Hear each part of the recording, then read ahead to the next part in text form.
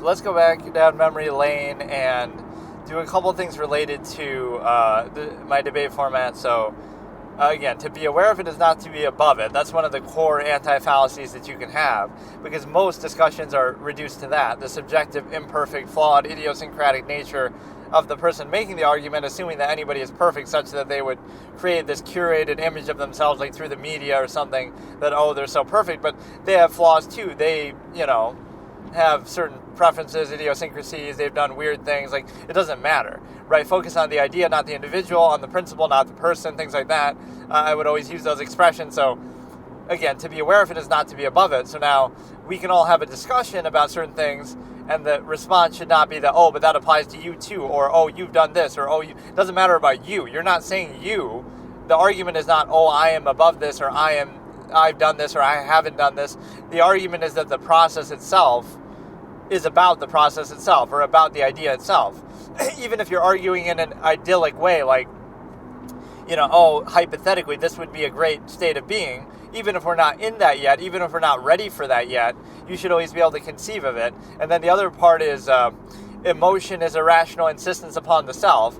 So even the best way to achieve that self-interest would be to bypass emotion and be rational and logical, so you can best achieve that same self-interest. The same thing comes to like subjective ends, right? The best way to achieve something that you desire is to not desire it, in the sense that look objectively at how to reach that outcome, whereas if you pretend it's already true, right? The best way to achieve what you want to be true is to realize it's not true, so that you can best achieve it, right? Instead of looking at it like, because you want it to be true, you'll pretend like it already is, and then you won't make any effort to actually make it so, or hold it accountable for being so. It's like with religion, it takes away power from you. Like, oh, you defer to the universe, and you defer to God, and you defer to this and that. And it takes away from the infinite human potential that you have, that you should maximize that, and say, whatever else I can't control. So maximize what you can control. But instead, people use these kind of absolutes and belief systems to try to minimize themselves, and end up taking away control for themselves, that, oh, I'm going to defer to this, or, oh, there's this absolute, or this or that. So, right, don't let that take power away from you, even as weak and powerless as human beings seem to be in the big scheme of things. Even what little power you have is still controlled by contrivance through these means of false absolute belief systems, morality, religion, etc. And you indoctrinate it in exactly that same way to others. So you kind of keep everyone held down to a collective contrivance state that you're able to, again, it's about personalizing and this collective lowest common denominator that is not seen. Like, why can't we, you want to indignantly insist upon it and reinforce it and act like, again, other people are the enemy. That is, it's their fault. It's their fault that they reveal something in your contrivance. So they lack the ability to adequately uphold it or overcompensate for it or bypass critical thinking about it. It's their fault, right? The contrivance state can never be questioned, even though it's arbitrary and changes from day to day, and certainly from society to society. Even this is a measure of interpretations too. Like, everything is subjective, and even the extent to which something is objective, the way you measure it is also subjective. Like, okay, you could have objective pieces of data, but I weigh this piece more heavily than that piece. Like, oh, this is more significant and more important. Right, so what we're looking at could be the same, but I might interpret it differently. Like, oh, well, this fact, it matters more than that fact, or I'm going to take that into account more, and I'm going to ignore the other one a little bit. Like, oh, that one doesn't matter as much, right, when we're coming to a conclusion. So it's like when you talk about, like, forensic evidence or something, anybody can look at forensic evidence, and so the evidence might be objective data and DNA and stuff, but then my conclusion that I come to from that could be different than yours. Right, my theory, my interpretation. So even if you say the data is objective, the conclusion that you come to using it is not. So you have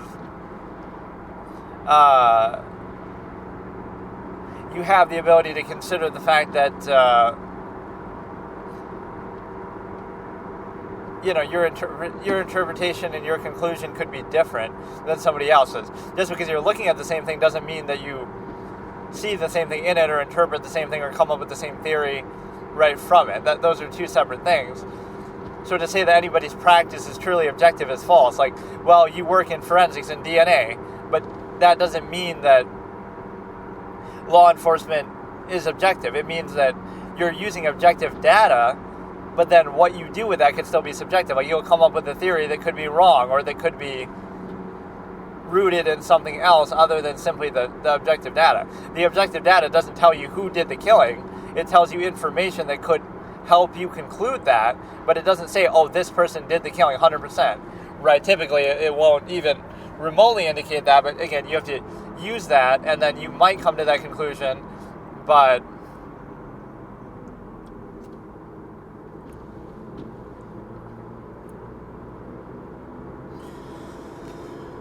so maybe I'll try to debunk more of this Carthew's Dojo guy stuff. Some of those were good, like the Bulma take I agree with.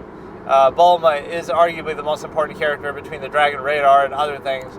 Even just sending Goku on the quest there, pacifying Vegeta, having Trunks, the time machine, a lot of technology. I guess it's not just Bulma, but it's like her whole family, like the Capsule Corporation and her dad.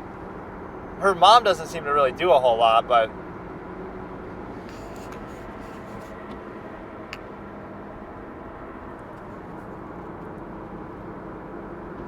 yeah, some of these overly defensive fanboy ones are funny. Like, he even admits that in one of the clips, like, oh, just Toriyama hadn't thought of that yet, as if that's not the explanation for a lot of stuff. Like, obviously, but you want to give some retcon in-universe explanation for, oh, the reason why this is okay. So, like, with Star Wars, too, like, George Lucas just didn't think of that, or Toriyama didn't think of that, or they didn't expect the series to go on this long, so they had to retcon stuff like, oh yeah, there was always meant to be a Super Saiyan God. Of course, that's intrinsic in the universe. Also, literally, he would admit, right, in an interview that, oh no, I never thought of that. I didn't know the series was going to go on long enough to require that. So that's like the sequelitis issue. Whatever needs to happen to extend the story is going to happen. So that comes first before any sort of in-universe continuity or logic or reason, right? Let's just make another Super Saiyan God, Super Saiyan God, Super Saiyan, level 3 now, and all this kind of stuff. Like, we'll just keep doing it forever because people keep buying into it. It feels like that with card games, too, like the power creep with that. Oh, now we have Evolution 1 million and, Pokemon V-Max and V whatever the fuck. So that ends up being very relevant. I almost would want to do these segments on stream, but the way I'm doing it is sort of backwards. I'll record it like this, like how I'm driving right now. Then I'll edit it and upload it to YouTube, and then I'll take it from YouTube, and then I'll play it back on Twitch, which is like what I'm doing actually right now as we speak. Not with this segment, but at my house I have my computer running with the stream, and all I do is put like an image up, like the thumbnail that I use on YouTube, and I just let it play the whole the whole episode. Let's see if I can actually get this up here. I wasn't planning on doing it. This is a session like without the mic. So whenever I don't intend to do it, I have the mic. Or I don't have the mic, so I just let it, I just do it manually without that. So it's just on the recorder itself, which I don't know how much of a difference it really makes. When I listen back, it seems to cut down the background noise a little bit, and it's a little more comfortable, but they're basically both not perfect. But there's a lot of like clips I've seen of series that I almost want to see now. Like whether, I should see Dragon Ball or I should see Super. But even beyond that, the guy was almost spoiling stuff from those that I don't know. But even like Smallville, I've seen some clips that I like. There was something else I saw, like a romantic drama type moment that I liked. That I forget what it's actually from. That's almost the way I should decide what stuff to watch. Like, just if I see a clip that's interesting, I'll watch the whole thing. But then sometimes that's disappointing because that clip could be the best part of the whole thing.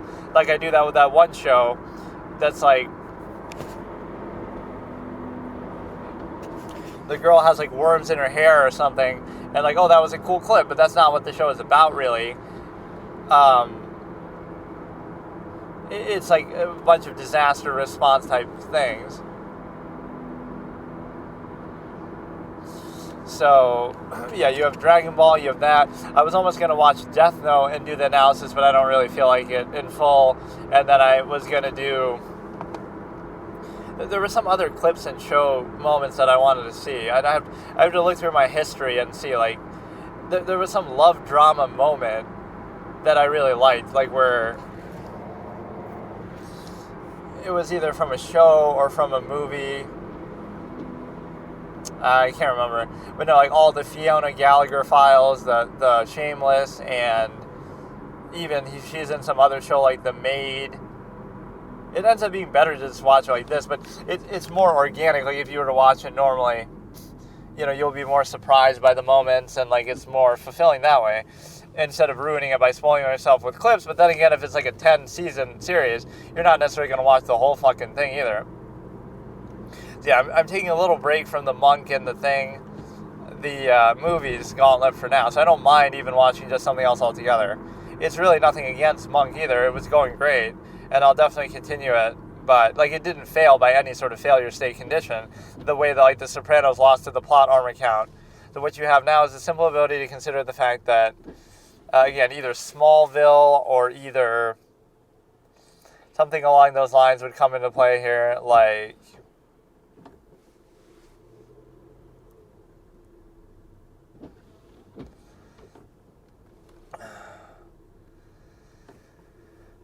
But yeah, we can debunk this guy. I almost want to do this with the Star Wars side of things too.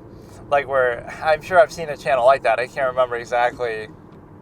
Where they try to explain things in some kind of retcon BS way. Why is Mace Windu's lightsaber purple? Because Samuel Jackson wanted a purple lightsaber because he thought purple sounds cool.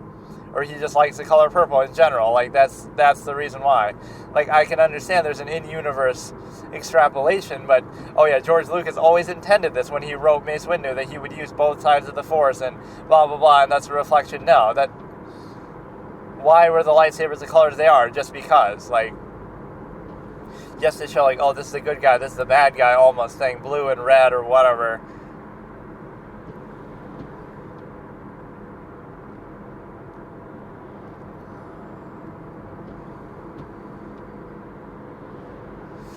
Yeah, let me maybe try to find this dude again. It's a little hard to navigate this, and I had to change the whole orientation. But no, I'll try to debunk this Dragon Ball overly defensive fanboy, and I'll try to do that with Star Wars too. Those two fan bases seem very ripe for that kind of thing. Right, just where they'll try to do mental gymnastics when they can't just accept, like, I can still enjoy something, but realize, like, okay, maybe it went on too long, maybe they didn't plan for this, maybe they didn't think of that.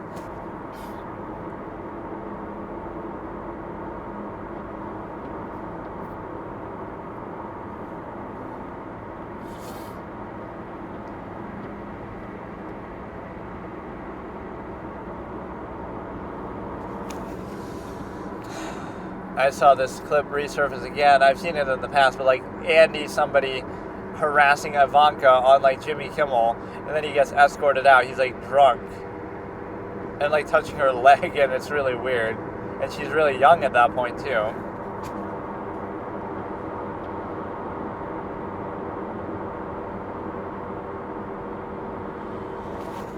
So we got this Karthu Dojo, the Lord of the Rings, the War of the Rohirrim, however you even say that. We're getting an ad for that, which I was trying to do as audiobooks. I'll listen to the whole 20-hour audiobook of the Silmarillion, or it might be even longer than that. Right, where typically an audiobook's only like a few hours, which is surprising. You know, a normal person isn't going to read a 200-page book in only a couple hours, but I guess if you were really focused in doing it. I like when they add like musical cues and notes and stuff like that too.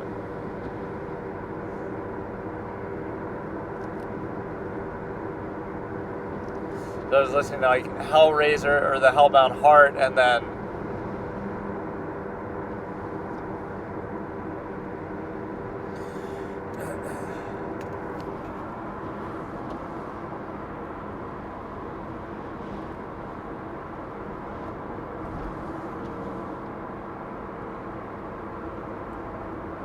So I was going by like his most popular videos, basically, and I'm kind of just telling you the name of them, but I'm not necessarily syncing it up in an exact way, but I'm just addressing the take overall.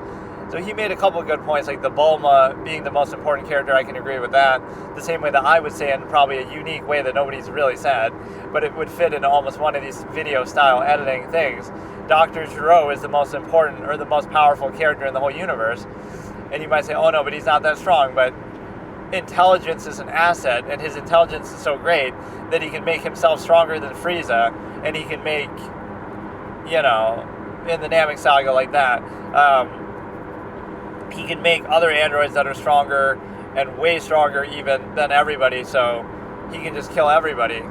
Or at least even if he dies in the process, he, you know, basically takes over the timeline, and his creations end the whole timeline and the universe. Goku's dead, Piccolo's dead, everybody's dead, right? You get Trunks is left, which could easily be dealt with, like... So Gero actually ends it without any sort of plot, armor, interference, like, oh, time travel. So you're beating an ordinary... In order to beat an ordinary human being who's just really smart, you need the help of an antidote, you need the help of time travel, you need the help of, you know, all this kind of external resource that's not really fair, and then even then, you still basically get clowned, and it causes so much headache, and you also get, you have the fact that you're Saiyans and Namekians, and, you know, you're not ordinary people, so for a human being to do that is shooting way above his, you know, his limits, and so for him to be able to do that makes him the most impressive character by far, because, you know, he's overachieving, the other characters are underachieving or just achieving adequately, but he does something way more impressive, and quite frankly just ends the series and just kills everybody and just wins. The only thing he doesn't do is protect himself. You would think he'd have like a second brain somewhere in a, you know, cryogenic frozen chamber that he can revive if this one body dies or something, but or you would think, oh, he could just make himself even the strongest of anybody, but there must be some limit with that. Or even like, you would think, why would he even make so many androids? Just make one that's strong enough. Or why couldn't he just make the androids more loyal? But there's a lot of things he maybe could have potentially done, but... Or supposedly 17 and 18 are just human beings that he like kidnapped or something, and then he experimented on them. They were actually people before. So why he chose them, how he chose them, I don't know. And how they don't seem really aware of that. Like, they don't kill him for that reason. They seem pretty, you know, laid back about the whole thing. Like, so probably their memories from life before are erased. Like, they were just ordinary people who might have been kidnapped and used in as experiments. But then once they become 17 and 18, they just refer to themselves as that, and they also don't seem mad at him for that. They're just kind of more aloof and goofing around and kill him just because they don't want to be told what to do, not because they're actually upset about being turned into androids in the first place, right? They never seem to show any acknowledgement even of that. They just accept that they are androids. They never refer to the fact that they used to be people. They have some tendencies like that, but yeah, like really, why did he choose those two anyway? It's like twins. Oh, I guess you could explain it like they're his twins. Maybe he had a kid. He had a son that he based Android 16 after, supposedly. That, you know, he was very peace-loving because of that. Yeah, basically all of his androids, despite how impressive he is, have some sort of shortcoming, like they disobey him, or they, you know, in 16's case, he's kind of a loose cannon, does whatever he wants.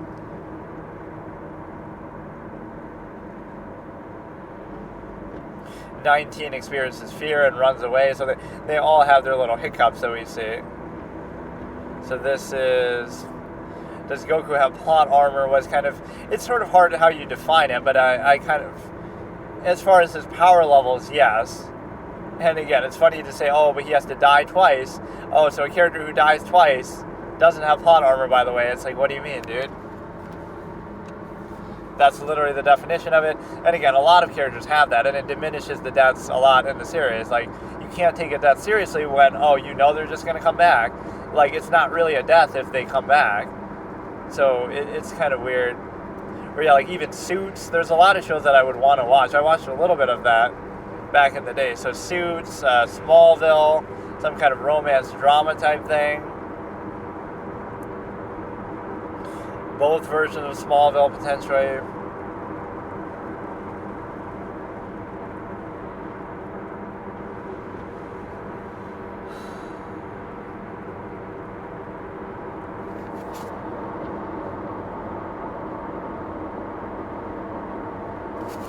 This adult Gohan isn't an adult.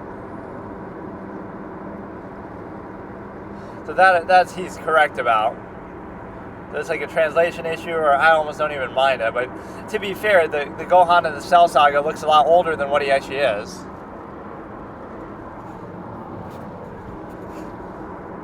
Okay, this one I don't think I had seen yet, so we're up to here. Senzu beans are weird.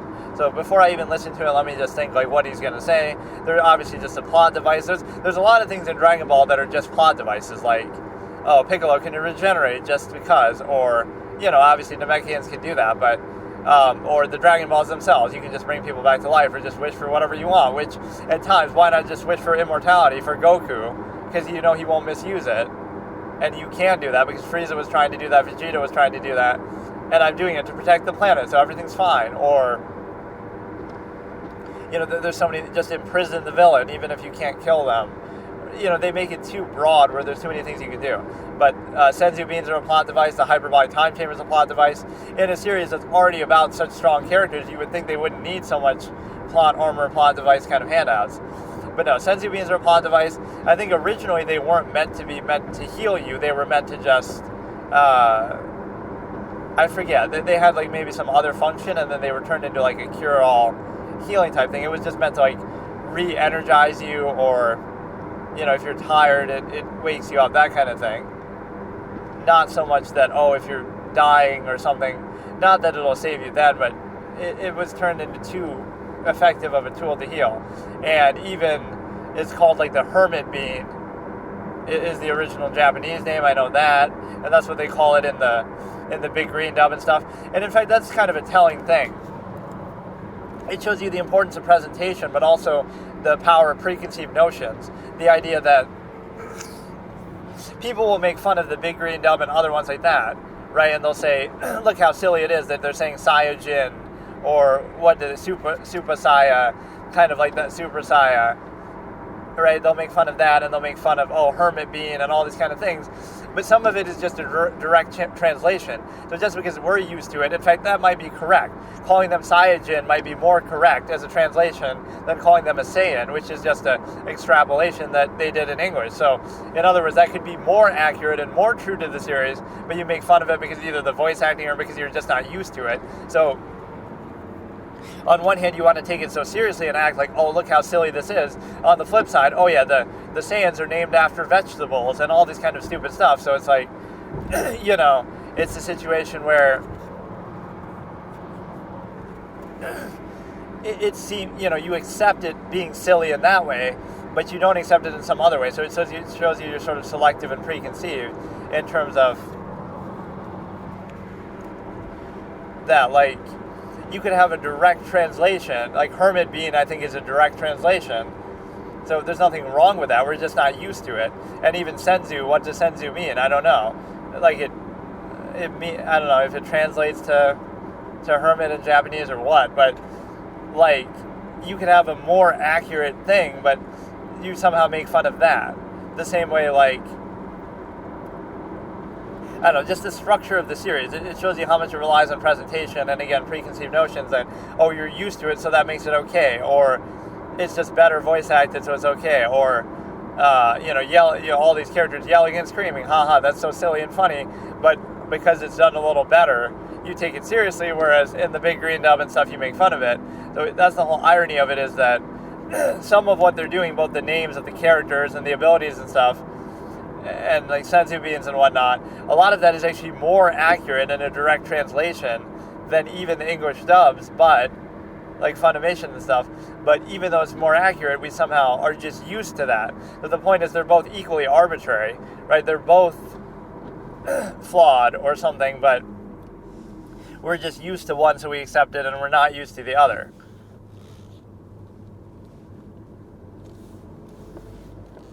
We're like, oh, planet Vegeta. Now, versus Vegeta versus Vegeta, maybe Vegeta is more accurate because it sounds more like vegetable that he's based on being named after, but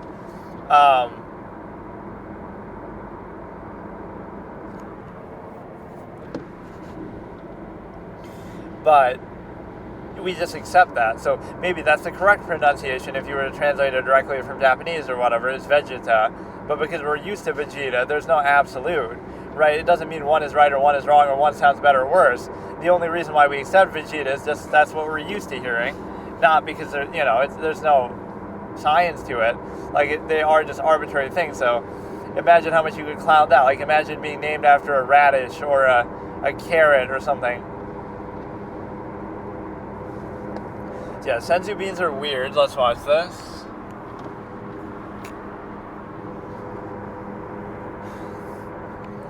It was supposed to be just food filling your stomach for 10 days. Right.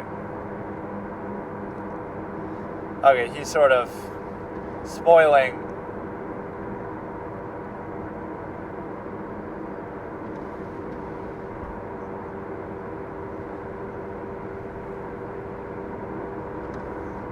I don't remember it.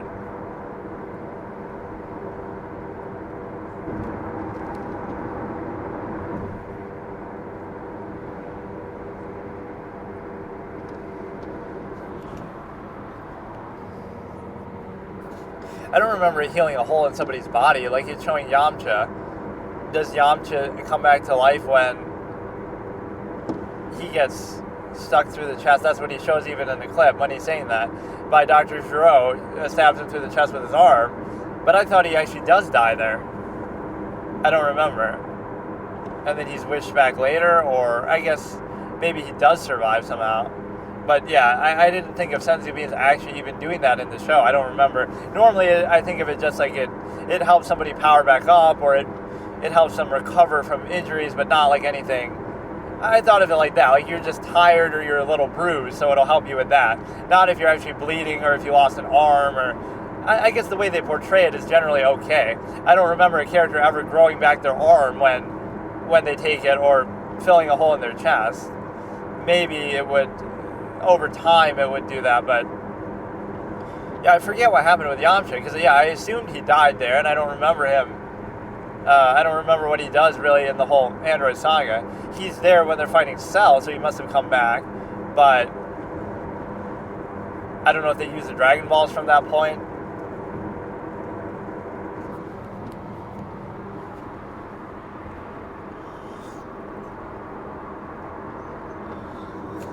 Every Super Saiyan multiplier. I mean, they say the Super Saiyan 1 is like 100-fold. Either that's in GT they say it, or somewhere else, so it increases your power by 100 times, but even stuff like that doesn't really seem consistent, because there are times in the base form where they do stuff that doesn't make sense that they could even do that. Like, I don't know, it wouldn't really be consistent. We're like, oh, Vegeta can blow off half of Kid Buu's body in his base form, and then he goes Super Saiyan 1, and then Super Saiyan 2. It's like, imagine what he'd be able to do then. You might be like, Kid Buu's not trying, but it's not even about trying. It's like his body is too powerful, like how we see with Cell. Like, you can't just do that. Blow off half of somebody's body who's like 1,000,000 times stronger than you in your base form.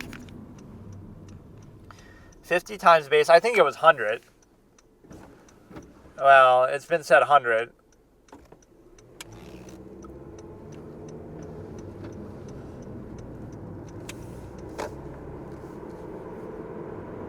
But then you also get stronger in the form. Oh, here we go, rage boost. But aren't they all rage boosts? Like Super Saiyan 1 was a rage boost when Krillin died.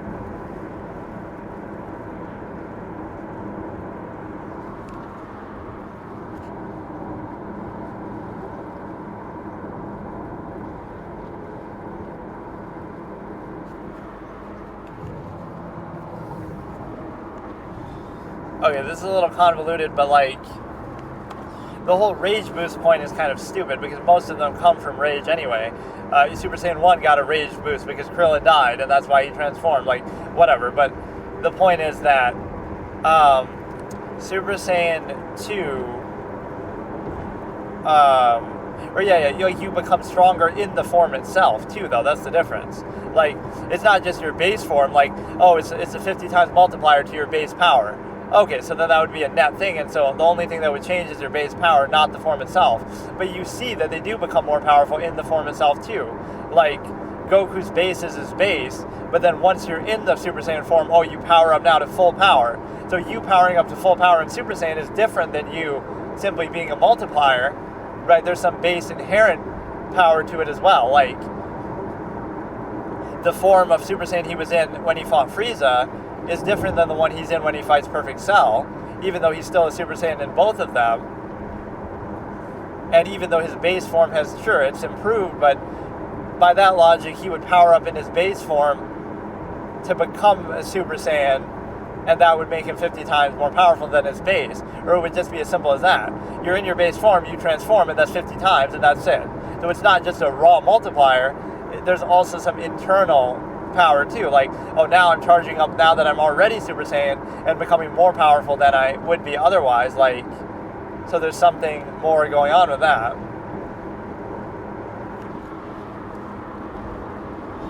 Broly, I don't really care. A lot of this stuff is going to be from Super. Just, you know, I love this sort of retcon army that some series have, though. No matter what can happen, they just...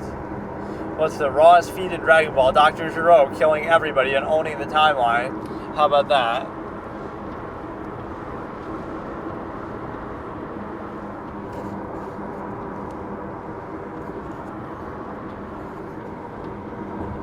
Every time Piccolo loses an arm, so the video is Piccolo always loses an arm, which, I mean, that's not really a big criticism, though. That's fine if he does. I know he loses it against Raditz. I know he loses it against, obviously, Cell, Imperfect Cell. He doesn't really lose it, but it's kind of falling apart, and then he tears it off himself. Bro thinks he's Kimberly Kimberly thought he was Piccolo, I guess. This came before, from the 2003 FMA, where Scar against Kimberly does that. He blows up his own arm. He destroys his own arm that was about to explode, right by Kimberly's alchemy. So,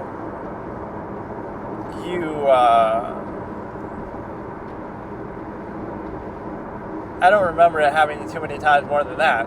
It maybe happens on Namek, but I don't really remember it. And it maybe happens in the Android Saga, Cell Saga, it happens against Imperfect Cell. Those are the two that I really remember, is against Raditz and Imperfect Cell.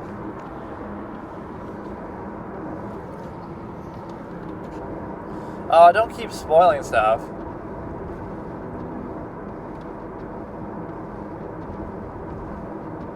I mean, it's not something you see every day. Yeah, these are the two that I remember.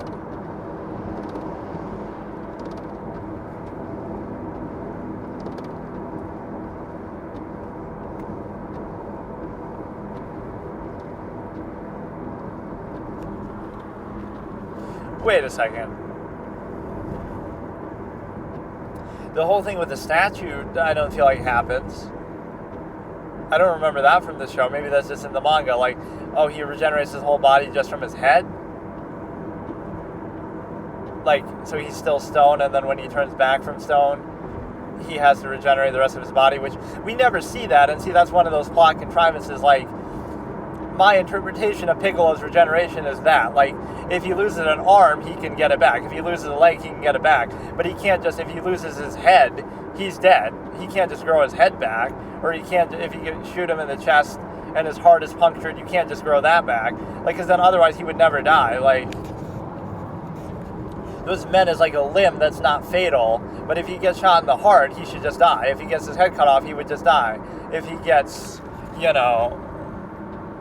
cut in half, his whole body in half, he just dies. So like the nervous system and the brain and the head and all that would be dictating it, like his core of his being or whatever you want to call it.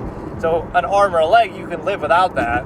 and so I can understand him growing those back. There's never the implication that, oh, he can just grow his whole body back, right? The way they present it isn't really like that, which is why the way Cell does it, even based on his power, like, oh, because I have Piccolo cells, is a little bit inconsistent and weird.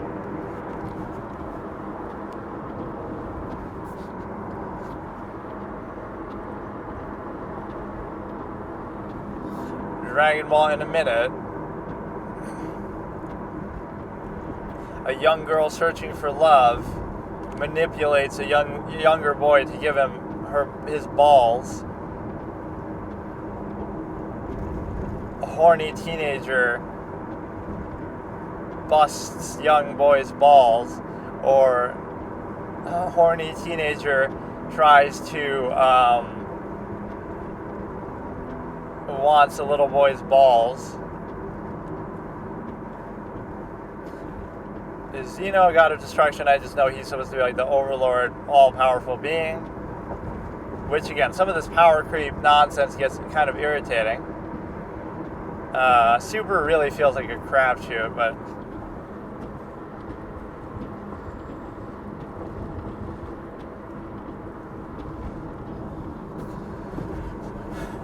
when Goku became a master,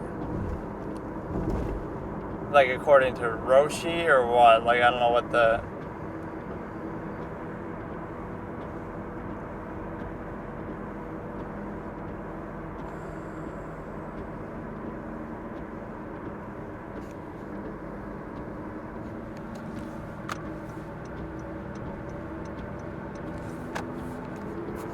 I don't know what the implication of master there is.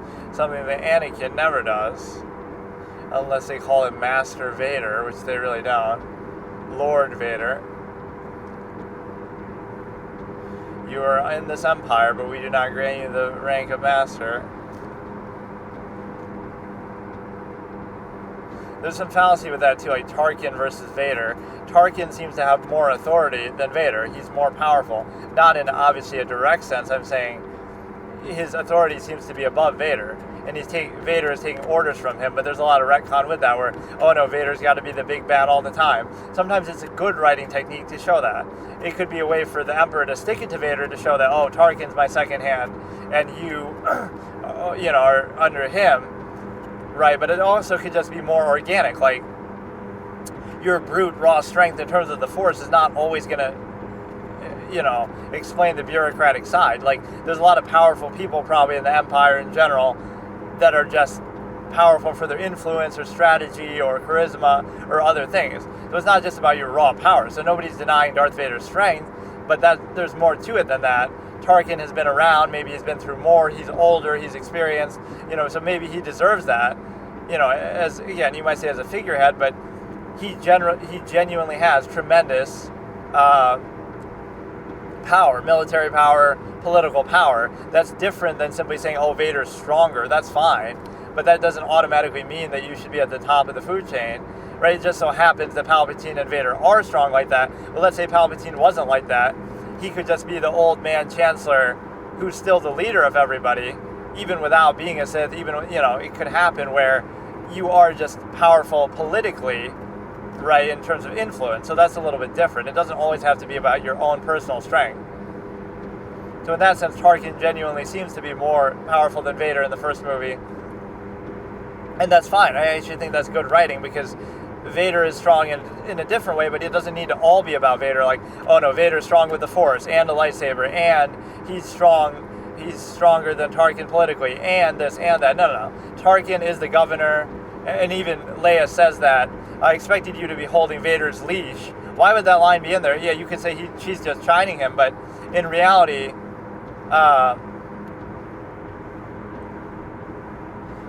Vader doesn't say anything back, and the way it's written almost implies that is true. Like, Tarkin is giving orders to Vader, and Tarkin in the first movie is presented as the big bad true villain, where Vader is the right hand. So it's almost like Tarkin is treated as the Emperor in the first movie, even though they mention the Emperor, but that's besides the point. Like, Tarkin is treated as the big bad final boss of the first movie, and he even dies at the end. So the villain of A New Hope is not Darth Vader, it's Tarkin, and at the end he dies, and then right? So that's how it concludes, and Vader escapes with his life, again, the right hand, and then Empire Strikes Back. Now the villain becomes Vader because, he takes center stage, and maybe he even takes over some of the political power of Tarkin now that he's dead, and he directly confronts Luke and so forth. So Vader is, of course, the villain, but he wins that. He doesn't die. He actually wins in the end, basically.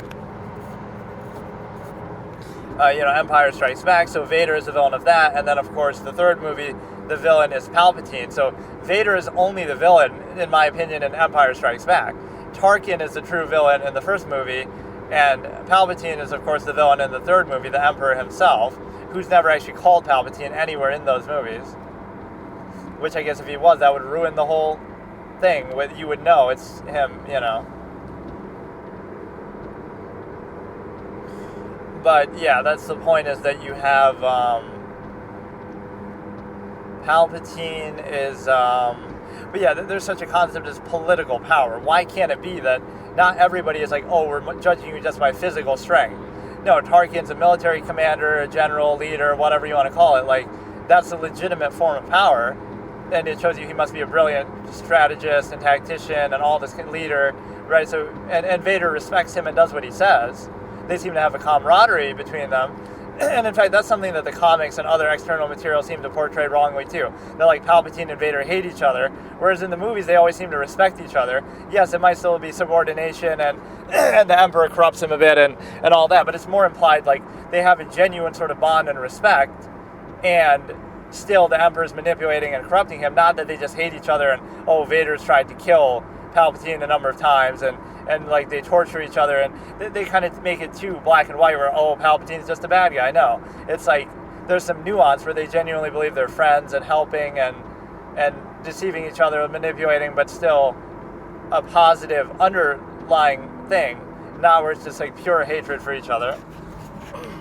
Okay, so here I'm going to continue another segment of trying to debunk this fanboy channel, which seems to be at least like he's trying to explain away the retcons and other stuff.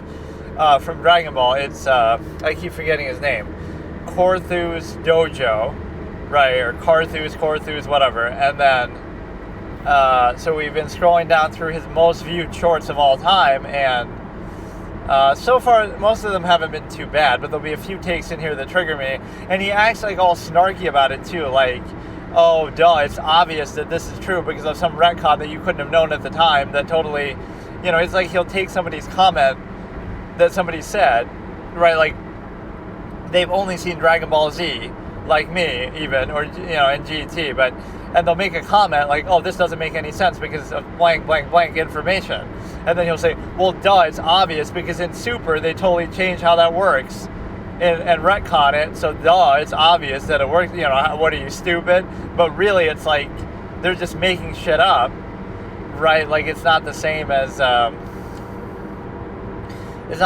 something organic that feels believable in the organic story. So as much as people might seem like they're fans of a story, when you keep asking for more and more and more, it sort of cannibalizes itself because everything means less.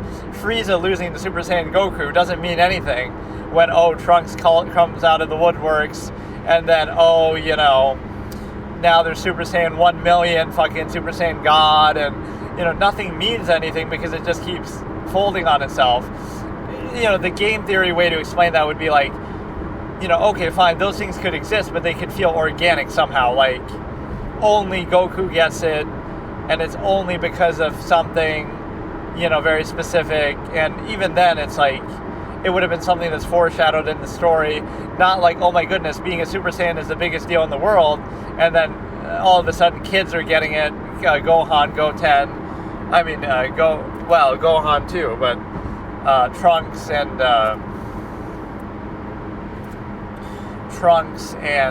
Goten, obviously. I do like the explanation for why Gohan gets his name, because of Grandpa Gohan. That was always nice. Although, I don't think you see Grandpa Gohan at all. When you see Goku, he's on his own, so his grandpa's already dead at the beginning of Dragon Ball Z, Dragon Ball. The only episode I've seen is episode 1. Or maybe I just saw episode 1. It starts off, it introduces Bulma and all that, and then he fights like a pterodactyl or some shit at the end, and that was it. I think I was actually pretty impressed by the episode. It was pretty good. I might have given it an A, actually, because it introduces so much, it covers so much ground. It introduces Emperor Pilaf, right, like, as a big villain here, Red Ribbon Army. Little did you know, some random scientist in there is going to be the GOAT, Dr. Gero himself. So, I somehow have trouble pronouncing his name when I'm doing it like this, like I'm projecting to. It sounds different than if you were just talking normally. I feel like I have to project so much when I'm driving.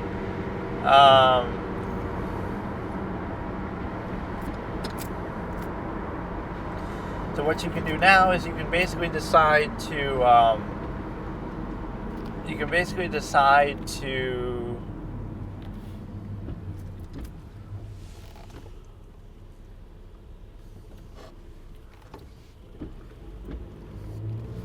I'm actually eating ice cream while driving, which you shouldn't do, with like a spoon and like as if it was a drink in the center console.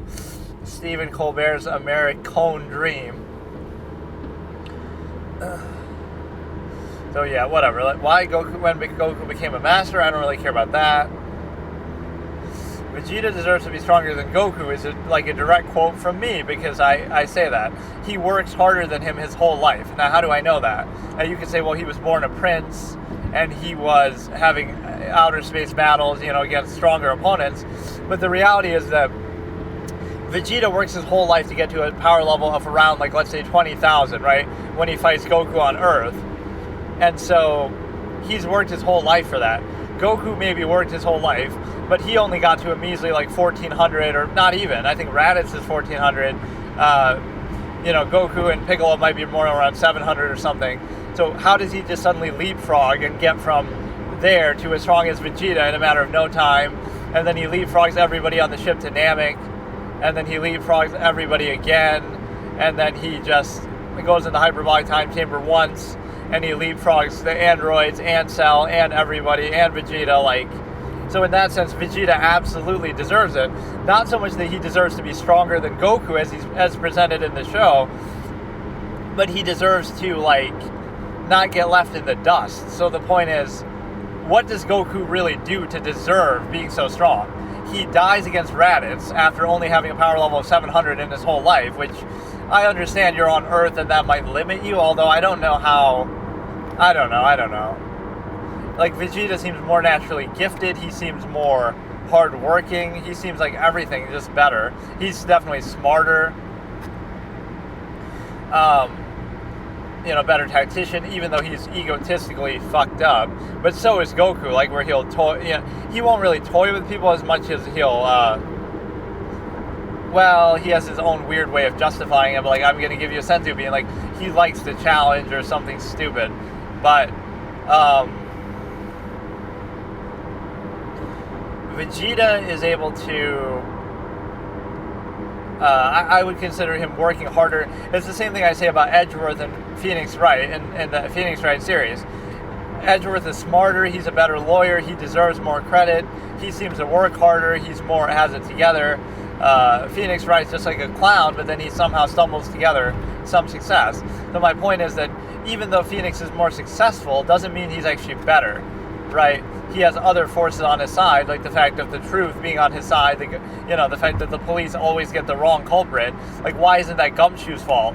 Don't blame Edgeworth, or even Manfred von Karma. Blame Gumshoe and the dumb police who always get the wrong defendant every fucking time, at least in the course of the series. Pretty much, why is it not their fault? If you get me the right defendant, I'll do my job. Why should I, as a prosecutor, be I'm going to try to prove my defendant guilty at all costs because they are guilty, but oh wait, what if the police are a bunch of morons and I have to trust that they're not actually guilty, that it's somehow my fault, I'm a bad guy for just doing my job. What am I supposed to do, just work with the defense or just help them or just give up because the police can't do their job? And even Edgeworth puts Gumshoe to shame in the most clown way. I remember having a very hot take on this, not even hot, but heated take on this, the way I said it was very angry.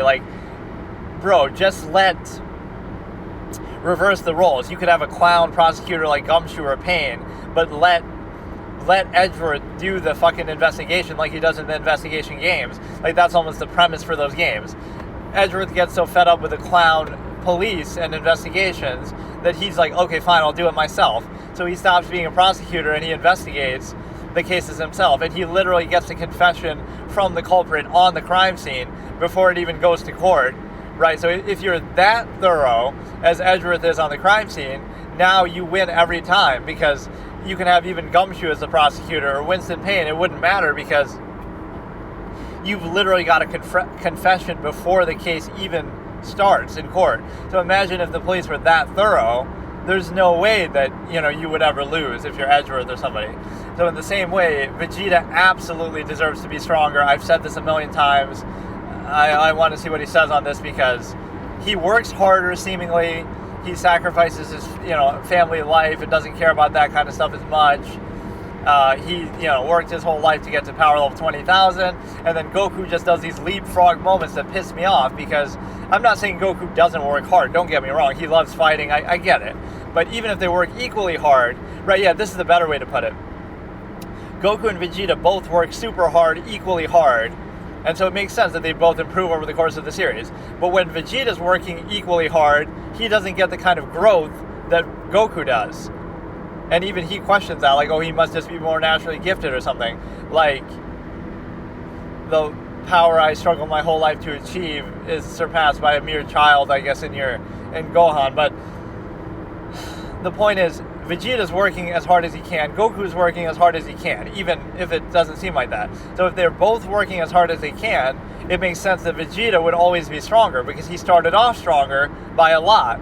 At the beginning of the series, Vegeta has a power level of at least 15 to 20,000, right? Because, when he's hearing from Raditz and all that. Goku is a measly 700. So how does Goku leapfrog so much? He goes from being weaker than Raditz to being stronger than Nappa in, like, no time at all, right? Just go to King Kai and just fuck it. Kaioken this, fuck my ass that, and then, oh, now he's weaker than Vegeta still, but then, oh no, all he has to do is go on this cute little ship on the way to Namek, and by training on the little ship from Namek, that alone lets him leapfrog Vegeta, and Recoome, and Jace, and Burter, and Ginyu. Like, what the fuck? It really makes no sense at all. Like, I'll never accept that. Vegeta gets some good jumps, but his jumps are more realistic. Like, he's already 20,000 power level, right, at the beginning of the show. Right, he's already the strongest character that we know about before Frieza and stuff. So, Vegeta's already strong. So then he goes to Namek, and his power level goes from like 20,000 to like 30,000, such that he's able to beat Zarbon and Dodoria, right? They're right around there, I think 25 to 30. So that makes sense. Then at some point, he undergoes some bullshit jumps too, where he's able to challenge Frieza, which makes no sense at all, because some of these numbers maybe I don't have exactly right, but like Frieza's power level is like 500,000, even in the base form or something, it starts to get ridiculous. They even say like power level over 1 million, but then Vegeta's still able to fight him, or Piccolo, or like nobody can fight Frieza at that point. They're all fucking stupid. They're all getting plot armor boost, bullshit, Zenkai boost, trash, right? It would take you 10 lifetimes. Because just use it as a measure. Like, what was Vegeta doing his whole life? Wasn't he fighting? Maybe he wasn't really being challenged, but you don't think he was trying to get stronger and working hard and training, and like, he's fighting the Cybermen as a kid? Like, these people are trying. Goku was training, he was trying. So their whole life, Goku gets 700 power level, Vegeta gets like 20,000, and then Goku leapfrogs with King Kai. Goku leapfrogs with the hyperbolic time chamber. Goku leapfrogs with that's my favorite one. The Namek Saga takes the piss out of you. Like, Goku is in a hospital bed on Earth after getting the shit beat out of him by Vegeta, who's stronger than him and only survives because it's like a 4v1 with Krillin, Yajirobe, Gohan, everything like that. Right, so you're lucky to even survive. So you're weaker than Vegeta. Just remember that. Weaker than Vegeta, who also, at that point, Vegeta is weaker than Recoome and everybody, right? Ginyu Force, where he's getting destroyed by Recoome, at least. And then Goku recovers, and even though Vegeta recovered too, so whatever gain that Goku got, Vegeta should have got too, because they were both near death and Zenkai boost, whatever. And then the whole concept of a Zenkai boost is very convenient, because you could just keep abusing it over and over then if you wanted. Like, where does he keep track of whether it's organic? Even Vegeta toys with the idea by hitting himself and having Dende try to heal him. But now Goku is weaker than Vegeta, and all he does is go on the ship and take the ship to Namek, and he's training on the ship with like higher gravity, whatever it has, right? And so all he does is ride the ship to Namek, and when he arrives on Namek, he's already stronger than Vegeta by a lot, and he's already stronger than Recoome and the Ginyu Force, and even Ginyu himself, right? Ginyu is crapping his pants, and that's why he tries to steal Goku's body. So he goes from like less than 20,000 power level to like 120,000, which makes zero sense at all. That's bullshit. That's like bad writing. It's too convenient, right? And then even there, this is why power levels were just nonsense. Like, even if you're going to write them, you have to write them in a believable way. How do you just go like that 10 times? It makes no sense. And then even Kaioken is sort of a cheat because, you can become temporarily stronger than what you actually are. And Vegeta's heard of it apparently, but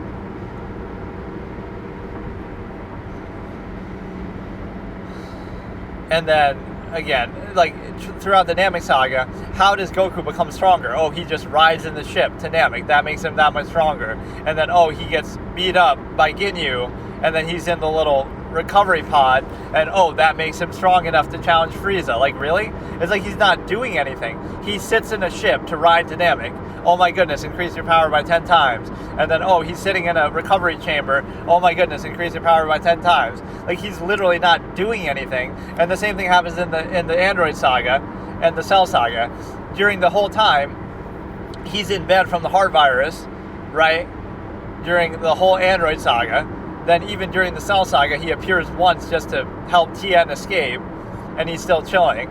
So Goku doesn't do anything, even to train, even to get better. Then he goes in the hyperbolic time chamber once, just once. And in that time, he goes from being weaker than Android 17 and 18, right, which I think everybody would agree, because obviously he was losing to 19, but that's only because of the heart condition. I get it.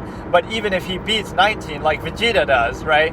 Vegeta dominates 19, but he still loses to 17 and 18, even individually, let alone both together. But so Goku would be in the same ballpark. They even have dialogue to confirm it. Like, even if you imagine Goku stronger, it's not by much. So he would still lose to 17 and 18. So Goku during that saga is in bed. He doesn't do anything. And then he goes from being weaker than 17 and 18 to being stronger than semi-perfect Cell. So he jumps over 17, 18. He jumps over imperfect Cell, and he jumps over semi-perfect Cell, and he almost matches perfect Cell just in one stint in the time chamber. Whereas Vegeta, I don't fucking care. Even Vegeta's jump is pretty big. He goes from being weaker than 17 and 18 to still being stronger than semi-perfect Cell. So even that's extreme, but it's not quite as extreme because then Goku goes even farther, like, now I'm stronger, I'm as strong as perfect Cell almost. Even though Perfect Cell isn't fighting a full power or whatever. But no, that kind of triggers me because, see, Goku's not even on the front line, like, fighting these battles. He doesn't fight Imperfect Cell. He doesn't fight Android 17, 18. He's not fighting anybody. Same thing in the Ginyu, in the Namek saga. Like, he's not fighting Recoome, then he just comes in and one-shots him. He's not fighting, he fights Ginyu and then he gets out of commission. Like, he's in the background. Everyone else is doing the fighting. Vegeta's fighting every form of Frieza, like, almost, and Krillin's fighting, and Gohan's fighting, and Piccolo's fighting. But Goku has the privilege that Goku can just sit back and do nothing and still get stronger. Like, I love that. And it's a Zenkai boost because he's always getting injured and recovering. But, like, everybody's kind of doing that. Vegeta's getting injured all the time. He was almost going to die against Recoome. He was going to die he's getting beat up by Frieza. Like, it applies to everybody, but yeah, Goku has that privilege, protagonist treatment, more so than even plot armor, that he can just sit back and do nothing, but he's always going to be stronger just because he has to be, because the plot requires it. Whereas Vegeta at least feels like he deserves it more. Or, there's at least a period where he should be stronger. There's almost never that he's stronger. He's stronger at the beginning of the show, obviously, by a lot, and even during the Saiyan saga, but then after that, during the Namek saga, Goku's stronger. During the Android saga, I guess during the Android saga, he is the strongest. Like when he's fighting 17, 19 and 17 and 18, he's briefly the strongest, and he doesn't take advantage by trying to take over the world or anything, or even when they don't know where Goku is and he's missing after Namek blows up. So 17, kind of go through who's the strongest character that we know about at each time in the story. At the beginning it's Vegeta, then it's Goku on Namek, then it's Vegeta during the Android Saga, then it's Piccolo during the Imperfect Cell part, then it's Vegeta again during the Semi-Perfect Cell part, then it's Goku during the Perfect Cell part, seemingly, then it's Gohan during the sort of Super Perfect Cell right before, right? And then during the Buu Saga, it's Goku all the way because he's already Super Saiyan 3. Even with the Majin thing, right, he's still stronger apparently. So yeah, Goku actually isn't the strongest the majority of the time.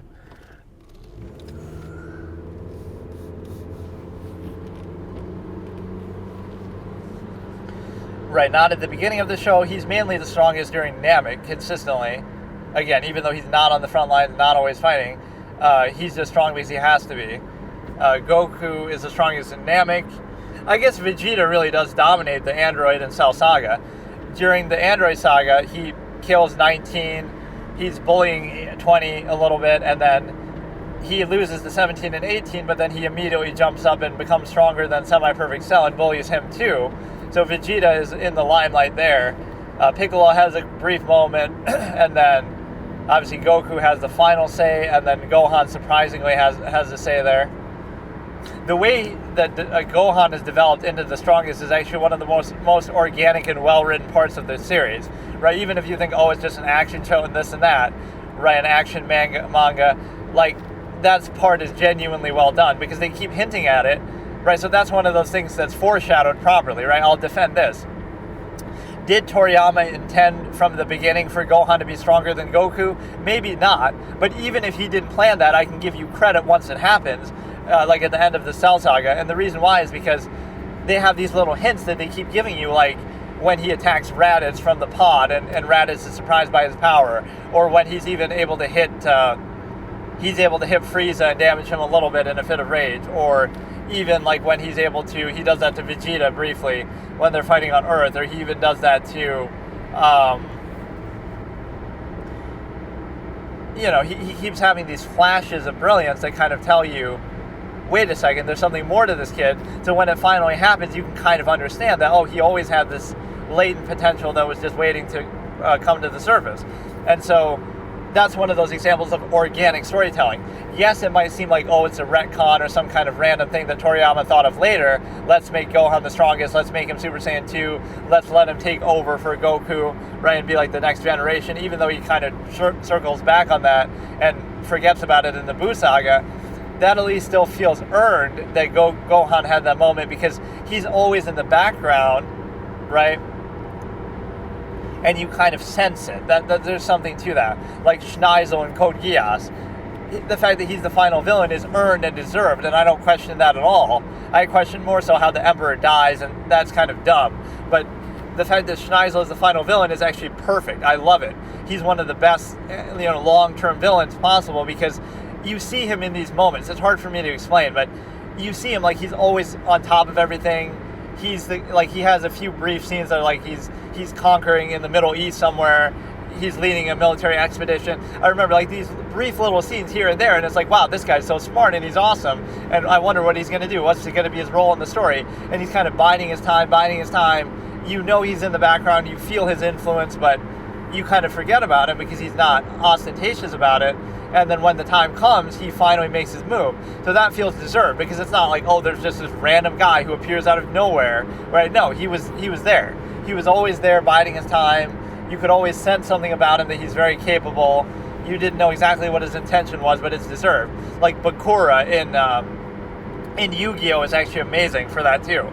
He's always there, kind of plotting stuff in the background, playing with everybody. Even when he loses to Merrick, it's all part of his plan, kind of like,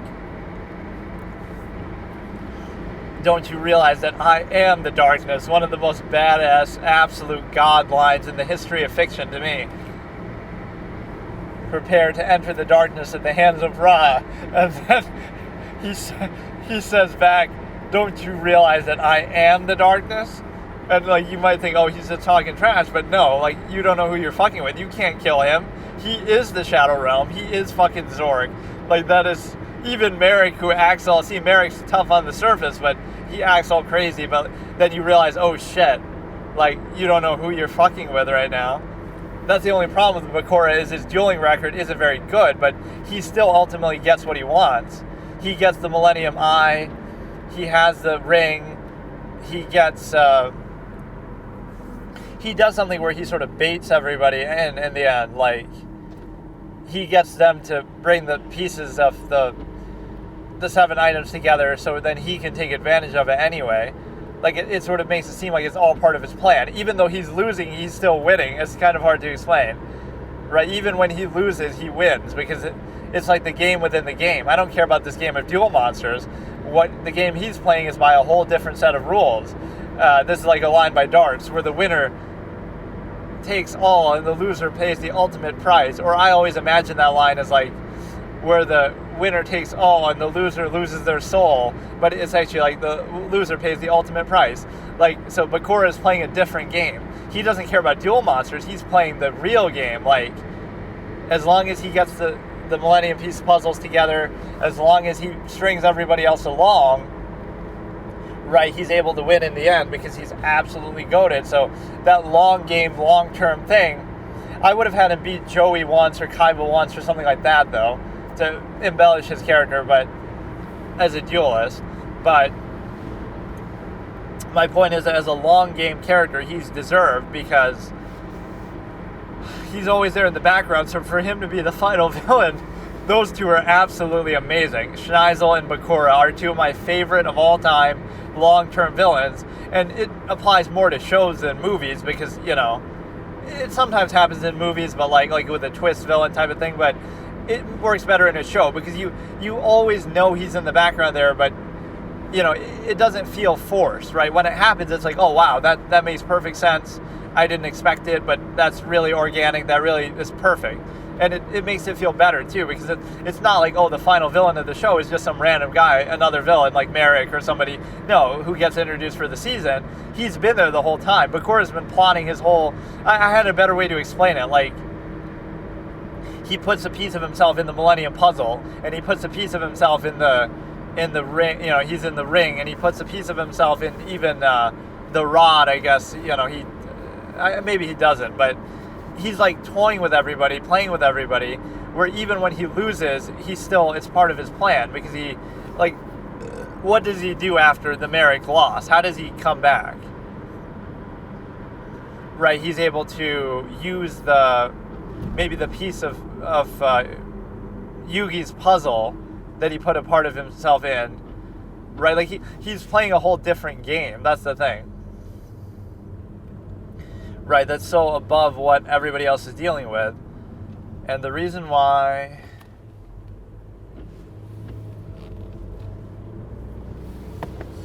is, again, because he's as long as he gets his little Zork powers back by getting the pieces of the puzzle together, the Millennium items, he still wins. So he doesn't care, oh, I lost a duel to Merrick, I lost a duel to Yugi.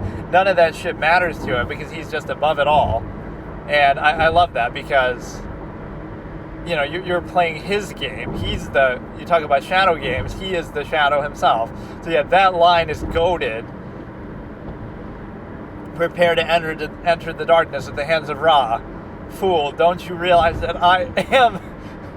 It's so good. Don't you realize that I am the darkness? And even Merrick doesn't get it. Even this seemingly scary villain just is out of his league. Right? That's one of those moments. Even though he won that duel, he has the God card. It's not fair, you know, whatever. The way the God cards are treated in the show, like, they're overpowered, and, you know, a duelist with one should be able to beat. Oh yeah, and I shit all over Merrick for losing to Joey. Like, Joey doesn't even have a God card, and the way it's written would imply that anybody with a God card should easily beat anybody without one. Like, it's an overpowered thing. And even Merrick can't stop talking about how overpowered it is. Like, oh, I have Ra. But then he ends up losing to Joey. Legitimately. He legitimately loses to Joey.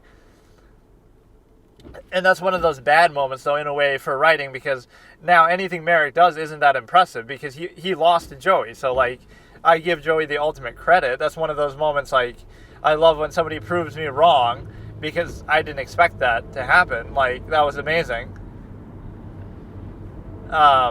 Like, from that's the moment, like, wow, I actually respect Joey as a duelist. And even Kaiba does. I was treating him like Kaiba in my own mind, like, oh, Joey's a clown, he uses all these luck-based cards, but when he does that, I'm like, fuck, dude. That's actually impressive. I love Merrick's reaction, too. He's, like, so stunned, where, like, he just doesn't know what to say. So that means that Merrick is a shitty-ass duelist, right? Even though it seems like, oh, he wins against Mai because he is using the Shadow Realm against her, not because he actually out-duels her. In fact, this is why I clown Merrick. Merrick would have lost to Mai legitimately within the rules of the game, but let's introduce some new rule set that's not normally part of the game, which is, now you have to read an ancient Egyptian, and because you don't, I get to take it over, and I get raw, and I beat you with that. So if you follow the normal rules of the game with every other normal card, Mai actually wins. But Merrick was relying on the fact that this Deus Ex Machina, that now we introduced a new mechanic with the God card that you need to read it out in ancient Egyptian, and if you don't, it doesn't just disappear. Like, Mai could have just torn that shit up or not played it. But the fact, but she plays it, and now you get to take it over by, it should just discard it. But, no, now you get to read it in Egyptian, so now you get to play it. And, like, what the fuck? So my point is that Merrick basically loses to Mai, but because of the Winged Dragon of Ra. And, like, even before that, he loses as Bandit Keith when he's controlling him. He loses with Slifer to Yugi. When Yugi doesn't have a God card, he loses Slifer. Then he loses to Mai, but Deus Ex Machina, because you got to read an Egyptian. Like, that's not really a card game mechanic. That's just bullshit. That has nothing to do with it, right? And then he loses to Joey as well.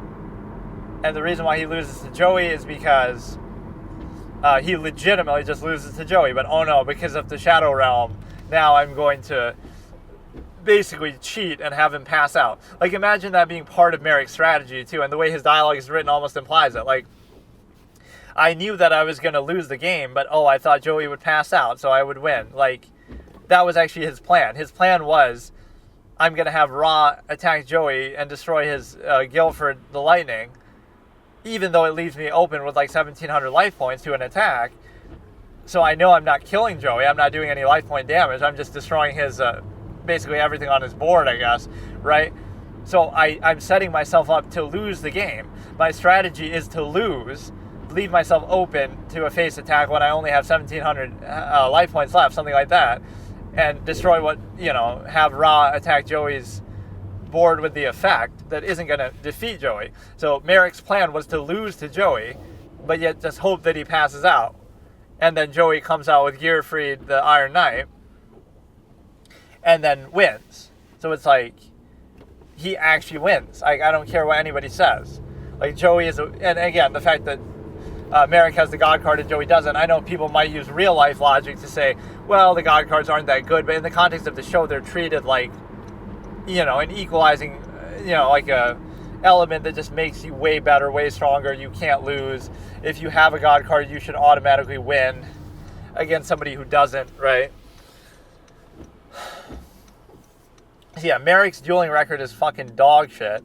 Like, again, he loses to Yugi with Bandit Keith. He loses to Yugi with a God card, Slifer, when Yugi doesn't have one. He loses to Mai, but Egyptian text Deus Ex Machina saves him. He loses to Joey, but then the fucking clown little, he's gonna pass out, even though that one's the worst, because he objectively beats him. Like, there's literally nothing else to it.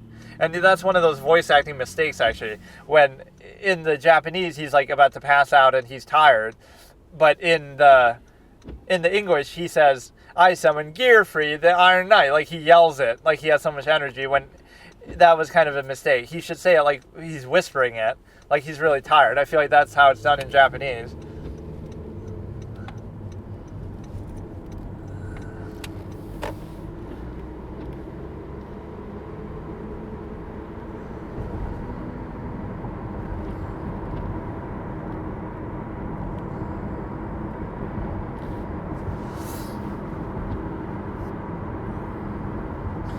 So the point is that, yeah, Merrick kind of sucks, but what was my point? Like the long game type of character stuff, and yeah, basically just Goku gets too much special treatment with like leaping ahead of everybody else with less effort in a shorter period of time. So even if they stay relatively even, there's no reason why Goku should be stronger than Vegeta logically, nor that he should be way stronger than he is at times. Like, oh, is he really working that much harder than Vegeta? I don't really believe that. So I just disagree. There's some implication that he's like a little smarter when it comes to training than Vegeta. Like Vegeta just does it in a raw sense, but like brute force, and Goku does it like, oh, you gotta manage your body and you gotta, you know, whatever. Like what he does in the hyperbolic time chamber. There's some intelligence to Goku there that maybe makes sense. But let's see. Vegeta deserves to be stronger than Goku. Let's see what he says. It's not dumb. It's not dumb. They at least train equally. That's not true. That's not true. He trained his whole life and he got to 20,000. You're wrong. Okay, that's fair. Train smarter.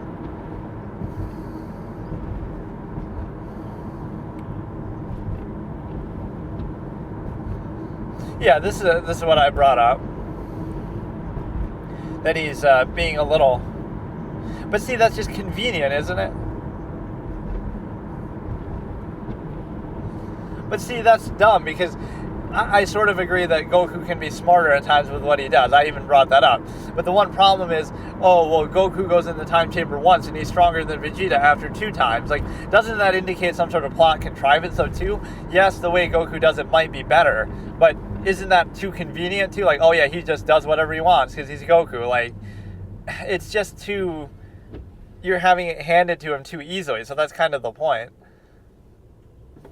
So yeah, I won't entirely say that, but I get it.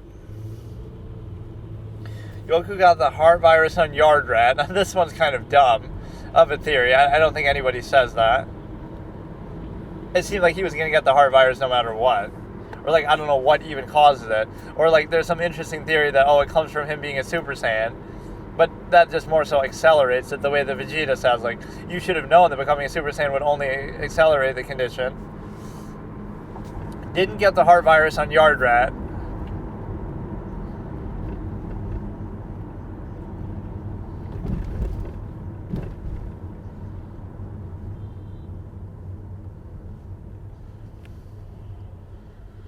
So there's a bit of a time skip.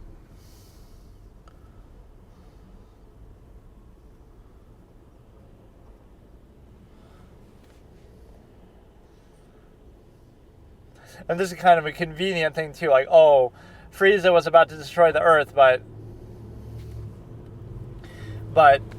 oh, he conveniently gets there in time, if not for Trunks. Like, that's fucking stupid. Like, assume that Goku couldn't get there and Trunks had to do that. That would give it more meaning to that whole sequence. Otherwise, what's the point?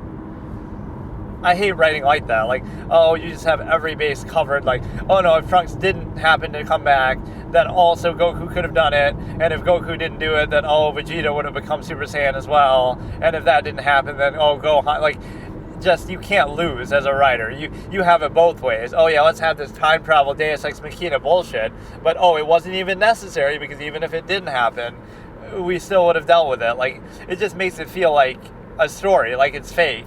In the sense that, oh, whatever has to happen for the story just has to happen. Even if it makes no sense, it's forced, it's contrived. What if Cell was in the Tournament of Power? Okay, I don't care about that. I don't care about the ones to do with Super. I want to see one to do with GT, though. He's done mostly... Dragon Ball, true or false? Okay, let me try to play this. I'll keep pausing it. Bulma's last name is Briefs. Yeah, I believe so. Bulma Briefs. Yeah, it's true. What? Wait, who is...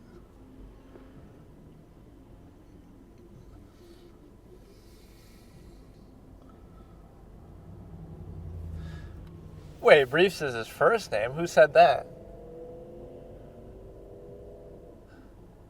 No, that's not true. Why would you call him Dr. Briefs then? You would call him Dr. last name, not first name, and it's supposed to be Trunks Briefs. I thought that was the whole joke with Trunks. Turtle's school's name is Roshi. I don't know what that even means.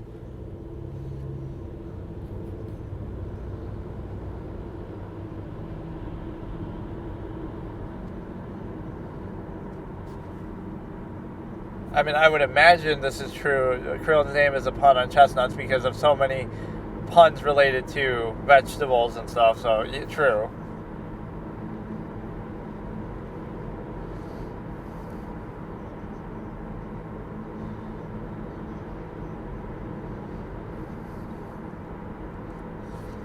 Okay, that one was okay. Teen Gohan isn't a teen. I thought we already saw this, though. Why are we...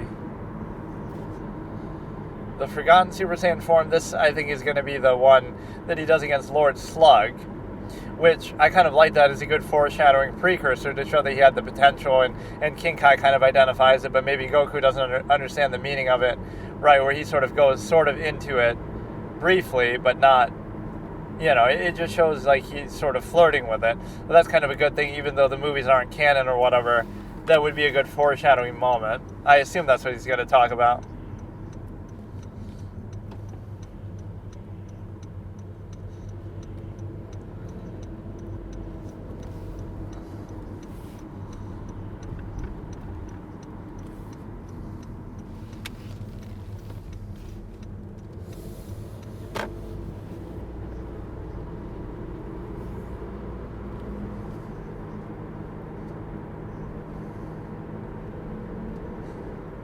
But that doesn't seem like a form. Sometimes you have that. You have that kind of happen a lot, where you might have the aura despite being in base form. I feel like that probably happens at other points. They mess around with the auras a lot. Like, sometimes you're in Super Saiyan, but the aura isn't gold. Sometimes, maybe I'm wrong, but I don't know. I don't feel like you can go by that absolutely, so it doesn't really matter. A lot of these don't really bother me too much. Dragon Ball Superhero. Dragon Ball Superhero. Like, some of these names are fucking stupid. Like, with the Super Saiyan God, Super Saiyan...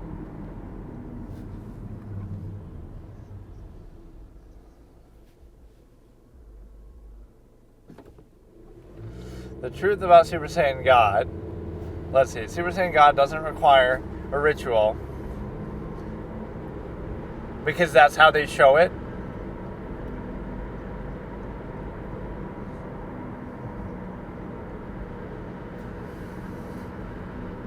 Yeah, I wonder why people would think you need a ritual when the whole point of how they show it is that you need a ritual. That you even need the baby Videl to do it. Like, Vegeta even says that. Next time we do this ritual, let me do it.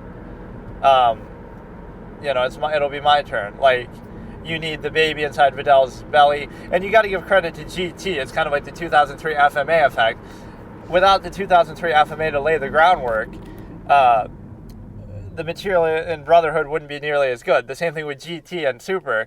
A lot of this material in Super comes from GT, even if it was in the manga at the time or whatever. But like Pan and Bulla, whatever, I think a lot of this stuff is in there still. Even Oob, I don't know if all these characters are in Super, but a lot of it probably is in there. So like, even if it appears in a different way, right, a lot of this post Majin Buu storyline is it's aided by GT, I feel like, a lot, because you can iterate upon it. It's not the only way to become it, it's a shortcut.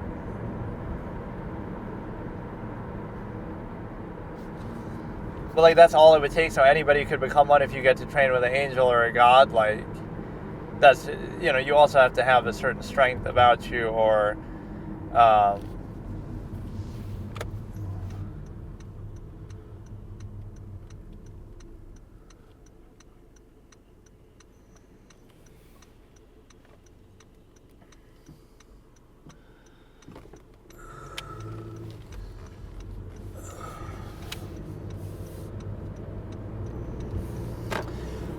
Ro is walking on the road and he's like on the side of the road, and instead of having a light on so you see him, he has like a flashing light that's going to give somebody fucking an epileptic attack. So this one I kind of dislike because he's being all snarky. Gee, I wonder why people would possibly think that it requires a ritual. Probably because that's how it was written, that, it requires a ritual.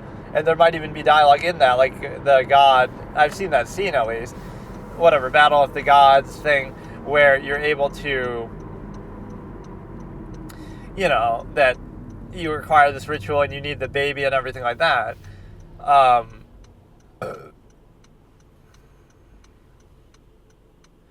So it's like, I can understand why people would think that, because that's the way they present it. And then, they want to retcon and come up with some sort of shortcut, right, to justify Vegeta doing it, but,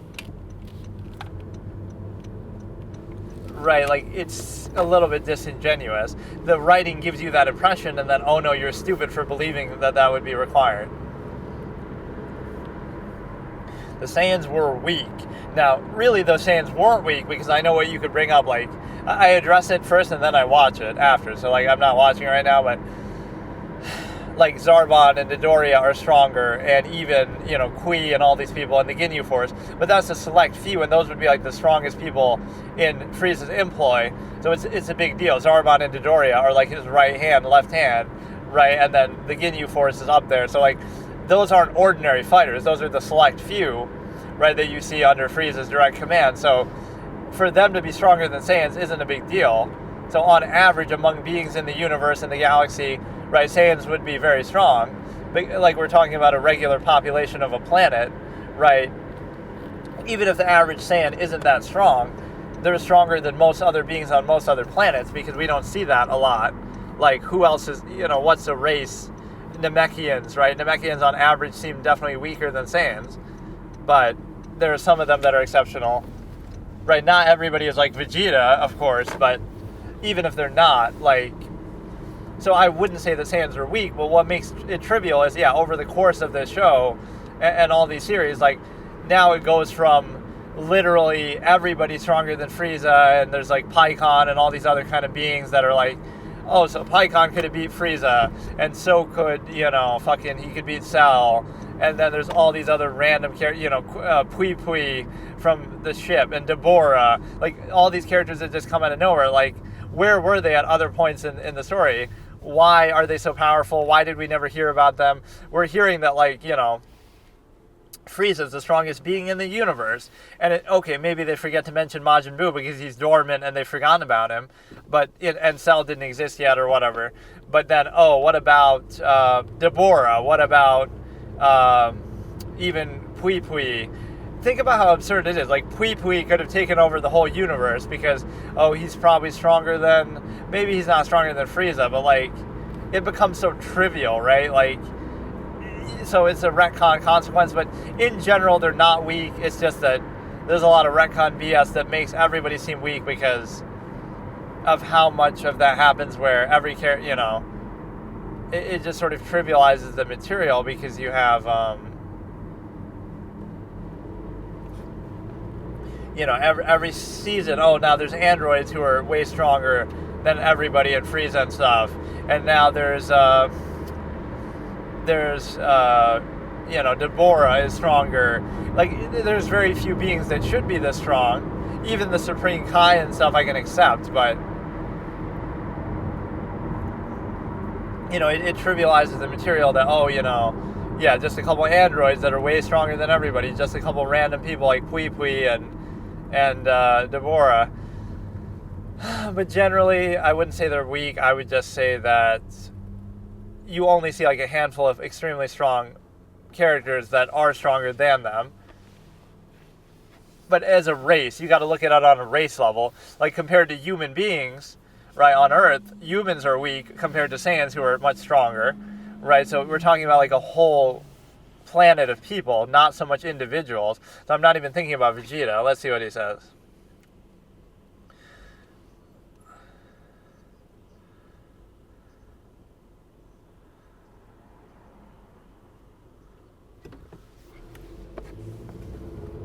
He was weaker than Zarbon and Dodor. Oh, but don't bring up the Uzaru.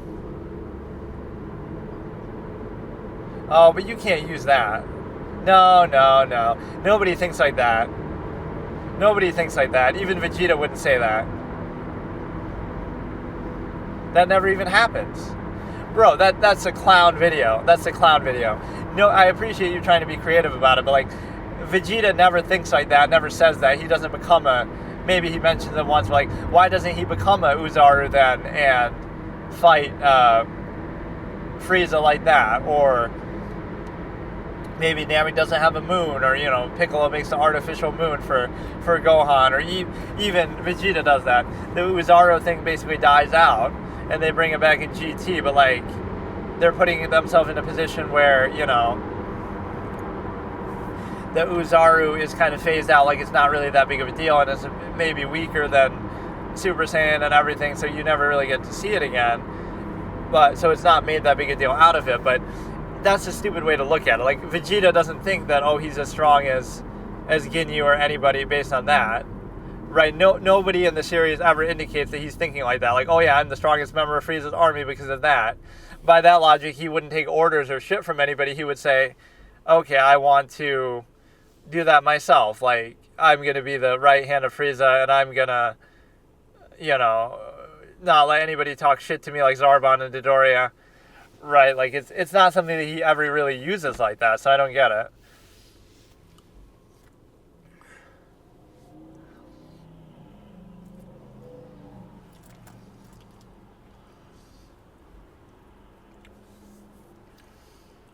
It was just kind of too convenient that I think this is a very stupid take.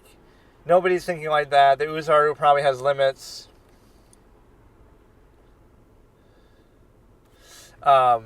It's just not something that happens. Then why is he about to die to Raccoon? Because, oh, there's no moon on Namek, or what? Like, why no full moon? Why couldn't he just pull that out whenever he wanted to? That's kind of a... First of all, that had nothing to do with Saiyans being weak or strong. But no, my argument is more nuanced. Like, Vegeta, the strongest Saiyan, is not representative of Saiyans as a whole. But Saiyans as a whole are still pretty strong on average compared to most beings and most races in the universe that we see. And we can also take for granted that, like, Vegeta being weaker than Zarbon, Dodoria, and the Ginyu Force, members of the Ginyu Force, mainly Ginyu himself and Jace and Berta or whatever, that's not an insult, because those are the top of the top elite, strongest members of Frieza's force in the universe. So, like, Frieza himself is way stronger than them, so he has to find the next best. So Ginyu is like 120,000 power level something, and then the rest of the Ginyu Force is like 20 to 40, whatever, and then Zarbon, Dodoria are around 20 to 30, 40 themselves. So, like, that's the best that Frieza can find, so it's a pretty big deal that a Saiyan is that high up there. Like, there's only like 5 or 6 people that we know of then who are stronger than him. The Ginyu Force, and then maybe Zarbon and Dodoria, and that's about it. So that's kind of a hefty class to be in. You don't have to be stronger than all of them, because you got to think, like, those aren't just ordinary beings. Those are very exceptional, top of the line. Those are some of the strongest beings in the whole universe, right, under Frieza's command, that, like, you think of it, that, like, oh, you know, there's a reason why Frieza has them in such high command, like, you know, under his direct command. So you're looking at it kind of the wrong way. That doesn't mean Vegeta's weak. That means Vegeta's strong, because only this handful of Frieza's most hand-picked elite soldiers are stronger than him, and he's near the top of the list. Like, only Ginyu, Raccoon, Berta, Jace, Zarbon, Dodoria are stronger than him. That's it. In the whole universe, in the whole, you know, besides Frieza, that's literally it. And he starts to leapfrog them here too. But no, this is kind of a stupid take, because the Uzaru thing makes nothing to be... This is like trying to, you know, make it more than it is. Like, my explanation is more organic. Like, it's okay that he's weaker than them, because he's still really strong, and those are just very exceptional fighters. That, like, Ginyu is no ordinary fighter. Neither is... in fact, even Ginyu isn't really Ginyu. Ginyu had the ability to change forms, and that's just the form that he took. So he took a form of an extremely strong fighter, right, whoever that guy is that he's in right now. But, like, the original Ginyu doesn't look like that. There's some lore to him like that. But that was just a body that he stole. But, yeah, like, it's okay to be weaker than Ginyu, Jace, Berta, Raccoon, and Dodoria, and Zarbon. And the reason why is because, again, these are the best that Frieza has. So these are not ordinary beings like, oh yeah, you'll find people like that all around the universe. No. These are like the top of the top, cream of the crop, best that Frieza has to offer, best that the universal overlord, strongest being in the universe, has at their disposal. So it's no shame that you're weaker than a handful of them. In fact, it's quite impressive that you're only weaker than that. Like, and not by that much. Like, Zarbon and Dodoria aren't that much stronger than Vegeta. Even Jace, Raccoon, Burter aren't that much stronger. So only really Ginyu is way stronger. So I disagree with this take there, trying to make it about the Uzaru and the transformation. That's all stupid, and nobody thinks like that, nobody talks like that. That has nothing to do with it. You know, although it makes you wonder if it really is that simple, why doesn't he use that? Like, why don't you use that in the Cell Saga then? Maybe it doesn't work with Super Saiyan, but like, oh yeah, he's 10 times weaker than Cell, so just become an ape and then kill Cell. Like, fuck it. It's just a convenient kind of thing, but nobody ever actually uses it or brings it up. It's like the Zenkai boosts. Oh, they're convenient in the Namek Saga, but then we don't bring them up anymore later. Or even the Uzaru form, we don't bring up. It felt like it had its limits, and it wasn't like a raw times 10 power. It was just like, it increases your power by a certain amount, but at a certain level, it stops being impactful. So this is kind of a shit take, honestly. 18,000 is impressive. Being stronger than everybody in the universe besides Frieza's elite hand-picked strongest servants is a big deal. And you see that disparity too. It shows you how rare it is to find high power levels. Like Frieza and King Cold, I guess, are at the top with like, 500,000, and now he has to drop all the way down to 100,000 to find Ginyu. And then he has to drop down to all the way to like 30, 40,000 for the Ginyu Force and everybody else. So you see how rare it is. This is how few the beings are that have these kind of power levels, right, that are that high. How did Future Trunks handle the Buu Saga? I guess it wouldn't have happened if Majin, Vegeta, and stuff wasn't happening, or he wouldn't have been able to beat Deborah, that's for one.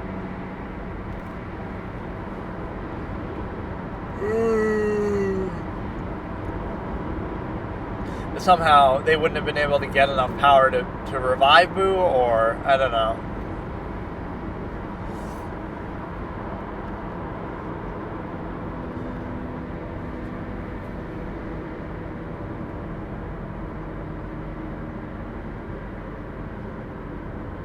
Oh, how convenient. This sounds like a cool thing for like a video game, though.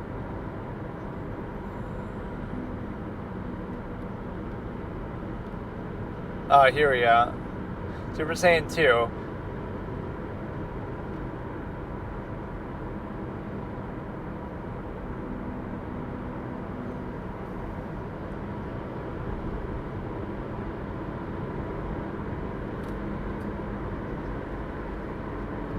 Oh, is that actually a canonical thing, like, as to why Goku Black?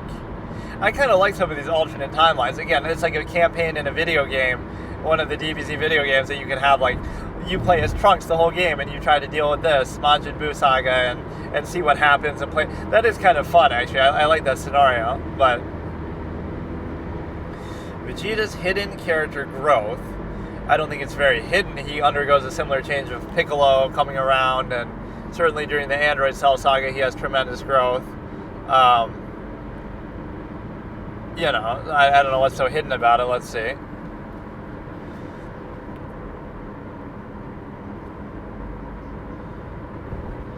That he gets more laid back. Not really over the top. It's just normal Saiyan armor.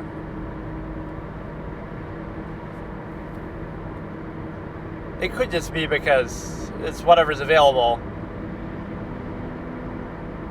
Whatever's available at the time. This is just more out of convenience, though. You're reading a bit too much into it. It's like, here's how the clothing choices of Vegeta subtly indicate the state of his character. It's like, dude, it's just whatever's convenient at the time. Like, bro just found a piece of armor here, so he's wearing it. Or he just had whatever's on hand. He doesn't have any Saiyan armor left with him with the shoulder pads. Like, it's not as nuanced as what you're saying. There might be some thought put into that, but a lot of it is just like, he's using whatever's available to him at the time. Like, it's not that deep. Similar gloves and boots. He's wearing like a tank top.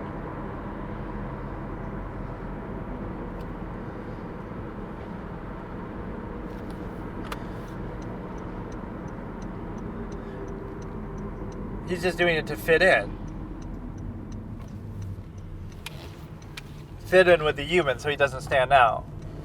I mean, I kind of understand what you're saying, but I think part of it is just, even they comment on that, like, I don't want to wear the same clothing as Vegeta, like Tien, and not after all the horrible things he's done. But then Goku doesn't mind, but Goku doesn't even wear that when he goes to the Cell games. He, like, tries it on, but then he's wearing his normal outfit, I thought.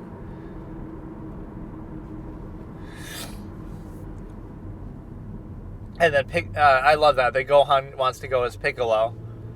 like he's wearing a Piccolo costume. But, like, as a Namekian outfit. But no, this is one of those typical things, like, you're reading way into it too much, where it's not that deep, dude. It's just an outfit. Like, maybe you have some point, maybe Toriyama thought about it like that, but I think it's just he's wearing whatever he feels like wearing at the time, or whatever's available, like the pink shirt.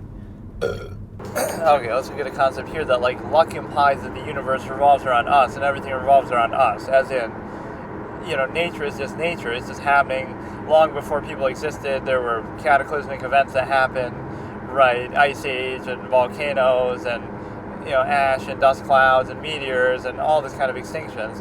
So was that luck, good luck, bad luck? What was it, right? It's just naturally what's happening, right? Those are just events that happen. So only now, when we have this human-centric point of view that, oh, everything revolves around us, that we feel like, okay, now you have, it's bad luck if you get hit by a bolt of lightning. It's only bad luck in the context, you know, lightning strikes all the time, all over the place. So the fact that you happen to be in its course, you know, it's not that it's hitting you, it's that you happen to be in its way, right, where it was going to go anyway. So it's not trying to hit you on purpose or something like that, unless you have some sort of conducting. I don't know how accurate that is. Like, if you're playing golf in the rain and a lightning bolt, maybe it increases the likelihood that it would hit you a little bit, but I don't know. Or not even that, but that, I don't know what it does, but there's some fallacy with that maybe is true, maybe isn't. But no, like, outside of that, it's like the lightning bolt isn't trying to hit you. You're just one of 8 billion people that happen to be at various parts in the world, and you think the world revolves around you, that, oh, you know, that, oh, if something bad happens, it's bad luck. If something good happens, it's good luck. But the way that it actually works is it's just random events happening, right, the same way they always would, like in nature, and you just happen to be in the way, or you just happen to be there. So luck implies that there's, like, some sort of horse in the race, and that would be your own self-interest. Like, oh no, because it's your interest, you say it's luck. Or even, like, the observer fallacy, like, oh, if I flip a coin X number of times or something, it's luck if I get it X number of times. But think about the criteria. The criteria isn't the coin being flipped, because then each flip is independent. So the defining factor is your own perception. The fact that you happen to be witnessing it, now it becomes more meaningful that, oh, we got 5 heads in a row or 10 tails in a row. The reality is each flip has a 50% chance. The fact that they happen in a row is only relevant to you because you're observing it, like, oh, look, I saw that happen, so it's lucky. Even though in reality it's just equally random every time. So you're attaching some special value to what is effectively just random events. Again, whether they benefit you or don't, right? It's like, again, the world, as if the world revolves around you or human beings in general, right? So in that sense, there is no luck, because it's just random things will happen. Now, that might go against what you want, but what you want is not a part of some absolute design of reality. Like, so if you just randomly, get hit by a bolt of lightning, that's an event that could occur based on nature at any time there's a thunderstorm. And in an absolutist way, they would even blame you, like, oh, well, then don't go out in a thunderstorm, or account for it in some way that, like, don't allow that possibility to happen, no matter how low it is, how slight it might be. So you have this, you have the ability to consider that basically you're not realizing your potential and impact, first of all. You're kind of just putting your hands up and say, oh, this is how powerless we are. And then anytime anything doesn't go our way, oh, it's bad luck. Again, it's a very egocentric perspective that thinks everything revolves around you, when in reality, oh, it's just a random event that happens all the time, and it may affect you, it may not, but that's just the reality. You're the one who's trying to add some other color to it, that it has it's more than meets the eye. So it's like a non-basis of self that if it happened to you, it's lucky, but if it happened to anybody else, it's not. So then it'd be lucky no matter who does it, so it's not really lucky then. It's just, it's like hitting the lottery. Like, somebody's going to win it, so is it lucky for them? But only in their own egocentric view. In reality, you knew somebody was going to win, so it's not lucky at all. It's just an inevitability. It's just a matter of who it is. Like, it's very... Even like, oh, you win on your first try, whereas everybody else plays their whole life. But there's no standard to that. It's like, randomly somebody's going to win. So whether you played 1,000,000 times or whether you played once, it's just as equally random. And so anybody with common sense wouldn't play such a game in the first place, where you're sort of rigged to lose, and like even casinos and stuff, that... let's be a little elitist victim blamer when it comes to addictions. Like, oh, you're addicted to gambling. Oh, boo-hoo. What about somebody starving halfway across the world who doesn't even have food to eat, let alone spare money to gamble with? And you might say, oh, they don't have that much, but you must have some spare, even if you're poor.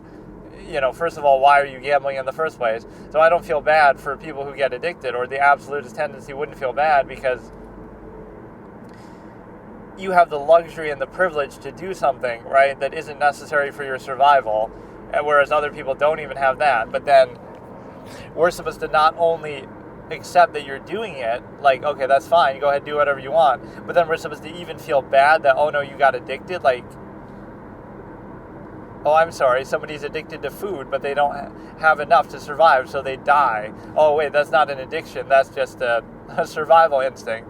But you have the luxury and the free resource and money and time to gamble or use drugs or whatever, and then not only do you have that privilege, but now you get addicted to it, and then you want sympathy and to feel bad for abusing a luxury and a privilege that you have, and for not having the self-control to manage it. Like, even maybe folly favoritism, like, that's your choice, your fault. Like, it's hard to argue, like, oh, we should sympathize with somebody who, well, just don't do it in the first place then, at all. Then you can't get addicted, or, have some self-control for something that's just a luxury, not a necessity.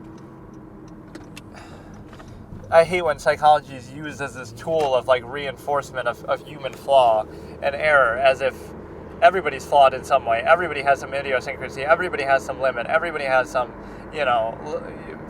just some issue. But now you give it a label and act like, oh, but we should feel bad because this person has this condition. But if you really use that logic, then throughout human history, the majority of people have always had some limit or flaw or issue. If everybody was just perfect, then nobody would be ordinary. Like, right, everybody fits into like a mold of something that's being heavily controlled by society, and then whatever's left or whatever goes against it, then at that point is going to come out in your true nature, and you're going to be defined by it. So you're looking at it kind of backwards, not your totality of all that you could be or all that you are or all the human variable that you can embody.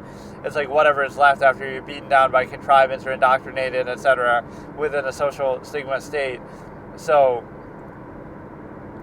what you have is a simple ability to consider the fact that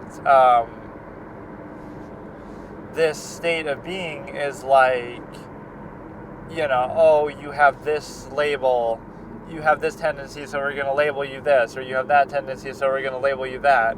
When in reality, throughout human history, everybody would have had some tendency then of some kind that they could be labeled in some way. Like, everybody has an idiosyncrasy. Oh, you're quiet, so you're this. You're loud, so you're this. You're clean, so you're this. You're dirty, so you're this. You're, so what? Like, that's just called being a human being, that you have some flaws. So deal with them, overcome them, counteract them. Don't don't label or define or negate or resign yourself to that. Realize that, oh, you might have this flaw, but somebody else has a different flaw, and everybody has a flaw. So if it disqualifies you or discredits you or defines you, then everybody is similarly disqualified or defined. So in reality, you're just, a label doesn't tell you anything. Did you know that human beings are not one size fits all, not perfect, not by whatever subjective standard? Did you know that they're not some absolute norm that everybody fits into? Instead, they are absolutely variable and flawed and idiosyncratic, etc. And so now, when you realize that they are all that, you don't take special note of anyone in particular in that way. It's all a very broad scope of being able to basically consider it in such a way that you're able to not define it so readily like that. So I've gotten 7 followers on this channel now. At least yesterday I ran a live stream rerun of one of my videos, so I can understand that. But so I got from 6 to 7. But how I got from 1 to 6 is beyond me, because that was at a time in between when I had done one stream a month ago, right, a rerun, and then I hadn't done one in weeks. And during those 3 weeks where I hadn't done any, I went from 1 follower to 6.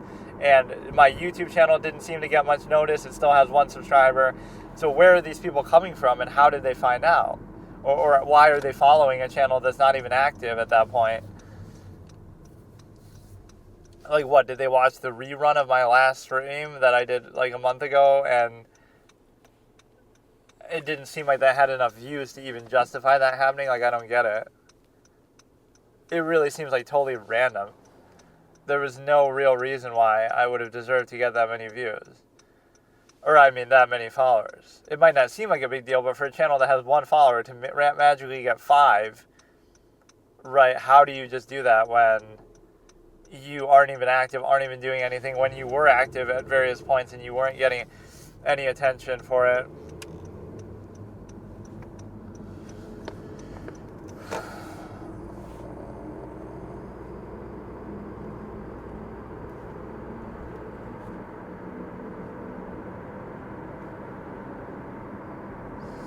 So yeah, it's New Year's Eve, the 31st, and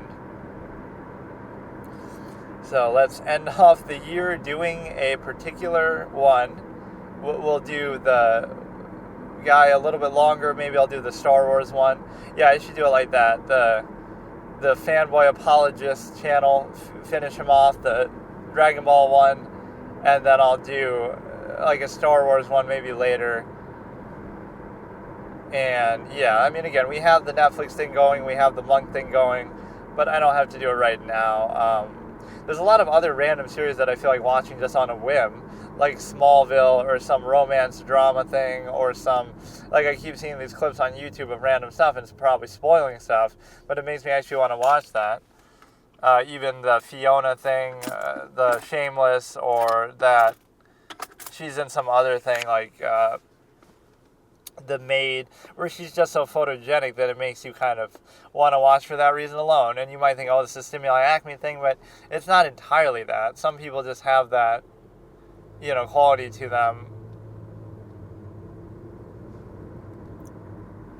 Right, like the photogenic face Hall of Fame, Allison Williams and Ellen Page before Elliot Page happened, or Anya Taylor-Joy, or this chick, Emmy Rossum, or even, there was somebody else too, but, when this kid was growing up, he always fantasized about becoming a director and having Ellen Page in one of his movies as this major character, and oh no, now that dream is ruined because it wouldn't work anymore, because obviously it was meant to be a female character or something like that. I can just imagine that scenario. Literally me, by the way.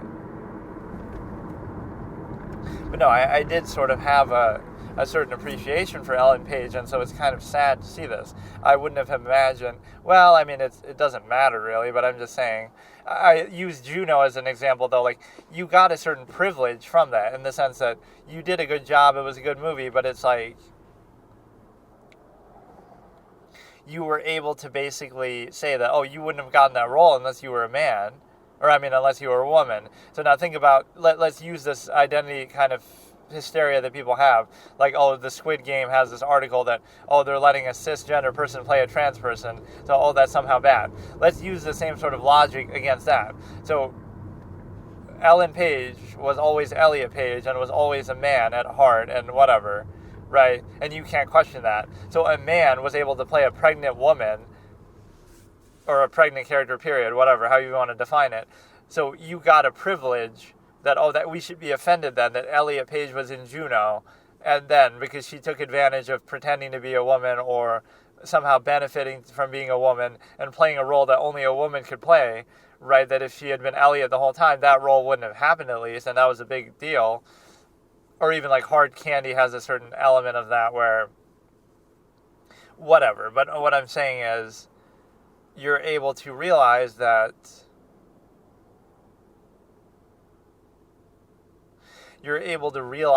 yes, you got a role that you otherwise wouldn't have gotten unless you were a female, and now you're saying you're not a female or you weren't a female.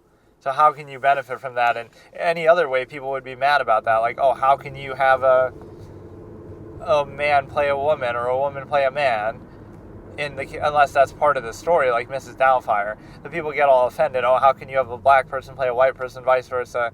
So you get all offended by that.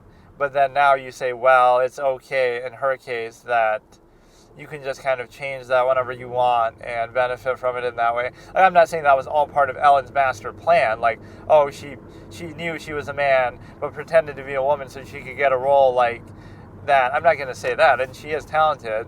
He is talented now, whatever. But I don't know. There's something that just feels disingenuous about it, that you could have...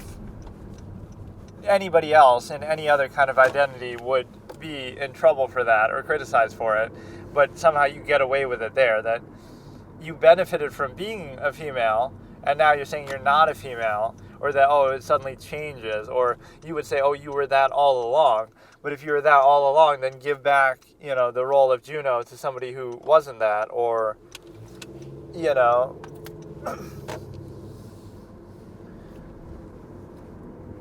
that wouldn't be right. So where do you get to go back in time and say, oh, well, she was confused or she didn't know, or it's a weird implication. Like, were you that way all along, or did you choose to be that way suddenly, or did you suddenly change, or...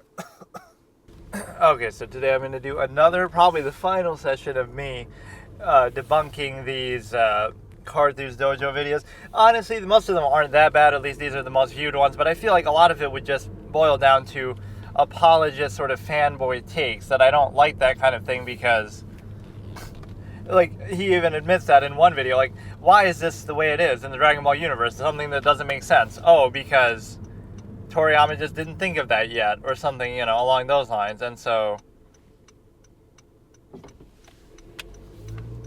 you have a situation where one of them was, Goku doesn't have plot armor, but and the fact that he dies multiple times shows that he doesn't have plot armor, as if that doesn't mean that he has to have it. That you can get away with dying over and over, even in ways that he gets revived by the Kai. The Kai gives up his life, right, to get rid of his halo. When he's not getting revived by the Dragon Balls, he's already had it happen. There's some rule like that, but I feel like they subvert it a lot. Like, you can only be wished back once with the Dragon Balls from each planet. So there would be like a limit, but then they keep subverting even that limit. It's like the Roger Ebert criticism of certain sci-fi and stuff. If anything can happen, then you don't really care what happens. Like, you have to have some sort of rule set and actually follow it, even with all these supernatural elements. Like, okay, the Dragon Balls can only wish a person back once, ever. And that's it. So you would know that when that happens, it's a big deal.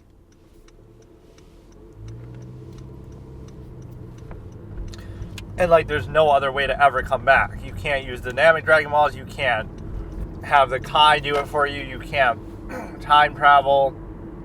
You make a mockery out of it in such a way. So even though I like the Dragon Ball series, there's way too much of that sort of plot convenience, the hyperbolic time chamber. And the worst part about it is sometimes, like, if that was true, then why didn't you just do that sooner? Why didn't you do that against Frieza before you left to Namek? Why didn't you do it, some other way? it was not just plot convenience, but it has to be at exactly only that time. Or why didn't you save it for later? Why didn't you use it in the Boo Saga? Why didn't, you can only use it so many times, but I don't know. It's just, the main reason is he didn't think of it yet. So that was one of his bad takes, the non-plot armor one. And then another one was like, I can't remember. One of the ones I saw yesterday that,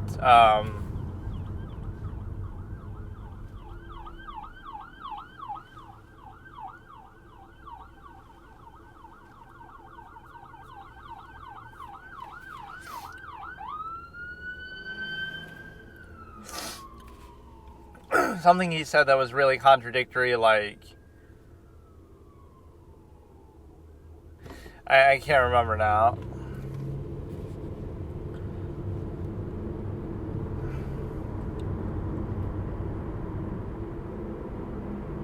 It was like a real apologist take that, again, I was expecting a lot of these. Maybe these ones are better because they're the highest viewed ones, but again, a lot of his stuff, I'm sure, is going to be like that.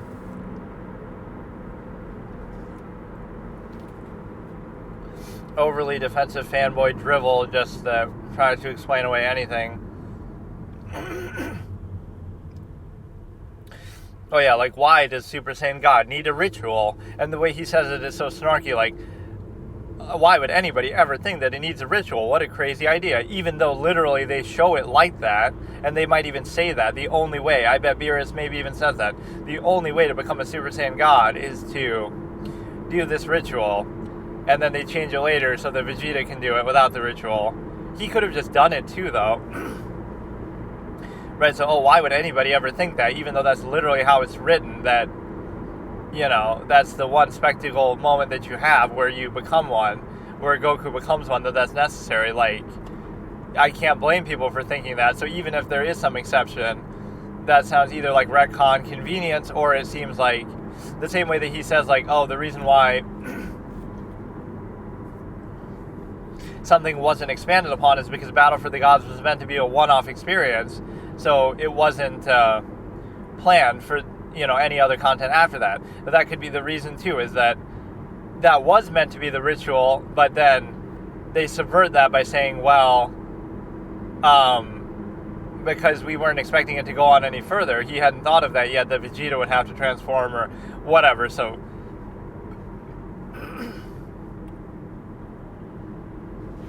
that's the point, is like Vegeta, what did he say that about? Like, the reason why something is this way, because they didn't plan to make any content after that. Like, after the,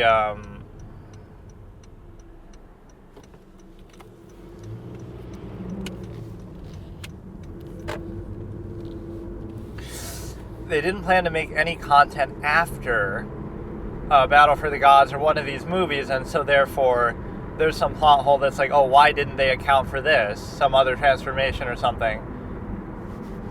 Because it was meant to be a one-off thing, or they didn't know, even Toriyama himself. So, again, it's fine, but this is the one thing I don't like, though, because about storytelling or fan bases is, if I was to write a story, or you were to write a story from scratch, people might pick apart every little thing, like, this is inconsistent, therefore the story's no good. That's fine, but then why do we accept that with other stories? So in other words, you don't watch the story or you don't like the story for that, the fact that, it's perfect, rather for its quality. In other words, it's really good and really interesting and really enjoyable, so you're willing to overlook those flaws, not that it doesn't have those flaws, like inconsistencies and retcons and stuff like that. So the question is not whether you make a good story that's perfect and free from flaw and inconsistency, but rather you make a story that's so good and interesting that you're willing to overlook those flaws that are true in all stories, right, to some extent. That's more the philosophy. It's not that it doesn't have those flaws, or that having those flaws ruins it, or that other stories are worse because they don't have those flaws. It's just, because they do and this doesn't. But even in the sense that you have, like with Star Wars, all these like overly defensive fan bases, like, boy, I wish I could write a story and have people be that much of a fanboy about it and defend every little thing I did, when really it could just be that I didn't think of that, I forgot that, like, I made a mistake, like, it's possible. But instead, no, we're going to defend and be apologists for everything that you do. So this one is, who is the strongest Dragon Ball character? And I would say Dr. Gero, because he not only creates beings that are so strong, he could have taken over the universe, make Android 18, 19, 17, 18, 19, even himself, stronger than Frieza. So an ordinary human being within his limits, like the means argument that I always talk about, within his means, what he does is far more impressive than anybody else, because he can make himself stronger than the strongest being in the universe, Frieza, at that time in the story. And the only thing he requires is just the movement patterns to model after, the movement patterns of the Saiyans or whatever. So just simply having that as a research data. It's not like he even needs their cells the way that he does with Cell, right? But so a normal human being is so smart that he's able to make himself and others stronger than Frieza and wipe out the Z fighters without any interference of, retcon, Deus Ex Machina, time travel, etc. So in the ordinary timeline, Dr. Gero actually wins.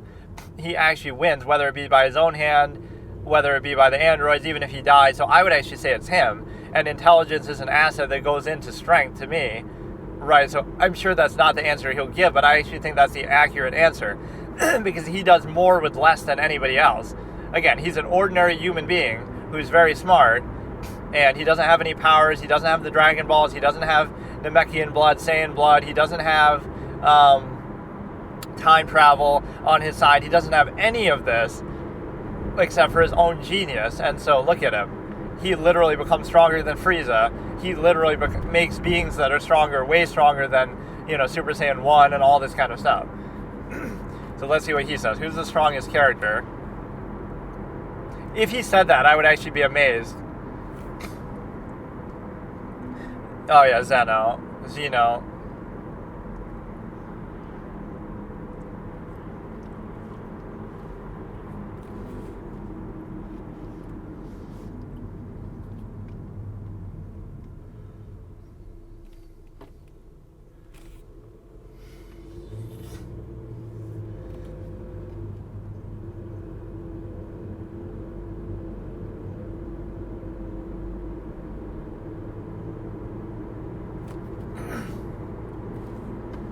So the Grand Priest or Zeno, of course, these are characters that we didn't know existed then, or that didn't exist then, so I won't count any of that, assuming of what we knew up to the series then. Dr. Gero, a scientist for the Red Ribbon Army, a human being, is able to make himself and make other beings that are stronger than Frieza, who is the strongest being in the universe, and even makes the next biggest villain in Cell. So we didn't know about Majin Buu, none of this stuff, pretend none of that existed.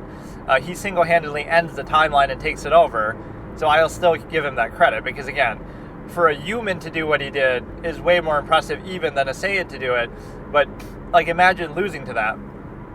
Imagine a single human being being able to destroy and make that which destroys you when you have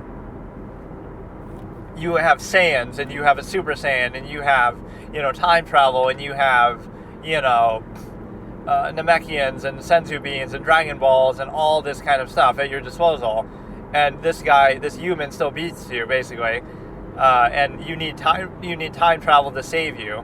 You could say, oh, it's because of the heart virus, but you still got other Saiyans, you got Piccolo, you got everybody else. Even if the heart virus didn't kill Goku, that still doesn't mean that they would have won, right? That's the whole implication, because Goku died of the heart virus, assuming that any of the other characters would be strong enough either.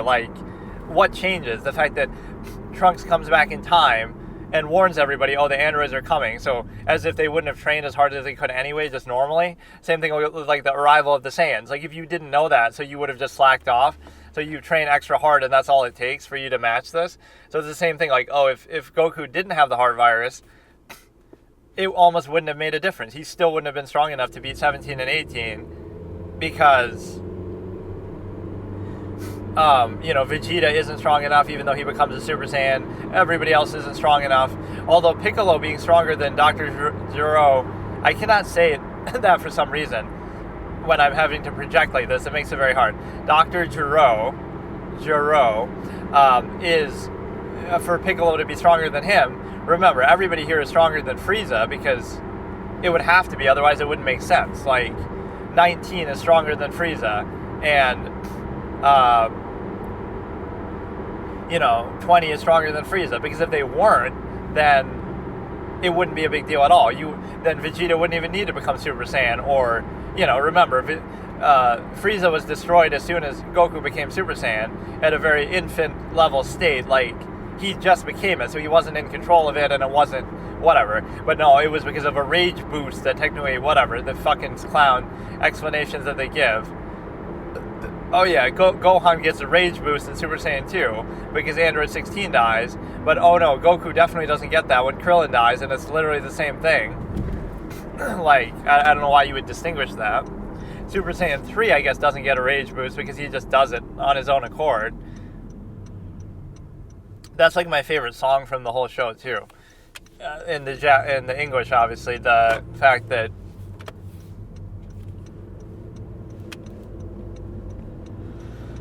the Super Saiyan 3 transformation theme is so good.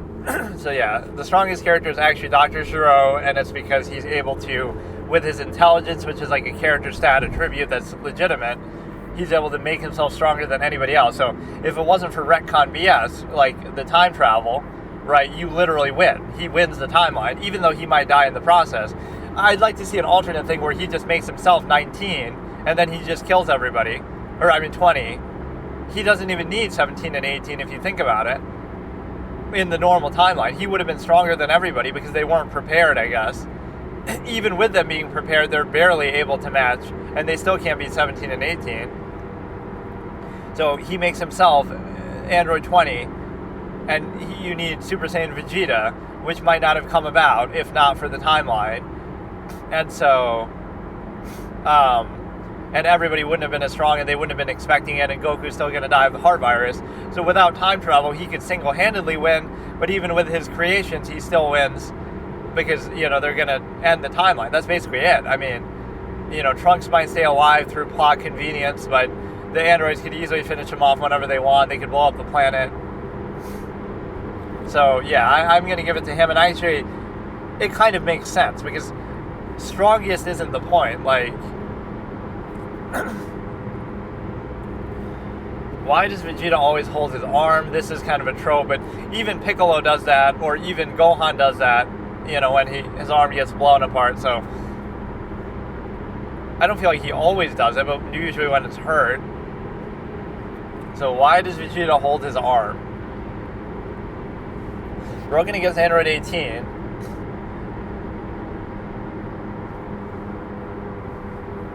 That would be kind of cool. I mean, the reason why you hold it is because you're injured.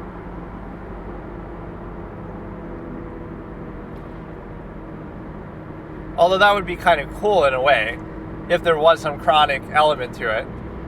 What a great explanation. Why does he hold his arm? Because it's hurt. Yeah, no shit. But no, it would be cool if there was some after effects like that, but everybody just gets over injuries so easily, like, it's no big deal. You just broke both of my arms. Raditz ruined Gohan's life. I think I've seen this one before, actually. But it's like,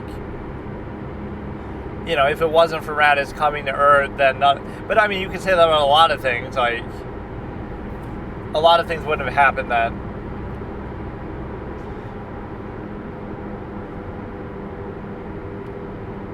Kidnapped, watching dad dies, get kidnapped again.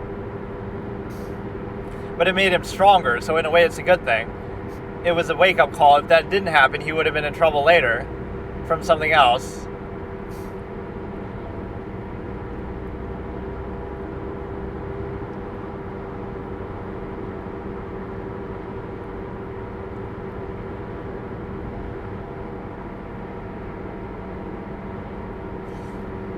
Only as strong as they are because the Saiyans came to Earth. That's kind of a convoluted thing. But how is that part his fault? The fact that the heart virus and stuff like that has nothing to do with Raditz. That's a convoluted way to try to tie it in. Like, oh, if the Saiyans didn't come to Earth, then you wouldn't have had the androids. Like, I guess, but presumably he didn't actually need that, though, because, working off Goku and Piccolo's movement patterns alone, right, that should have been arguably enough. That just seems like such an overpowered thing to do. Like, you make these androids that are this strong, stronger than Frieza, And just like that, like, it doesn't matter what you're basing it on. Or how did you even get Frieza's cells then? Oh, because okay, that's kind of convenient. Like, when Frieza comes to Earth briefly, Gero is all over that in that short period of time where he's barely alive for like 10 minutes. Because he didn't know about Namek, so he never, like, well, maybe he knows about the existence of Namek, but he didn't know about their trip and that they became a Super Saiyan and everything like that. So that's very convenient that he's able to. But see, even that doesn't make sense, because he gets Frieza cells there, but Cell is still in infancy, so that must have happened in the other timeline too, where he gets Frieza cells and nobody finds out about. But that makes no sense. Or I guess it does, because with the way you explain it there is Trunks doesn't kill Frieza, Goku comes back and kills Frieza on Earth. Right, because think about it, that's a contradiction. Trunks is fighting Frieza and warns everybody about the heart virus and the androids coming.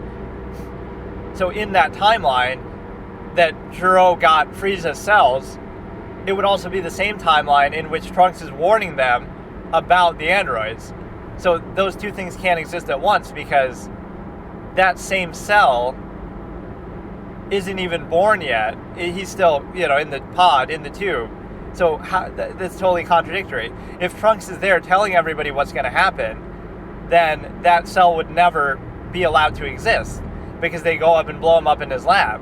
So we know that the Cell is from a different timeline, but even in that different timeline, it can't be Trunks that's killing Frieza, because if Trunks is killing Frieza, that means Trunks is telling everybody about the androids, that means Trunks is telling everybody about the lab, that means Trunks is destroying Cell, destroying the pods, potentially finding Gero then, which is stupid that they actually don't do that, but the pods, like, the 17 and 18 and stuff.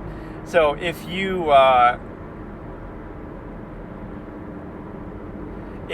deal with that, then what happens is, there's something else too, like, then the heart virus wouldn't happen, right? So that timeline is sort of impossible. So it could be that Trunks doesn't kill Frieza. It would have to be. Trunks doesn't kill Frieza in that timeline, because if he does, then that means that you already know everything. So it couldn't happen that way. Even though I guess Goku's still a moron and still lets it happen that way, because he actually he does actually still suffer from the heart virus, because he even though he does know about it, but you know what I mean, like, it would ruin the timeline. So if Trunks is there, it's like, oh yeah, we got Trunks' cells, and yet the same timeline, yeah, really, that makes no sense. That they even say this dialogue. This is a completely contradictory moment. I didn't take Trunks' cells because we already had enough Saiyan DNA. Who the fuck is Trunks? Like, are you talking about taking it from baby Trunks? As if that would even cross your mind, or you would even know that detail of their intimate life and, like, care enough to, nobody even knew that Vegeta and Bulma eloped, so that doesn't even make any sense. But the point is, if Gero was looking for Trunks and he says, we didn't incorporate Trunks. Yeah, you know why you didn't incorporate Trunks? Because there was no Trunks. Either he was a baby that you didn't even know was a Saiyan, or wouldn't even think to take a baby cell. But also, when you're looking at Trunks, and this is actually a contradiction of the show, 100% accurate, that it's just something, they made a mistake. The doctor is saying, we didn't take Trunks' cells. But when did you have the opportunity to take Trunks' cells? Or I guess maybe Cell says that. But there was never a chance to take his cells, because the only timeline in which Trunks would have been there as an adult from the time machine would have been the same timeline in which Cell would have been destroyed and not allowed to reach his final form. So, and where he warned everybody and everybody was prepared. So the timeline in which, we had a chance to take Trunks' cells when he appeared to fight Frieza, and that's even the image they show when Imperfect Cell is explaining it to Piccolo, I think. We didn't take Trunks' cells then because we had enough Saiyan DNA. But you also didn't take anybody's cells there, because let's say you did take Trunks' cells there in that timeline. Well, in that timeline, they go and destroy Cell before he ever grows up. So there is no such cell that could have had Trunks' DNA in there. So it's not that you chose not to take his cells, it's that there was never an opportunity to do that. In the timeline that Trunks appears and fights Frieza, which isn't the one that we're talking about with the cell anyway, it couldn't be because it doesn't make any sense.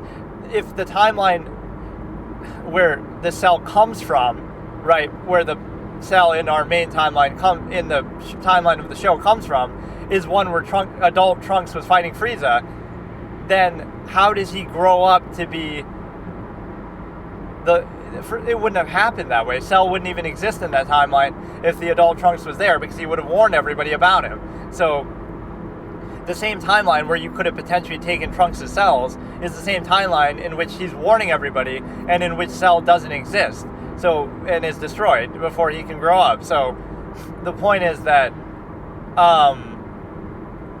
you never had a chance to take Trunks' cells. Quite frankly, you shouldn't even know who Trunks is, because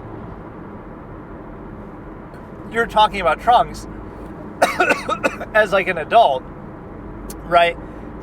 But the only time when he's an adult and you would know who he is in this current timeline where he's killing Frieza and warning everybody. It would not have been, or maybe it's saying like before the time skip. Maybe that could be it. Like, no, but it still doesn't make sense, because, we took my cells for the time skip, right, when he warns everybody. But that wasn't the same cell. The cell that they would have taken the Trunks' cells for would be in the modern timeline, right, where they would destroy Cell. The Cell that we're fighting is one that came from the time machine from a different timeline, and in that timeline, there must have been no adult Trunks who came back and warned everybody, because that's the whole reason why they weren't prepared and why that Cell would have been allowed to live. Right, so there's some major contradiction there where what Cell says is factually, objectively incorrect and impossible. We didn't take Trunks' cells either as a baby, which would make no sense, and even Dr. Gero, as brilliant as he is, wouldn't be able to deduce that that's the Saiyan 2, or he wouldn't even care. Why would you take a baby's cells? Like, you wouldn't be thinking like that, so there's no such scenario. And, we have adult Trunks in front of us, let's take his cells, and it even shows that image of, like, him. We didn't take his cells because we had enough Saiyan DNA. But whose cells are you talking about? There was never a scenario where you could have... They're acting like it's happening in the current timeline. Like,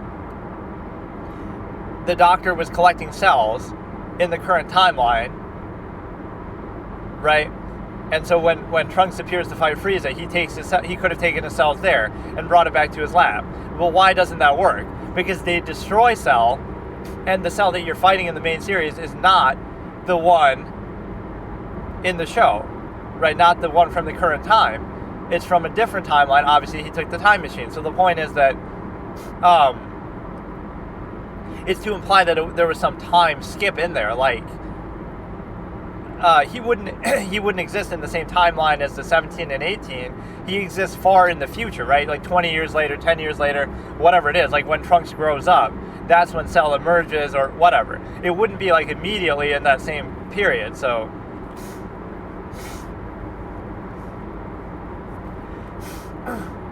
yeah, there's some major contradiction there, because where you say like, we didn't take Trunks' cells, even though you never would have had the chance to, because it would have had to have been in a different timeline in which Trunks appears and warns everybody, adult Trunks appears and warns everybody, and they don't do anything, they don't destroy Cell, they're not ready, and I don't get it. Yeah, so that's like an impossible timeline that makes no sense. So Raditz ruins Goku's life. What if Goku became Majin? I mean, he wouldn't, because he doesn't have that kind of evil in his heart. So it's just not even possible, but let's hear it out.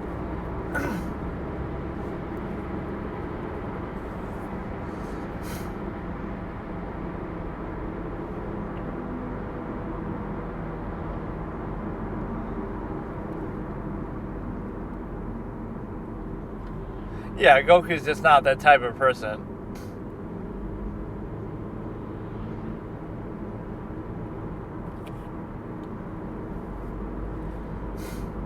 These are all things from Dragon Ball.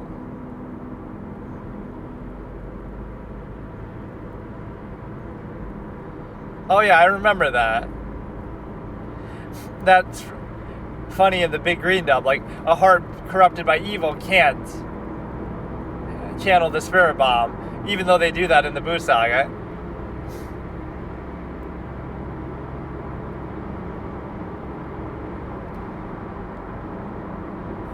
Yeah, there's no such thing as Majin Goku. It doesn't even make sense. The better alternate history would just be to say, what if Goku didn't bump his head? Then he'd be more like Raditz. Right, that's the evil version of Goku, presumably. So that's a new trick to make your kids not evil. Just bump them on the head, drop them off a fucking cliff. I'm joking, of course, but like, you know, that's what made Goku good, apparently. What if Vegeta was sent to Earth?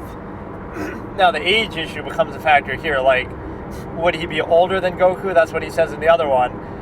But he would basically do what Raditz was trying to do, or he would have just killed everybody, or even Goku would have done that too, just if he didn't bump his head. So it's the same thing. Yeah, even if... What was that image? There's an image of like Vegeta as a kid. What is that? On like a dragon.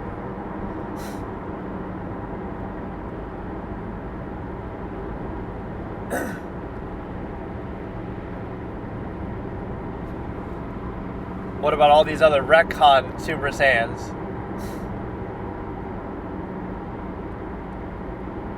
I don't know if they say he's the most relatable, but he's...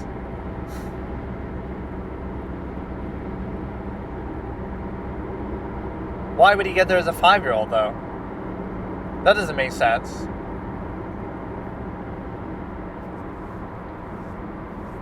Dude, that's where it's stupid. Why would he be 5, though? See, what if he was an infant, too? He would have still been aggressive. The way that... I don't get why he gets the age discrepancy. They send their weak Saiyans to Earth or somewhere like that. Right? Because... Or they kind of changed that whole thing, too. The reason why Goku was sent there wasn't by Bardock. He was being... Like, because he knew the planet was going to blow up. That wasn't why. It was... They were saying it like that, too. We sent... You know, the reason why the Saiyans sent Goku there is to destroy the planet, or have it ready for sale. And we sent a baby there because that planet is so weak that we... You know, a baby can handle it. So that was planned anyway. And so, with Vegeta, but then by that logic, you would think there'd be other Saiyans out besides just him. But when it comes to Vegeta, you're able to, like, if he was an infant too, it would have been fine. But like, oh, he's too strong, so they wouldn't send him to a weak planet like that in the first place. And why would they wait till the age of 5 then to do it? Why do they just let villains transform? I think I understand this kind of like, when they're powering up, they have an aura around them that's too hard to break through. But that sometimes doesn't make sense when they're like equal in power. Or like even once they transform, they're still weaker than who they're fighting. Like it's a transformation that doesn't actually help them win the fight. Or even, you know, something like that where it doesn't... you know, they're evenly matched before, so it doesn't make sense that the aura would be that strong, or even after the transformation, they're still weaker, so they could do it there. Or if everybody works together, they could do it. They're like a sitting duck. Or you could charge up like a Final Flash type attack in the meantime and have it ready, like a Destructo Disc. So there's so many exceptions that, you know, have that ready, and then as soon as their transformation is done, you slice them right in half. Right, you're trying to like metagame it. Even like with, again, like Final Flash, where even though you're a stronger opponent, you charged it up so well, or it's a technique that bypasses power levels, that you can have that shit ready, or do that even while they're in the thing, in the transformation mode. Why do they just let villains power up?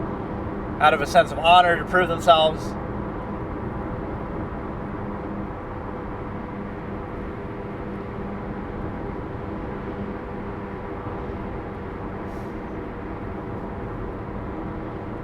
But see, that would imply that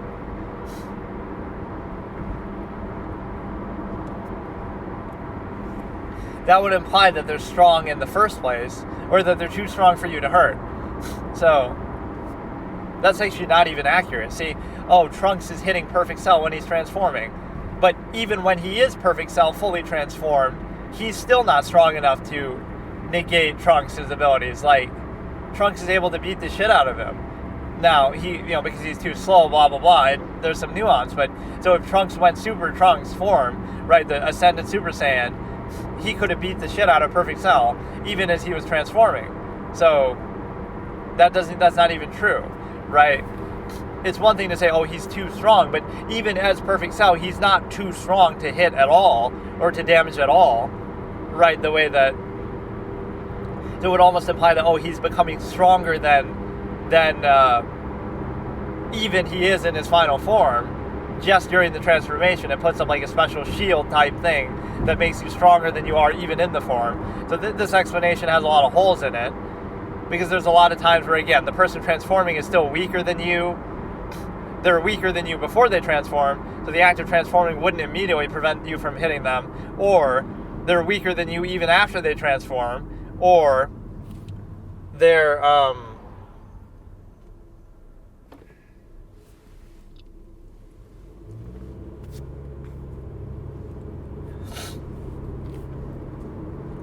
I don't know. I think of it either as a sense of honor, like you just want to let them do it and not be dishonorable by interrupting them, or by it's just slowed down for the benefit of the audience, where really it's happening a lot faster in real time.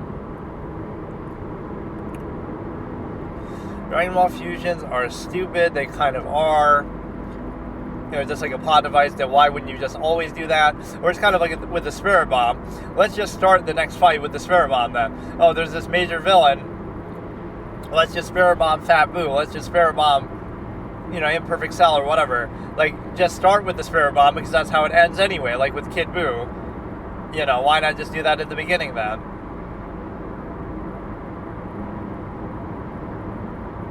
Because you're basically able to look at it like, well, that's like a cheat code. Why beat around the bush and then have to end up doing a Spirit Bomb anyway in the end, when you know that can kill Omega and it kills Kid Buu and it doesn't actually kill Frieza. But yeah, why not just start with that? Same thing with fusion. Why not just always fuse, always do it?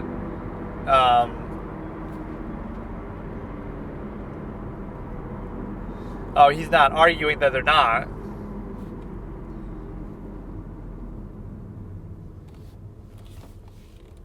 But it kind of works.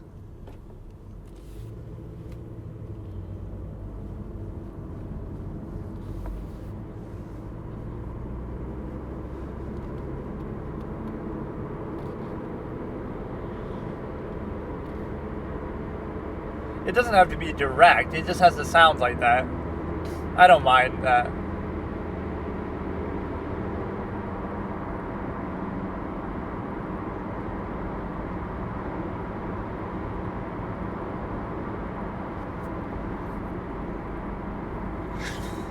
I don't mind Vegito. It sounds okay. And it seems to imply that they're more in that person's control. Like, Vegito is more Vegeta than Goku, and Gogeta is more Goku than... And I think that is implied, actually, too. Like, Gogeta is more honorable or something, and Vegito is more cocky. But no, I don't mind Vegito at all. It sounds fine. Like, you're just combining Goku and Vegeta. Like, even... It doesn't have to be exact as far as every single letter. I don't mind that. Future Gohan was weak, relatively, yes. Everybody in the future was weak, and so it makes you wonder. All they had to do was know that they had to train, and then they would be way stronger. Like, as if that's all it takes. Like, you could train as hard as you want. That doesn't mean you're magically just going to become stronger than Frieza if you're Piccolo, or, you know what I mean? It's just plot convenience. So because Trunks warns them, now everybody's way stronger, assuming they wouldn't be trying to do that anyway. Like, you had your whole life to train and you were only this weak, and now magically you're just going to improve because you know about, the androids are coming. The same way that, it happens in the Saiyan saga, the Saiyans are coming. Like, what do you really do that differently? Like, especially Vegeta in the android saga. Like, you don't think Vegeta's trying to reach Super Saiyan anyway and try to catch Goku, and you don't think Goku's training, but he's weak compared to present Gohan.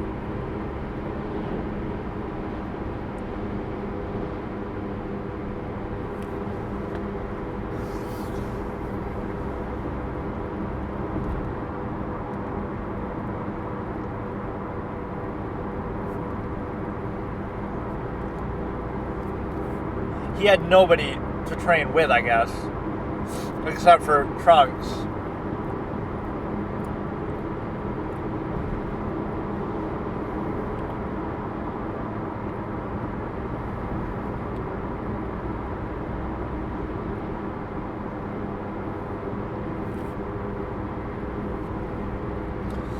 I don't mind that they even write that he becomes studious, but it's like, you remember, he's the strongest base fighter, not even base as in his base form, but he's the strongest individual fighter in the whole universe up to, the original series, the Buu saga. Mystic Gohan is, which they never call him that in the show, so I don't know where that even comes from. It's like a fan term, but it's in the games, I think, too. But no, Mystic Gohan, they make fun of it in the SSJ Gozar Abridged series a lot. Mystic. All you did is just stand there and say Mystic. You didn't even transform. Right, when Vegeta's cursing him out. I love that. But no, Gohan is the strongest fighter, period. Right? Nobody's stronger than that. Super Saiyan 3 isn't stronger than Mystic Gohan. So yeah, Gohan ends the series as the strongest fighter in the whole show. If he doesn't get absorbed by Buu. Right, as far as an individual that isn't a fusion, unfused, even base form, even though it's not really base form, but, effectively, that I'm not even taking that into account. I'm just saying, okay, any one individual is not stronger than that. Vegeta's definitely not stronger. Goku's definitely not stronger. And yeah, that's such a plot contrivance too, because he's falling behind everybody and he just gets leapfrogged just because, right, without any adequate effort or work. That's kind of the game theory issue with DBZ, or the Dragon Ball series overall. Characters will work their whole life and not make any progress at all, but then, some magical plot device will come in and now they suddenly leapfrog everybody. But, yeah, it's simple that you have, Mystic Gohan is stronger than anybody else, even Super Saiyan 3 Goku, because he was beating the shit out of Super Buu, and Super Buu is presumably almost as strong, if not as strong as Kid Buu, and even that's more evenly matched, right? The Super Buu thing is very one-sided, right? Implying Mystic Gohan is way stronger than anybody. So yeah, Gohan ends up being the strongest character in the whole show, in the whole story, up to that point, until whatever retcon BS comes after. It was actually Gohan the whole time, or at the end, which you wouldn't think of that, but it actually is. Gohan is the strongest character at the end of Dragon Ball Z, not Goku, not anybody else. Everyone knows the Kamehameha.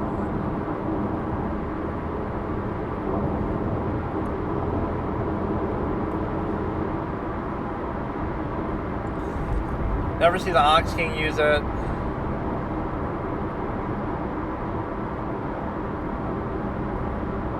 Yeah, the most important character is actually Master Roshi, I guess. In a way.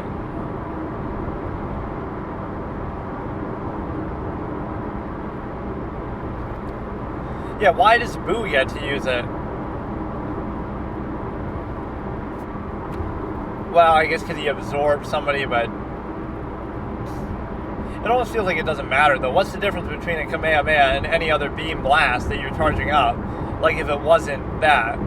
Like, okay, Gallic Gun, or just some other, a villain just uses a big blast, like, similar to a Kamehameha, but it doesn't have to actually be one, right? What would be the thing? Like, it would just be a different color, it would just be, like, what do other villains do? Like, Frieza has the Death Beam, or, you could do some sort of volley, so it would just be called something else, but it would still be a way of, like, if Goku shoots a Kamehameha at Frieza, what's Frieza going to do? Just stand there and take it, or shoot a beam back?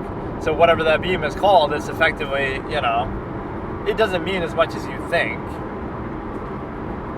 Beerus sucks at his job.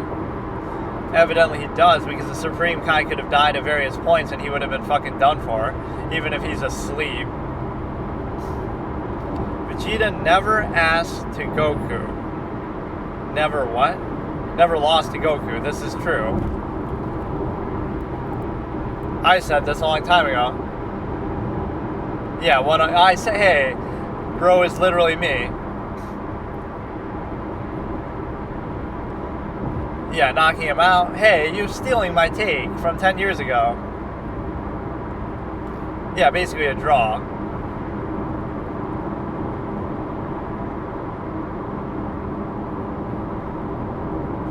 Oh, I don't know. I don't want to know that. I don't want to know that. I didn't know they fought again. I don't want to know it.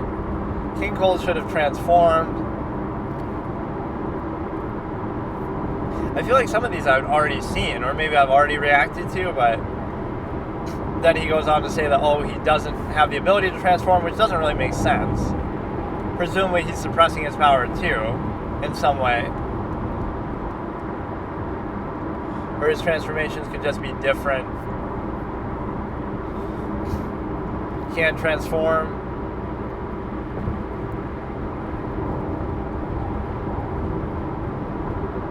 Exists to suppress, but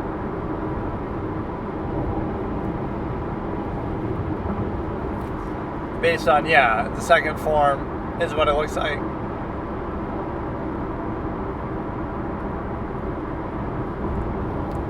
But that would imply that, actually. But we never get to see him very much, so I think this is just something they didn't think of.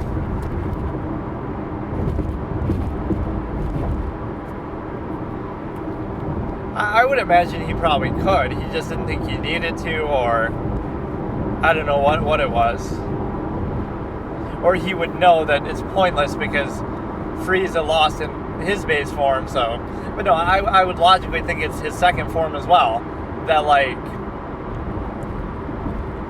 you know, because he's older than Frieza, he wants to appear more mature, so he stays in the second form instead of the base form with the horns that Frieza goes into. And he could transform into the other forms as well, the same way. That he's, like, also suppressing his power. So he's also, you know, there's the other forms that he has as well. So I wouldn't say that he shouldn't be able to transform. I would assume that he can.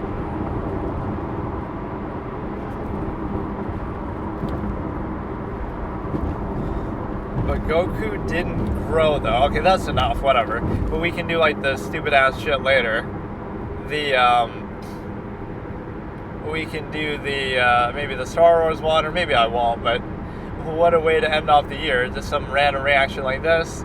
Most of his takes actually aren't that bad, but some of it's going to just be fanboy type of BS. Like, let me just scroll through to find Teen Gohan versus Kaba. I don't know who Kaba is. Goku's greatest failure. No, I say it's failing to kill Dr. Gero from the fucking thing. But even this, yeah. He could have dealt with Fat Boo. Every Kamehameha variation.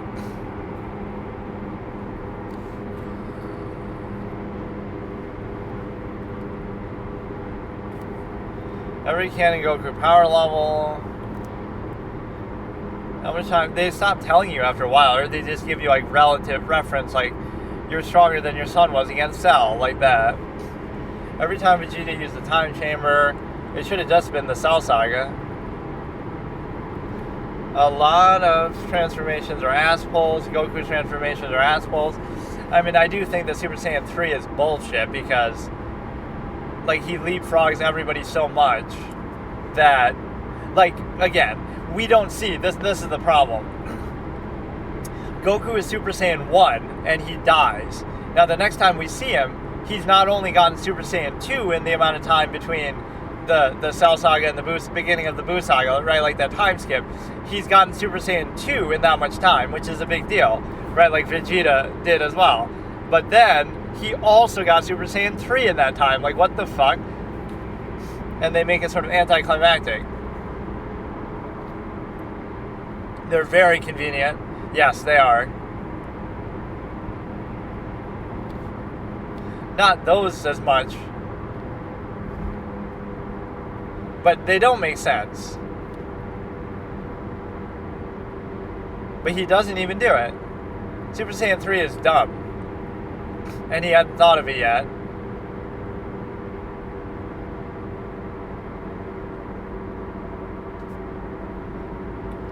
worked. Like, they're always training, though. That's a nonsense argument. Seems like he's training, he's working. They're always doing that. Vegeta's always training, so he should be Super Saiyan 1 million by now. Like, simply training doesn't mean that you get to transform as much as you want. Like, Vegeta trains after the Buu Saga, the Cell Saga, as does Goku. And even if Goku has a bit of a head start because he's already, like, full power Super Saiyan versus Vegeta is still kind of little lagging behind, Goku becomes Super Saiyan 2 and Super Saiyan 3 in the amount of time that Vegeta just becomes Super Saiyan 2. Like, how do you keep getting away with that kind of bullshit?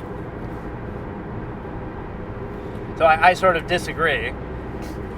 Original Super Saiyan is sort of fine, but some of the other stuff, the way it happens is just too convenient. Or even that is kind of convenient too, because does he really work for Super Saiyan 1 when he goes on the ship to Namek and he's weaker than Vegeta, but then he's magically stronger, and then he's magically as strong as Frieza, or like stronger than Ginyu, and then he's magically way stronger, and when he comes out of the resting chamber, like, where did he earn this level of power? How does he just magically do it?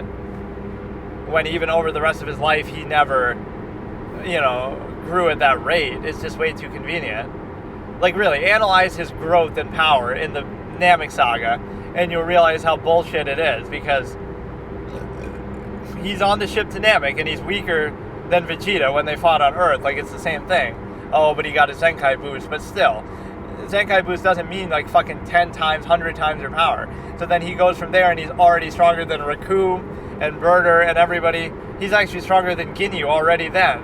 And then he somehow comes out of the resting chamber and he's stronger than, I guess, all the other forms of Frieza except for the final one, right? Because he's stronger than Vegeta again. Like, Vegeta's on the front line fighting everybody, and Goku's just kind of chilling or injured or whatever most of the time. Like, Goku's rarely on the front lines fighting all the time the way that Vegeta is, but somehow that's better for you. So they use this fallacy, like, oh, because Goku's training, but then when he's not training and he's in bed, oh, but a Zenkai boost, so you can't go wrong. If you're training, you get stronger. If you're not training, you get stronger. No matter what you do, you get stronger. Like, what the fuck? Okay, so today, let's look at a concept of, like, why do people like pets and have them? And if you think about it, like, it's portrayed as, like, a positive thing, but even forgetting that you're taking them out of a natural habitat, etc., and acting like, oh, maybe what you're doing is better, right? That's not even the point. The point is that something more basic, that what is it that you really want? You think, oh, it's a nice thing, it's a positive thing. It's really just psychological control and a form of narcissism and dominance, the idea that you have total power and control over something, right, that even if you think, oh, you're treating them well, etc., the point is still, you're in control of something, right, in a way that you wouldn't be allowed to do with people, etc. So now you're turning it into, it really is a narcissistic form of control that you have, a power dynamic. And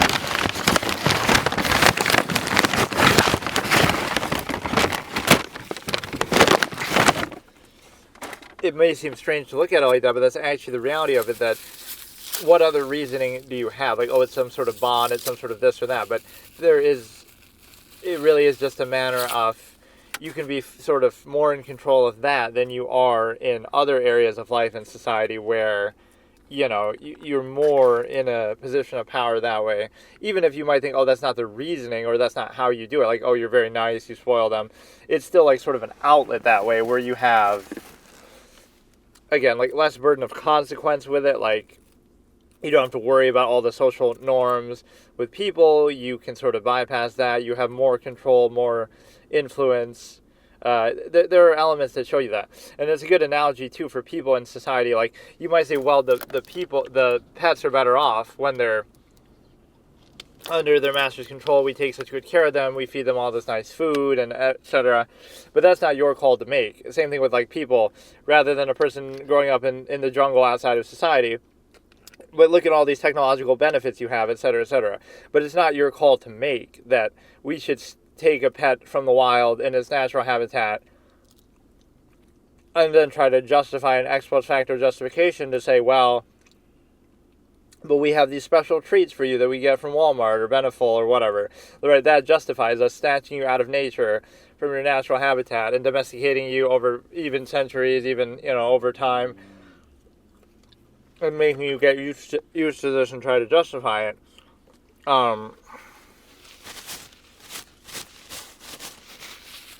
Right, you're doing it from behind. You're already doing it, and then you're trying to justify, well, it's okay because look at we try to overcompensate to treat them in a certain way.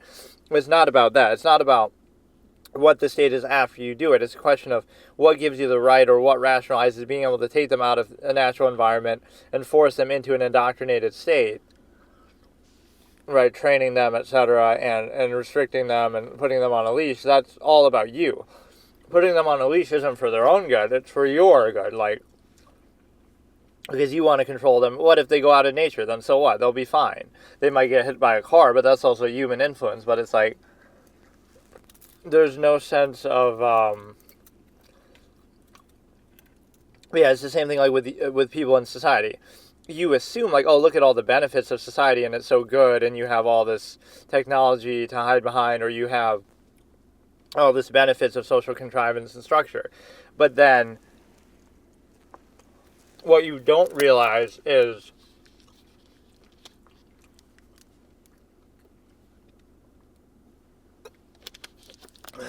it's not about the supposed benefit to justify it after the fact. It's a question of you never gave them that choice that, oh, you're indoctrinating heavily, non-consensual social contract, all of this stuff with people just uniformly, and then you try to act like, well,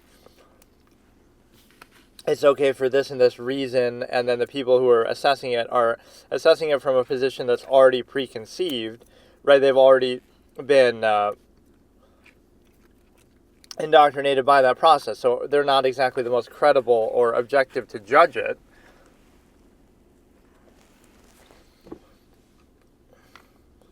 Especially from a young age. So what you get into is now, it's not a question of the state that you put them in, it's a question of what gives you the position or right to do that, to say, well, we're just going to take you from your natural state and indoctrinate you and stigmatize everything, fallacy, permission, etc., in youth, and then by the time you're old enough to finally question it or think for yourself or make that decision, we're going to ridicule that because you've been forced into it, they've been forced into it. So you not only deny them the initial chance to choose that, even when they finally would have the chance, you deny that too. So, and treat it as a false inherent contrivance response, which explains much sort of conflict in society, because it's a false framing of an absolute that, this contrivance response is absolute and inherent, but of course if it was, none of that would be necessary. So it's just that you're trying to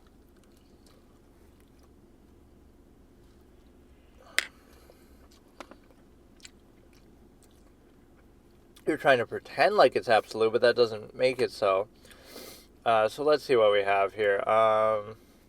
I'm taking a break from the Monk and the other series, and I reviewed the character points and everything, but now I totally forgot what they are. What I had reviewed up to, so episode 7. I kind of wanted to rewatch that too.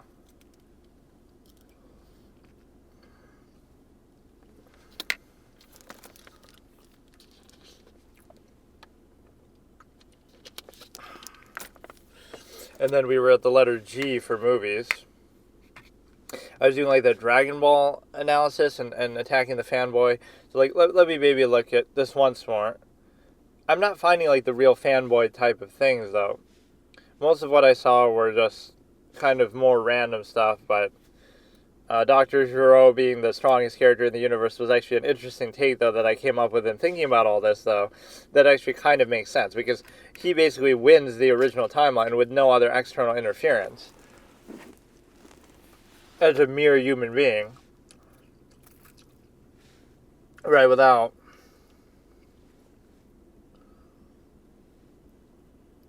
let me go from his oldest ones a little bit. When he started to do this. Most plot armor. I mean, to be fair, everybody sort of has plot armor, but just the Dragon Balls themselves are just a plot device to do whatever you want, but even then, it never is just like, okay, make him invincible, make Goku invincible because he's the good guy and whatever, like, you know he's going to be fine.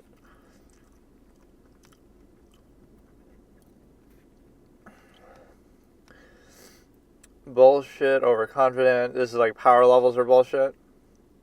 Which they are. Now, is he saying that?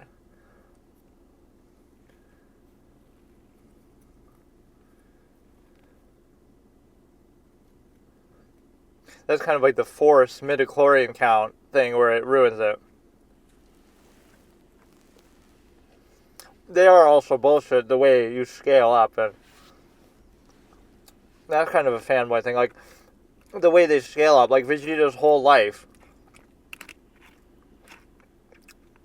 His whole life he trains. Goku gets to like a less than 1,000 power level. Vegeta gets to like 20,000, and all of a sudden now you jump from that to 1,000,000 to 10 million to 100, like just so quickly. It's supposed to mean something, and then it becomes totally artificial just because the story requires it. That's what they mean when they say it's BS. But he makes a good point in this sense, as far as like the midichlorian count in the Star Wars universe. Everyone was baffled by that, and I've always criticized that because that's the point. Like, in other words, the whole story is ruined once you know, oh, this character has more midichlorians than the other one, so he can never win in a fight against them. So you already know who the most powerful people are. Sure, it takes time to reach your potential with that, but like, once you know that, it already ruins everything. Right, because you know how powerful somebody can and can't be. With the midichlorian counts, it's one thing if Qui-Gon just has a vision, but the ability to test that kind of ruins it.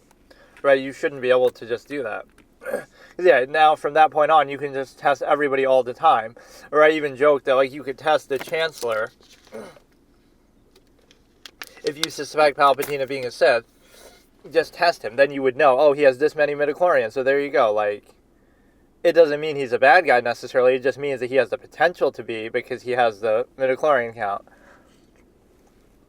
Yeah, it kind of ruins the suspense a bit, but they are BS, because even with Goku, you'd say, well, it's because he's been on Earth. But he's gotten Zenkai boost, he's been beat up by Piccolo, he's fighting beings that are stronger than typically humans, right, even up to that point. But he gets to a mere 750, then magically he jumps up to stronger than Nappa, he magically jumps up to, you know, so that's the bullshit part. Like, they are whatever they need to be, and it's totally inconsistent. And Vegeta's even more unforgivable, because he gets to like a 20,000 level in his whole life of training and everything, fighting in outer space, fighting, you know, stuff way stronger than on Earth and stuff like that. So it's not like he's holding back or always has it easy. But then he only gets to 20,000, which is good. But then all of a sudden, you know, everybody leapfrogs him just like, you know, Goku leapfrogs him just like that. How do you just do that when, you know, Vegeta has a head start?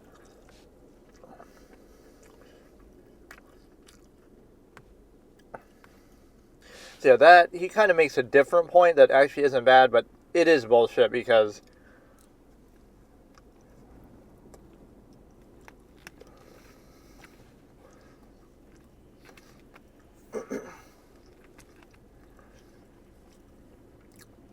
whenever a story introduces a device like that, then, you know, a plot device, like, then they write it out. It's them sort of realizing that they can't stay true to it. Like, oh, everything is just random and inconsistent. And so it's like, yeah, it sort of ruins the suspense, but it's also not even logical because it's just arbitrary. Whatever somebody needs to be is what they are, right? They'll just magically jump up if they have to.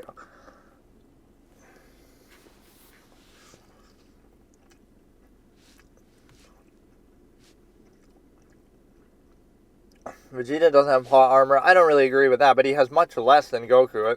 And sometimes what people mean by plot armor is like the power boost, like more so than, because all the characters die and they come back. So that part's consistent through all of them, but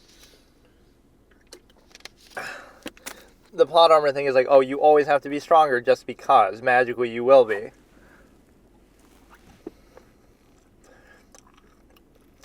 But at least Vegeta loses a lot of fights to random,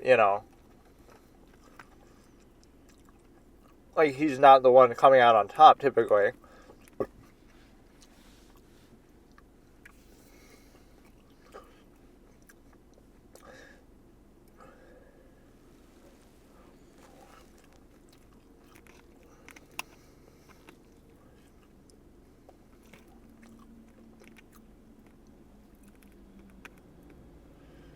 Isn't Kaioken itself plot armor, though?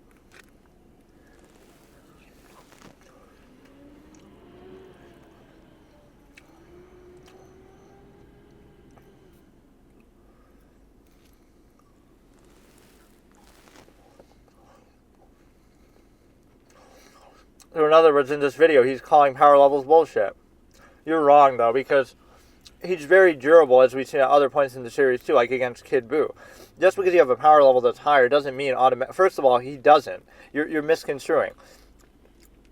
Vegeta having a 24,000 power level versus Kui at 18 is different than Goku not having. Goku's weaker than Vegeta. So just because you temporarily use Kaioken and temporarily do one attack that has a power level higher than your own, that's a little bit different than you just having a base power level.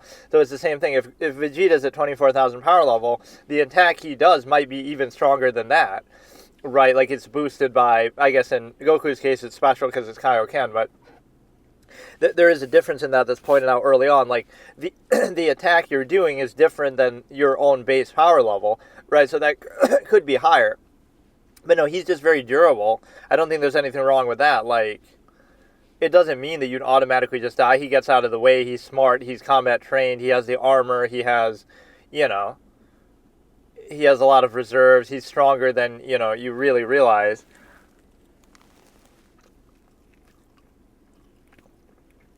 The whole irony is that's basically plot armor for Goku. That, you get this magical Kaioken thing that even though you're weaker than your opponent, you just magically get to subvert that. So no, I don't agree with this one at all.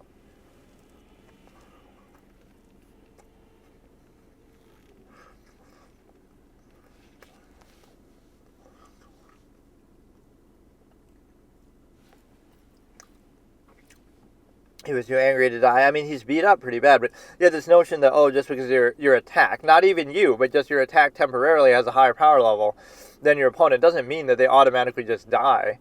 Saiyan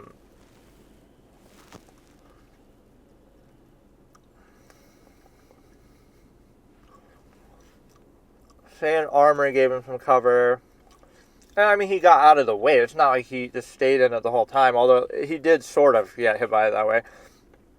Or, I mean, he kind of is in space, too, and I thought, he would die from suffocating in space. Weakest plot armor was banging Bulma. He hit by a Kaioken times 4, blasted by a Spirit Bomb. I don't know if that's plot armor, though. That's just the shock factor of, like, wow, you don't realize who you're dealing with. This is the strongest character in the series up to that point, where you don't know what it is. Like, he's just very durable and very strong, and he's stronger than everybody. And so the real plot armor is the other way, that all these techniques, like, you're weaker than your opponent, but you have a 4v1 fight, and you're weaker than your opponent, but, you have Kaioken, or you're weaker than your opponent, but you have Spirit Bomb, right? The similar feeling to Frieza, even though Frieza is way more powerful, even relatively at the time, but, like, Frieza survives the Spirit Bomb and survives all kind of other stuff, so I don't really consider that plot armor, because he's just durable. Like, that's actually kind of consistent, too. It's not plot armor when he's getting beat up by Kid Buu, because he's still losing the fight, but it doesn't mean you automatically just die. Although I sometimes argue that too, like, some of these fights go on too long, it's like you're weaker, so that should be it. It shouldn't be like, you're weaker by such a large margin, like, with, Tien and Semi-Perfect Cell, like, you shouldn't even be able to do that because you're so much weaker.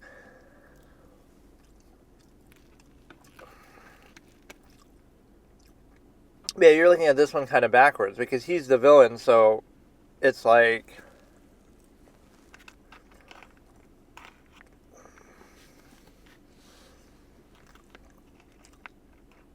Goku's getting protagonist treatment and all these kind of special abilities. So on one hand, Kaioken isn't just convenient, but no, it's a difference between your base power and a temporary attack that you're doing. Right, like who's to say the Galley Gun doesn't enhance his power level? Not as much as Kaioken, obviously, but the act of doing it is more powerful than he is by a little bit. So he might be a 20,000 level, and the Galley Gun is more like 22 or something. You know, who's to say that's not how it works when he's going all out and putting it all into one thing? Originally, he was going to die here. Toriyama got so much fan mail talking about, but how would that have happened? Like what? It just... The manga at that point ended, that part of it ended with him just getting blasted into space. All the sit-ups and juice. Reasonable to say Goku was pretty cooked by that point. His power level had gone down a bit. That's also a good point. But yeah, like you're getting a special treatment from Kaioken, but it doesn't mean that you're automatically strong enough to do that. To just kill somebody. I mean, a lot of attacks are like that in the series. I guess the difference is a lot of the villains like have regeneration capability.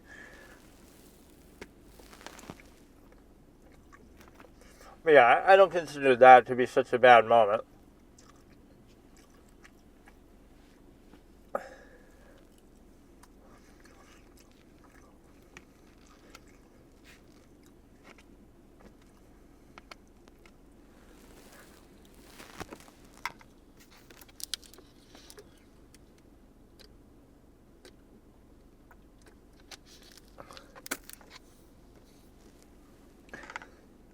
I love the one-sided framing, though. Like, it's not plot armor that Goku gets this convenient technique.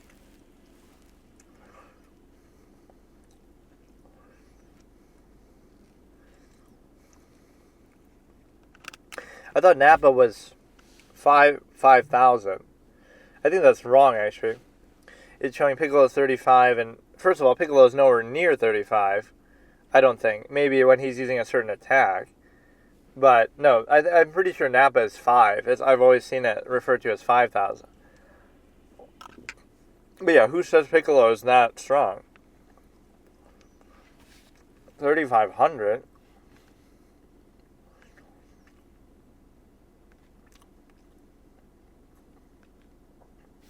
Let's look for one that to do with Star Wars. But no, not all of those are as bad as I thought, but there is like an apologist sense to it, like... You know, there'll be like these fan... Because you're kind of dug in. That guy's not objective because it's like, oh, you're making a channel all about this one subject, all about the Dragon Ball series. So, of course, you're not going to say, oh, yeah, this is just retcon BS. Or you might say it about one thing, but... Like, why is Windu lightsaber purple? This is my favorite one. If there's a channel that talks about it, it would be... Let's hear what he has to say. Oh, no, but this isn't like a Star Wars channel. Let's see how he explains it. Samuel L. Jackson wanted his lightsaber to be purple. Amazing. In the lore. But see, that's the lore being subject to the thing.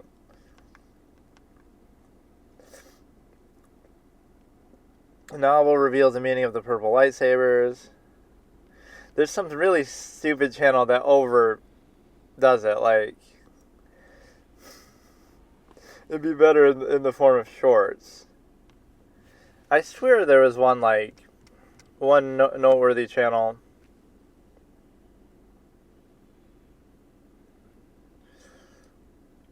Why was Mace Windu's lightsaber purple? Vader's order. Okay, Mace Windu had a purple lightsaber. Here's how. Oh, they're actually being honest, though, and showing the Samuel Jackson thing. People have come around. The real reason why Star Wars Insider.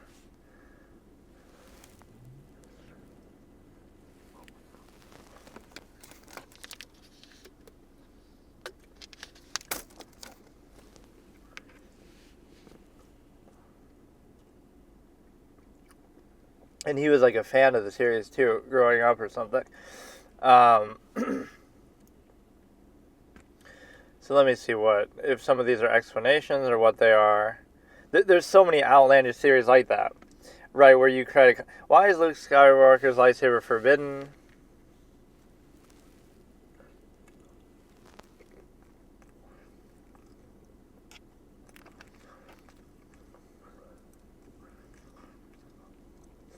Like, a lot of this, you might say, oh, it's in comics and it's in published material, but, like, based on watching the 6 movies, right, that should be a pretty good frame of reference.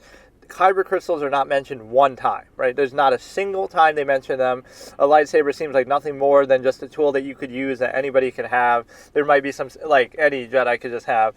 There's no, like, sentimental value to... There might be sentimental value, but, like, that's all it was. It's just, oh, it just lights up and anybody can just do it. Right, whereas here, oh, it's a ritualistic thing and you got to bleed the crystal and turn it red. I'm not saying that couldn't be true, but you would think if that was to be taken seriously, it would have been mentioned at least once. Or even like Ahsoka as a character, right? She doesn't exist. She's never mentioned once in this whole 3 movies that, oh, Anakin, are you going to train her later today? Or whatever the sequence...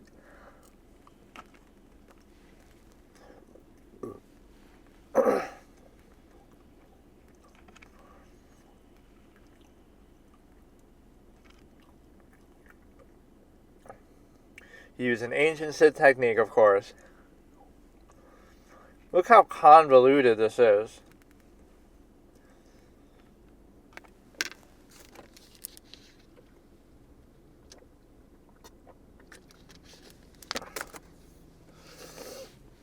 It's like, just think about when you're watching the movies or whatever. Did they really think of that? I swear there was one that explained the lightsaber. I want to see that one. Like, why is Windu's lightsaber purple? And there was one that tried to explain it in some other way.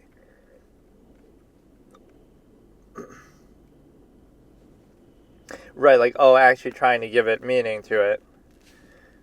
Like, oh no, the reason is because he uses both sides, light and dark, of the Force, and this and that. I thought it was because Samuel L. Jackson's favorite color was purple.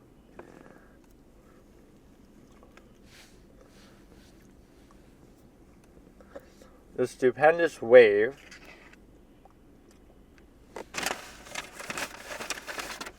And don't get me wrong, I can understand that you're trying to explain it in terms of the lore, right, but still, doesn't mean that was intended. Yellow.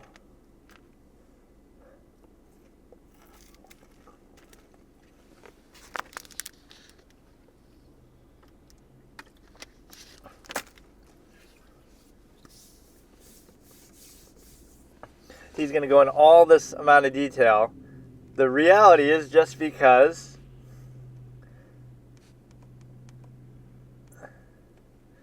I don't know what channel I'm thinking about. Is this maybe like Vader's Fortress or something?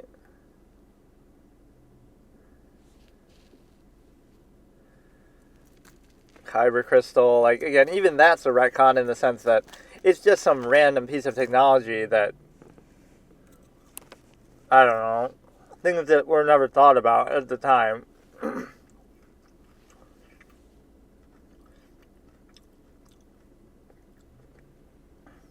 Let's look at some of this guy's stuff, like why Palpatine purposefully made Vader weaker. These are kind of longer. Why Palpatine purposefully made Darth Vader weaker, Star Wars explained by the stupendous wave, starting in 3, 2, 1. Vader was extremely powerful. Now, there's other lore that says Palpatine was disappointed at how weak he was after getting injured.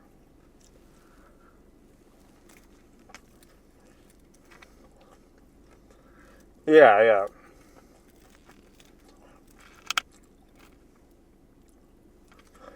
But the good way to explain that is there's not that many people that strong to come by. Like, he's still stronger than anybody else. See, this seems kind of dumb, too. There's no implication to really say that. Or why he couldn't just replace it himself.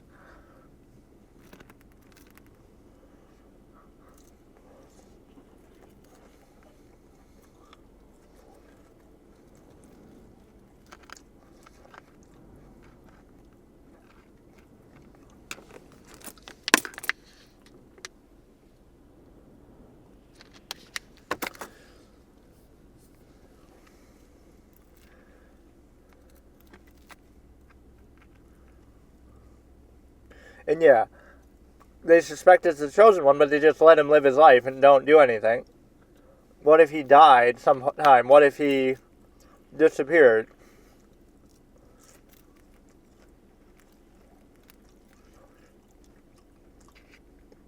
And they wouldn't do anything? They wouldn't kidnap him then?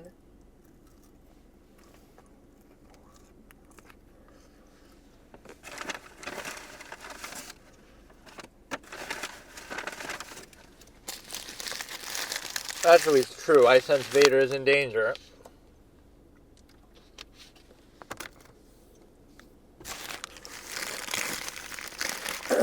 See, I looked at it more like he just did it to save his life, and that's good enough, and that makes him look good. But, okay, apparently it's a torture device. We never see any sign of that. You would think he's tortured just because he's so badly injured, period.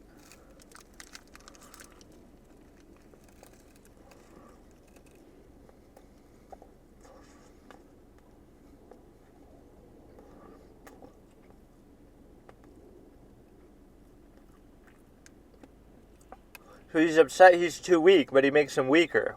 What sense does that make? And you don't think Vader would be mad about that and just stop doing it or make another suit somehow? It really doesn't seem consistent because Vader is treated really well by the Empire for the most part. In the first 3 movies, like, you can do whatever you want. We'll give you, you have your own planet, you have your own base. You couldn't just make your own suit? Like, why would you be forced to do that?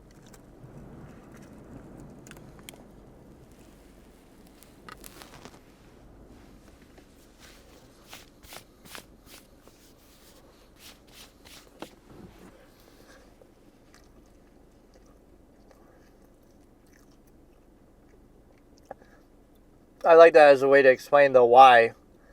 Why doesn't he move more fast, like in the original movies? Obi-Wan because he's older, but him because he's in the suit. It kind of limits his movement. So he might still be really powerful, but it limits his mobility. That would be a good way to try to explain the clunky fight in A New Hope. But also, I had like an RP line that I came up with too.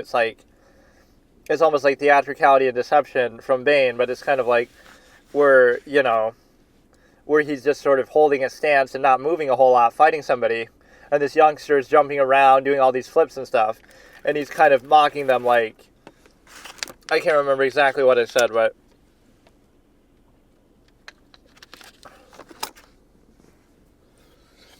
or yeah, if there's a prophecy that, some Jedi's going to do it, why not just get rid of Vader and you'll still win? You'll still beat everybody else, so why even keep him around if there's a chance of that? This is so convoluted, though. But no, my point is that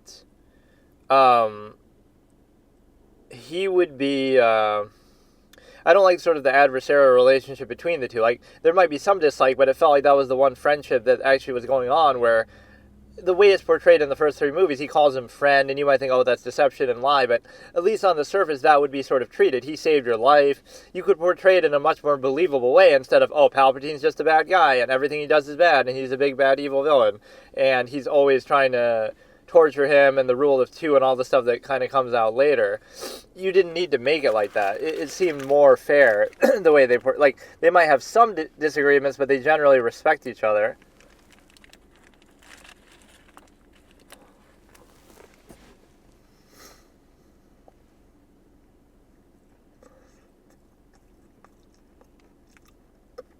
There's never any implication that he's uncomfortable in the suit either. Like, you never see any sign of that. It's basically not true according to the first 3 movies. There's no way to suggest that.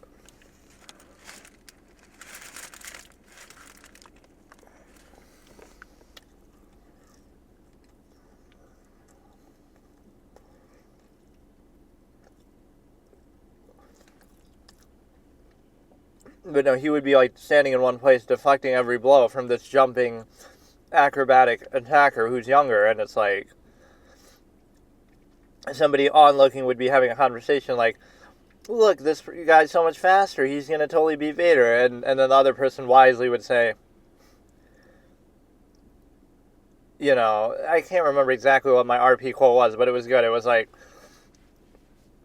more that he has no need of theatrics, right?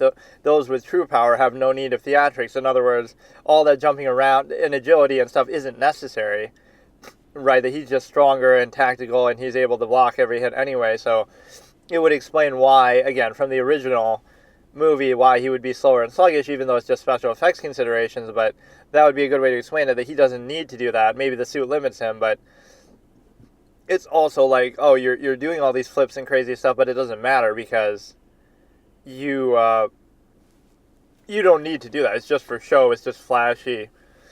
Right, he's direct and to the point. Those with true power have no need of theatrics, something like that.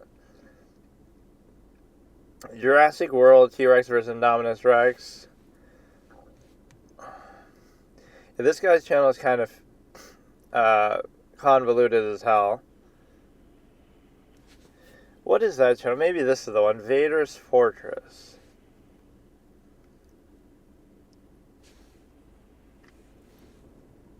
Yeah, there's so much retconning and so much shilling sort of for the lore in a way that pisses me off because Vader's Fortress 2...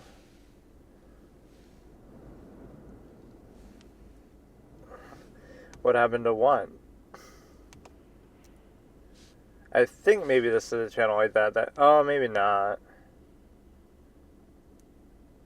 I can't really find what... It's like a channel that has a bunch of apologist videos.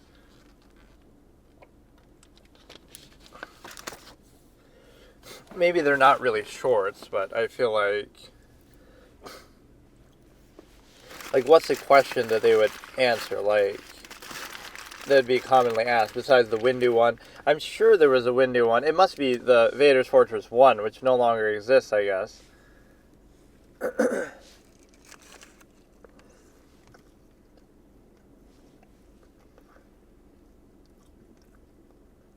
Oh no, I found it. Okay, short. Let's look at his shorts.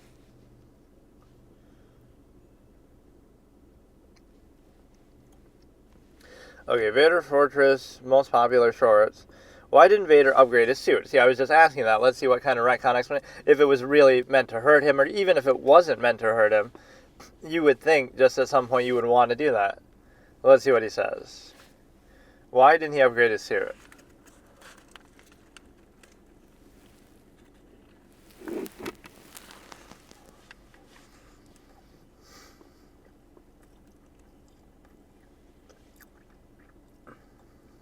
So he had the chance to do it too.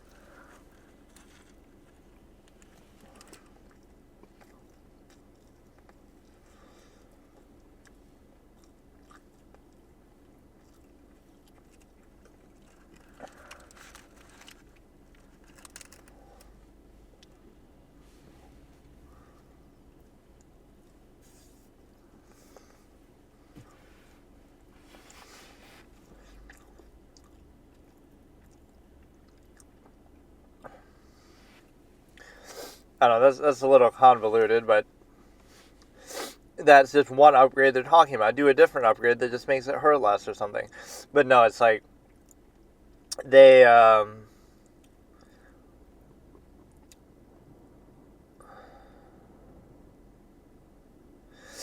the whole thing is like use your feelings and stuff is meant to be what the Sith do, so I guess the pain aspect makes a little bit of sense there.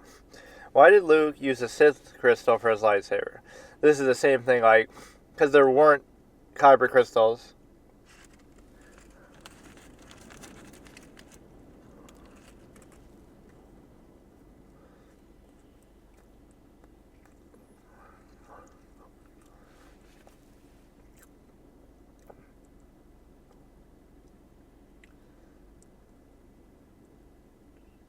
Yeah, why would Kenobi know or tell him to use a Sith technique anyway?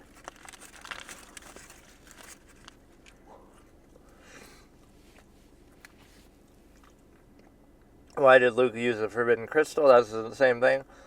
What happened to the girl who hit on Darth Vader? Let's see this one.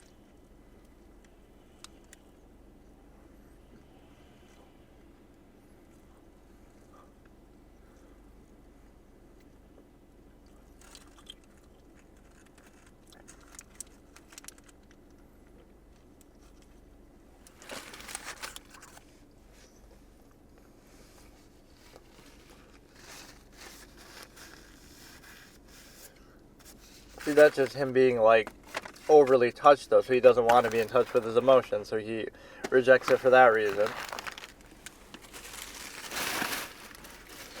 Stuff like that is okay because it's not really retcon, but I can almost guarantee you Lucas didn't think of that originally. Like, none of this is really, originally presented or...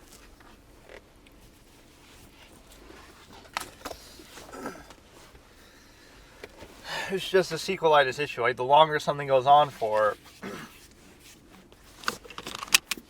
the more kind of random BS you have to come up with just to keep people interested.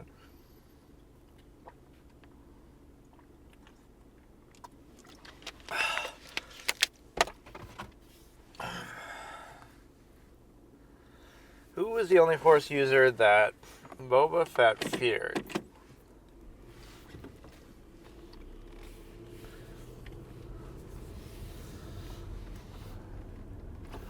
What about Han Solo, best bounty hunter?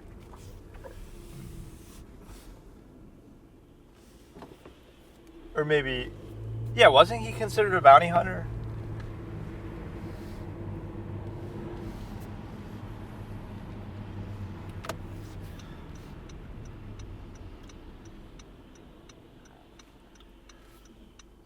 Oh yeah, that was Luke's original intended name was Luke Starkiller.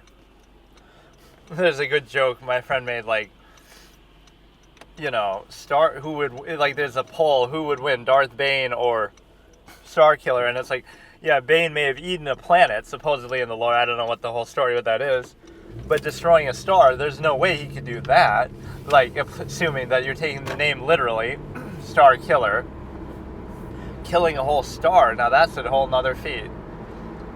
Yeah, that's literally... To destroy a planet is insignificant next to the power of the Force, but Darth Bane has it both ways. He also destroys a planet, apparently. I don't know how exactly, or that seems to make him more powerful than most Sith, because could Palpatine just do that if he wanted? Just destroy a planet? Like, it doesn't, as powerful as these characters seem to be, like, even in the original trilogy, it doesn't seem like that big of a deal. Like, and the way that the Emperor dies, I always take issue with. Like, there's so many contradictions with it. All it took was for his back to be turned and him fighting somebody else, and Vader could just pick him up and throw him. And he apparently breaks his back, I guess, but it just looks kind of clunky. Like, oh, that's all it is, and then he walks so far with him, and like, that's all it would have taken all those years just to defeat what is supposed to be such a strong Force user and everything. But it makes him seem kind of weak. Like, sure, he's distracted by Luke, but Luke should be maybe fighting back a bit more, or... Vader with one hand can just pick him up and just take him and throw him, and that's it. Like, so an injured Vader can do that. So what could a full-strength Vader do, even if they were... There's like some theory that, oh, well, Palpatine could detect if he was planning to attack him, and in this case, oh, he couldn't detect it because it was out of love or something stupid like that, but... There's like a game theory sensibility to some of these scenes that you could just do a little better. Luke should be putting up a bit more of a fight, right? A little bit. He's walking with the saber. He's doing something instead of just completely on the ground doing nothing. Then Vader comes in, and so together they're kind of both fighting him at once, and so that would occupy, and that would make a little more sense. Instead of just you're showing it very one-sided, that basically you could say his attention is focused on Luke, but it doesn't matter because, I don't know, he's not really doing anything, so it's not like he has to be, right? It'd be one thing if, okay, Luke was deflecting the lightning and they're having like a bit of a fight with that, or he's blocking it a little bit, right? So they're having a bit of a struggle. It's not a struggle, it's just one-sided.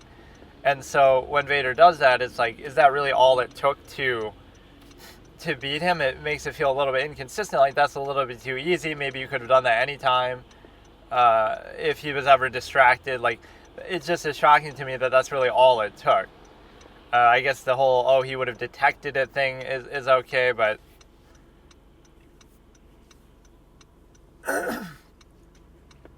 yeah, there'd be a lot of questions like, why didn't they use this power then? Why didn't they use Force Speed or Force Heal or Force, this or that?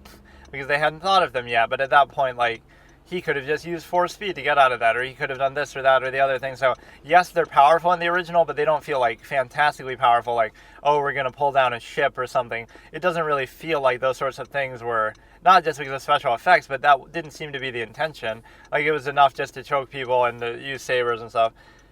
And there's another scene that I did like a sort of an edit theory on, like how it should be, right? Like, this is such a good game theory alternative to what we have, and that is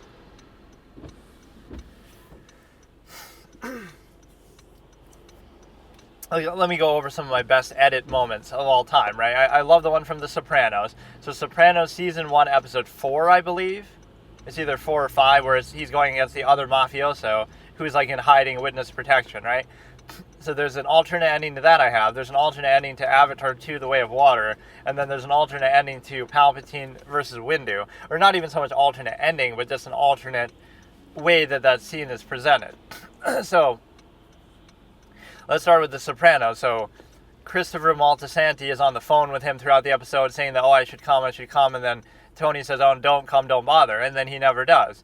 But why not set that up as a game theory explanation? Because they build this guy up, the mafioso who's like in witness protection and who took out like 13 of them, which I assume when he's saying took out 13, I mean like kill them, not just like put them away. But I guess that would be part of the reason why you're in witness protection, so maybe I'm wrong. But either way, they build him up to be very capable.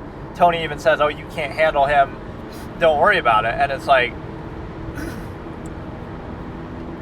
you know, so that scene would be at the end. Instead of Tony's big fat ass just sneaking up on this guy and somehow getting him randomly, even though he's been built up to be such a capable character, like, he was stalking him outside the hotel and he was very impressive, right? Instead of that, you have a situation where Tony tries to do that. He thinks he has him, but then he gets tricked somehow, like, the door is open and Tony thinks, oh, that means he's there. And then it was actually a trick, right, by the guy, and he has him now held at gunpoint. And now Tony's like, you know, realizing, yeah, you know what, this guy was too capable, like I said. And he even rubs it in his face. I already had the chance to kill you at the hotel, and I chose not to out of mercy, just like you could have maybe killed me at my house, the way that he catches up to him there. So let's call that even, and then just, you know, you basically...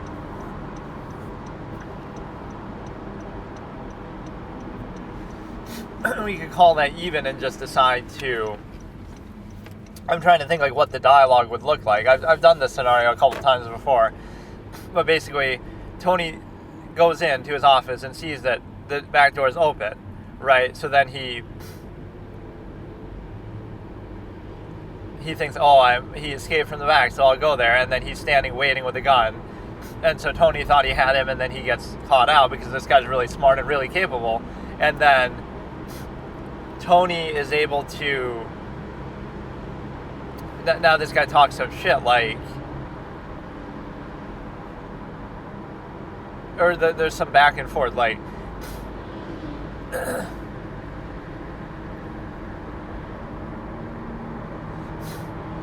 I can see how you took out so many of our guys, and then the other guy's getting mad, like...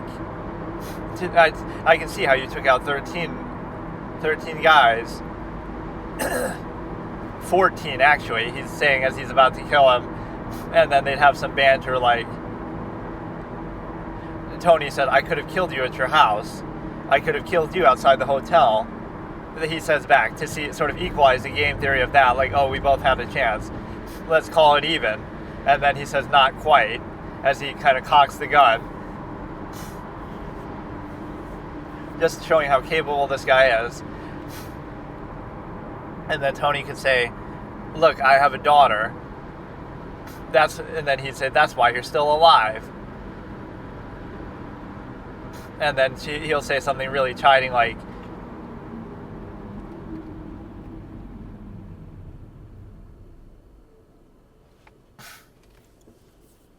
she'll be just fine living off all your blood money or something like that, just mocking him being part of the mob. And then Tony could just quip, like, things aren't so hot these days, like, business isn't doing so good.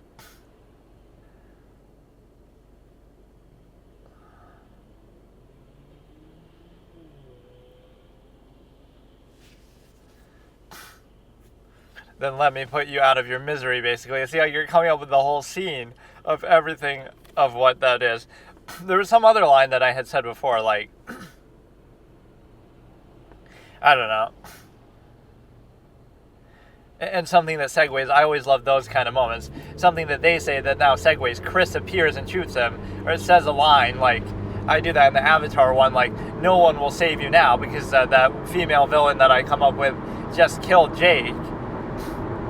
No one is going to save you now. And then the son comes and says, I will, and gets her from behind. So, what would I say here? Like, I'll put you out of your misery.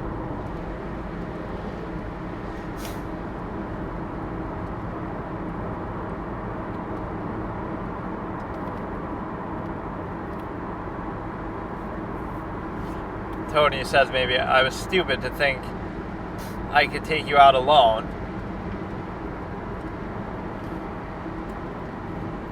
Maybe. And then you're really building this guy up because he was a really good villain, and the way he dies is incredibly disappointing. And the outcome is basically the same. Right, he'll still kill this guy, but Chris would come up all the way, it would develop their bond, it would be a game theory moment that, like, you needed a little extra help to beat this guy. So it helps build up both sides, that Tony did his best, but this guy's just too good, and Chris comes up and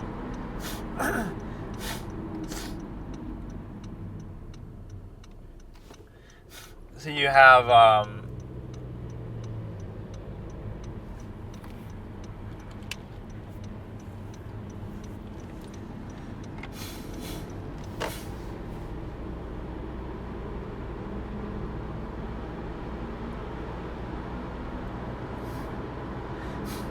don't worry, you'll, like, I was stupid if you, it was stupid of me to try to get you alone. And then the guy says, don't worry, you'll be joining your friends soon. But I can't think of a good bridge line to see how epic that would be, though. That's so much better. Again, it's not that I'm criticizing the episode or the show, but I'm saying that it just makes it so much more satisfying. And even if you say, oh, like, cliche aspect, but it's stupid that he just sneaks up on him and kills him anyway. Like, there's nothing really novel about that.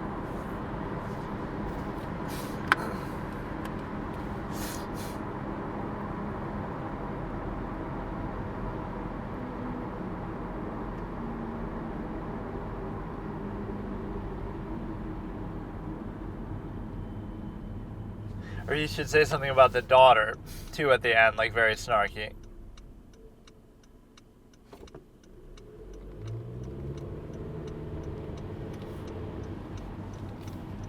I don't know if there's supposed to be some subliminal implication that Meadow and Chris will end up together, but I think Chris is much older, so that kind of doesn't make sense. Let me think of the final line here. It's like, you would have,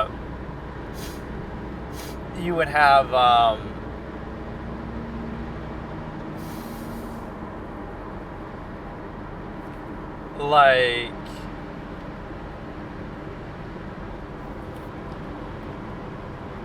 I can't think of it. I had a line before when I talked about this originally. Like, just one more line to segue.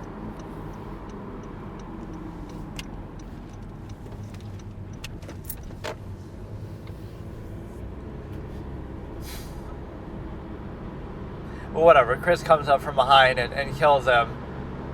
And saves Tony. Right, that he took a flight despite him telling him not to. It was set up pretty well because they keep having that conversation over the phone. Right, so you would kind of forget about it, but then you'd be like, oh shit, so he really did come anyway. Let me try to think of that final line. Basically just,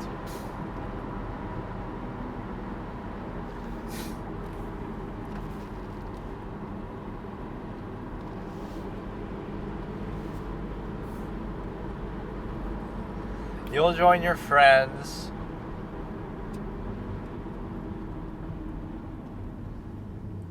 He could say something really sick, like, your daughter won't be lonely, but he's not that kind of character. It doesn't seem like that he would want to, you know, whatever, insinuate something like that. It's just more like,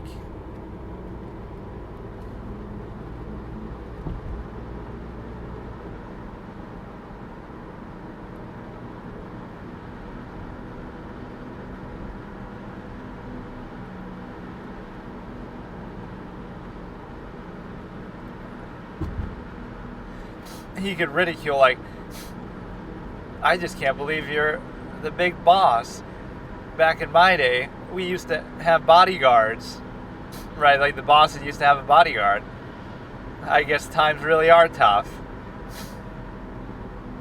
Can't afford one. And then Chris comes up from behind.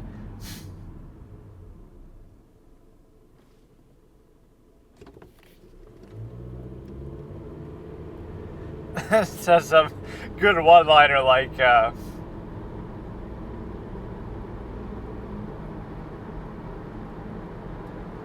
don't know, like, I'm not picky, or like I don't know, like I somehow don't ask for too much. Okay, so that was the Sopranos scenario, and I like that a lot. Right, back in those days, at least, you guys had bodyguards, like as if to imply it would have been more difficult, right? Like, oh, this was too easy. You didn't even have a bodyguard for those 13, or at least implying when it's a boss, the bosses would have bodyguards. At least, what, you can't afford one? Is business really that bad? And then Chris appears, I'm cheap, and then you shoot.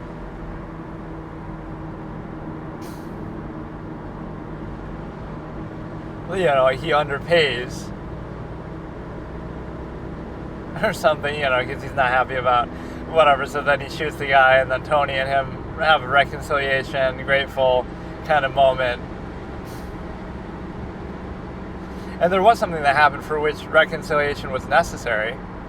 Or I guess that maybe happens after, when he's mad about him over the Junior thing. When he says, go kill Junior, when Tony has the big character point plus moment. I can't remember which comes first. I think that comes after. That's when he hands over the reins to Junior. Which, yeah, that was a golden character point plus moment, but then it comes back to bite him that Junior isn't just a figurehead, he's gonna fucking kill you too. So, let me look at a few of these. Oh no, let me do my other two scenarios though. The Palpatine fight with Windu, and then the other one with Avatar 2, basically a female villain with a coffee cup or somebody like that, who used to work with Quaritch or for Quaritch or train under Quaritch or whatever, right, to make that connection instead of just recycling Quaritch. But Quaritch is actually dead and everything like that, and then she's like a more strategic type and less of a fighter, but she sort of is very smart and plans everything out, and just is able to basically corner everybody and kills Jake very ruthlessly and says no goodbyes when she kills him, right? He's about to say something to show like she just does it without any hesitation or plot armor type BS. Jake's just there and she just kills him. Just no hesitation, no goodbyes, that's it. Then she also corners the wife, who's all distraught about losing Jake, and then she's crying and she has her sort of pinned down and at gunpoint, etc., and somehow like tranquilized or whatever. Just something that makes it convincing that this non-combat oriented human, who's just very smart and strategic, has her sort of pinned and planned in such a way that, like, you stupid animals, aren't on the human level. You're just inferior. This is just Darwinism at work. I gave a whole speech like that. And then, this is evolution. The weak die out. You people are just too stupid to understand. And so, and she's sort of taking revenge for Quaritch, obviously, in that way. You could make that as a tie-in still if you want that to be alive, but then you have, she's about to kill Naturi and she's kind of crying and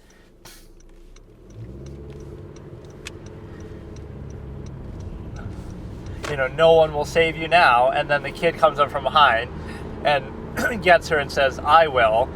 And that's a great passing of the torch moment because Jake is dying or dead, actually dead because no goodbyes. And so it's like, it's a very strong moment because that's kind of the theme of the movie, in my opinion, or what the point would have been for me, is you've seen Jake for 2 movies, and that might not seem like enough, but it would have been perfect, actually, because you're passing the torch to the next kid, and saying, okay, now you're going to take care of the family. He's going to protect you now when Jake is gone. That would have been an amazing way to set that up in a belongs roman kind of story, whatever you want to call it. Like, it would have been perfect. So now going into the third movie, you have him to look forward to as he's growing up. I love that ending so much more than what they did. Instead of having one of the kids die, or you could have him die too, but you didn't need to.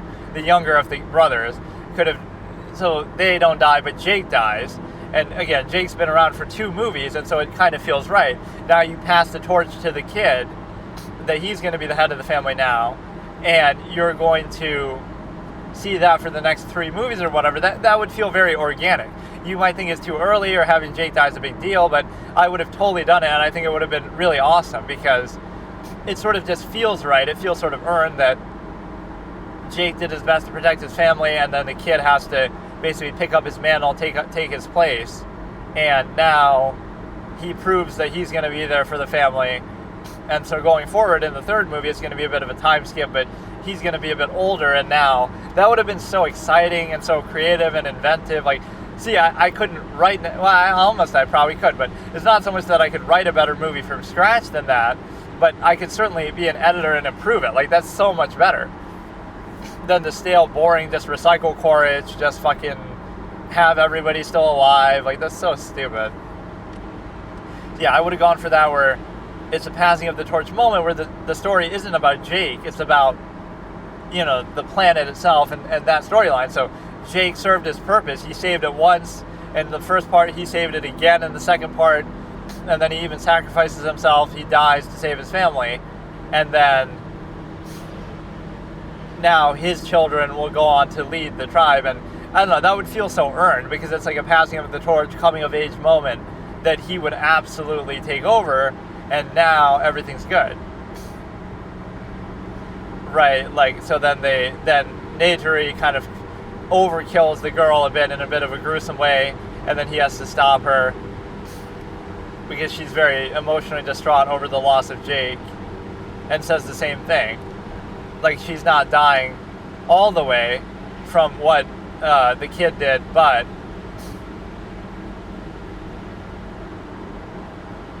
then she's trying to reach for her walkie-talkie, and Neytiri smacks it out of her hand and says the same thing back, no goodbyes, and then kills her, and then keeps stabbing her even when she's dead, as brutally as, kind of an extreme moment, but to show how mad she is about losing Jake. And then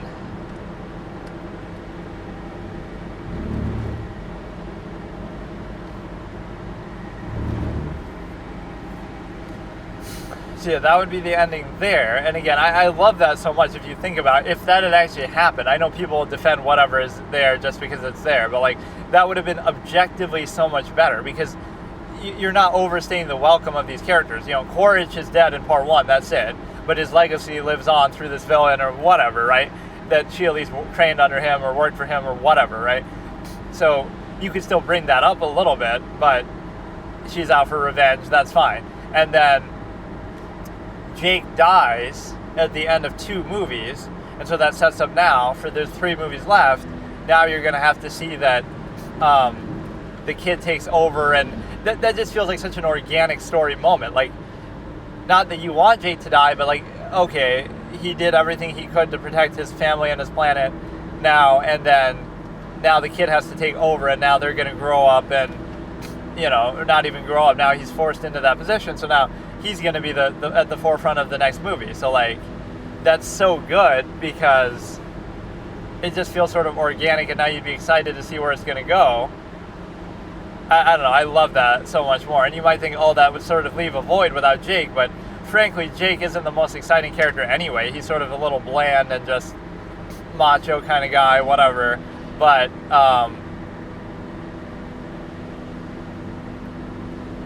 yeah, now it fixates on Neytiri trying to take care of the family, on the kids trying to be the men of the house, sort of, and now they'll deal with the Fire Clan or whatever shit that they have going on in the next movies. And you got Kiri with the thing, the powers and stuff. And so you're in a position where she's going to keep working on that, and you'll have to make the best of what you have now going forward, and there could be a bit of a time skip before part 3, but they sort of played it safe and too cautious. I really think that's an amazing ending, that Jake dies, he does something heroic to save his family, but then he gets killed by this girl ruthlessly, the female villain, and then you have that the kid comes to save you, and then I can't imagine, like, what if that had actually happened? Like, wouldn't that be so much better? It would have been so much more exciting, so much more fresh, so much more organic. And it feels earned. It's not like, oh, we just have characters die all the time. That's exciting. No, it's like, that would be only in the, he's been there for 2 whole movies as the main character. Like, that's enough in such a long, ambitious sort of series that, that feels like enough. You've had him for 2 movies, now you move on, and the kid has to take over, and that's kind of what the whole movie is about, that you're setting up for that, because you're introducing these kids as characters, so that seems like the perfect way to sort of pass the torch and see, like, we have to live up to this, and we have to take over for him, and be the man of the family and stuff. So I find that very telling, because I like it.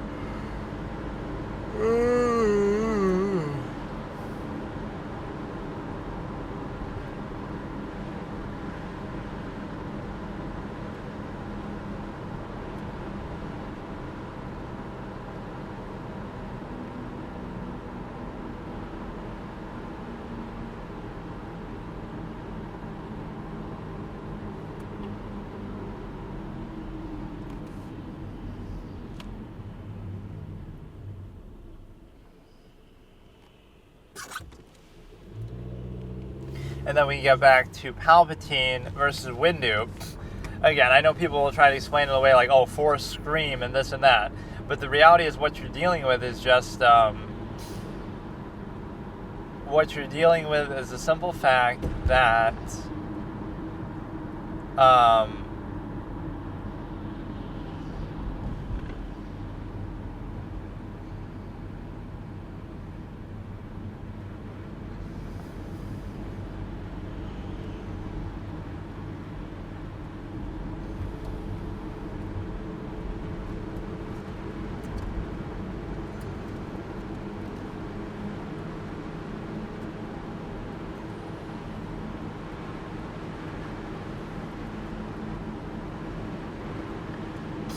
that, again, the Windu comes in with like 3 other Jedi Masters. I forget exactly who they are.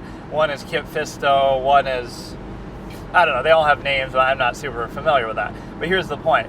They'll say, oh, it's because of the Force Scream that everybody was thrown off. But here's a better way to write it. Instead of Palpatine just Force Screaming, apparently, or whatever, and then just killing 3 of them with ease, and then fighting Windu in a 1v1 and then losing, why not qualify it in game theory a bit to say, well, the outcome will still be the same. Palpatine still loses to Windu, but you make it seem a little more noteworthy and believable. And the reason why is like, okay, Palpatine is strong enough to beat Windu 1v1, but his energy is expended and his effort on the other 3, so then he's in a clearly weakened state. So what he would do is he would start the fight, instead of just a Force Scream, I mean, he could do it to startle them for a second, but then he would use like a bolt of lightning and like a lot of his energy to knock Windu back. So now Windu's on the ground and, caught off guard by how strong of a bolt of lightning and everything that he got. So Windu is incapacitated with a great deal of Palpatine's strength for a second. Then he goes 1v1 or 1v3, and with some amount of difficulty still is able to win that 1v3, right?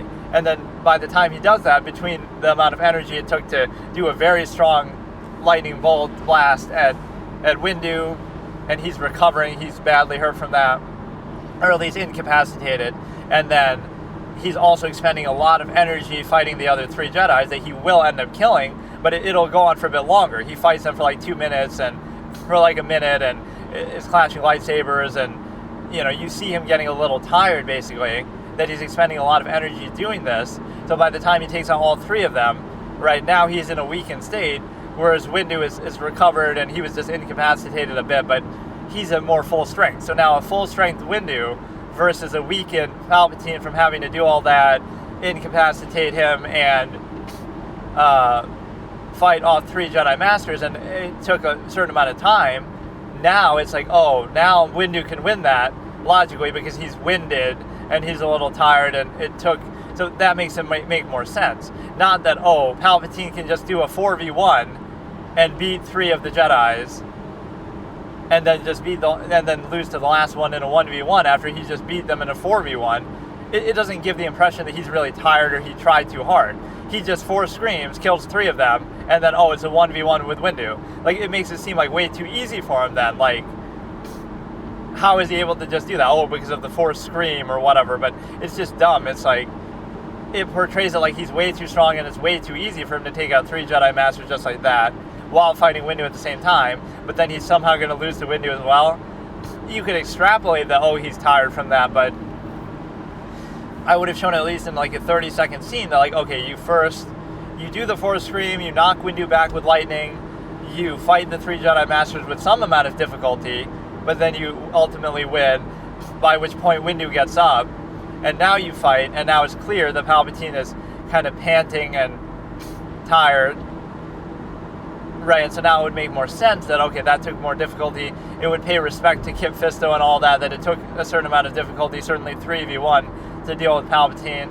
And then it would also take respect to Windu that, you know, Windu can win a 1v1, but it wouldn't be possible without that taking a bit more out of him, energy out of him. So you don't really see that with Force users that much, them like really getting tired. Even at the end of a fight, like, oh, I have the high ground, it doesn't seem like Anakin or Obi-Wan are really tired. They're just kind of chilling. Right, like, they seem okay. So that's one thing I don't really see reflected in that. I'm sure they do, but that's just not something they portray very well. Right, a character really panting or tired or limited power because of it. So yeah, again, I would show it. He uses a substantial amount of energy to knock Windu back, incapacitate him for a little bit, while he fights with great difficulty against the 3 Jedis and is able to beat them, but then Windu gets up and now finishes the job in the same sort of fight that you would have. And the reason why that works so well is because now it pays respect to all elements, that it doesn't make it seem like Windu just beats Palpatine in a 1v1. It doesn't make it seem like Palpatine so easily beats the other 3 Jedis while also fighting Windu. It doesn't make it seem like he's just completely fresh and it didn't take much out of him to do that, right? Because he was just kind of... It happened so quickly that it doesn't pay much respect to Kit Fisto or to anybody, right? It's just sort of, oh, it's just that easy, so then what's the big deal? When these are supposed to be Jedi Masters. Like, yes, Palpatine is more powerful, but not that much more powerful. Like, that's stupid the way they show it. So I would have shown that a little bit longer of a scene, and I would have shown it with him being incapacitated and somebody else being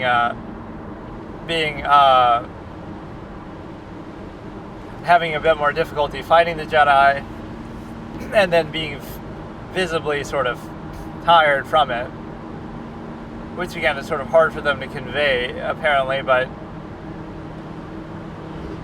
let's try to look at some of these fanboy things too. So this is Vader's fortress, and you're able to look at were there any Sith that used their powers for good, I guess?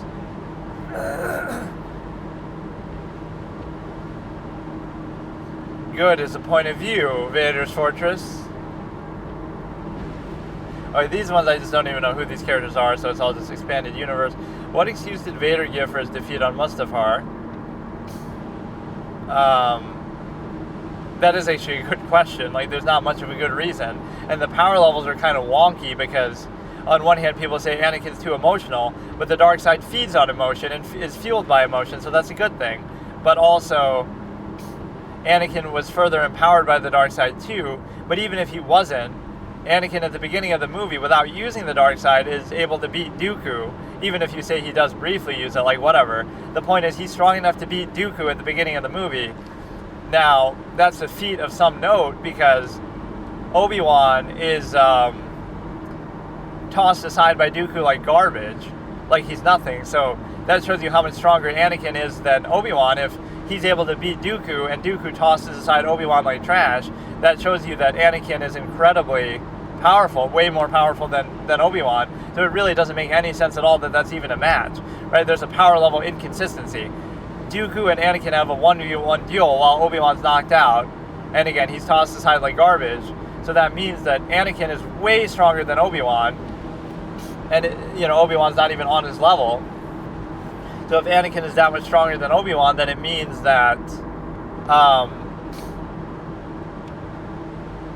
that would be not much of a match at all, and that's even before he's empowered further by the dark side, unless you say somehow the dark side makes him weaker, which doesn't really make sense why it would, even the emotional state. So there is a power level discrepancy.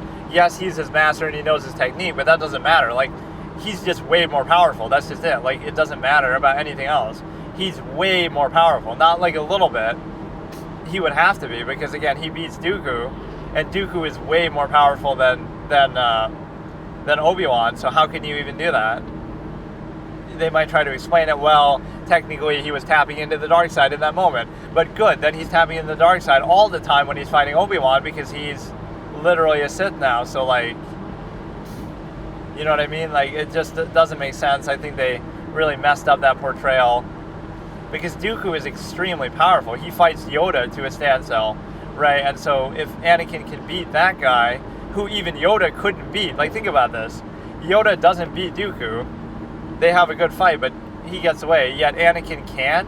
So I'm not saying that Anakin's stronger than Yoda, but in that moment, I guess he apparently is, because how else would he have been able to do that? Or you could say it's all part of their plan, but for him to get his arms cut off, I don't know about that. Dooku seems genuinely surprised, so regardless of what the plan is, it's still... Anakin is stronger than Dooku, or at least on his level, to be able to do that. Like, he's not just letting him win, I'm sure, and let him cut his arms off and stuff. So he was actually surprised. You could say he's going easy on him, though, I'll give you that. But even then, like, the power level discrepancy is immense between Anakin and Obi-Wan. There's no question about it. There's probably another feat that you could show to show that. Like, Obi-Wan's actually kind of weak in the context of the story. Like, he's struggling to beat General Grievous. Meanwhile, Anakin's beating Dooku, and he's able to fight, it just seems like a mismatch. Something doesn't seem right about that. He beat somebody that even Yoda couldn't beat, and yet, again, you can try to talk about the circumstance, but he ultimately still did it. Like, again, you could say Dooku's going easy, but I'm sure his plan wasn't to lose to Anakin, so either way, he surprised him. And so, yeah, it just doesn't make sense. And think about it that way, too. Why would Palpatine say that or do that? Like, he says, I'm replacing Dooku with Anakin, one far younger and more powerful. So you get confirmation right there. Why would Palpatine say Vader is stronger than Dooku if he's not stronger than Dooku? So he is stronger than Dooku. Not that he will be stronger. He says he will be stronger than me and Yoda. Darth Vader will become more powerful than either of us. But when it's to do with Dooku, he says, I have a new apprentice, one far younger and more powerful. So, like, he's confirming it right there that he's more powerful than Dooku. Which, remember, Dooku absolutely clapped Obi-Wan's ass every time they faced, so it makes no sense, right? Anakin is way stronger than Obi-Wan and would easily destroy him, and that's all there is to it. It just doesn't make sense. You can talk about, but he's his master, so he knows his technique, or you can, but it wouldn't make that much of a difference. Or, he's emotional, but that would feed into the dark side all the more. Or, whatever the explanation, nothing really justifies that. So what excuse did Vader give for his defeat? Plot armor? Like, even the high ground, I always bitch about, like, the concept of the high ground sort of contradicts itself. The fact that Darth Maul has the high ground against Obi-Wan, so if it mattered that much, then, Darth Maul's already stronger than Obi-Wan at that point, obviously, because he just beat Qui-Gon, and he also is, he's way stronger than Obi-Wan. And so it's a situation where,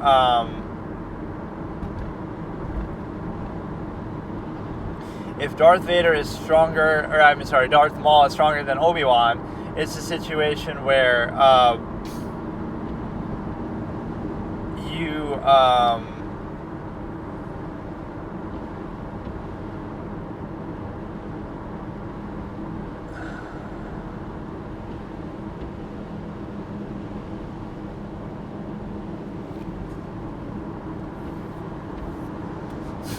he's already stronger, and he has the high ground, and you don't have a weapon, but yet you're magically able to Deus Ex Machina, jump up above the high ground, and then get the saber, and like Qui-Gon should have at least tossed it to him or something, some little game theory help surprise.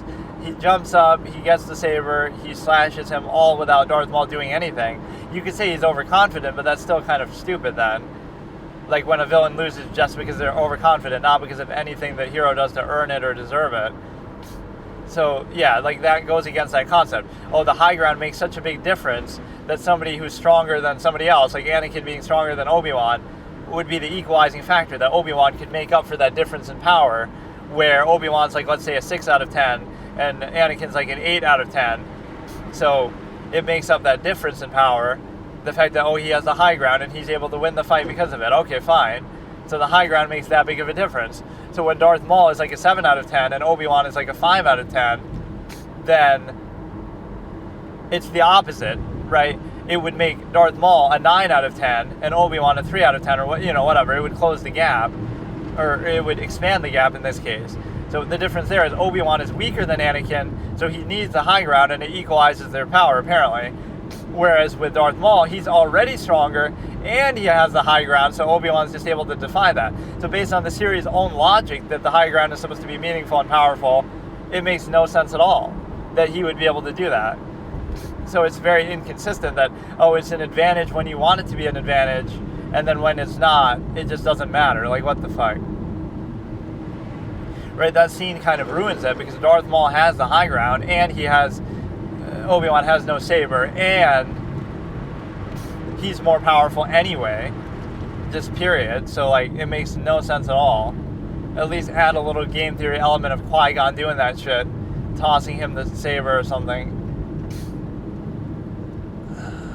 So yeah, we'll look at some of these apologist Star Wars takes now on top of the Dragon Ball ones. I do like this as a form of content, just sort of triggering overly defensive fanboy communities or whatever, which, again, that guy wasn't too bad, but I'm sure he has some in there where you're trying to explain stuff away, like, I don't know, you're trying to give like a retcon explanation. You can't just acknowledge like this part of the story is stupid or just BS. Like Super itself is just retcon BS, even without having seen it, because like the story was never meant to go on this long. Even Dragon Ball Z, you could say, is like that, where none of this was intended by Toriyama, but even if it's okay to do that, it's a case where it's okay to at least point out that it's not exactly the most cohesive, so there's going to be a lot of plot holes, because even the creator didn't think of all that ahead of time, right? They're just kind of going along with it because it's so popular.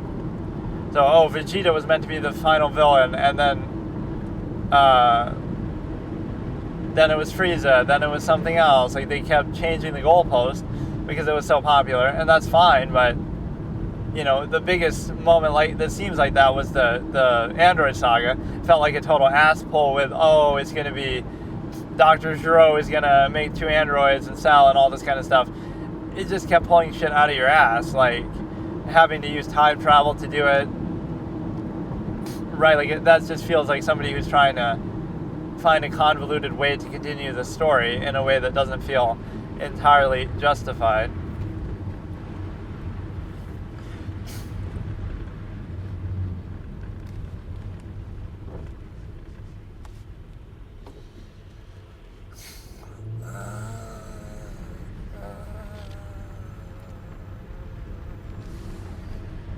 So let's see, what excuse did Vader give? Prevents Anakin from reaching his full potential.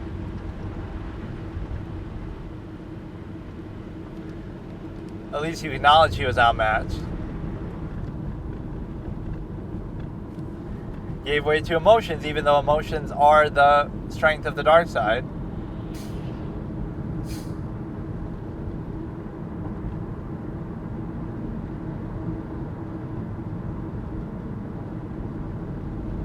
I mean, you just beat Dooku, though, and that was even in Palpatine's judgment. Like, oh, Anakin's not as strong as Dooku, and Dooku's just... He only beats Dooku because... You could say it's for his potential, but even in the short term, Palpatine says that, like, oh, he's already stronger. And so it's a situation where... why would Palpatine want to replace Dooku with Anakin if Anakin wasn't stronger than him, or at least close to it, or on the cusp of potential and everything, right? Why would Dooku do that? Or why would Palpatine replace Dooku? So doesn't that confirm right there that Anakin must be as powerful or even more powerful than Dooku? And meaning that he's way more powerful than Obi-Wan, as if he wasn't already more powerful, but like way more powerful now.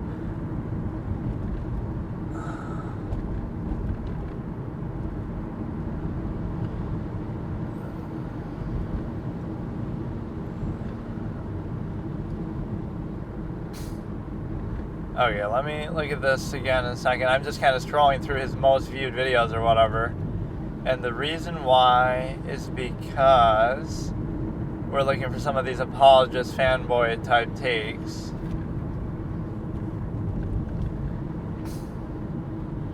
Regular guns to beat Jedi. Bullets are more effective than blasters. You would think they could be absorbed by them, though.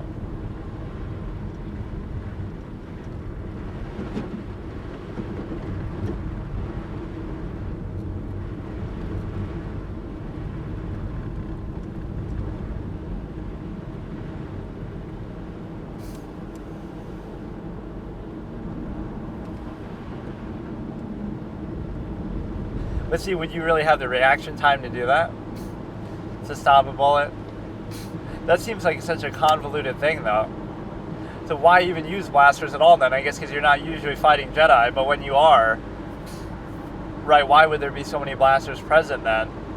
You would assume that it would have the same effect, like, not that you could deflect it, but that you could absorb it. Like, I picture the bullet going into the saber, being held in front and melting into it. But apparently it passes through it, which is kind of weird. And then, I don't know, that seems kind of dumb. So all it would take is a bullet to beat a Jedi, like a sniper or something. They couldn't do anything, they could sense it, they could kind of do this technique, but that seems kind of like an unnecessary thing. I would have just imagined that they could deflect it, or that they could absorb it, sort of melt it into the saber.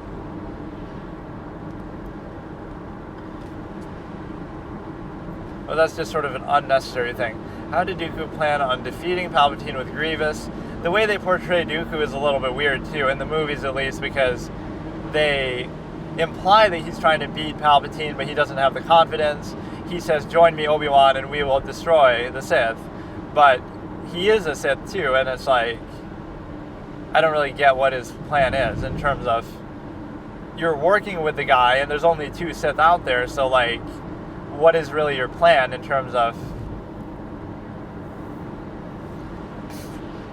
I'm not saying you could beat him 1v1, but would recruiting Obi-Wan really make that much of a difference when, I don't know, like, and he stayed so loyal and he's doing so many things in Palpatine's favor that you're helping advance his agenda, but it's just a cover, but for what? Like, I don't know, I kind of don't see the value of it. Right, when you're working as his right hand and doing so many negative things that are benefiting him, then, oh no, but it's all just to try to beat him one day, but I don't know, it just, maybe he wouldn't have been so successful if you didn't help him in the first place that much.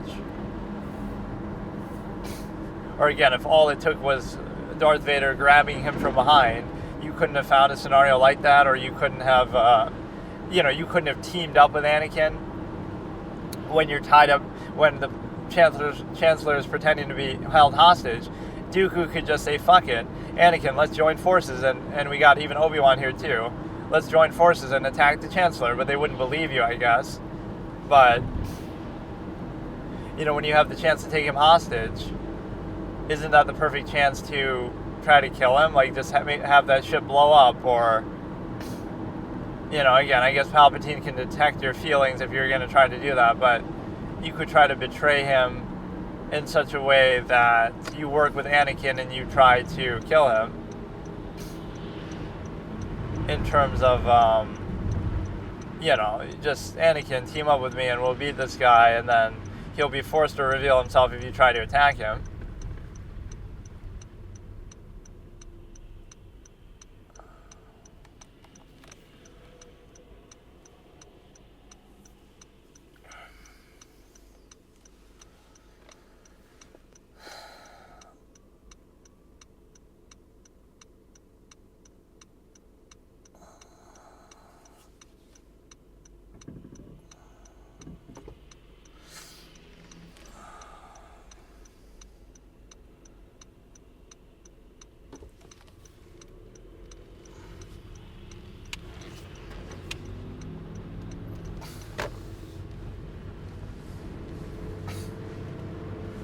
So yeah, let's see. How did Dooku plan to beat Palpatine with Grievous? And I guess Grievous breaks the rule of two. That he's not a Sith, but...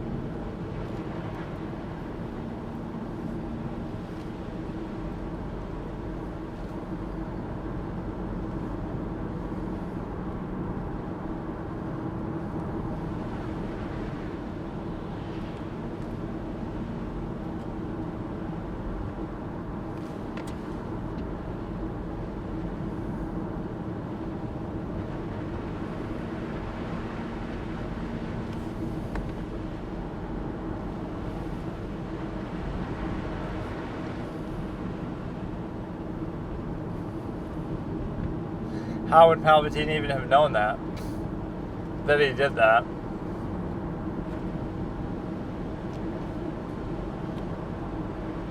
Yeah, why didn't he have Sith eyes, even though the Sith eyes are kind of arbitrary because you sort of see not everybody always has that, or even Palpatine's able to hide his.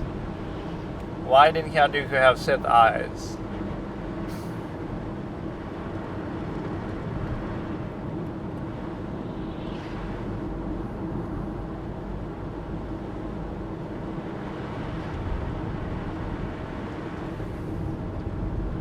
Yeah, Palpatine is kind of the same thing.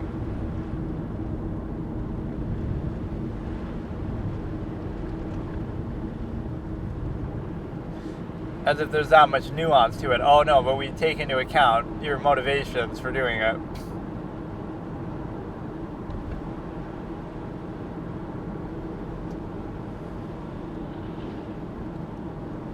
Even though Yoda credits the dark side for why he's as strong as him, basically.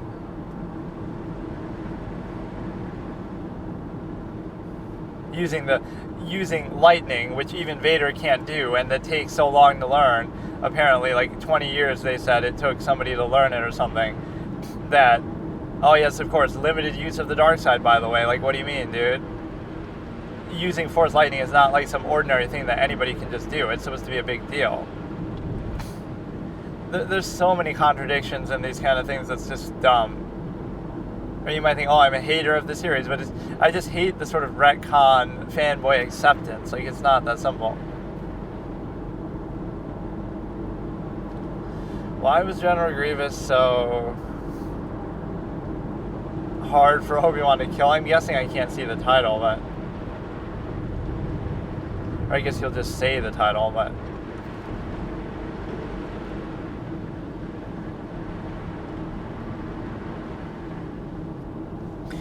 Roads are really bad, so maybe I shouldn't be distracted like this, but it doesn't really distract me too much. It's like you're just kind of not really even looking at the screen.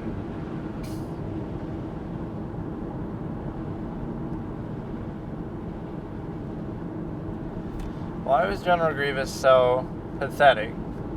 I don't think he was pathetic. I think that's...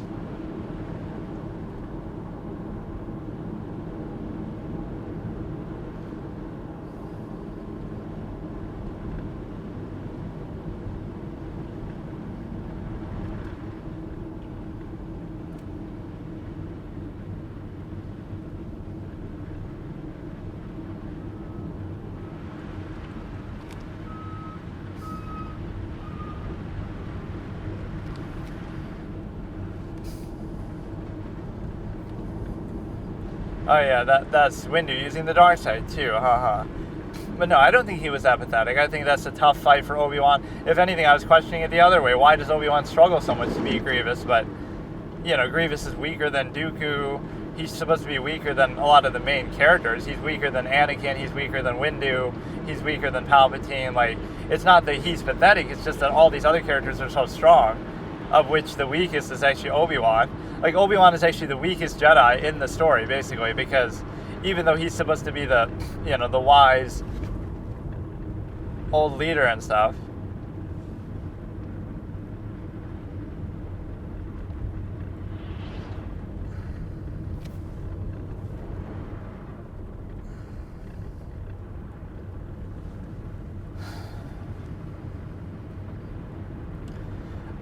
he's in a situation where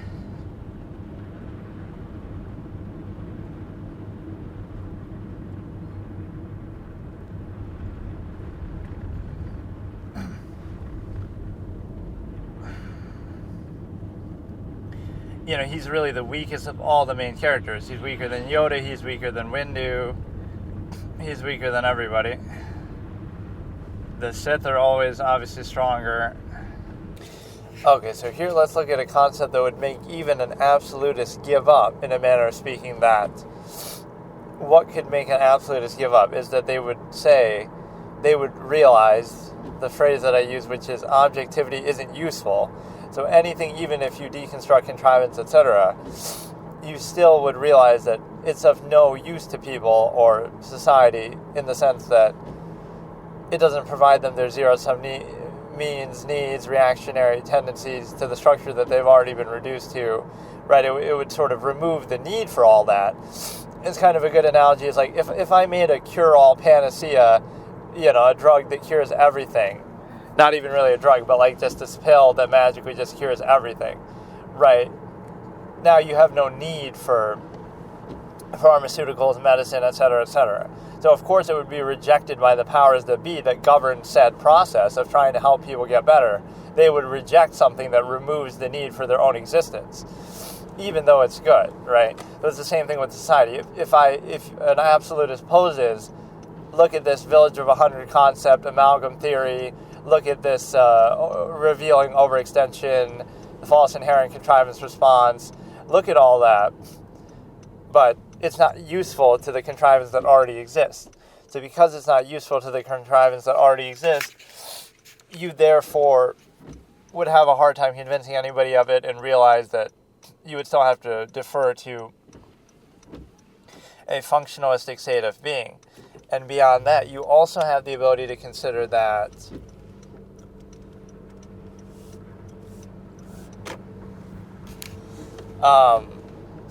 so me personally, why wouldn't I give up then? Oh, because I'm no absolutist. So to be aware of it is not to be above it. I could be that exact thing, but I could be no more than a vessel of it. But the point is, it's the great challenge. Like, objectivity would remove the need for contrivance, or at least reveal and expose its nature. But because you're already created by and living through and indoctrinated within a process like that, it doesn't mean that process is valid or absolute. It could be functional, although very inconsistently argued within that functional standard, right, half-masked within that. But regardless of even you trying to make a functional argument, the problem being that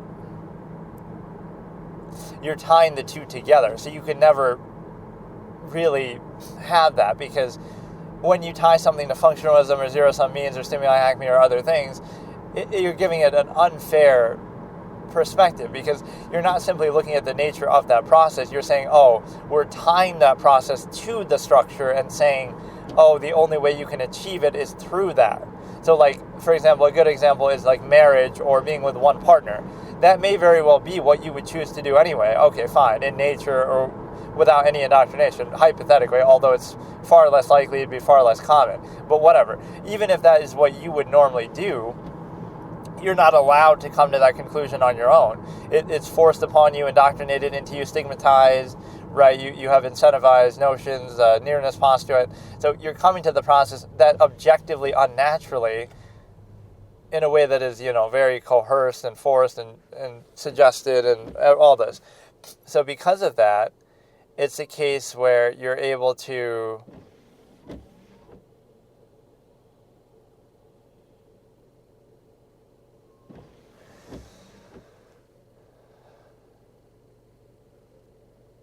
reveal the nature of contrivance that way. So again, by revealing that, so the way to really do it then is to tie it to functionalism, but then you're also doing a disservice because it shouldn't be necessary. So this is where people can't, not everything is a reinforcement of your worldview or some assessment therein, right? You can just look at a concept objectively. There's some of these clips like between Destiny and Jordan Peterson that kind of are bother me because I'm looking at them and look, they're both smart, they both had successes. I think Destiny gets a bad rap at times actually. Again, you don't have to agree with somebody ideologically, but people look at those and they make these little short form edits like, oh, look at Jordan Peterson cooking Destiny or something. You're kind of missing the point of what a debate is about. You could be playing devil's advocate. You could just be posing an idea. It doesn't mean you're defined by it. It doesn't mean that, that is the end-all, be-all sum of the point. And so you're kind of making it about cult of personality, that, people like Jordan Peterson and people dislike Destiny. So you're letting that color and frame the whole discussion.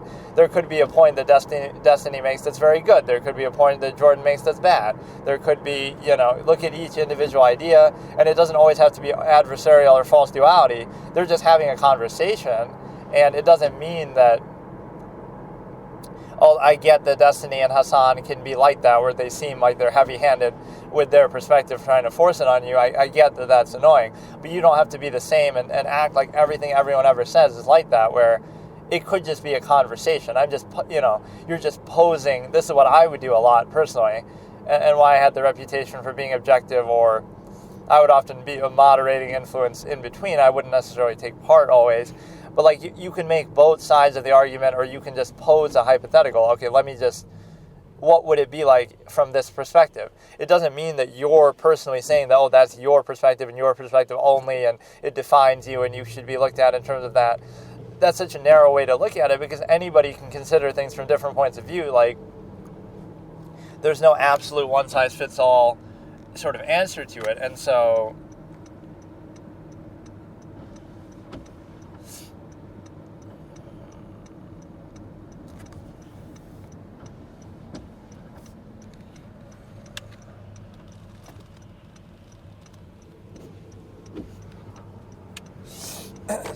when you look at it with that framing, like, because you're discussing something at one point does not mean that, that defines you, or that doesn't even have to be what you think. I could just be considering it. Like, let's consider this thought process, this idea.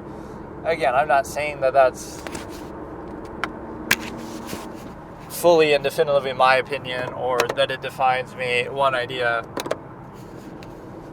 So it's kind of narrow. You'll do a short form edit clip that is so antithetical to debate, that's like, look, he made this one point, and then before you give a chance to even let the person respond, maybe they agree, maybe they're on the same side of that. No, but look, hot take. I'm like, there are so many of clips like this, like simply asking a question. They ask a question, and the person answers, and it's like, wow, he sure roasted him. He sure proved him wrong. Like, the guy's just asking a question. They're not making a position. They're not necessarily asserting something. Right, you could literally just be like, I'm asking you about something, and then they respond very confidently, very assertively, very well, and look, he sure cooked him there. It's like, dude, the other guy isn't even trying to make a point. He's just literally asking a question and potentially providing a framework to have this discussion in the first place. So not everything is a false duality, adversarial, hot take, one side wins, one side loses, right? A discussion, debate can just be two sides or many sides, just considering ideas. You don't have to be dug in and hard on one side like that. And there's one clip where Jordan Peterson actually shies away from this sort of short form thing, where he says, I can't, something to do with whether you could prove God exists or whether you believe God exists. And he kind of backs away, but I would kind of criticize that. Not saying it has to be a short form hot take, but I would say that something as simple as that, he's not willing to simply say he believes in God. Right, he's not simply willing to say that, I'm confident in that. So if for something as major as that, For example, I wouldn't have any hesitation saying you need oxygen to survive, or that you need food to survive, things like that, right? I could just say it with no compunction, and you could prove it. The proof is in the results, and you could, put it to test very easily and see the results. So if you're that confident about the existence of God, it wouldn't require you to have hesitation or give a 2-hour lecture like he says in that clip, right? You wouldn't need to defer to the long form postulate the way that I describe it. You wouldn't need to do that. As much as I respect that basis, you should be able to say with no compunction, yes, God exists. I'm sure of that, right? You shouldn't need to qualify it, or he's even saying, I don't want it to be reduced to a hot take short form thing, but it's a simple question. If God exists, just say God exists, and you're sure of that, and that's it. Why would you need to hesitate or dance around it or give a 2-hour lecture or kind of dress it up, right? The emperor has no clothes fallacy. Why should you need to do all that if it's just a simple fact as you need oxygen to survive? There you go, period, end of story. I said it. Like, I don't need to, qualify it. That's it. You can have some technological workaround, I guess, but for all intents and purposes, something as basic as that would speak for itself. You don't need to dress it up or qualify it or anything like that. So that is the problem with intellectuals. Sometimes is they'll avoid their own accountability that they would apply to anything else, but when it comes to something like God, now we're going to bypass it just because we have the psychological need. No, you don't get to do that. Hold it just as accountable as you would anything else, and if it doesn't hold up, then it doesn't hold up, right? That's just the nature of the process. If you think it holds up, then explain how, and we can have that conversation. And even this notion, like, again, the burden is on the claim maker. People always have a fallacy with the religion, the false inherent nature of it. Like, you don't have to make an argument that God doesn't exist. First of all, you'd have no horse in the race to do that. Like, if God did exist, fine. What's the problem? Why would you be against that, right? In a necessary sense, it could be a good thing. It could be, especially the way it's framed and posed in religions, is typically a good thing. But so there's no rooting interest there. We're like the cui bono effect that I talk about. But who benefits if there's no God? You could make some strange argument, but generally speaking, like, there's not a strong incentive to say that. It arguably empowers people, but that's in a different way. But if God exists, who does that benefit? It gives you strong psychological reinforcement. And clearly, it benefits the church, it benefits the structure, it benefits certain reinforces human standards and morality and social norms and all this kind of stuff. So there's a strong incentive on one side, number one. But yeah, the burden is on the claim maker. So if you're simply saying, I'm an ignorant animal with slightly greater self-awareness and intelligence than the other animals, it doesn't require you to assert all the answers of the universe, that you know the creator and you would know all these nuances. You could just say you don't know that. You're just an ignorant animal. And I know people are unwilling to be puzzled and don't like that. So they'd rather, grab onto false certainty than just recognize their uncertainty or something along those lines is my expression. But so rather than doing that, you have the ability to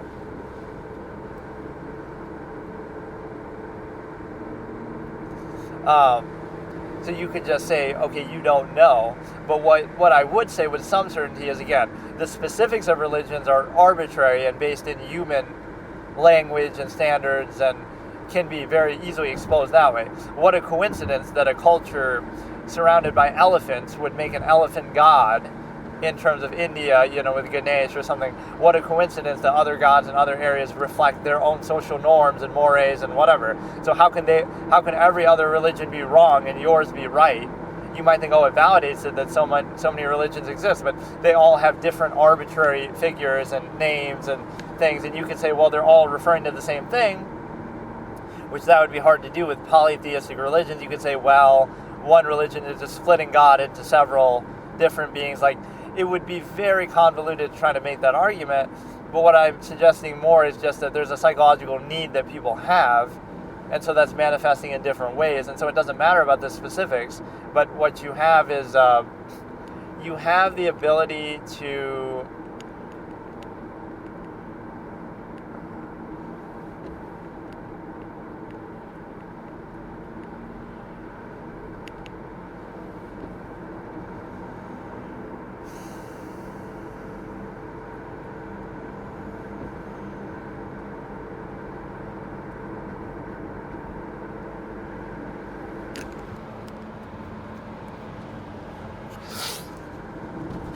have the ability to consider one element, which is basically just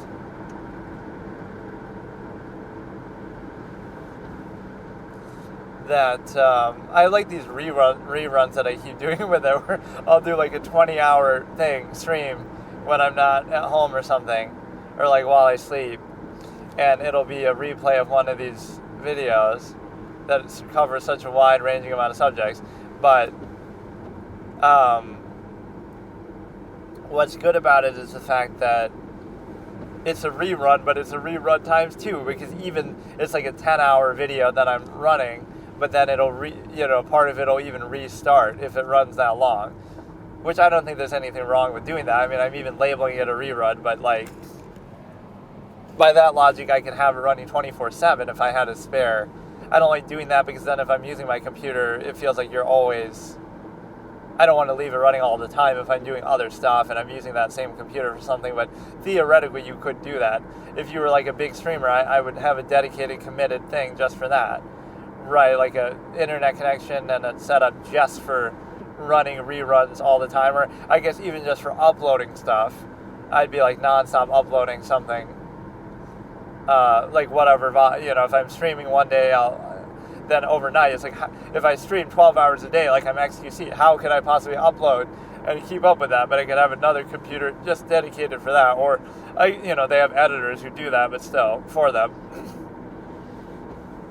But yeah, that was the point of objectivity isn't useful, as you have to defer to some functionalist structure, but it's interesting to see the initial minded perception of that, taking sort of contrivance standards as indignantly being proud of them, and that's the specific level, like the symptom versus disease metaphor, that you'll take pride in your contrivance state that you've been reduced to specifically, and how you react to contrivance. You'll take pride, and that's how your personality, and that's how you are.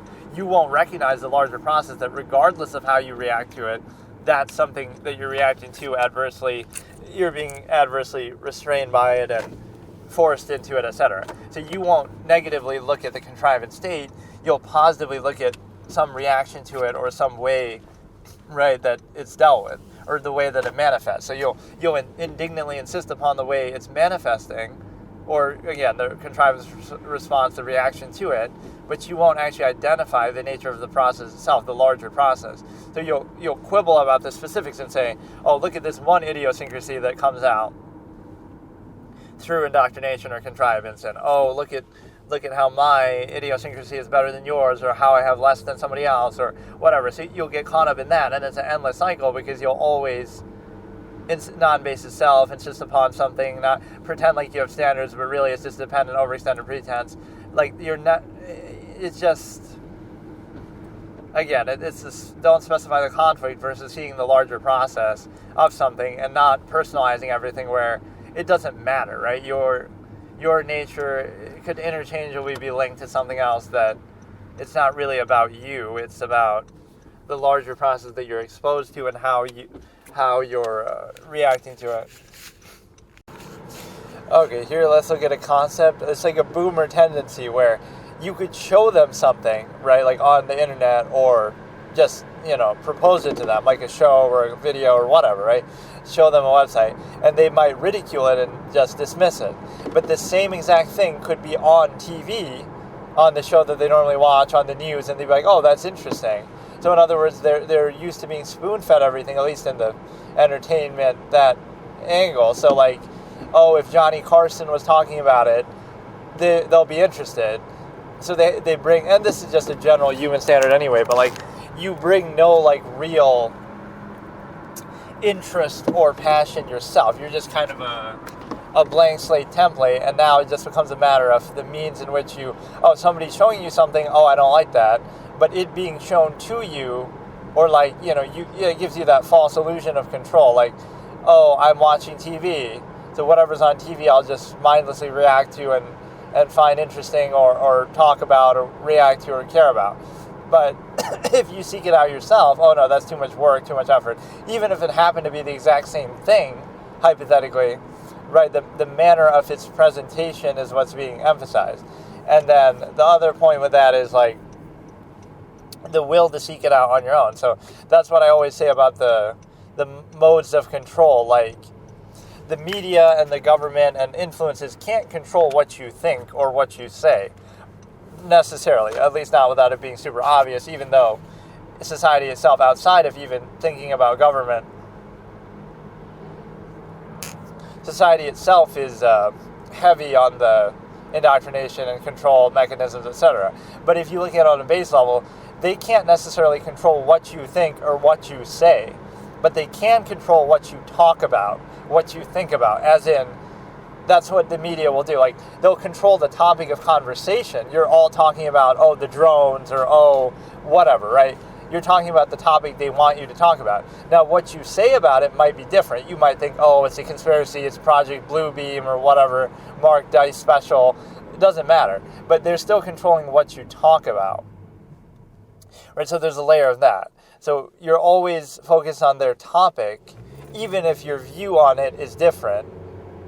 Like, you know, it might not be exactly the view they want you to have or that they're pushing for, but you're still trapped within that dichotomy of, like, imagine you were thinking about something that people care about now 20 years ago, like, oh yeah, Al Gore was talking about global warming, or, you know, Ron Paul was talking about inflation, or, you know, all these other different things. They were ahead of the curve. Imagine caring about that, but you didn't, because, oh, you're just a reactionary, mindless clown who just watches mainstream media and whatever, parrot what you say, parrot what they say. So, like, but yeah, you do see that with the boomer sort of mentality sometimes. Like, they never put any thought into something, but then all of a sudden they see it on TV in the news, and now they think it matters, or now they, you know, like, they'll use certain terms like that, maybe, like, whatever they see, they just accept, even though they have no idea what they're talking about or anything. And again, it doesn't mean that you have to automatically know everything. That's the difference. Again, to be aware of it is not to be above it. The idea is that,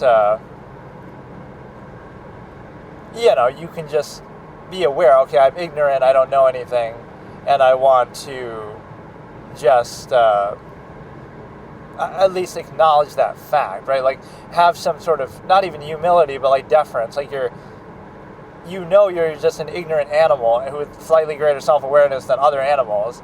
So, you know, have a little restraint with that, in other words. Instead of being headstrong and indignantly insisting upon something.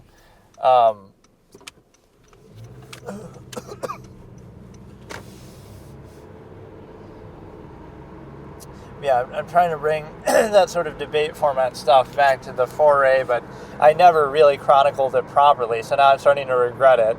It's like a lowering of the standard. It really is like a perfectionist ideation that, like, oh, you feel numb to doing anything, or like really making a big point of it, because, oh, it's not good anyway, or everybody's already, you know, this is obvious, or everything's been done before, but then you realize how stupid people actually are. That's what would motivate me. Or you realize how lowest common denominator everything is. Like, when you look at some of the stuff that does do well and get traction, it's like, oh wow, people are really dumb. So what I was doing was maybe more valuable than that, but I dismissed it because I assumed, oh, this is not good enough. So it's like you have too high of a standard, which is potentially good, but when it prevents you from doing something, like, it doesn't end up working out the way that you think. So yeah, I haven't been very focused with what these sessions are about, but I posted a whole bunch of clips on the channel now. My YouTube channel, I mean, obviously this channel that you'd be watching this on, or I guess if it's on Kick, whatever, my YouTube channel with the same name as the Kick channel. But the reality is, and I love that I got those random followers. I still can't explain it. I had one follower for like all the time, and then I hadn't streamed in like 3 weeks, so I hadn't used it. So there's nothing for people to follow it for. But yet randomly when I checked next, it gained like 5 followers. Not from the last stream. After that, I still had 1 follower, right? It was sometime in between. So, but the point is, yeah, I posted a bunch of clips. Now we'll see if those do better. Usually short form things do better, but they're not quite short form enough. I almost wouldn't mind reacting to them, but I don't like watching my own stuff. I feel like it's some sort of bad karma for the algorithm. But a lot of stuff to do with Dragon Ball, like the Dr. Giro take, I kind of re-recorded them. Like, I didn't, I don't know. I didn't do it in such a way that I didn't just take it from here, but I can always do that. Like, there's so many clips I could upload from this, like the Barbie clip where I said, I think it's about time the Mattel guys show up, and then they show up immediately. Like, I predicted that was kind of a funny thing. Or like how I get triggered by the ending of Alone, where I am so mad and bummed out. It's kind of funny, like, you're really not going to give us any feedback on the mom or anything, like, just fucking leave us there, like, what the fuck?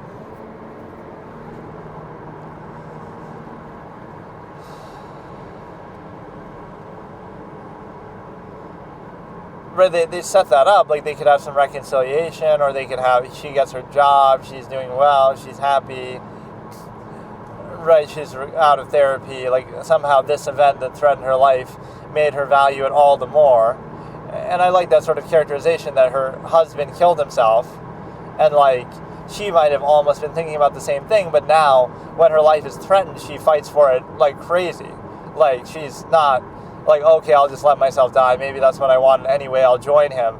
But she doesn't think like that for a second. She's always like, no, I'm going to fight like hell. Like, even if I want to die, I'll do it on my terms. I'm not going to let you decide that. Like, I love the sort of energy that represents. She's like a low-key individual, kind of an interesting character who, like, doesn't say much, doesn't, emote much, but yet, even though she's so cold, because of what she's been through, it's like she still fights really hard to stay alive. So I appreciate that. And it's actually one that I would praise for the character not being so stupid compared to some movies. Like, she's actually reasonably smart. She doesn't really do anything too bad to get herself in that situation.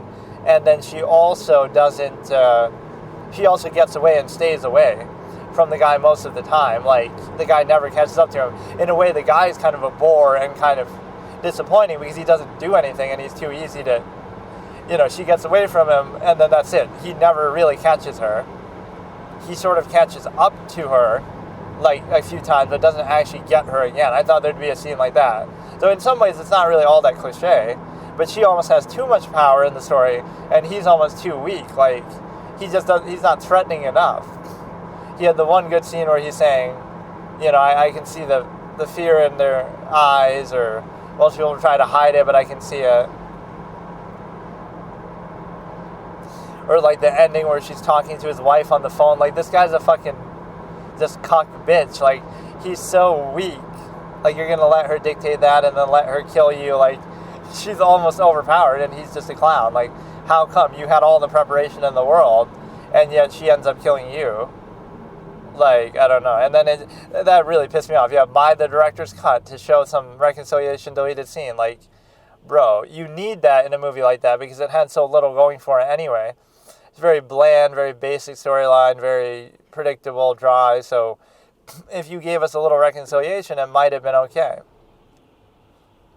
Because what's the point in introducing all those elements otherwise? Like, oh, the wife and the husband, she lost her husband and she's in therapy and she's, really burnt out and has a rift with her mom and all this kind of stuff. Like, what was the point of all that? We get not positive closure, negative closure, we get nothing. Like, literally it just ends. Like, what the fuck? I almost can't even believe it. Did I miss a post-credit scene or what, dude? It just shows you bad self-awareness. Like, the movie isn't great, right? The bar is pretty low for it. But even then, a simple amount of self-awareness would tell you, okay, we introduced those elements, which were not really bad elements. They only vaguely touch on them, but they don't really do anything with it. Like, they don't give you any feedback. I like how she's honest with the guy though too, the kidnapper, like really telling him, or I guess he finds out through her phone or something, but no, even then she confesses like he killed himself or whatever. So you're single then, so you're saying there's a chance, haha, like fucking. Just, it's kind of stupid, but he was a really unthreatening villain, which he was actually a decently capable character, so it goes against a few cliches there, but in some ways I almost feel bad for the guy because he's such a fucking clown that he can't do anything right. And then he has that one action movie moment where was that the rest of the movie, where he takes the gun from the other guy and shoots him. Like, how did you do that? How? Right, and you can't even fight off this girl, and she gets her little stub in her foot, and she gets all fucked up.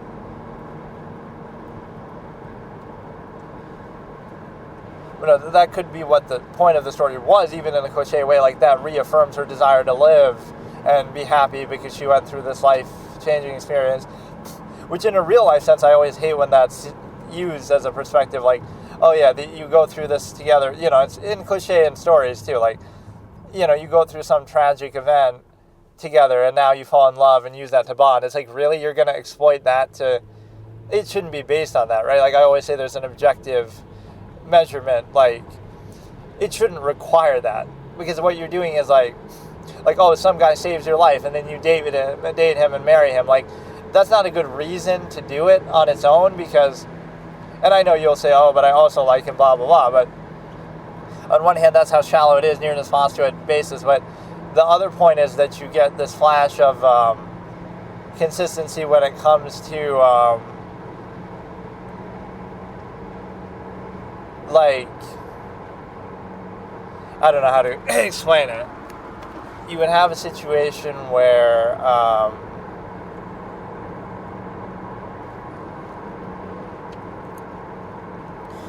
like, if you need that, it's similar to what I say about government policy at times. Like, you shouldn't need a tragedy like, oh, there's all these school shootings, that's why we're going to have gun laws. No. Pretend there were 0 school shootings, hypothetically, right? There's 0 school shootings, but still you would argue rationally, okay, we should have this gun law to restrict this gun.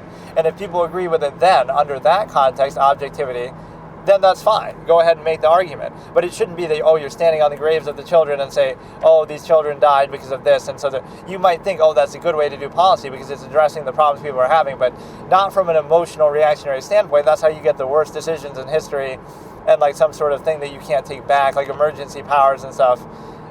You have like a knee-jerk reaction, emotional reaction. So instead, okay, pretend 0 children died, that's not even an issue, but just say hypothetically it could be an issue, and that's one of the factors. But overall, here's why we don't need these guns, here's why civilians don't need them. Okay, make the argument, and then if people agree, that's fine. Again, I'm not injecting myself into it, I'm saying you shouldn't need that to say, oh, well, we're banning this because all these school shootings happen.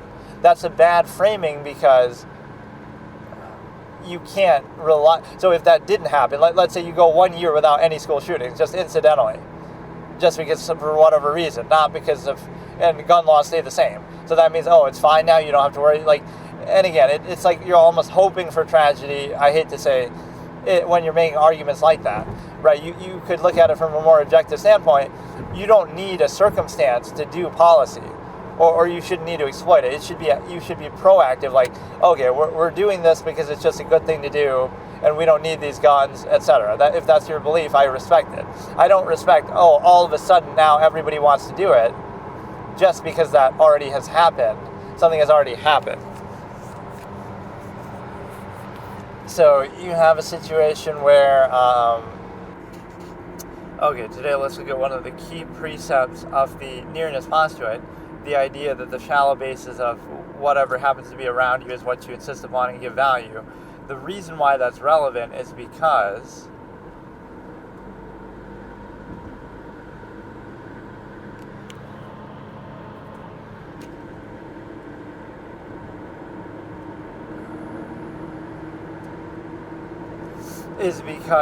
you don't even choose it. It's something that's forced upon you. So you happen to live in an area because you happen to be born there, because your parents happen to be there, because whatever circumstance, so you're there, right? You didn't choose to be there. You didn't choose to be a part of society itself. You didn't choose to get indoctrinated. You didn't choose to live even in the area that you are. So even if there are certain criteria that you might use to say, oh, I like this because of blank, it doesn't matter, because that's just incidental and reactionary. You didn't actually choose it in the first place, and so therefore you get to consider that it's an illegitimate basis. There is no criteria being used. It's purely arbitrary, because you didn't choose it, and so now you're insisting upon it just because it happens to be around you, sort of a non-basis of self. And even that you didn't choose necessarily your own inherent state. So again, anything that you think you value or take pride in is actually just purely reactionary. Like, oh, I love my country just because you happen to live there. So if you happen to live anywhere else, you would love that. If you happen to be born there, you would happen to love that. If you happen to be born to different family members, you would love them for that reason alone. Like, disregarding some extreme circumstance of treatment or whatever. But I'm just saying, like, the basis by which you love your family is the most shallow of any kind, because it's almost like you have to. You didn't choose them. So in any other circumstance, you wouldn't, but you insist upon it just for that reason alone. So there is no more shallow basis, because you're thrust into it, forced into it, versus a friend or something that you at least, okay, that's still based in nearness postuate, but there's some other basis, or a stimuli acme, like, where, okay, there's a sexual incentive and it's nearness postuate, but those are not as, you're still choosing them out in some varied criteria, like, okay, they happen to be in your same geographical area, but they're not defined fully by that. Or, I mean, they're defined at least by the geographical nearness postuate, not simply that, oh, you happen to be born to them or whatever, right? So that's the whole irony of it. The reason why that's insisted upon so much isn't because it's such a valuable basis, but because it's not. Because if it wasn't insisted upon, the artifice of it would become clear that, oh, you didn't choose it. That doesn't mean it's not valuable. That just means that the disproportionate emphasis that's placed on it is extremely invalid, because you get to consider the fact that you're basically able to, I don't know, you just realize that that's the basis alone. It's just, oh, you're not doing it because you chose it or for any actual standard. All that is reactionary, secondary to the fact that you're just forced into that situation.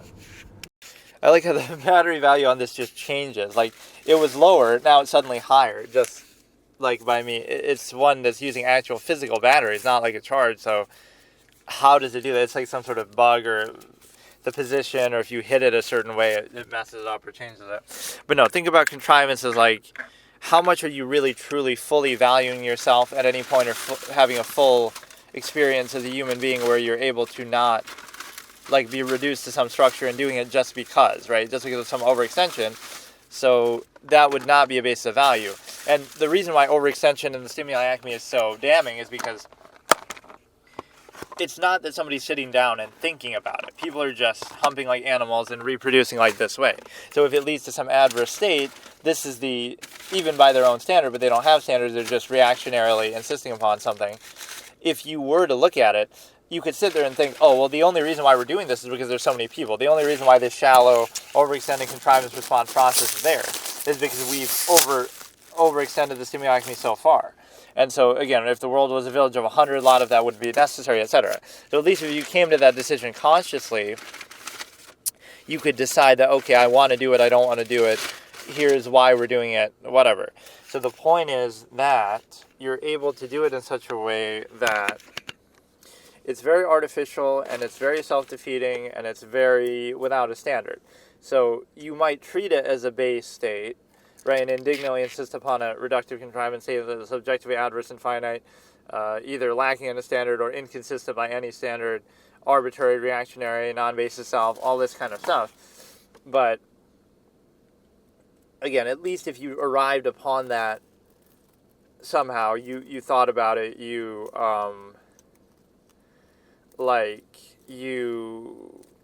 so you know you're doing some less than full experience and state, and you're reduced to a contrivance state for some half-mass spectra of functionalism, but any rational standard would realize, okay, it's about, you would be able to rectify that. You would be able to say, well, we're going to treat life and other things with more sanctity of value, to say, at least do it deliberately. So we'll overextend deliberately, but that's not a conscious choice that people make. They're just doing it mindlessly, right, without any standard. And then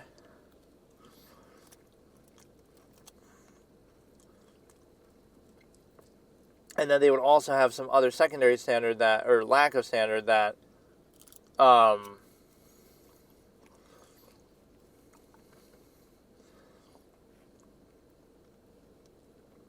the contrivance response state is such that you're able to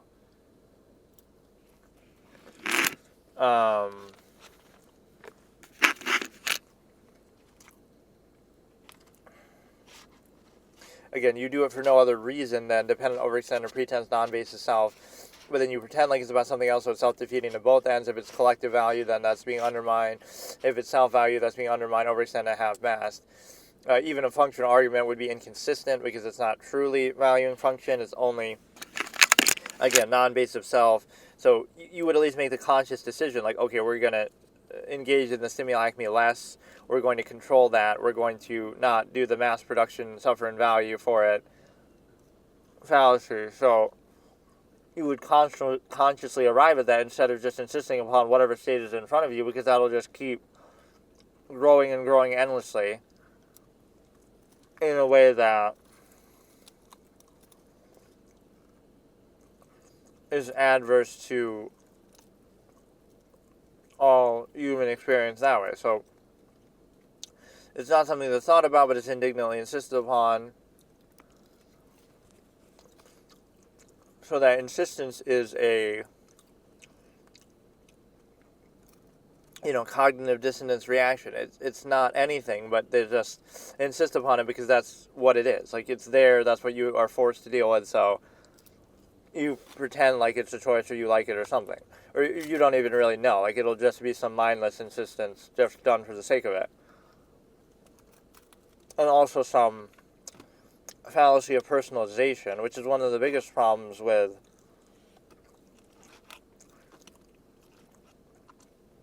objectivity or the lack thereof in society, is everything is taken as like a personal basis. Like, oh, you're only saying that because of some subjective human experience you had. So therefore, everything everyone always says and does is discredited because of that reason. Rather than realizing that the human mind, regardless of subjective physical state, etc., can be objective infinite mind versus a reductive physical state. So yes, it's true that contrivance tries to reduce your objective infinite mind to that reactionary subjective physical state, but it doesn't mean that you can't still use your mind outside of that. So there are two separate things that you can consider something objectively versus the more narrow scope of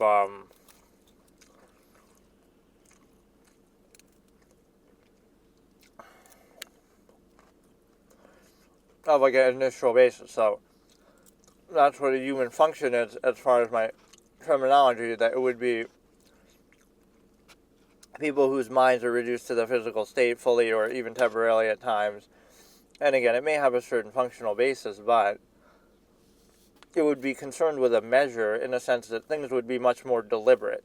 You wouldn't get like this reactionary situation where it's like, and of course machination process and that sort of progress obscures a little bit, but regardless of that, it's like you wouldn't end up in some undesirable situation because your standard would be clear. Like,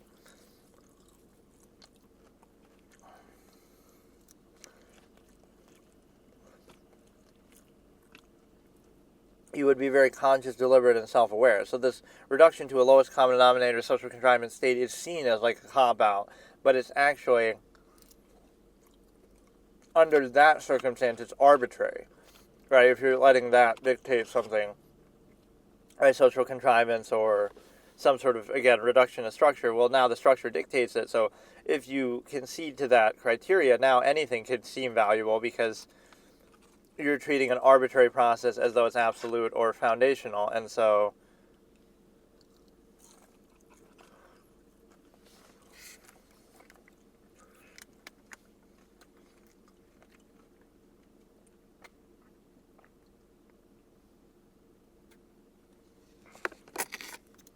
it's a very unsound basis.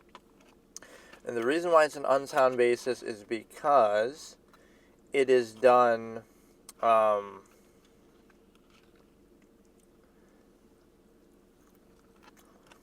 inconsistently based on any sort of supposed standard, or no standard is really even held accountable. So again, this is the way to describe how a society would operate this way, is that it does things without any sort of plan or thought, even on an individual basis, like, oh, don't overthink, or just, you only live once, and live and let live, and flow, and whatever, rather than actually thinking about it, having some sort of position or standard, whatever that position is. See, this is the objective value of it. it wouldn't be telling you what your position should be. It could be hedonism, could be longevity process, could be anything. But you come to that, society, maybe collectively, but individually you come to that. Now, based on that, you would act accordingly and consistently and hold that as a standard. So now, because of that, there wouldn't be so much contradiction internally with this structure, because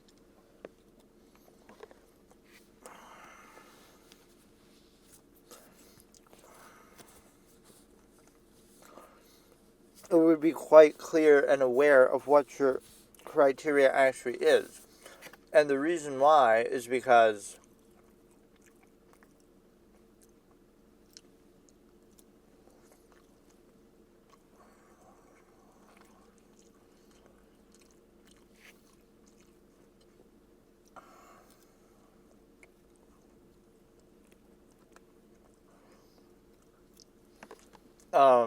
it would be deliberate. It would be very deliberate. So you'd never hear an absolutist say, or even just a self-aware person, oh, I'm struggling to put food on the table for the 5 kids, like, you wouldn't have had them then. Or, again, on the societal level, you wouldn't see a level of overextension that's adverse, that people are individually struggling with conflict of contrivance, but none of that would be necessary if not for the overextension in the first place. So it might sound like an argument against overpopulation, but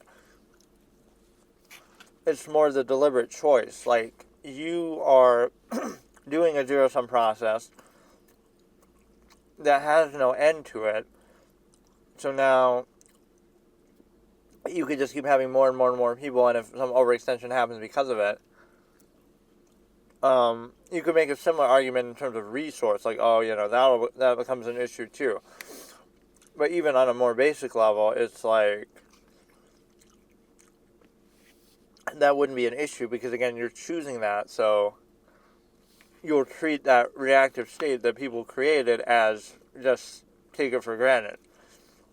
And even double down on it, or again, just sort of mindlessly recreate it, or make it even, exponential. And so the point there is the fact that you have a situation where obviously you there's like a certain egotism with that too, like people with no aim or purpose in their life engage in half-mass hedonism and then the stimuli acme, and then try to find false meaning in children that they didn't have themselves, and then complain about it, or use it as some form of entitlement, and then or shows you're aimless and have no measure, and then you come up with like a false measure in that, and then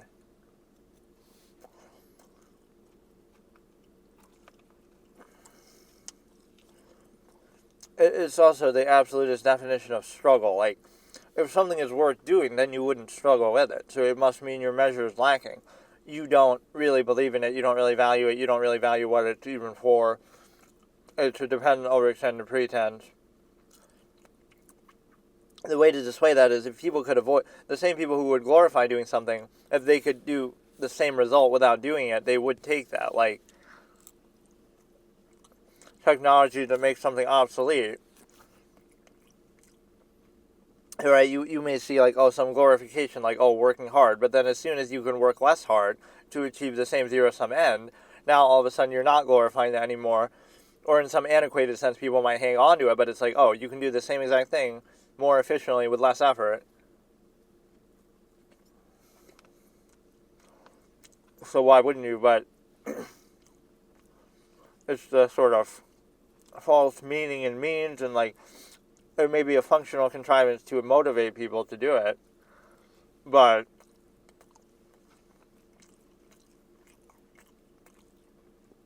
it's a zero-sum process, not to mention the non-basis of self, where it's like, you're doing something in zero-sum self-interest, so why would that be something you're proud of?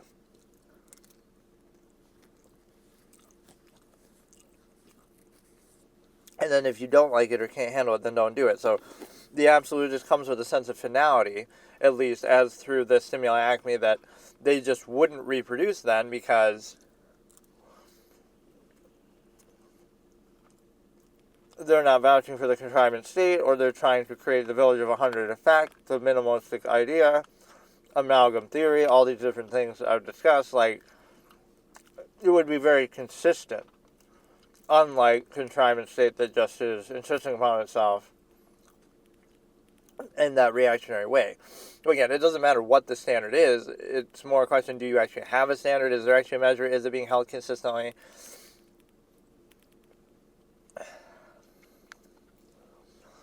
So defining a measure for yourself is a big part of it, where you would get to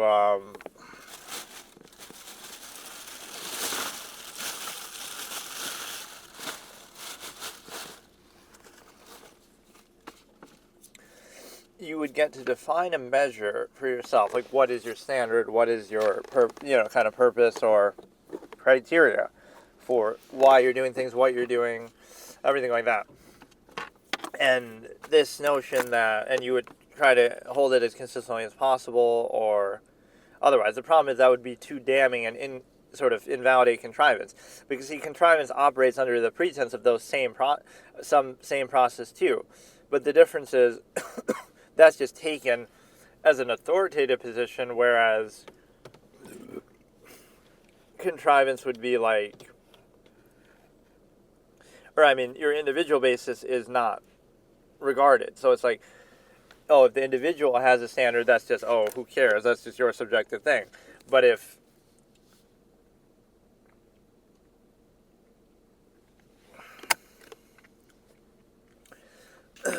contrivance does, you just accept it blindly, but then you don't even hold it consistently accountable also is the problem with that. The same pillars or bases on which it exists. Like, for example, religion. It's a false absolute, but it's not held absolutely accountable. It'll just be taken for granted. Or even the structure state of supposedly being absolute would be, the state of supposedly being absolute is used as a means to bypass accountability, but that's intrinsically a fallacy, because something is absolute, but part of its state of being absolute requires you not to question it or hold it accountable, whereas a true absolute would be able to be held accountable as much as you want, and it wouldn't be a problem, it wouldn't be a threat to it. The same is true of contrivance, a contrivance state. Because, see, there'll even be an assumed measure, like a longevity process. People want to live as long as possible. Right, or like these vague things like, we want to live as long as possible and have a white picket fence and a family, and this is the meaning of life, stimuli acme, half-mass hedonism, deference. But even within that, there's major inconsistencies, and what if your measure is simply different? This is why this is not undertaken. But self-aware, inherent-based measure, right, being objective, would be the process. So the reason why that happens is because you have... your measure is different. So no, maybe you don't follow the longevity process and you would do hedonism instead and cut your longevity short, or vice versa, or whatever. So your measure may be different than that. So even if you say, it's consistent within this measure, how can you overextend that measure and assume that everyone has the same measure? It's assuming intent, it's projection, right? Yeah, there's a stigma of like sort of fully thinking and being sort of fully aware at any time. That's a bad thing. Full thought, full awareness, self-awareness, objectivity, thought, self-actualization, full experience, all these things are bad. You should be a half-mass state collective contrivance. There's a certain comfort in it, like, this person's crazy because they actually use their brain, and this person is a good thing because they're initial-minded, reduced to a collective LCD state. And then beyond that, you also have that people will often identify, like, this is a process. Like, this person is doing this because of this process or this incentive, or they assume, at least, projecting it too. But they only do that on, again, a very superficial initial level. So what you're really saying is, just disguise it better and we'll fall for it. That's actually what you're saying. Like, the same incentive would be there, or maybe the reason why it seems like there's that incentive is, again, because it's purely projection, and actually what you have is non, but you can't imagine unconditional non sort of basis. So in a way, it's sort of the inverse. But regardless of that, you have, like, the situation where it's like instead of non, you have this, you have this criteria that they'll see a process, but they'll only see it if it's obvious, or again, if it's non, and then they'll project. So in other words, that same process would be present all the time, or broadly, like, oh, the reason why somebody else is doing something is also because of that same process, but you're just saying, oh, because it's not as obvious, because they're overcompensating, because they're doing undue emphasis, performative aspects, now that makes it okay, or even good, or makes it seem like it's not that process. So it's sort of the opposite of what you're actually thinking or saying, because of the fact that you're basically, like, because somebody's placing undue emphasis because of that process, that's a good thing, versus somebody's not placing undue emphasis because they're not valuing that process, or to the extent that they want the process to speak for itself. So you would reject it because you would say, well, the process is, you want the process to speak for itself, or you don't feel the need to overcompensate for it. So the fact that, oh, you're willing to go that far to be that fake for that zero sum is the problem, right? That would be invalidating because, oh, you're only doing it because of that reason. So these are ways to invalidate contrivance. Again, non-neutral, unconditional, but then there's strong projection that happens, and indignant insistence, and taking it as like, see, it's like sort of a false adversarial position. You could just be neutral, but they're acting like, oh, you're against it, and then they're against you, but you're not, you're just neutral. But no, the point is that, like, you know a process is sound, like contrivance, when you have to dance around it and be artificial and place undue emphasis constantly, do all these kind of ritualistic tendencies. Also, you have to do, again, not saying whether preferentially that should be done, it's a question of whether that makes it really a valid process or a strong process. And the way that you can see that is by, basically understanding that, again, you can be too direct, like, oh, it's about this process, let's just do this process, like stimuli acme. Oh, that's bad, we don't want that. Ultimately, you do want that, and that's what it ends up being about anyway, but oh, you want to pretend it's about something else, as if to distinguish it and say, oh, then why wouldn't I just do it with anybody and everybody all the time, right? So, oh, like we have higher standards, that we want to engage in social contrivance to try to distinguish it. But then, even in that, it's inconsistent and there's no clear standard or criteria, it's arbitrary, and the results of the process kind of speak for itself. But even if you're going to do that, now, again, so being direct is bad, being neutral is bad, and also this is signs of closed structure contrivance state. But also there's some other problem with it, the fact that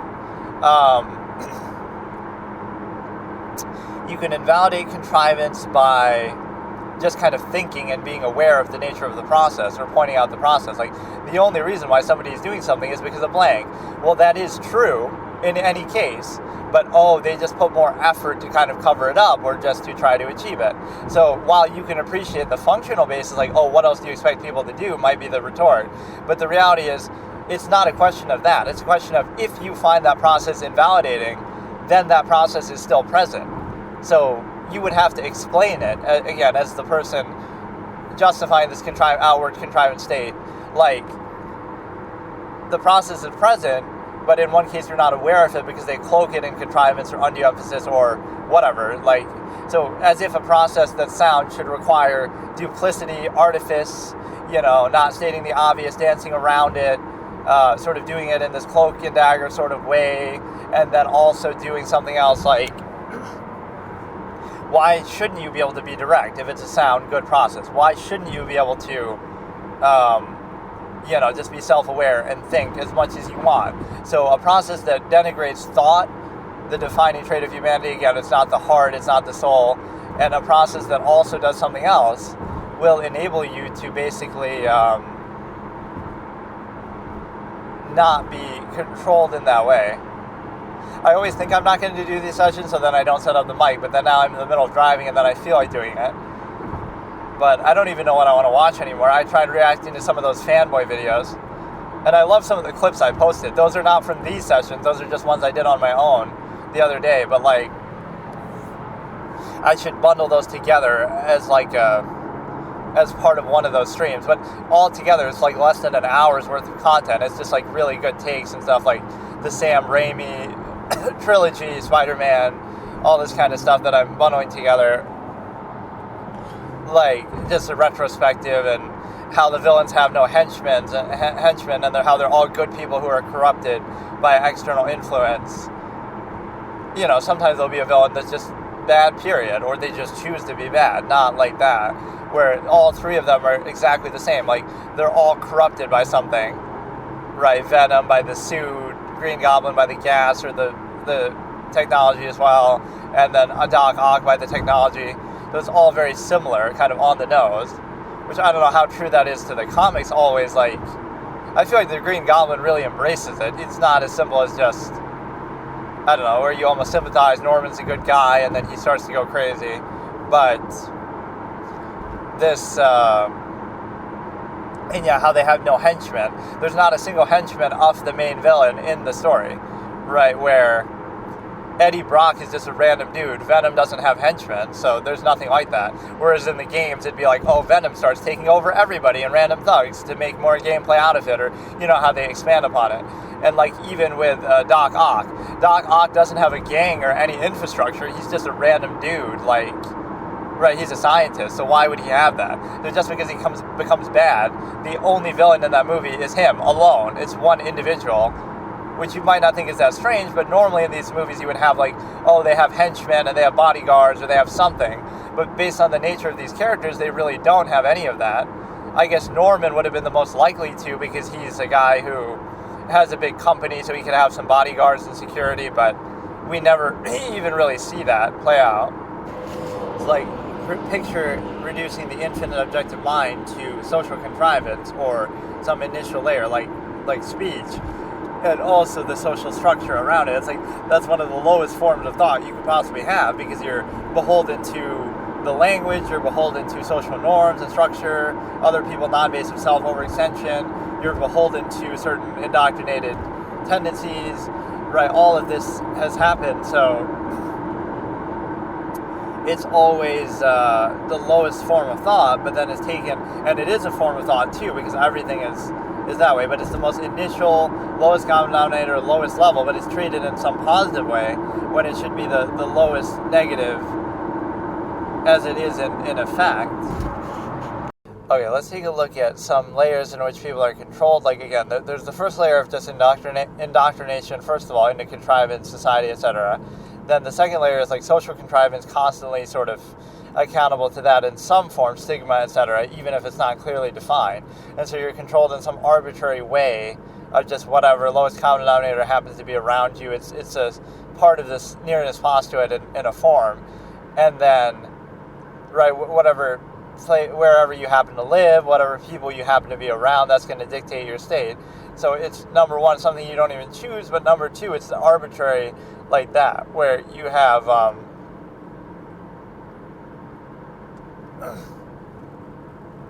even whether, you know, you don't control it, but even if you did, you're not operating under a base sort of standard or criteria. You're operating purely under your own practice, like, or under whatever pure reactionary basis. So even if you take pride and indignantly insist upon whatever it is that you did, then as a result of it, it could have just as easily been something else, because the criteria was, you know, completely reactionary based on that. So that's the other layer. And then another layer is the fact that you have a strong level of projection. So even the contrivance state is so insistent upon itself that it can't even comprehend anything outside of it, or anything or any variation, anything else. So what you have is now, it'll assume that. So neutrality is taken as some sort of negative, or projection, zero-sum, stimuli, acme, etc.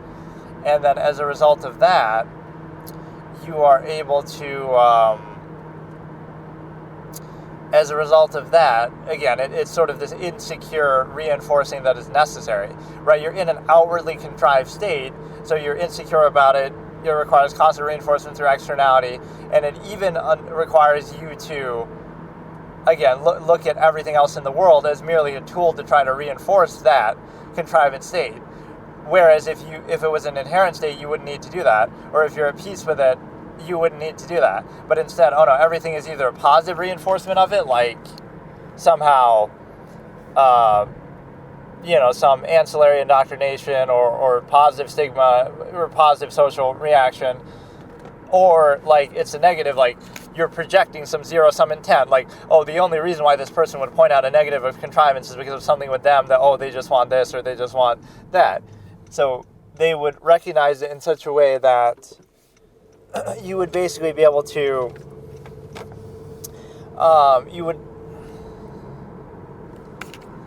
you would basically be able to identify the fact that everything is a mode of control that way, like, again, the layers of it. So it's at best it's arbitrary, at worst it's completely, at best it's reactionary, at worst it's maybe arbitrary and kind of defined totally by what your state of being actually is. But yeah, like you see certain stigmatization of things that are base states. So the absolutist perspective observation could be that it could be that, again, that human beings are defined by their ability to think. That's what separates us from animals, is our self-awareness, thought, intelligence, etc. And from there, you have the ability to consider that if that's the case, then you would define it that way. You wouldn't define it by social contrivance. You wouldn't define it by performative aspects. You wouldn't define it by, the heart, the soul, or some other stimuli, acme, etc., whatever. Right? It would be defined by the mind, which does allow you to do a lot of these other things. Like, even your morality comes from that, like your, mental state, etc. So the reality is that you're basically in a position to consider this in a way that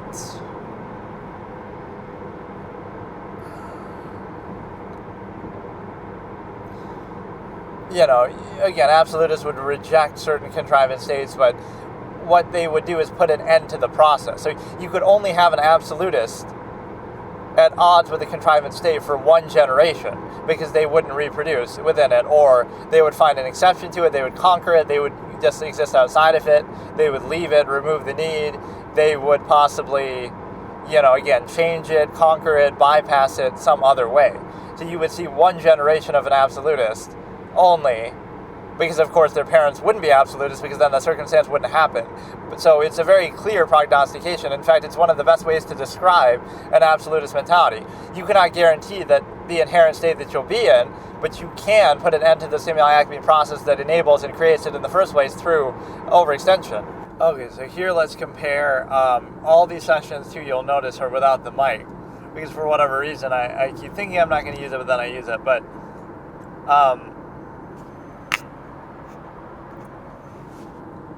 the difference between, I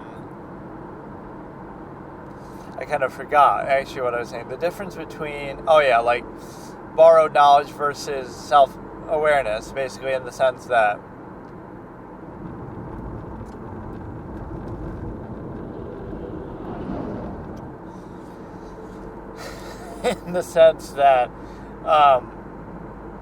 it's bad if you think about something in the moment or in general, like either, you're slow or you're dumb, or even like to just be like that all the time, right? As if thinking is somehow a bad thing, right? That's a bit of fallacy of intelligence, like, you're smart, so that means you don't need to think, rather than you think more because you're smart, and that's then what results from it is better, or your conclusion is better, etc. So this notion that not thinking makes you smart, or that thinking is bad and all that, is a fallacy. But also, again, it's sort of confusing borrowed knowledge. Like, it's a bad thing to think in the moment, but it's a good thing to have thought or prepared in advance, right? This is why people go to schools and study things, and so that is a form of thinking and sort of processing and having that ready. So, like, now you don't have to think. So that's a weird anti-absolutist thing, where remove the need is a big absolutist phrase that I always use. One of the core tenets of my absolutist philosophy that that I have basically founded and discussed over the years.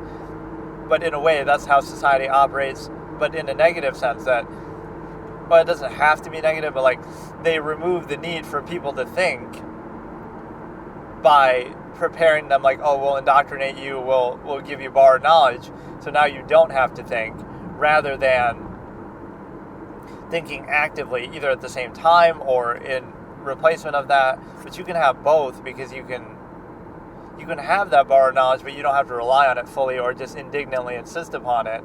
There's an in-between where you get to also just be actively self-aware. So, I don't know, I was on like a Dragon Ball binge for a while where I was watching a lot of clips and stuff from that and talking about it. I'm actually very happy with these clips that I posted. I don't normally have the time, or I don't normally get around to doing that, but a couple days ago I posted a whole bunch of clips, right? And even though they haven't gotten really any views, I should repost like some of my old reviews and stuff too, but whatever, short form tends to get more views. So like, obviously this is the worst form of content where I upload like a 10-hour thing, but to me it's still good because there's a lot of good stuff in there. And then obviously you can always go back and, I guess for the authenticity of it, like before you could edit YouTube videos that are already uploaded. I don't know to what extent you can do that now. I know you can, but it's like, oh, look, I said this before anybody else said it, even if it's buried in there somewhere, 4 hours and 57 minutes in this random video, right, of me rambling about different subjects. Like, it's not very well organized, but it's kind of like a radio show, etc. in that same way. Like, where I can talk about current events, I can talk about, there are some really good things that come out of it. This is the principle, right, the 70-20-10 principle, something like that. Or it was more like 70-25-5. Where, or maybe it was, I don't know, one or the other. But like, if you record everything you ever did, not that it's quite that extreme, but you know, if you recorded yourself 24/7 or everything you ever thought, everything you ever experienced, 75% of it would probably be garbage and just go out the window. 20% would probably be salvageable. You could take it and turn it into something good, like Seinfeld, how they take things that happen but they embellish them and make them more interesting. And then the remaining 10% would be like something that's just interesting on its own, something that would go viral or something that's just has value organically. So the point is that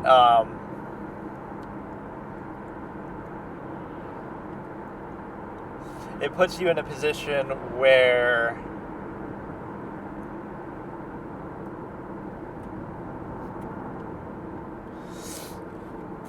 I don't know, like,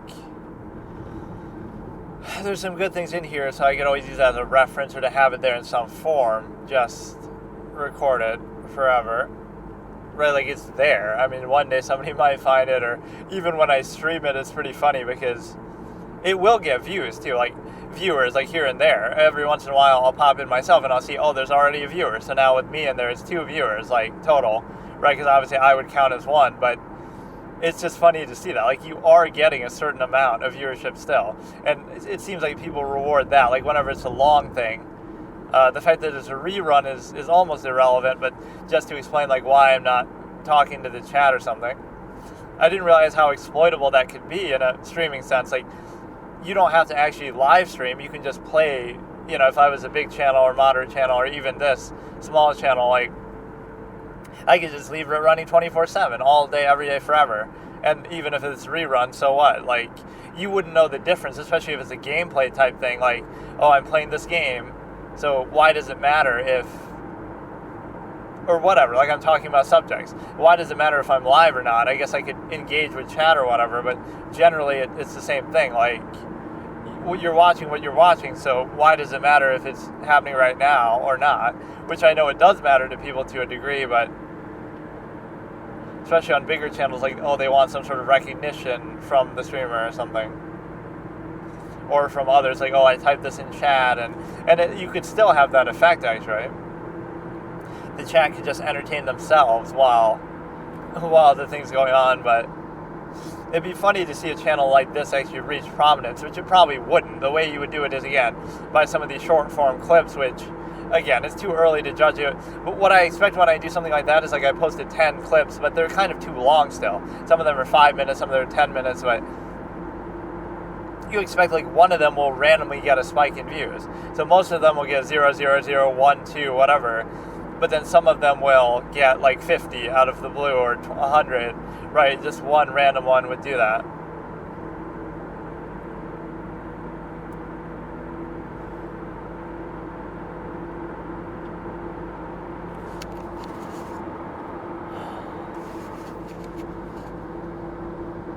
So yeah, I don't know what I really want to watch. I've taken a break, so we're at episode 7 of Monk. I did the character point review, but I've taken a break from it. Nothing against the show at all.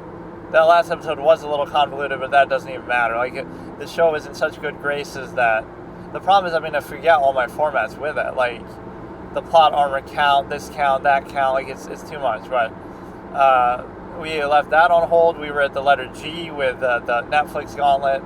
And so I almost want to watch, like, Dragon Ball, like the original, since I'm in such a mood to have talked about Dragon Ball Z and stuff. I watched the first episode, so maybe I will actually do that, especially if it's on Netflix. I don't know if I watched it on Crunchyroll or something before, but like that, there's so many series I've left hanging, and in a way I don't like doing that, where I watch just the first episode and then I stop, like, just to get a taste, but then I feel like kind of watching the whole thing, actually. And so if you can do that, I have that available. I could maybe rewatch GT and give a retrospective. Or what I was actually thinking about doing was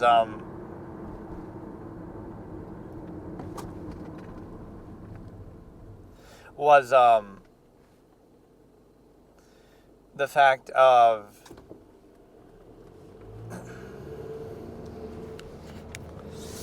like GT again, or no, not Death Note, where you know, I keep thinking about that, but I think I rehashed most of my takes from it. There are a lot of great quotes that I come up with when I'm reviewing stuff. I kind of have that as like either a logical razor about fiction in general or something where, like, here's a general observation that horror movies, right, scary movies, tend to not have much of a moral compass or message or anything to them, right? Usually the gore and the guts and the slashing and the monster and the killing, right, is about all we get. So when you see certain movies, like, they have some sort of theme to them outside of that, right, that automatically seems impressive. Like, oh, The Thing, John Carpenter has this little, you know, red scare, kind of suspect your neighbor, we're all turning against each other, witch hunt type of thing. So even if the movie isn't that great, the effects are certainly great and that dynamic is good, but that at least distinguishes itself, so he's trying to do something different. The same is true with, like, Signs from M. Night Shyamalan, although I do consider that to be a great movie. It's like, it's not just about the aliens, it's not just about all that, it's about the faith, the loss of faith, all this kind of stuff, and getting it back, and the family dynamic and everything, the characterization. I always said, you know, Mel Gibson's character there is one of the best. I actually forget, though. Is it Graham or Merrill? I think Graham is his name. You would think I should know this. I'm considering it one of the best movies, but it's been a while since I've seen it. But I've seen it a number of times, and it's Graham and Merrill. Merrill is his brother, obviously, Joaquin Phoenix. But my point is that his character development is actually one of the best in the history of, to me, like, all of fiction, where what he says and what he goes through and what he exhibits is so believable, right? I completely bought into his whole vibe, like how he's lost his faith and how it's so, the way he does that actually is very, very well done, that it's a very complete character. In fact, it's better than The Exorcist, which I know people compare, like, oh, similar loss of faith and getting it back and stuff. But that, I actually am not as affected by that storyline because it just, again, that's a movie that gets lost on its effects. Now, to be fair, the effects are very impressive, and compared to Signs, that doesn't have very many effects, The Exorcist was certainly ahead of its time.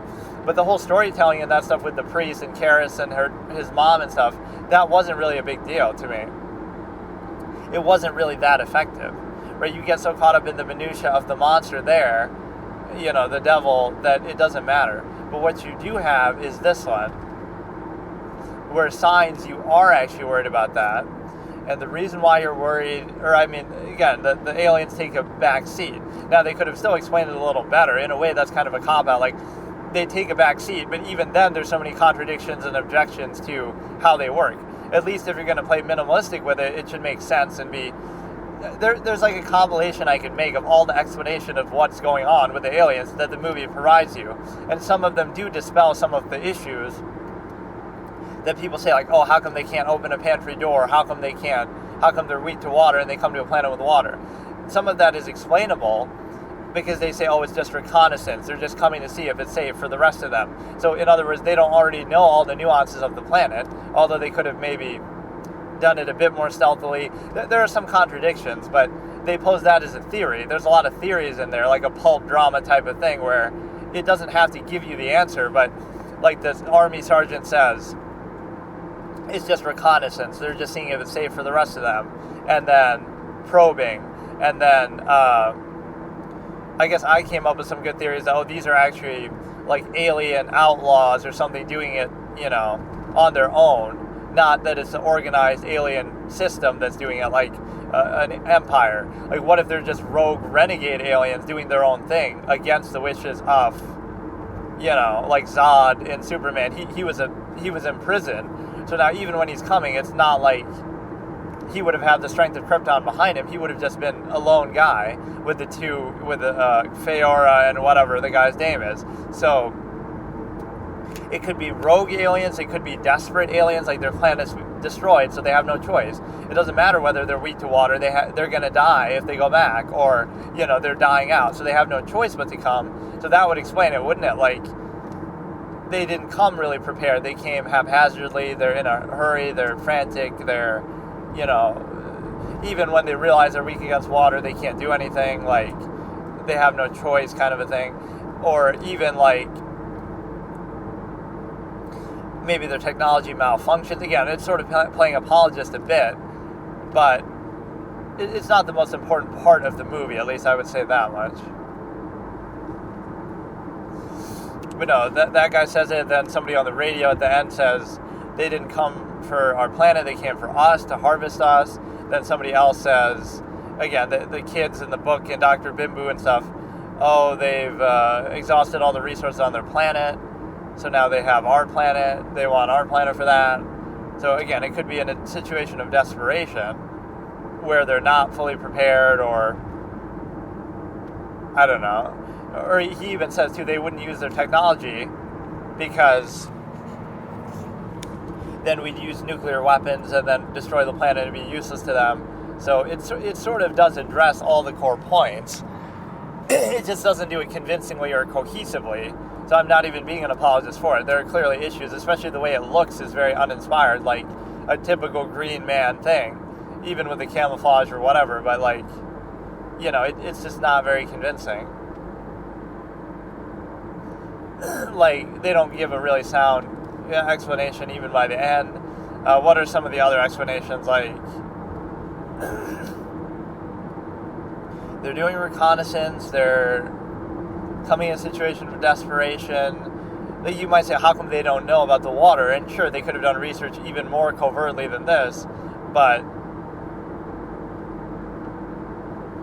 to find that out. But this would be their attempt to gain information, but then again, they're still a little bit too ostentatious about it. Maybe they're just cocky that they think they can take us anyway, but like even the weakness to water, why would that even matter? Right, you're in your ships and you're in your technology, so you can play it safe. It's like with us, if we went to invade another planet, first of all, we would be in a spacesuit, we would, like an astronaut, so it would put us at a disadvantage. Maybe they're in a biosuit, but yeah, there's a lot of explanations, but I can still criticize the movie that it doesn't adequately really give you that fully in a clear, concise way. Let's look at a concept here, like even in the way that contrivance is not practiced, it would be escaped from only in the way that, like in a controlled ritualistic way. Like for example, you would have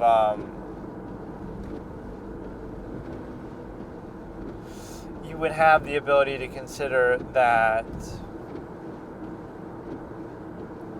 oh, you have a birthday, so you celebrate that, or you have some special condition of value, like, oh, you can do it now because of this, or like the weekend or a holiday. So you can't just self-actualize that necessarily, or you overcompensate with extreme zero-sum means as if that should be required for some base inherent state. So what it turns into is some situation where it's very controlled. Even the ways that you break away from contrivance, or you need its permission. Even the ways that you break away from contrivance are absolutely by contrivance's permission. Oh, you can do it now because of a holiday, and you can only celebrate that holiday in a particular way that's preconceived and maybe consumerism intensive, and you also can't do something else because of the simple fact that you can only do it when and as contrivance allows you, not just inherently. So that's the way you can sort of expose the arbitrary nature of it. If you didn't do it, then if you don't do the contrivance rituals, then that's somehow negative. Or if you don't do them the right way, that's a negative. Or if you come up with your own, that's especially a negative. Like, oh, what is this arbitrary thing that September 1st you want to celebrate, that something, whatever, some special day. Oh, but that's arbitrary, because the actual thing that you are celebrating all the time isn't arbitrary. If you trace it back far enough, you don't even know the origin of it, or you don't, care, or you don't do it in any particular way, or it just sort of adapts to the current time. So if you actually trace something like that that's preconceived and accepted, you would realize how arbitrary it is. But you don't do that, and instead you blindly accept it and reinforce it, and then if you were to introduce something new in that way, oh, that's arbitrary, why would we do it? That's stupid. But by the same criteria, you could discredit it the other way too. So it just shows you the power of preconceived notions that, oh, because it's established, that means it's good and it should be, even though it's based in some arbitrary, just random thing that somebody came up with. But because that random thing that somebody came up with was a long time ago, you just give it a benefit of doubt, or you also do it in such a way that you because it's been accepted and we keep reinforcing it. But by that logic, it could be arbitrary anything. Something you can't come up with could be that way, like, oh, that's arbitrary, but you just arbitrarily came up with something. They're all just made up. They're all just, random things. So just because it's accepted or been done for a long period of time doesn't mean it actually has some inherent intrinsic value. Okay, let's look at the concept of the initial being glorified, like the collective state, the majority of people, right, being that way, so they'll glorify lower standards, etc., for that reason alone, to take comfort in, etc., rather than sort of having a certain reservation and high standard despite that, right, to be aware of it's not to be above it, and etc. But also, and sort of self-critical, self-aware, counteract based on your own standard or tendency, etc. But the thing is also with the initial perspective, it's like this fallacy of sincerity, like being aware of a process or self-aware thinking in general is a bad thing, and then sort of being very base, initial, right, reduced to structure is a good thing. Like all that you think and all that you are is reduced to your performative aspects, like your immediate thing. So that makes it genuine. But does that make it genuine, or does that just make you sort of a mindless reactionary drone almost, that you're just exhibiting whatever on the surface level? So you're reducing your infinite objective mind to a reactionary physical state rather than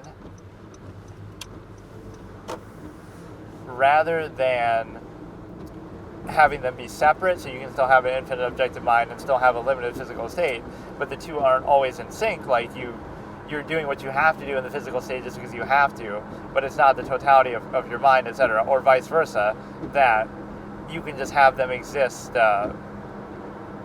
You can try to raise your physical state, etc., initial level to the infinite mind, but that's obviously very difficult to even comprehend doing.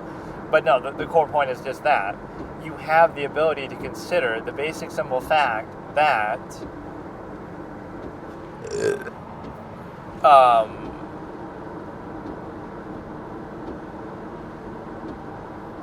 you have the ability to consider that, like, okay, this initial layer is a good thing, So again, thinking is a bad thing, initial layer is a good thing.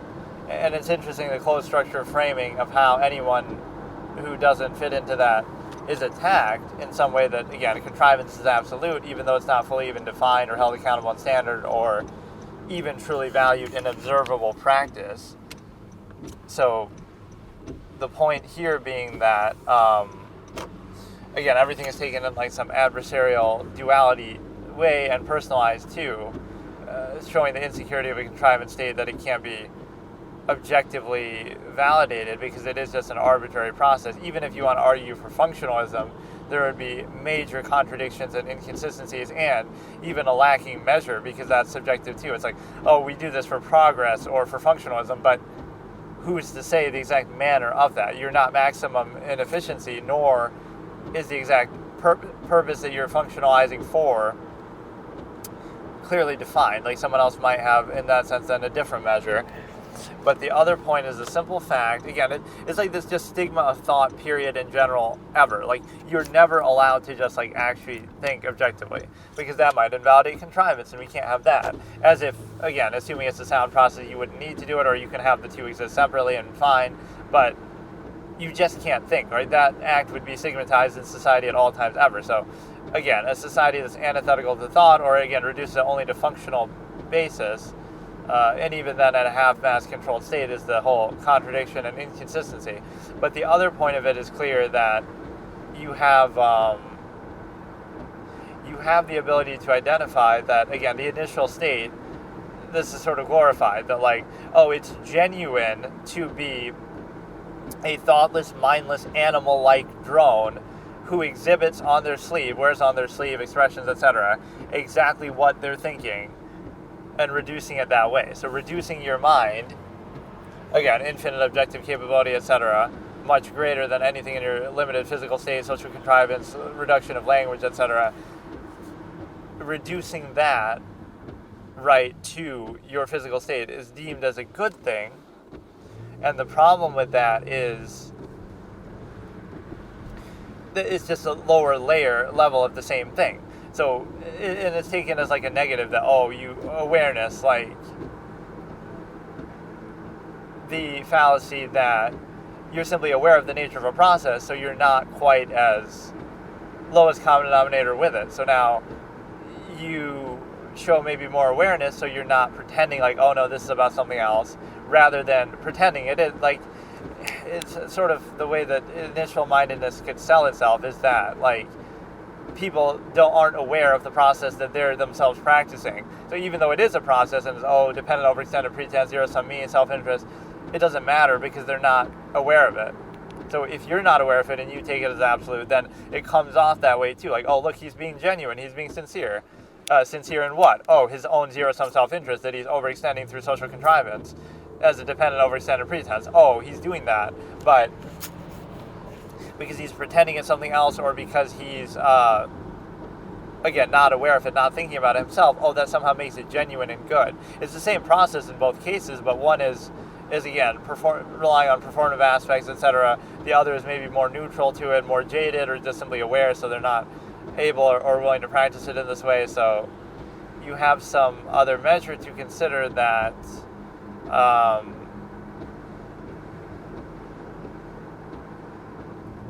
you have the ability to consider it, and what you're considering is the simple fact that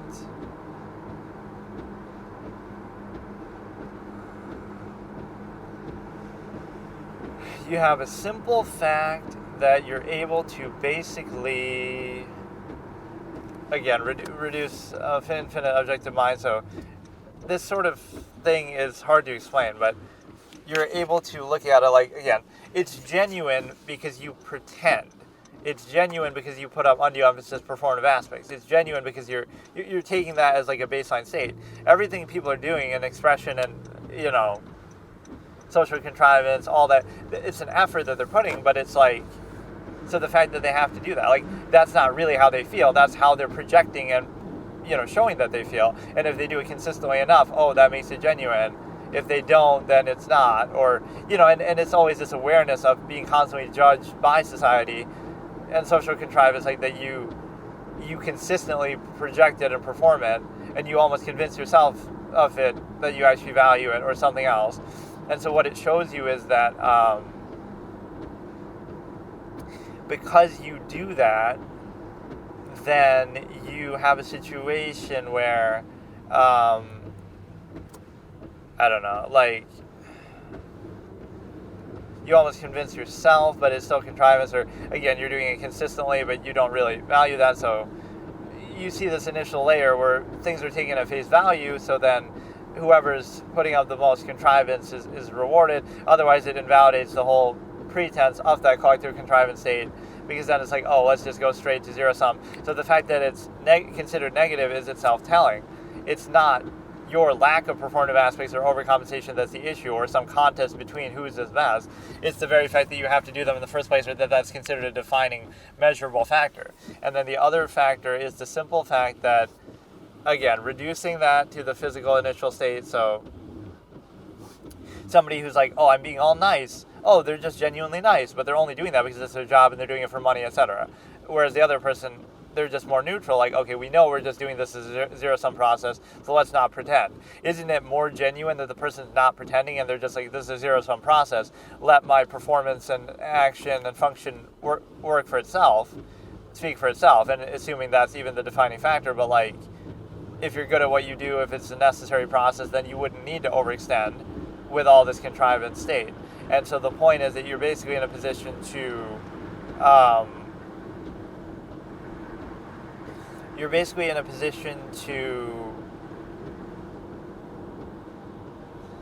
have that need to overcompensate with something that you shouldn't need if it's inherently a valuable process. So you're almost trying to bypass or subvert or overcompensate for something, whereas something more inherent would be able to speak for itself. You wouldn't need to do any of that, right? It would be a sound process. So it's all, you are overcompensating for something and overextending self-interest to a collective, right? That's all it is. It is a process, but you think that, oh, because you dress it up or do it in a certain way, or we take certain things for granted and place undue emphasis, etc., just because you defer to a contrivance state doesn't make it any less of a contrivance. In fact, the very fact that you have to do that. So you'll uniformly do this contrivance, but that doesn't mean it's not contrivance. And then the other point is that, again, the reduction to physical state and form happens. And the reason why it happens is because you have the ability to consider this way, like,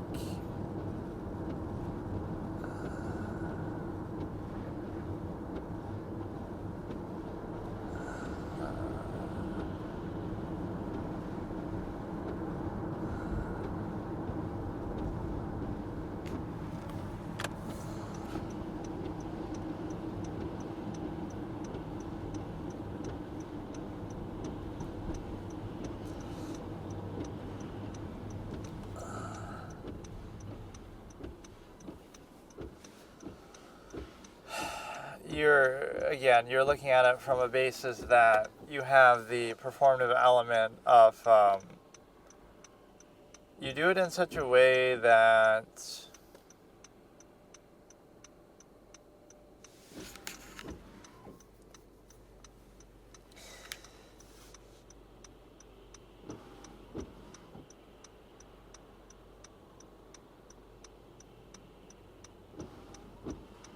it's a process that requires, again, constant reinforcement of itself and also no accountability or thought about it in a way that, like, even what I'm doing right now must be personalized or attacked in some way. That just means you're blank. Emperor has no quote fallacy. That just means you don't get it, or you're just not good at it, or you're trying to subvert. You could be the best person ever, worst person ever at it. There's no even definable, measurable way, but assuming you have some way to show that, like, you're observing something about the nature of the process. And it's not even saying you shouldn't do the process or value the process. It's simply observing the nature of it. So now, if you have some issue with it, that would be based on your own criteria, your own standard.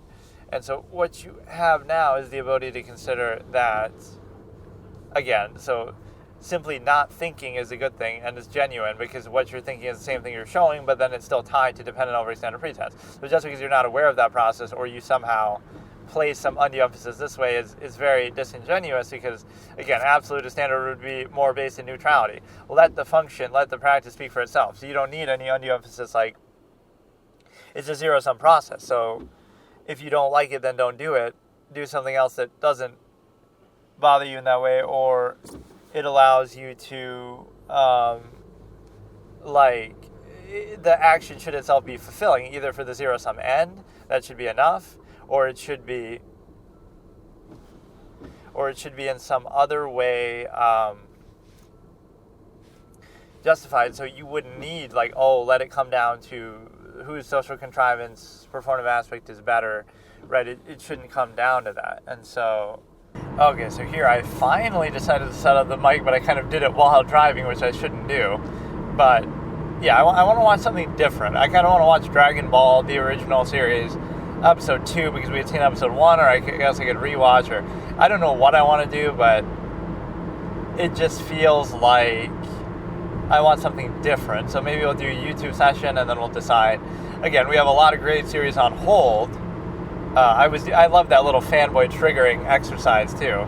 Like, I was doing the fanboy things, like try to trigger the Dragon Ball community, try to trigger the Star Wars community, all these sort of mental gymnastics retcon kind of stuff. They're like, oh yeah, that's why the explanation is a lot simpler. Like, oh, they just didn't think of that, or this expanded universe wasn't intended. But, oh, how does it make sense that such and such happened? Oh, it's because I can appreciate trying to give an in-universe explanation for it, but doesn't mean that it's actually, something they thought about, or really consistent, or really makes sense. But that's what it shows you, is the immersion is broken, and it validates the whole story then. Like, oh, we can't enjoy the story if we realize it's fake or just a bunch of bullshit, right? Random shit that people are just pulling out of their asses, especially over time. Like, maybe the original work had a certain amount of thought put into it, like A New Hope. There might be a few contradictions in A New Hope, but a lot of this is being introduced for the first time, so it's fresh. So even if it doesn't entirely make sense, at least, there's not much else to go on, so you can accept it at face value mostly. But then when you keep going, part 9, part 10, part 1 million, and all these shows and stuff now, and I'm not just blaming Disney either, I'll blame George Lucas, like the prequels clearly show. I kind of don't like that dichotomy of, oh, the prequels were so bad, and now we pretend like, oh, Disney is so bad. It's almost like it's the fan base that's the issue, or it's almost like there's some unrealistic expectation for something that's just not there. Like, the prequels had a lot of issues, especially in terms of their dialogue. I haven't even seen the newer movies, although I've seen a lot of clips, so I've kind of spoiled them for me. That's the sad part. I might have actually enjoyed them. Who knows? I should have gone in fair-minded. But whenever I dismiss something, I think it's so bad, you've heard it so bad, right? Like, everybody dismisses it. Now you say, well, I'm not even going to bother watching it. And the reason why I'm not going to bother watching it is because of the simple fact that then I'll resign myself to like watching clips and stuff of it. So that's what happened with like Heavy Rain, which is a game, of course, but still, like, I assumed it wasn't something that I was gonna like for some reason or ever play. So I'm like, oh, who cares? And then I watch like a full playthrough, or I watch a lot of clips, and then I end up really it starts to grow on me, and I'm like, oh man, maybe I would have loved it, trying to solve the mystery and living through this. Right, the first time is different than now you already know all the answers and stuff, or what's going to happen, even though you could get some different paths and stuff. So I made a big mistake with that. That's one of my biggest fiction regrets of my life, is that I dismissed Heavy Rain. I didn't think I'd like it, or it's not the kind of game I would play, even though I do like those kind of games sometimes. But then I was able to, again, so I figured, okay, I'm not going to play it anyway, so what's the harm? But then I realized, oh, I wish I had played it, and I would have loved this moment, this surprise. It would have meant so much more as I'm playing it and self-actualizing through it. It really would have been way better. So I'm not saying it's perfect, but I probably would have liked it a lot more if I had actually played it like that. When I get to go in fully blind and not know anything, it's very important for games like that too. It's important to me even in games like open world stuff like Skyrim or whatever. But you might think, oh, it doesn't matter because it's not really about the story, it's just about gameplay. But even then, I don't want to know anything. Like, I want to figure it out for myself, or just deal with not knowing it. But you have a situation then where, you don't know anything because like any little spoiler bothers me. So it might not be what you think. Like a spoiler to me is like literally, oh, this game mechanic, or you get this ability later, or anything. So there's certain series that I get spoiled on though like crazy, like Dragon Ball Super. I already know probably a lot of stuff that happens in there just from suggested videos or some, maybe clips I've watched. Right, I've already know a certain amount of it that is just completely by accident. So whether I would like it or not, I don't know. And you might say this is like a sequelitis argument, that like you shouldn't hold it against a movie that, oh, it's just a sequel or a retread, or like a series like that, oh, it's part 1 million, and you're just kind of dragging it out, retconning it, milking it. But I think it is fair to bring it up because originality counts for something, and also like you can understand the place in the series that it's at. So you have to qualify it so many ways. Right at the beginning, it's like, oh wow, this is a novel story. This is like some new, fresh universe. You're introducing these characters for the first time. So you don't need as much justification other than the fact that, oh, the material is just interesting. But as you make another series, now it's like, not only does it become very convoluted and really just fold on itself, where it's impossible to really explain, it contradicts and minimizes everything that happened before, like, oh, Frieza was supposed to be a big deal, and they diminish that by, they diminish everything, like, oh, now these little kids are becoming Super Saiyans, Goten and Trunks, and like, it just doesn't matter, everything becomes a joke. It was supposed to be a big epic moment, and look at Goku become a Super Saiyan against Frieza and beat him, and he was the scourge of the universe, and he was so powerful, and now it's like a joke. Even though they bring back Golden Frieza, like that, to me, that makes it even worse, because now you're recycling material. You're really just bastardizing the whole thing. Like, how can we take an epic moment like that and just crap all over it? Let's have Frieza come to Earth, and then, oh, Trunks kills him, and then, oh, let's have him come back in some other time and Gohan beats him up. Like when he comes, all the underworld people are unleashed, like from Janemba or something. And I love when people say that too, like, oh, that's not canon. Well, they're still making the movie and they're still milking it, right? But oh, it's not canon. Like, okay, so does that mean you shouldn't watch it then? Like, you're still gonna watch it. You're still gonna, or that's one of the cringiest things ever, is to like watch one of these movies in the theater. Like, imagine watching the Yu-Gi-Oh movie in a theater. Like, what kind of a clown shithead must you be that you would actually do that? I'd feel embarrassed as a daughter, son, anything, because again, it doesn't dress up the nuance very well of that's my objection to the Yu-Gi-Oh series. I've seen the original series.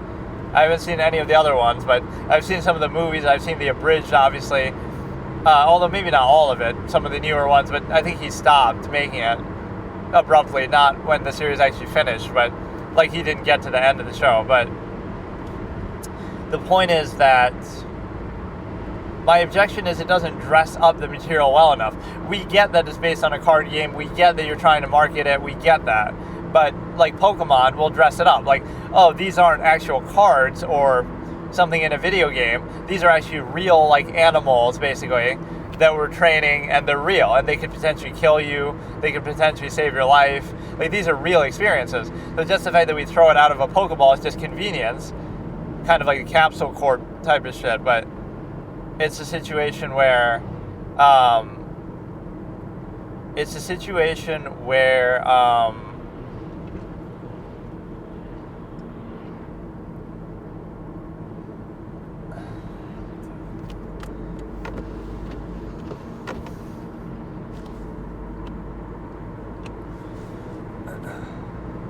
like, that's just for convenience, sure, but like, it's different than Yu-Gi-Oh! Yu-Gi-Oh! Is based on a card game, so what do the characters do in the show? Like they do in Season 5. Did they summon monsters from the Shadow Realm to do battle in war and real physical combat? No, they play the cards on the board, and even though, oh, it's a shadow game, it's a shadow duel, right, that sort of thing happens, and it implies that it's real, like, it doesn't feel real, and it doesn't matter, really. Like, they're ultimately playing a card game in the show about card games. Right, that's not a very good way to portray it. Again, Pokemon does it right because you have this, it's based on that, but then in the show you have the real thing, as in like, oh, they're going around and really just doing this. They're, they're going around and they're deciding to actually deal with these real like animal creatures. They're training them, they're using them for good, they're using them for bad, they're fighting it out.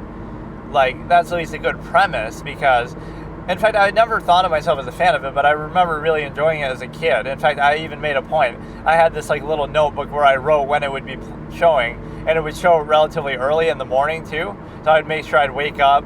I had all the times written in there, I remember that. So it's a situation where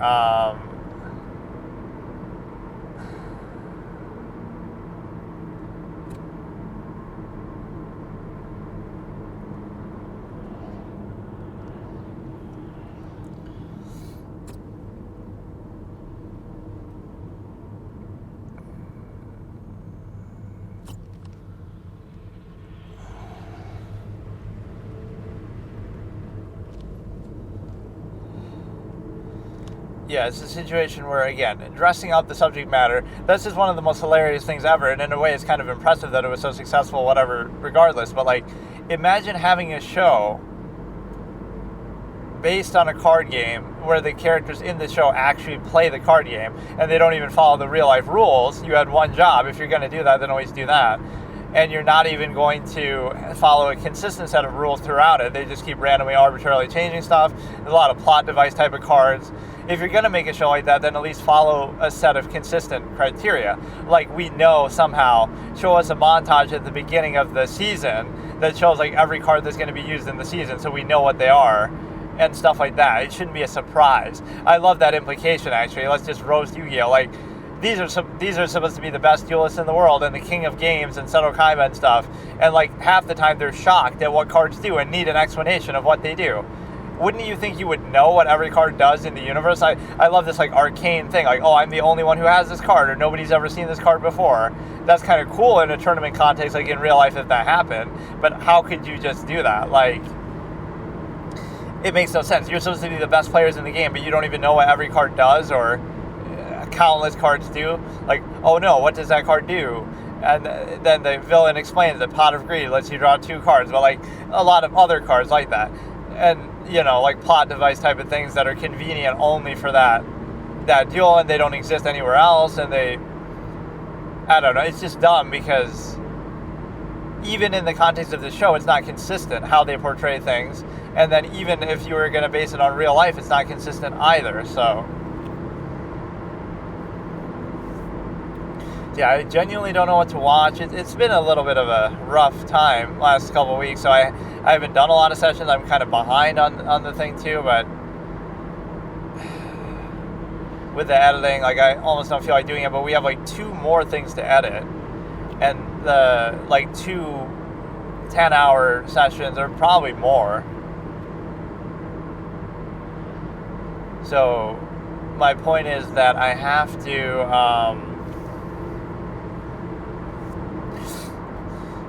decide what I want to watch next. But I love the infinite content cycle that this kind of creates. It might be a lower standard, although there are some really good takes in here.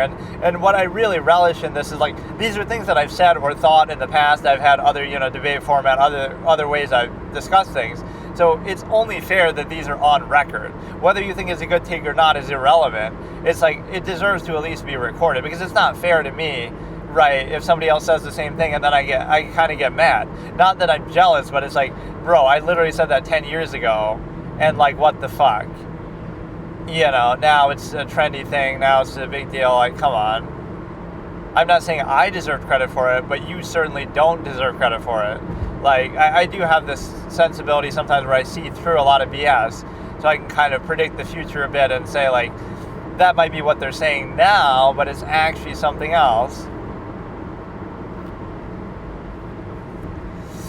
So what we can do now is we can basically go through. I love that I have 7 followers now on my Twitch, or on my Kick, and it's even live as we speak now, even though it's a rerun. It's not what I'm doing now. It's one of my older videos. I keep trying to keep up with it. Whenever I'm not using my computer at home to upload or do something else, when I'm not there, I'll do this, where I try to do a stream, which means that I guess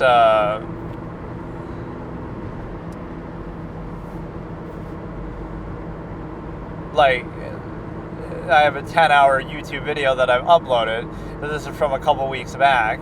So our most recent one is a very funny title, Hypno Goddess, in quotes, Hypno Goddess Mila Kunis, body bags film critic in their first time watching Friends with Benefits. Make of it what you will. And the thumbnail is like Mila Kunis with a hypno spiral behind her, and the text saying, "Watch my movie now!" Exclamation mark. Because I'm sort of embracing fetishes and role play, which some of that was at the end of the last video, not in that, like, it starts off with me watching it, but I had discussed a lot of the fetishy stuff beforehand.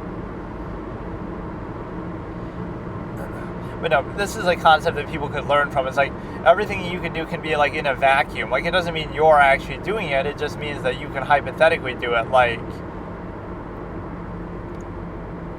you could hypothetically consider an idea, like, or discuss it, or debate it, or go deep into it. It doesn't mean it's actually what you think or what you do or defines you. But there's like this overextension fallacy, like with, this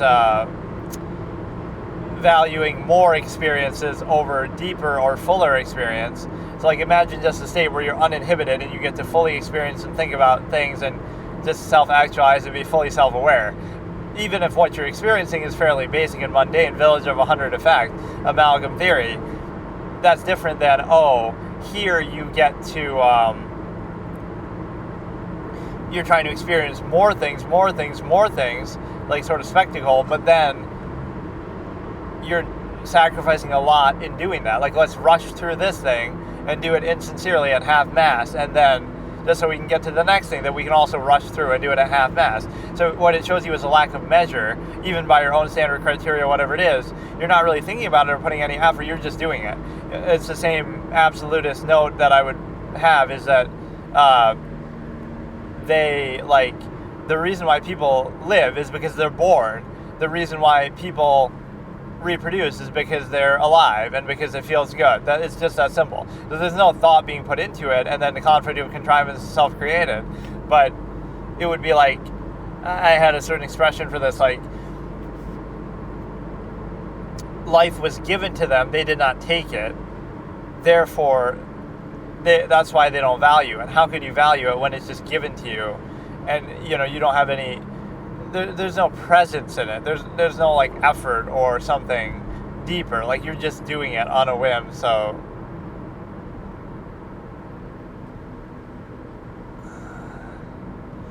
right, you're just mindlessly doing it.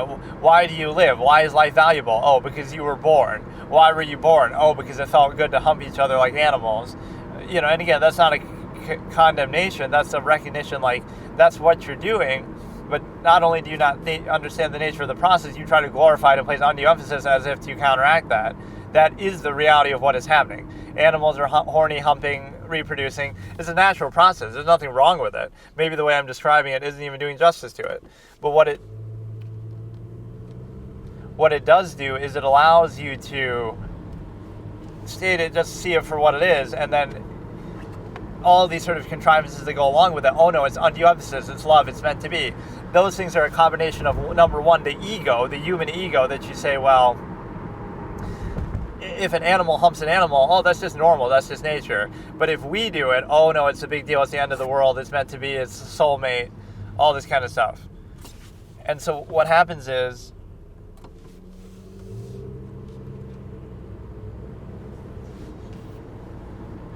that's appealing to the ego, that everything revolves around you or is somehow special because it experiences you, even though it also indicates a lack of value for the self, like in everything, like fallacy permission that I talked about.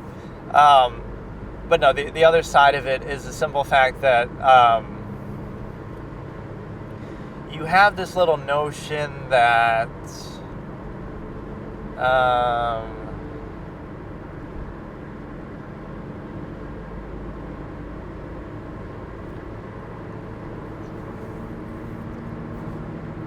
it's ego, and it's also the desire to control people through society, like, oh, it's good for the family system, it's good for this or that. So you're making a functional contrivance, but then you aren't even using functionalism consistently, so you're trying to bypass it and have it both ways, where let's try to get people to do a functional process that they wouldn't do otherwise, that their inherent desired suggested tendencies would not have them do necessarily, not universally, not broadly.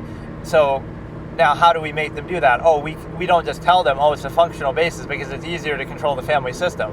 Although I would appreciate at least if you acknowledge that basis. But then you realize that, let's make them think it's their ego, or let's appeal to their ego and say, it's not that society is trying to control you and that a family system is easier to make and control and all this. It's actually that, it's meant to be, and it's love, and you're, soulmate and destined to be together, and you can kind of see the outline of it. A religion is similar, morality is similar, gratification is similar. So it's a layer of indoctrination that comes beyond enforcement. So you have indoctrination, and then you get people to buy into that.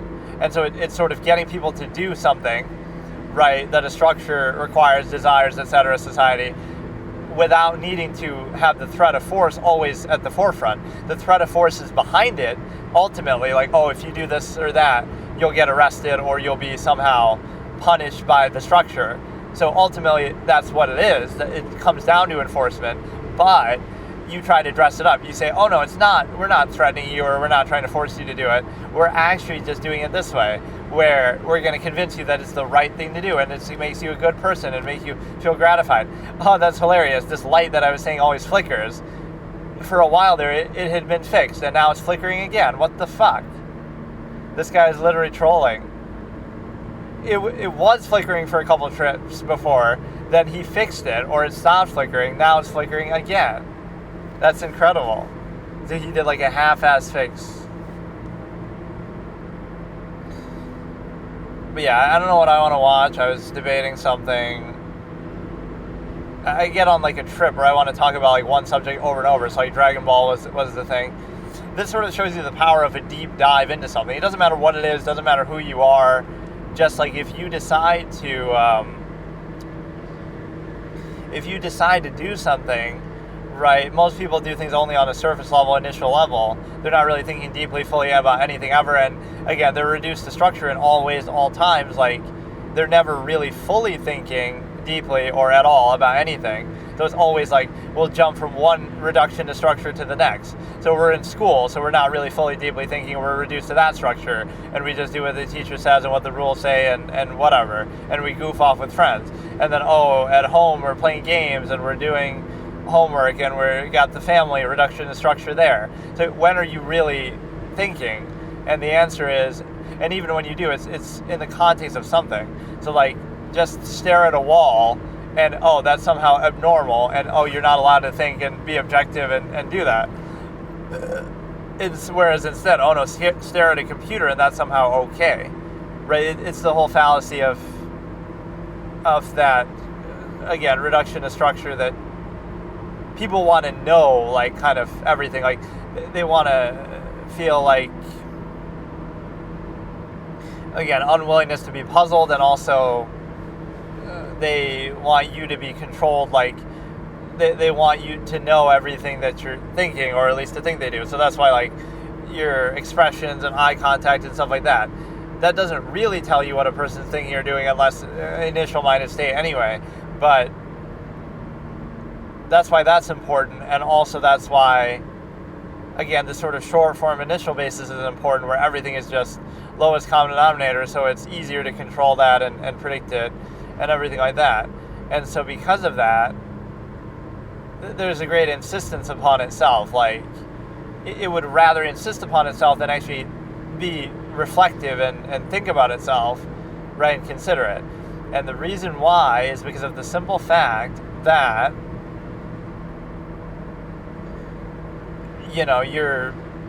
there is some cognitive dissonance with it, but you accept it anyway, and you just do it just because. So again, think about that. Like, you're trying to have more experiences than a full experience at any time, and you're doing this overextension, and you're doing this from one reduction to structure to another, where you're basically able to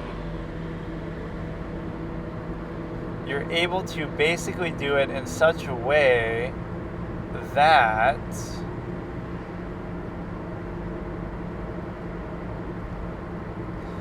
you're able to basically do it in such a way that your reduction in structure is very noteworthy, because again, you go from one to the next, so you're never fully, and again, you're defined in the context of that too, like,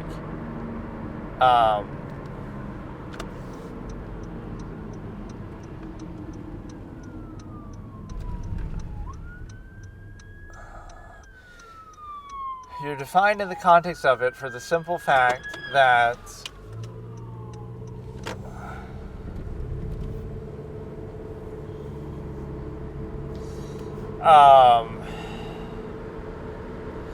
I don't care. Okay, whatever. That's enough. I like how I've done that too. Like I've done something actually very valuable with these videos, whether you realize it or not. And most of them, I think I've uploaded that at least touch on these relevant points. I've actually chronicled and saved what I thought I would never get around to doing, just because it's so daunting and I don't know exactly the form of it. It shows you the danger of like perfectionism, that, I wanted to do it just right and I wanted to make it, do it and just make a special thumbnail for it and come up with the right title and upload it as a standalone clip and give a detailed description, like all this kind of stuff. No, fuck it. I'll just ramble on here and I'll touch on the subjects and I'll have it there. And then I can always do that later, right? That's more important, just to do it. Just to have it preserved in some form. And so therefore you have the simple ability to,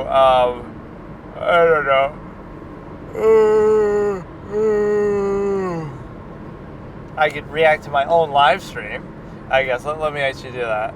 Let me hear what part we're at.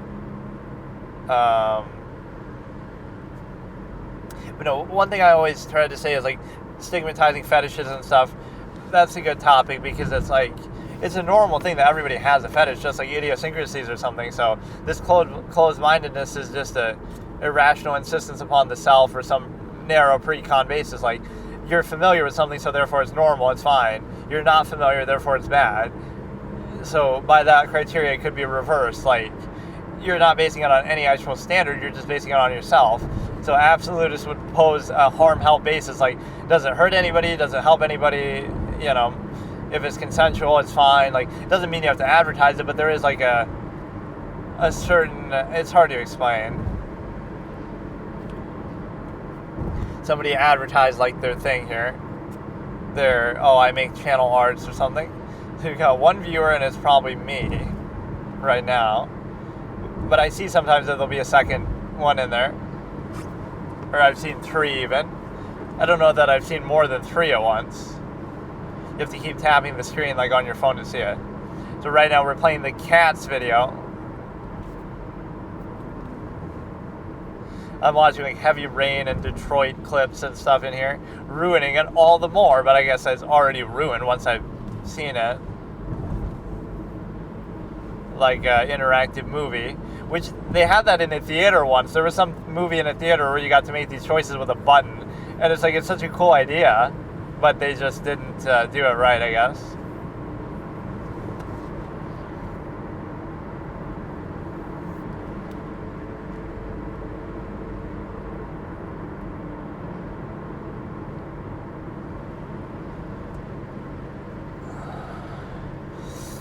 So yeah, you're listening to me reacting to my reaction to random stuff. Potentially somebody else's reaction too. Like when Asmongold did that with some guy with the MMO. He reacted to them, then they reacted to him reacting to them, then he reacted to them reacting to him reacting to them.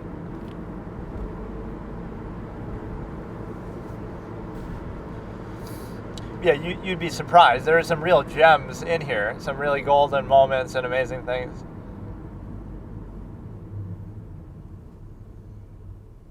I'm watching like maybe Far From Subtle play it or something. One of my favorite channels that I do respect, that now they've moved to Japan and stuff.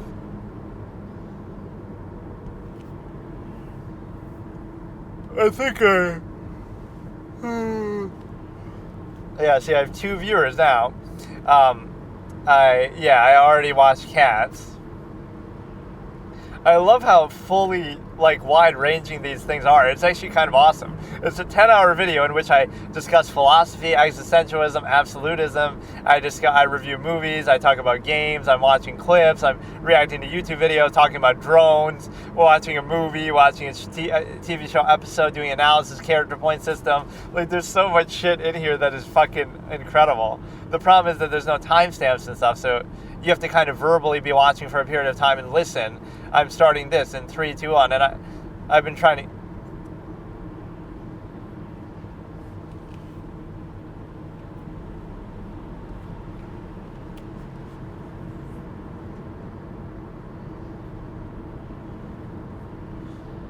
I'm spoiling Heavy Rain that whether they can die at various points, like nobody would know. Somebody randomly joins, they don't know what the fuck I'm talking about. Maybe you do instinctively, but yeah, I love how wide ranging it is. It's kind of hilarious to think about.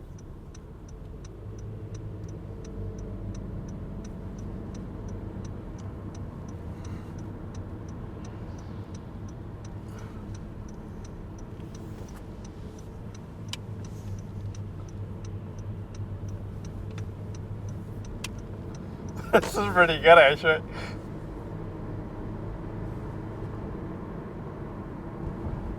Yeah, how Giovanni couldn't have made the notebook in one night. There's a mistake in the show, I think, with that, too. They'll show the notebook, and it has all these names written after Takeda's name, but...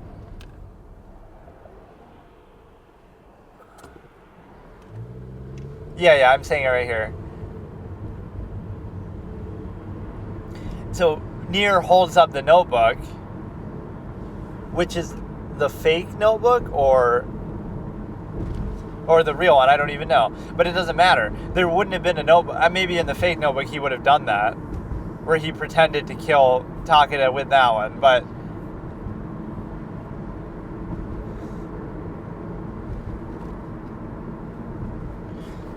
Yeah, now we're back down to one viewer. No, but my point is that I can always pause it. I don't know why I'm acting like I can't.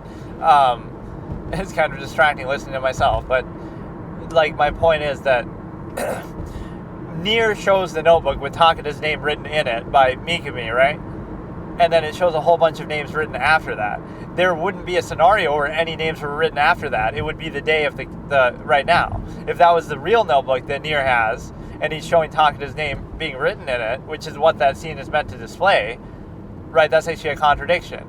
Takeda's name is written in it, but nothing else would be written after until now, where you're writing Nate River and stuff, right, because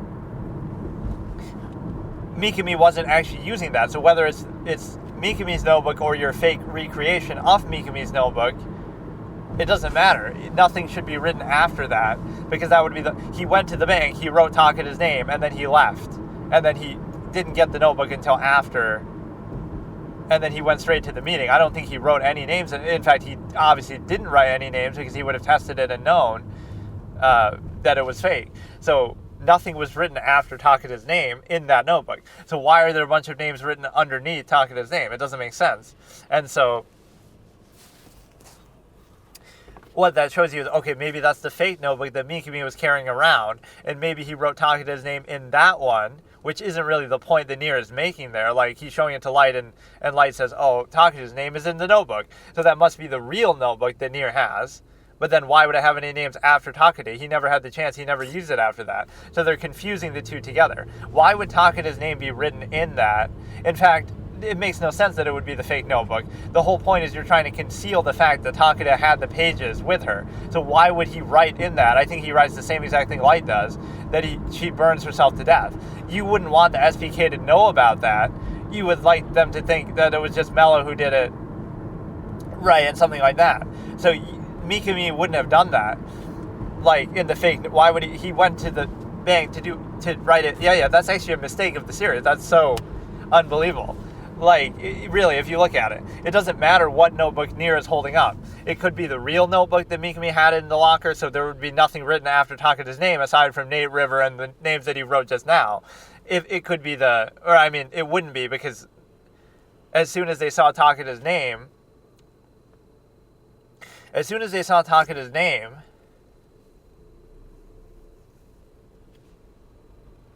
maybe he really did mime it and pretend to do it, though.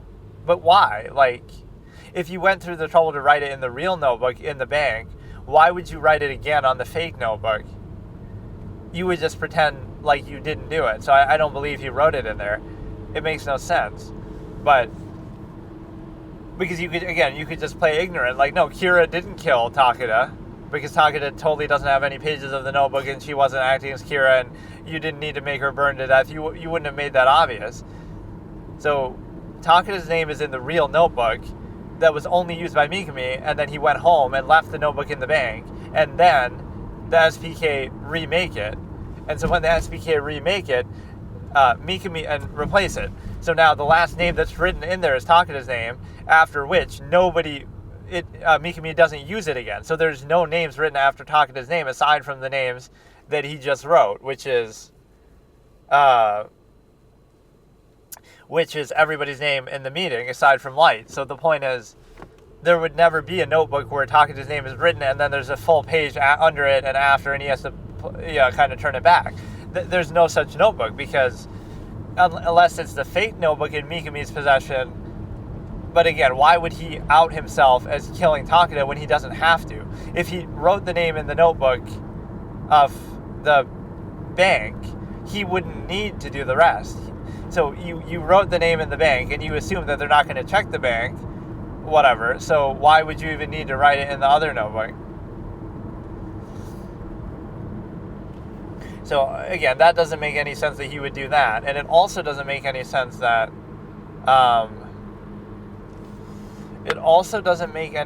he would basically be able to do it this way. So again, if it's the real notebook originally, there would be nothing written in it after Takeda's name, period. If it was the real notebook, the fake notebook imitation of the real notebook that the SPK replaced the real notebook with, then it also wouldn't have that in there. And the reason why is because it would have Takeda's name, and then it would have Nate, River, and all these names that Mikami just wrote, right? And that's it, because he hasn't used it since then either. Or wait a second. Yeah, see, that's why it doesn't make sense. It would have been the one that they replicated was not the one that he has in his possession. It's the one that was in the bank that was unused. So even when people say, they would have had to replace all the pages, like, and Giovanni would have to do this, that notebook wasn't being used by Mikami. It was being used at one point, after which maybe he burned the pages, or this was when he wasn't being monitored. So that, for all we know, that notebook could be empty. There could be nothing in that notebook. Like, just because it wasn't being used. He took out a few pages, gave it to Takeda, and he maybe cleaned up all his evidence beforehand and burned the pages or whatever. And so Mikami is that actually makes no sense. So the real notebook would not have anything written after Takeda's name, because after Takeda's name, they take possession of it, and that's it. And then they put the copy of it that they make with Takeda's name also, but in that notebook, he doesn't use it again until writing everybody's name at the time of the meeting. And then after that, the fake notebook that Mikami's carrying around would have no reason to write Takeda's name. And the reason why it would have no reason to write Takeda's name is because of the simple fact that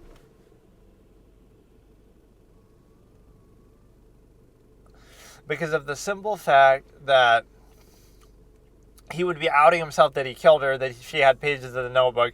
He would be outing himself that, again, the whole point of going to the bank and writing it in there would be to conceal the fact that you had written the name. And the reason why you're concealing that fact is because of the simple fact that, that's why you wrote it in there in the first place. Also so that it would actually work. So yeah, I don't get that at all. That's a total mistake by them. That's one mistake that I caught. The other mistake I caught was that imperfect cell thing. I have a knack for doing this. Imperfect cell says, oh, the reason why Trunks' cells weren't taken and added to me because of after he kills Frieza, he wouldn't have killed Frieza because it was a different timeline. Right, he killed Frieza in this timeline, not the one that you came from, because he was just a baby in that one. And then, unless you're saying another Trunks came to that timeline too, but that wouldn't make sense because then they would have known about a lot of these things anyway. But the point is that there's no way that's actually intended, that, oh, another Trunks came to that timeline too, an adult Trunks. And no, that's the timeline where Trunks is a baby. He grows up. Right, maybe they deal with the android somehow, and then he gets killed by Cell, and then Cell takes the time machine, and then once Cell takes the time machine, then, because he can't find the androids there, then Cell takes the time machine and comes back. So only, like, how would Cell even know about that, I guess? How would Cell know that, about adult Trunks even killing Frieza? That data wasn't that didn't happen in his timeline that he came from, and he's only just arrived, right, in the Android Saga. So how would he even know that Trunks, how would he even know that is Trunks? How would he even know maybe who Trunks is? How would he even know, or I guess he would know who Trunks is because he would have seen him as an adult then, but yeah, that line is completely invalid, factually, objectively incorrect, where he says, we already had enough say in DNA, that's why Trunks' cells weren't added. No, Trunks' cells weren't added to you in your timeline because he was a literal fucking baby that you probably didn't even know about, and you maybe didn't even know he was a Saiyan because he was banging Bulma behind everybody's back, and nobody knew that Bulma and Vegeta even had a kid together. So, like, what the fuck are you talking about? And then also,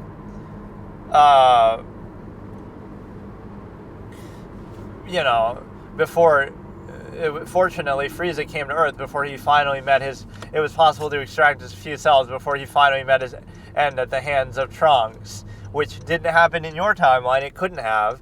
And then, it also doesn't make sense because you're able to consider the fact that if you have Trunks to consider, then what you have is the ability that, again, he maybe doesn't even know who Trunks is. The event of Trunks killing Frieza happened in this timeline that you don't even... It really is stating it as if it happened in that timeline, because for the viewer's benefit, we've known that that's happened. But in some retcon, convoluted way, the way they would actually explain it, I think, people have said, oh no, in that timeline, Goku came back with instant transmission and killed Frieza, because otherwise the Earth would have been blown up. And so Goku comes back conveniently, because there is no future Trunks, because this is the timeline from which future Trunks comes from, right? So how could there be another future Trunks that would have killed Frieza? Because that's what he's talking about. Like, you're talking about, oh, well, Trunks killed Frieza, and at that point, these cells could have been added to Cell. But that cell doesn't exist, because that cell was destroyed in the lab in the current timeline, and that cell never came into being, and it certainly is not this. Even if it did, it would be later on. It's not the cell that came back in the time machine. So Cell is not meant to even exist at this period of time, and so it would have been much later in the future. So this cell is able to say that, like, oh, Frieza met his end at the hands of Trunks. First of all, how do you even know that? You might say, oh, you know it from the cells of other people. But those cells are from your timeline that are not the same cells as this timeline. So that event didn't even happen. So you wouldn't know unless he... I don't get it. That's just a total contradiction of writing that is in... Sometimes people come up with the retcon BS explanations, but that one you just can't. That one's just a mistake. I don't think it's a dubbing mistake either, because they show the animation the same way. So again, Frieza comes to Earth and is not stopped by Trunks in this cell's timeline, because there is no Trunks. Trunks is a fucking baby, and that baby grows up, and that baby ends up getting killed by this cell as an adult, I guess, and then he steals his time machine. That's what happens.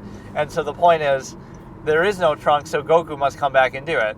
And then everybody just chills, and they don't know about the androids. and then he dies to the heart virus and everybody dies. But even when that happens, then you take the thing back, you take the time machine back. So now in this timeline, Trunks kills Frieza. But when you say that, oh, Trunks' cells weren't added, but what are you talking about? There was no Trunks to add. Unless you're talking about this current cell, but that's not, you're talking about yourself. Trunks' cells weren't added to you, but there was no Trunks to add from. He couldn't have killed Frieza for two reasons, right? Number one, if he did, then that means he would have come back to that timeline and warned everybody about the androids, possibly destroyed Cell, possibly everybody would have been better prepared. He would have given Goku the antidote so he wouldn't have died in that timeline the way he does, right? That's the timeline that goes to shit, because even though I don't get it, because that's not... Wait a second.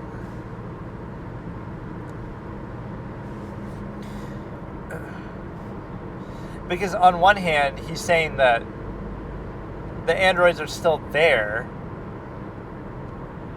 Or that's, I don't know. It's like yet another timeline, but it still doesn't make sense.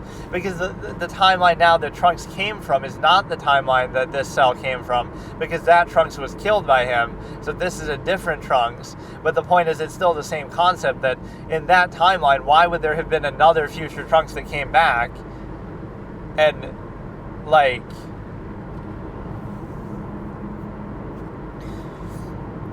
he would have changed the events of that timeline, so it wouldn't have made any sense. But whatever. The point is that Cell is not, would not be there. So yeah, it's just a mistake that he didn't meet his end at the hands of Trunks, except in this current timeline because he's come back. In the other timeline where you kill Trunks, why would there have been another Trunks that had come there? And then why did the act of him doing that not change it so that things went better? And then it's so convoluted, it's unbelievable. But I think this is a pretty undeniable claim that I'm making, that you're able to consider that he didn't meet his end at the hands of Trunks because there was no Trunks. That Trunks and that event happened in this current timeline that you just came to. It didn't happen in your timeline. He was still a baby then. You were still in your pod then. Only when he grew up, you killed him because you couldn't find the androids for whatever reason. They deal with them, deactivate them.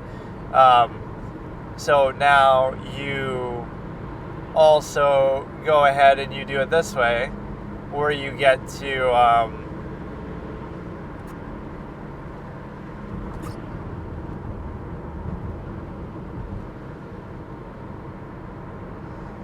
you do it in such a way that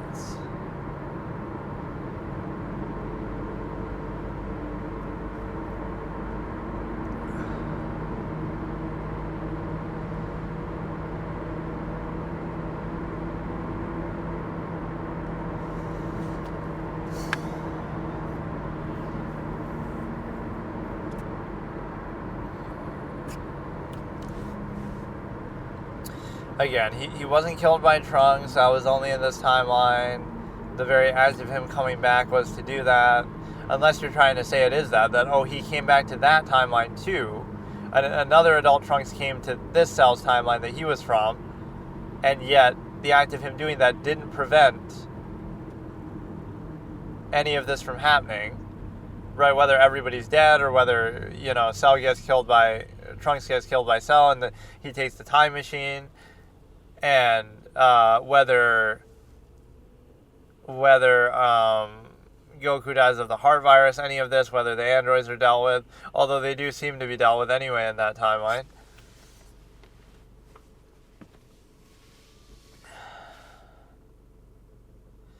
It's just so convoluted. But yeah, that's a good catch of a moment that's obviously very contradictory. And people would still try to defend it. That's what I love. Let's see what part we're at now. I had paused it for all that time. But no, I couldn't give Cats even an F. I won't do it just out of sheer tribalistic whatever. Everybody hates it. I won't even do it.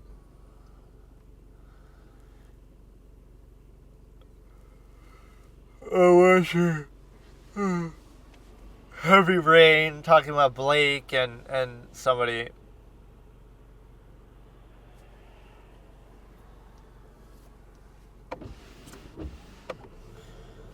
Why does Hank hate androids? Somebody get me a handkerchief. That was a good joke that I made. Hank is triggering me. Somebody get me a handkerchief. Classic. You could use that in any of the Tom Hanks movies or something.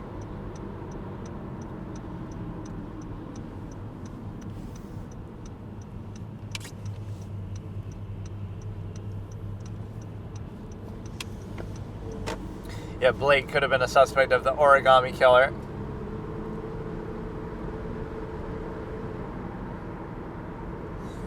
Scott gets that watch and then he still wears it to this day that he got from getting to police captain or something. Lieutenant. That's actually an amazing clue that breaks the case. I love that so much. Like, you're looking through so many different things and it's his watch. I love that. David Cage really is pretty smart. He's like the M. Night Shyamalan of gaming, but where you're like a savant and you do something good. I'm having like a heart attack. Maybe I have to use the bathroom or I'm tired or what? I don't get it. I'm making all these noises. Somebody's in here listening to this too. What am I even talking about? I think I had to use the bathroom. This was a while ago, so I don't even remember. I'm just making random noises and shit. Holy shit, bro. Blake and him have some history.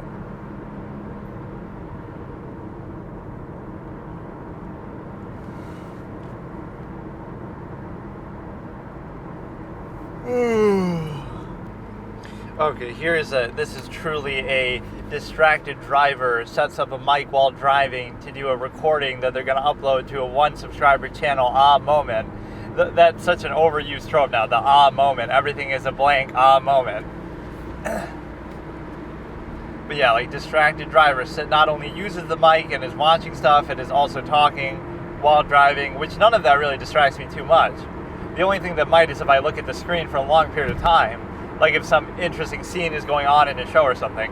But I think I'm going to watch Dragon Ball Episode 2. I don't really want to watch the first episode again, even though it was really good. I think I gave it an A grade, but I think I remember it well enough. We meet Bulma, they're off on their adventure. We learn a little bit about Goku, and then you see like Emperor Pilaf, or I kept calling him Garlic Jr. I don't know which one it is. I think it's Pilaf that we're dealing with here. Garlic Jr. comes later, probably. But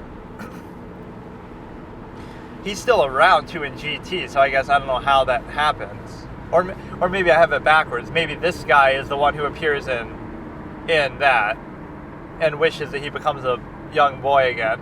Which, that same young boy is the one who beat you, if I'm not mistaken, if we're talking about this timeline and everything. Like, I wish that Goku was a boy again, like when he beat me up and everybody else, like on the... But no, I like the smaller scale that Dragon Ball probably is going to take place on. Like, the power levels aren't so stupid and crazy and jumping up. He goes from... This is like a realistic example of power growth of a character in the Dragon Ball universe, of which we'll never see again. Where a kid goes from 100 power level, or whatever he is, a couple hundred, to...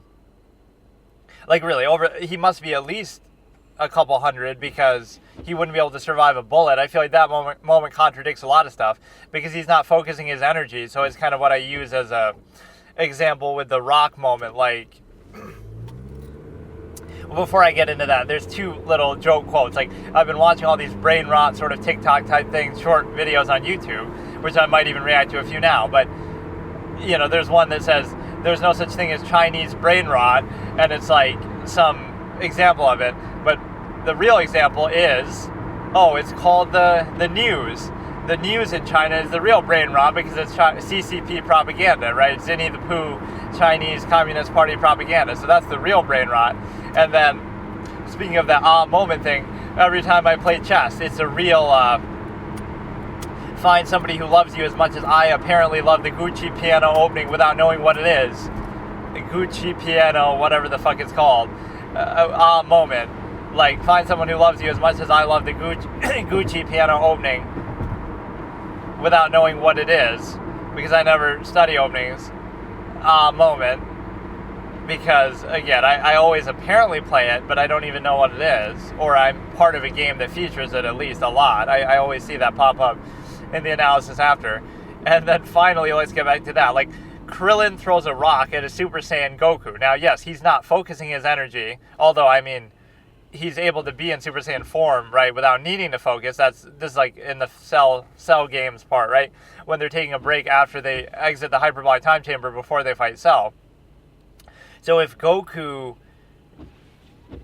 is pretty strong in his own right, for a human being at least, whatever, right?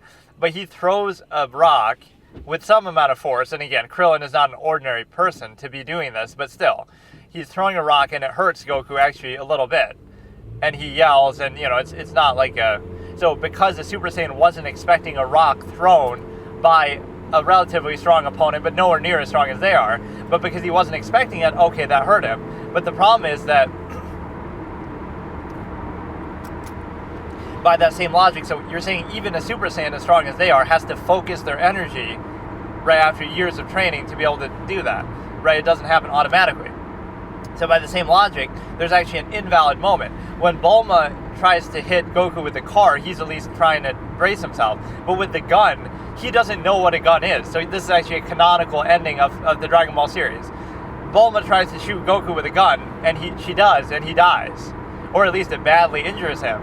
Because, think about it, he's strong at that point, but he's not that strong. He's not as strong as like when he fights Raditz, even as an adult, where he has probably like a 700-800 power level.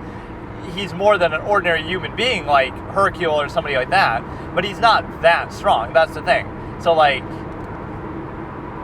should a bullet, when he's not bracing himself and he doesn't know what a gun is, right? He doesn't know ki powers, and he doesn't know all the Master Roshi technique and King Kai, and like he doesn't know all this energy manipulation. So this is just his base, defenseless state. He's not powering up, right? He doesn't even know what that is or how that works yet, right? As far as like charging up your ki and all this. So he's not powered up at all, and yet he's able to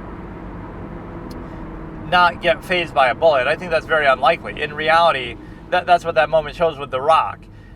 Goku isn't quite, he's kind of like taking a nap almost in that moment, but he's also a Super Saiyan, and Krillin isn't that strong, even though he's stronger than an ordinary person. But a bullet to a guy like Goku as a kid who isn't that strong, again, what would you estimate his power level to be like? Like a couple hundred, maybe 200? Even that seems high, because I feel like even as an adult, he's only like maybe 300 or 400 probably later on in that.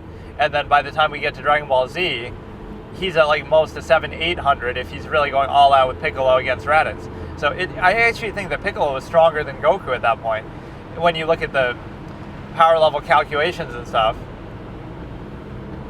right, Piccolo might have been slightly stronger than Goku. But the point is that that rivalry gets hijacked by Vegeta, because it was supposed to be Piccolo and Goku were the rivals, but then they, they want to power creep this shit out to say that, Goku's just going to leapfrog everybody, so Piccolo's a casualty of that, even though he also gets these ridiculous power jumps. But I like using Dragon Ball as an example of that. Like, that's what it would look like realistically. The kid goes from 100 power level to like 300 over the course of 200 episodes or whatever it is. Like, so you gain like 200 power level points. Even if you want to count that in a different way, not just the raw number. I'm not talking about that you gain 200 points of power level. I'm not talking about the fact that you went from 100 to 300. I'm talking about the fact that you tripled your power level over the course of 200 episodes. That's still a big jump. So imagine, okay, over the course of Dragon Ball Z, then he'll go from 300 to 900. Wow, what a jump. Like, in between that period, I guess that's actually what does happen. I just like you appreciate how hard it was. Like, this is like an entitlement youth type of thing. Look how hard Goku had to work. He had to fight Piccolo and Tambourine and all these random crazy clown people and all this kind of stuff. He worked so hard, right, just to get from 100 power level to whatever, like 1,000 or less than 1,000. So his whole life he worked for that. Vegeta worked his whole life, even in space and everything, to get to. And see, as a kid, he's already stronger than Goku as an adult, because he's stronger enough to kill a Cyberman, and that's about as strong as Raditz, so Goku isn't as strong as Raditz. But the point is that you work your whole life to get to like 800 power level if you're Goku, and you work your whole life to get to 20,000 if you're Vegeta. So it's like, what the fuck are you doing where, you all of a sudden just jump like crazy amounts? It makes more sense for Vegeta, because at least he was on the cusp. Goku gets too many of those moments. He goes from being weaker than Raditz to now, he's stronger than Nappa, just like that. King Kai or whatever, but then, he does it again, where he gets a plot device, Kaioken, to manipulate the fact that even though he's weaker, he still gets to do it, equalize his opponent. And then he also gets, that's like a hacks type of ability, right? Like, I'm not as strong as you, but I'm going to still have a chance, because I have these techniques like the Spirit Bomb or the Kaioken that allows you to subvert your raw power. And then,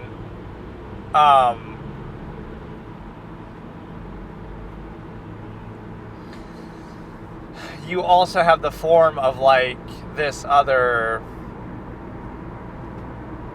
You have certain other abilities, like what Tien does to Semi-Perfect Cell, what the Destructo Disc. So sometimes those abilities are nice. Even Special Beam Cannon, to a degree, has a way of bypassing powers. The power of the ability is different than the power of the user. Like, it's much higher. Although you would assume that with a lot of Beam Blast, it's not just a raw count. Trying to debate Dragon Ball power levels is a clown show, because I love this. Even in some YouTube comments, people get defensive, like, you just don't get it.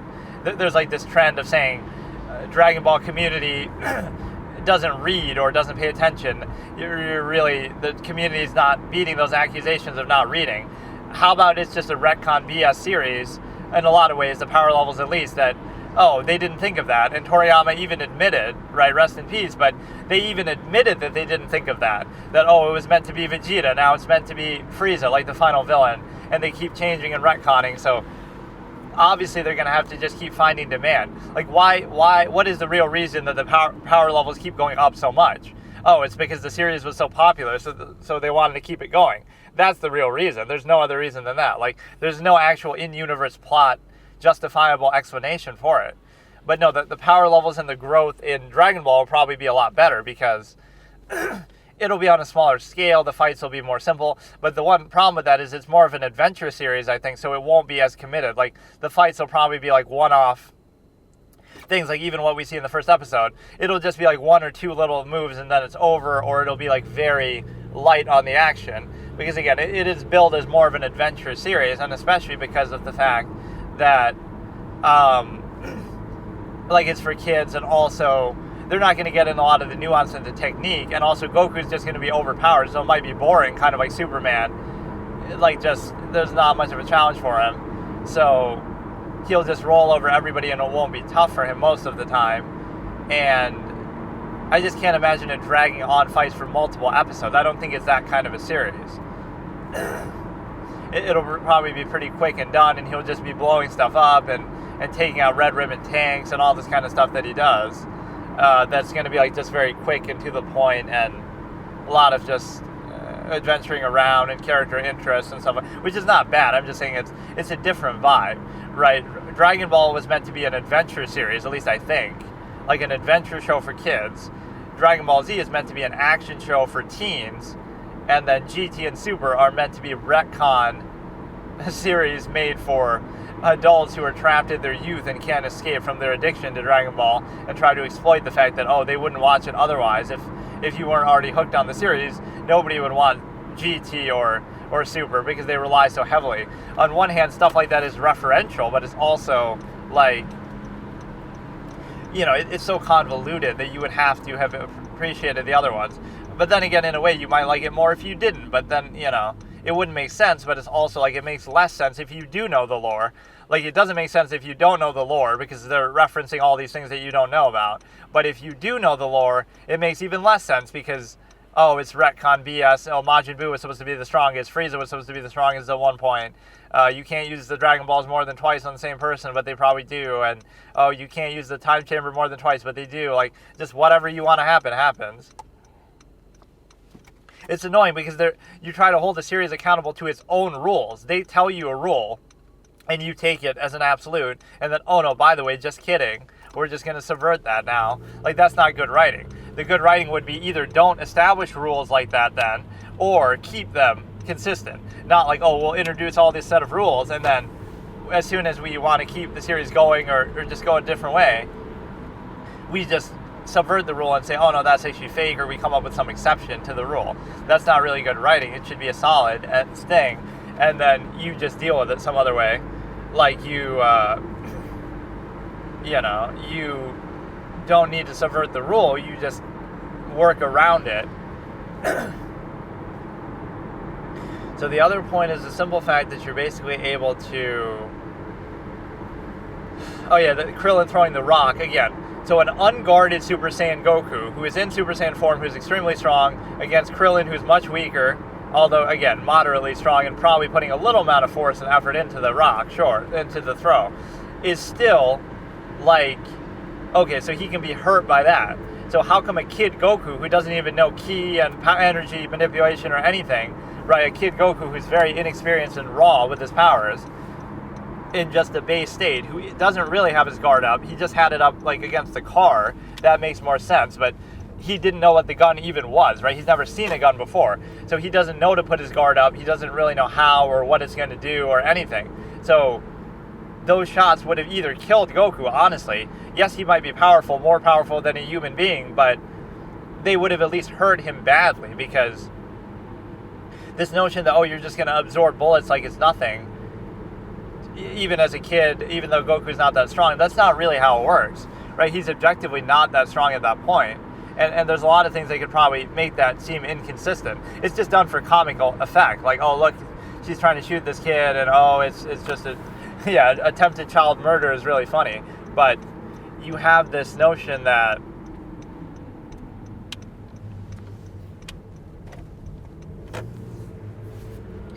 it's meant to just be that, but it really is an invalidating moment, because again, whatever his power level is, right, at that point in the series is relatively low.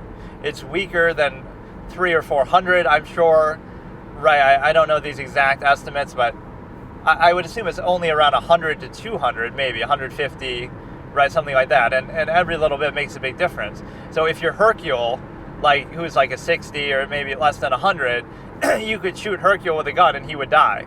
So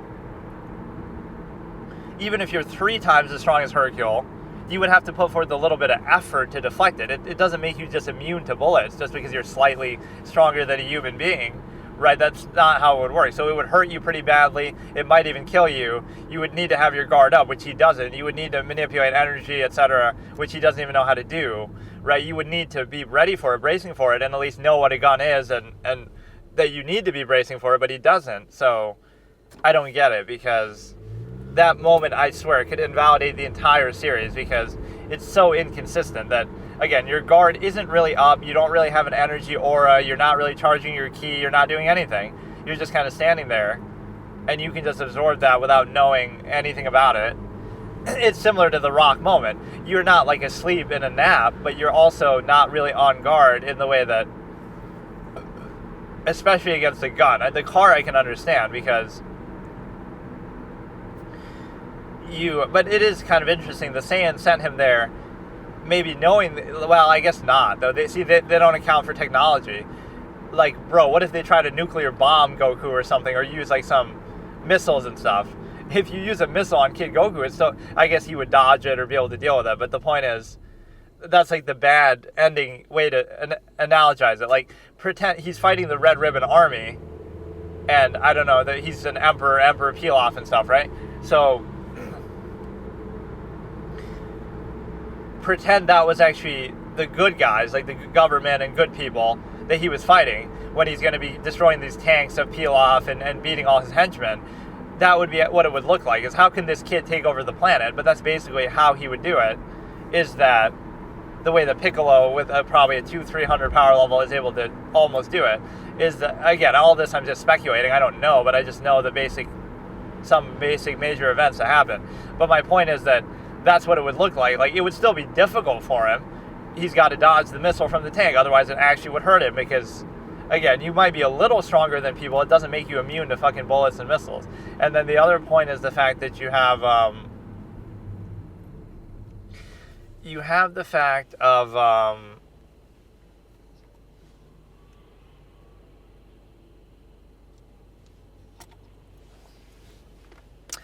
I don't know, he's able to have a relatively low level at the beginning, right? And so he wouldn't be on guard, he wouldn't know what a gun is, he wouldn't know to even brace himself for that. So if you're going to do that, what happens is it makes that moment very unbelievable, and it maybe should have been left out because the power level distinction is pretty strong. Like, why would you expect him to do that? Because again, he's not that much stronger than even, like, let's say the world's strongest person.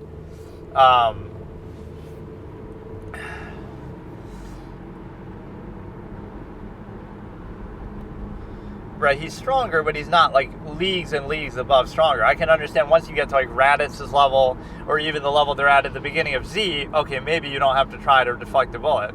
But even then, you would think you would have to. See, there's a bit of a contradiction with it. In fact, there's even a moment like where maybe it's a special gun, but I've seen this clip, like Mai shoots Goku Black and he falls to the ground. Like, why would that happen? That must be a super special kind of gun and bullet, because that wouldn't even work on Raditz. Raditz wouldn't have to even try to,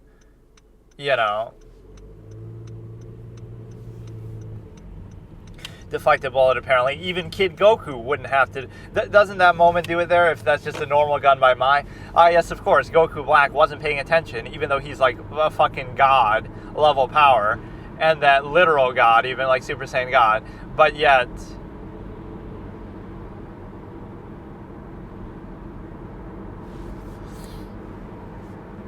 the point is that, oh, he's not paying attention, so a bullet knocks him to the ground. Oh, wow. So if Kid Goku isn't paying attention and he gets clocked in the face with a couple shots by Bulma from a gun, what does that mean?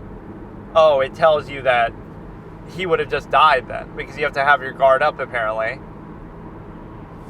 And he's just kind of standing there. He doesn't know what it is, so he doesn't know to have his guard up. But that's a major contradictory moment. Again, you could say you're overthinking it, but it just shows you that there's a lot of things they just didn't think about. Toriyama just didn't think about it. It's just there for comic effect goofiness. Maybe that scene isn't even in the manga quite like that, but it's the case where you... I gave the episode actually an A because it did such a good job introducing everything. It was kind of fast-paced, smooth. It was a really good first episode. And then from there, you have the simple ability to consider that... I'm just obsessed with this moment, though, because it's so...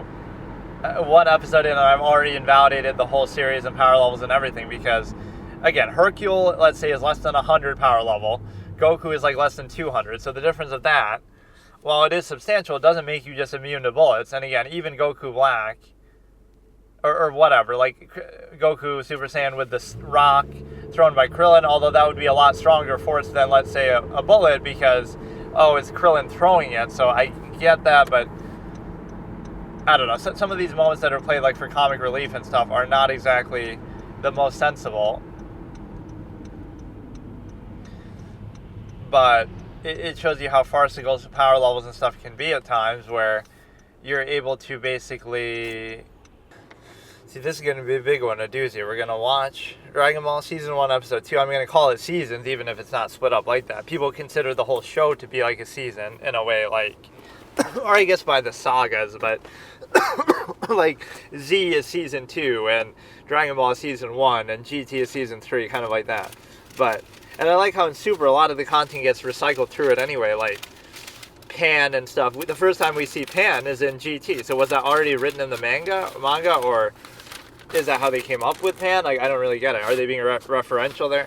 Like, you could say, oh, it's not canon, but a lot of those things were introduced for the first time there.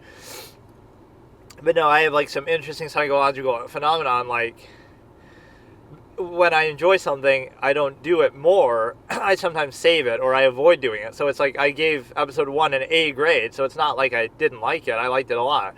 But then I didn't watch it because of that, or I didn't watch more immediately because of that. So I don't really want to watch the... I guess I could watch it on, like, 2 times speed or something. I might do that. I don't really want to watch the whole thing, because it was a really good episode, but it was also, like, to the point. Like, we kind of get it. He's just kind of meeting Bulma. It's simple in content, but still very, very good. like I think I remember pretty much everything that happened, but I'll just maybe skim it if you can watch it quickly. I'm assuming I can even watch it on Netflix, which maybe I can't, but I feel like that's where I watched it originally, but maybe not. But yeah, we'll look at that, episode 2, and so... But yeah, that's an interesting ideation that you would avoid doing something because you like it, not do it because you like it. Because you're almost saving it, or you don't want to overdo it.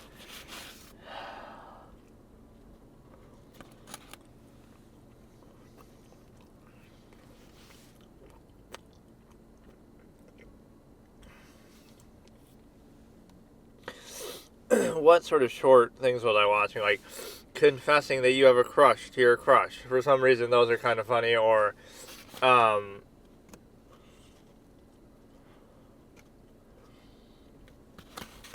there was something else. Like,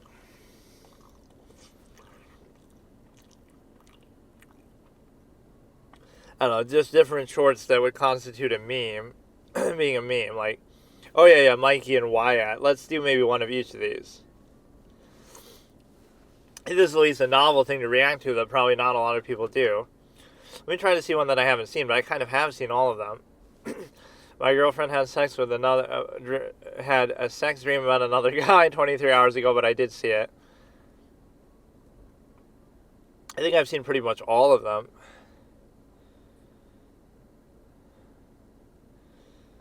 You know what, let's just do it again. Let's react to it. So, but no, this is like, oh wow, this could actually be a good thing to react to because nobody else really reacts to something as obscure as this, surely. So, not that it's obscure, but like, you know, who really feels the need to react to this? So we'll do this, and then we'll do, what was the other thing? Confessing the crush thing. One clip of that, and then we'll do, Dragon Ball episode 2, assuming it's even on Netflix. So this is... My girlfriend had a sex dream about another guy. 4 minutes, 48 seconds. Posted on January 7th, yesterday. 2025, obviously. Starting in 3, 2, 1. Mikey and Wyatt. It should be Mikey and Claire, the name of the channel, because Wyatt's the guy with the beard and everything.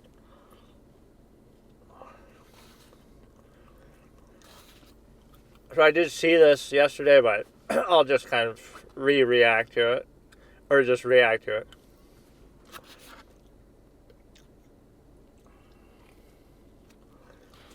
I can't really see what he's typing.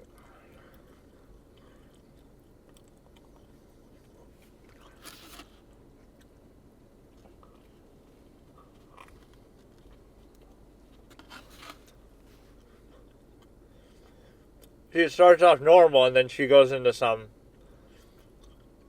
sexual fantasy. I felt like Christian Bale in Batman Begins in this one scene where he gets knocked out by Ra's al Ghul.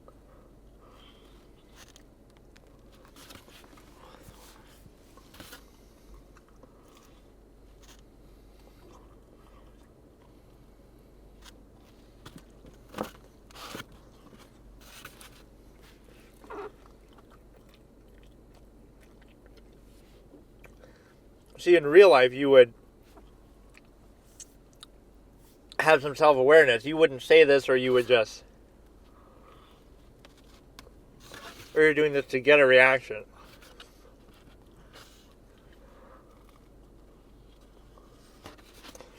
Daniel, my brother, moment.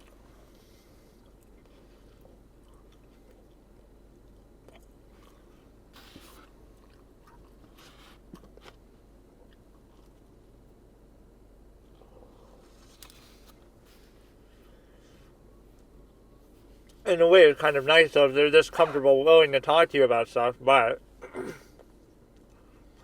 the question is then, do you really want to hear it? Like,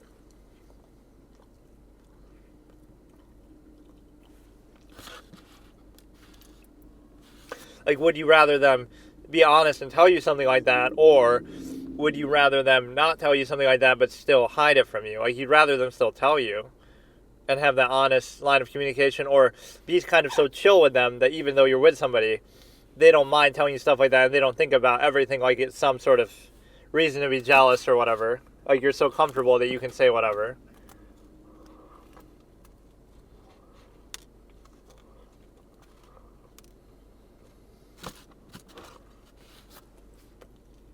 this could be like an eyes wide shut type of moment where they're trying to make each other jealous, where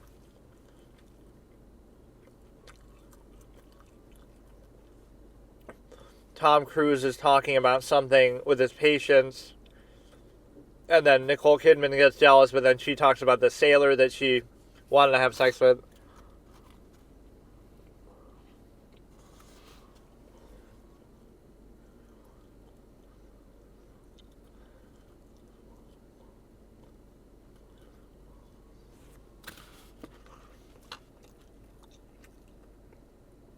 You're being such a bitch about them, making a point about how he's handsome and this and that. Like, why would you go out of your way to say that?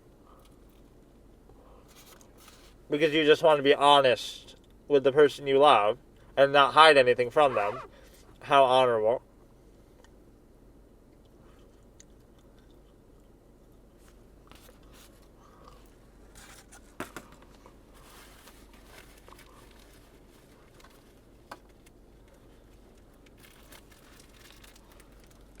And then she starts having the dream again.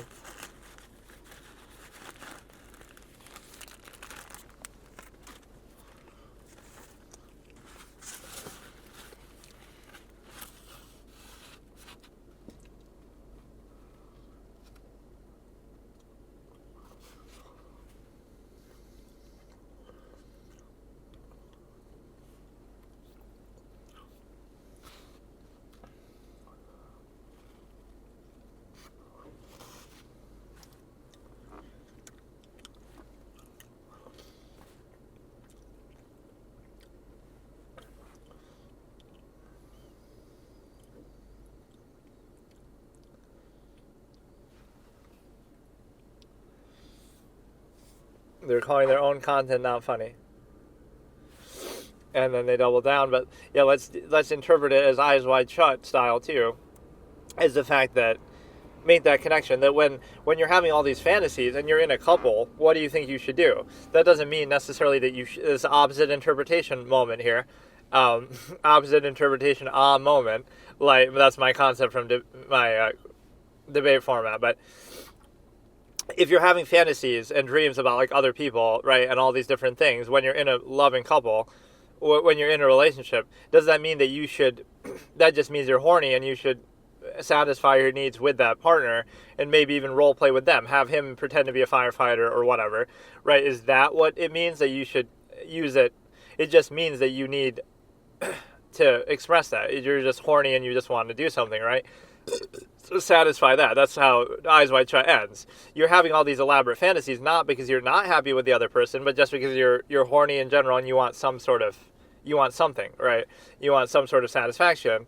So you just need to relieve that. So you could either relieve that with the other person, or you could role play something with them, stuff like that. Or does it mean that you're not happy with them and you want to seek something else? Maybe it's something related to the fantasy, or maybe just in general something different. That means you're not happy with the situation, or it just means you gotta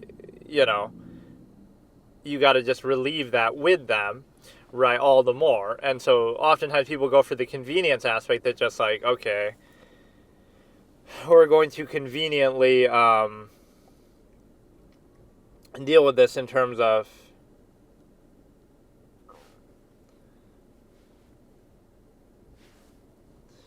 let's look at one of these confessing to my crush, then we'll start the Dragon Ball episode 2. But yeah, like the convenience of it, which is funny, like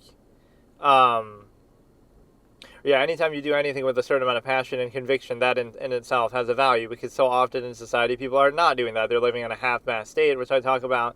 What's the best way I could describe that, since I use that term so much? It means you're neither fully committed to one measure or another, or any measure, so you're splitting yourself, like, between self-interest and collective contrivance interest, like, oh, I'm doing what's good for society and good for other people, but I'm also doing what's in my self-interest. So you're splitting both and sacrificing both, and so it's at a constant odds with each other, cognitive dissonance inducing, conflict of contrivance creating, also, that's how I describe the half-mast state. And then the other point is that, like, that outlet of the fantasy would be the fact that you have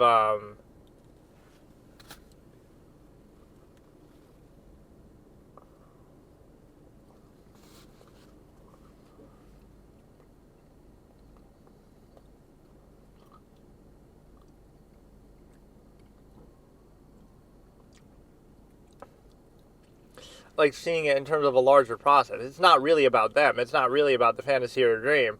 It's just about your innate desire, tendency, imagination. So they're just a placeholder for it, but you're choosing to have them, and like it's sort of hard to explain, but you know, like I have this expression with that where it's not a bad thing if you're with somebody and you're attracted to other people. That's only natural, right? But the fact that they're going out of their way to not act on that attraction for other people is really the point, right? You can't control that aspect necessarily, just on at least a visual, physical level, whatever. So the point there would be that it's not a bad thing that you're attracted to other people. It's a good thing that you're willing to, on their behalf, right, for their sake, you're willing to ignore that, right, for them. That's the point.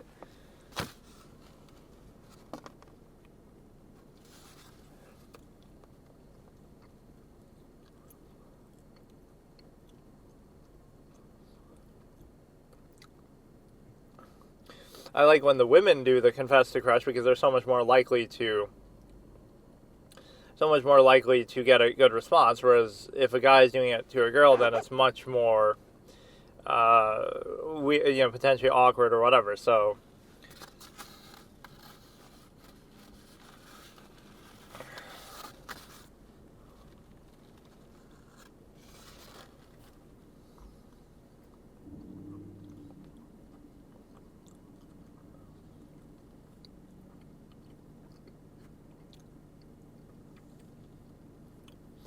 okay, this is Confess Feelings to Crush TikTok compilation number 3.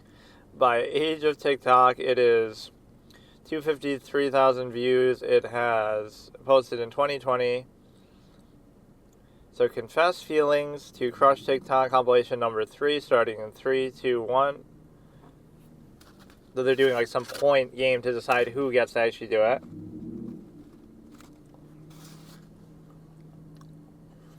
Gotta be the girl.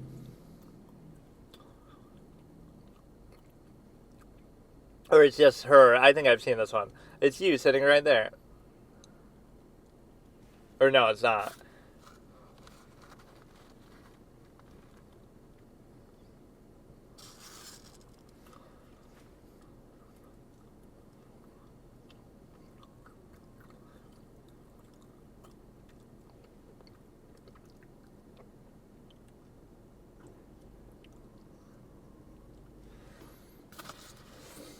You know, so many of these sort of things seem fake anyway, but when they have like too perfect of an ending, like the person sitting right there is actually your crush, so you have to call them, and you hear their phone ring, like...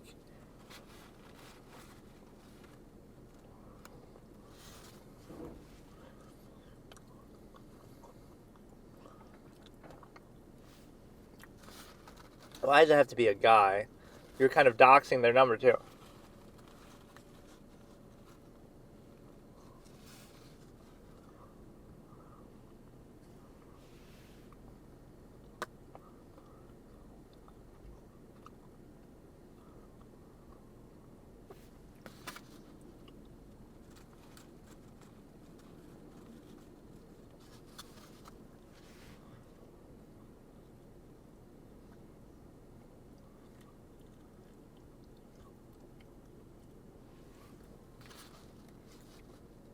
She sounds all bashful. See, that one sounded more real. She's sort of resisting it, like...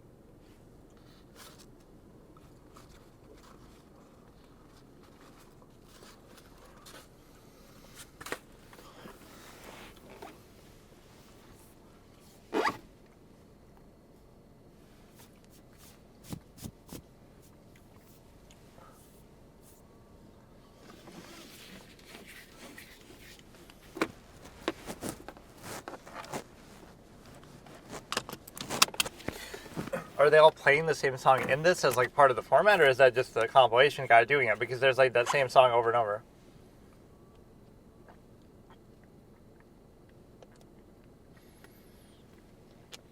A lot of these seem fake because oh no, it must be actually part of the trend to play that song. But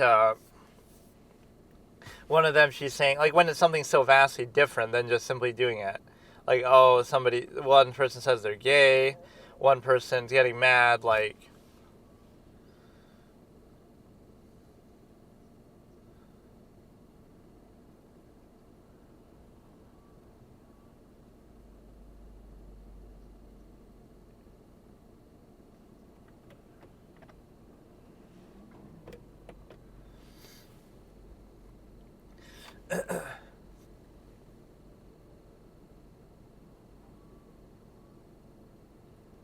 Or like when something would be called, oh, that's just bad acting. But then imagine if it's actually, like it actually is real, but you just don't believe it because they're so unconvincing or whatever, how they say it. Like something is real actually caught on camera and it turns out that it actually did happen, but then people still don't believe it. In this day and age, you get that as a reaction a lot. Like, people think everything is fake. Okay, whatever. We just watched a little bit of that, and then we'll do this. Let's see if it's even on here. I feel like I did watch it on here, but I can't remember, or it might not still be on there, but you would think it would be. So it's going to be Netflix version of Dragon Ball, Season 1, Episode 2, or no, should I redo? Oh yeah, there's this other one like Daima. Oh, is it actually not on here? Dragon Ball Evolution. That's what it even said. Looking for Dragon Ball Evolution? We don't have that, but you might like Bleach, like a live action. Oh, they actually don't have it. Or maybe it's in 2 words. Imagine that if... they really don't. So Daima looks almost like GT, where he becomes a kid. And mysteriously transformed into mini versions of themselves, kind of like the premise of GT. Goku, but it must be all of them then. Goku and his friends travel to the demon realm to uncover the truth and find a cure. Maybe I should do this instead then. 12 episodes.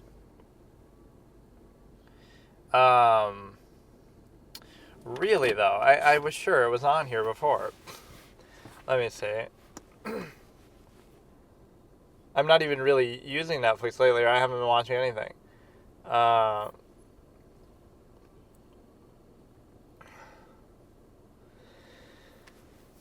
Dragon Ball Daima, Dragon Ball Z Battle of Gods, Z. Or let's just look up in general, where is it?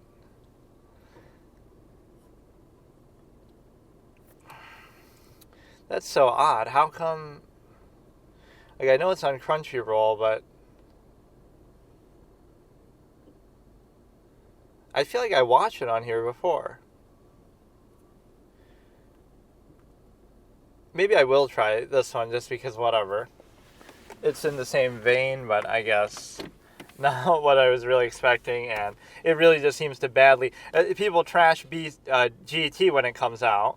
Like, oh, GT sucks. And then when it does, over time, oh, but Super is basically like a retread in a lot of ways of GT's material. And, like, you know...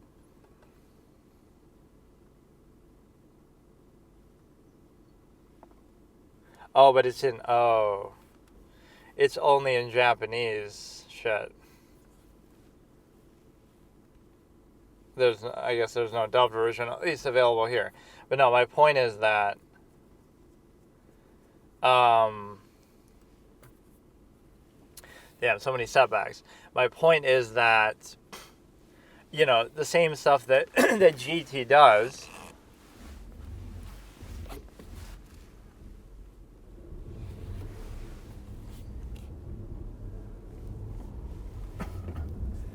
Yeah, that's a good way to look at a half-mass gesture as well, is like these people who are sort of aimless, mindless, reduced to structure kind of human function. So they're always looking for something from externality, either reinforcement, positive, negative, either some other element like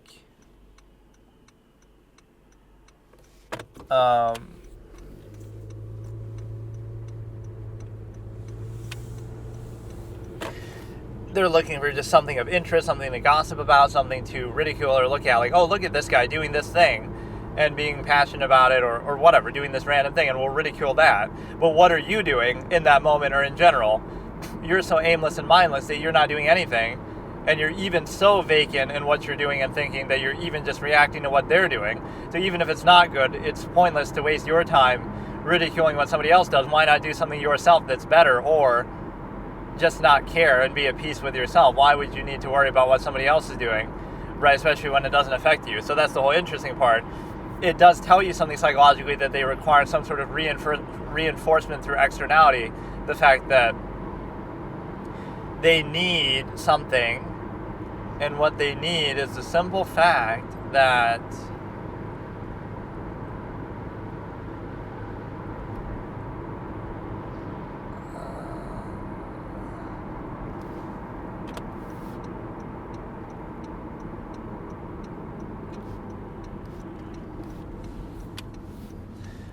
again, everything, they're insecure about their own life, they're not at peace with themselves, etc. They have some sort of need, again, like some lacking. So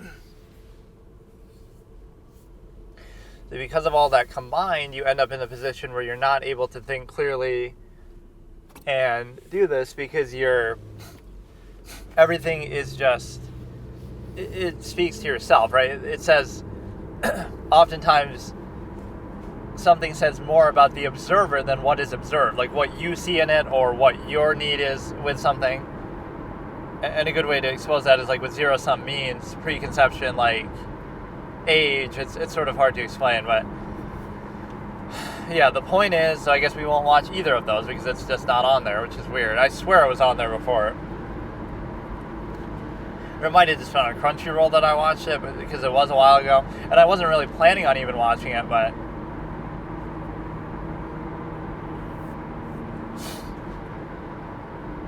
yeah, like they're always, again, like you're a vacant vessel, so it's no surprise that you would gossip. And this is a good way to identify people's gossiping tendencies. Like, oh, they're talking to you about somebody else behind that person's back. So you don't think that they'll talk about you behind your back to somebody else? Like, it's the same tendency at work. So, like, it's not about you or them. It's about, oh, they would do that same thing. It's the same thing like with the stimuli acme. Like, oh, they love you and they're loyal to you, but you don't think that behind closed doors they could say the same thing or do the same thing to somebody else. Like, it's just the right circumstance. So you're kind of looking at it broadly in a way that you're able to basically, I don't know. So now I don't know what I even want to watch. Those seem so fucking fake, like, absolutely. And then why would you still post it? Like, I just lost one of my best friends because he confessed to having a crush on me, so I'm going to post it to TikTok still. Like, what the fuck? For views and clickbait and content, like, come on, man. At least in that sense, I would acknowledge it's performative. Like, maybe there is a certain acknowledgement, like, we know it's all fake, you're just doing it for fun or to make a joke, but it's just, and I would treat everything like that. You could say, oh, that's just skeptical, cynical, but it's really, everything is fake, ever.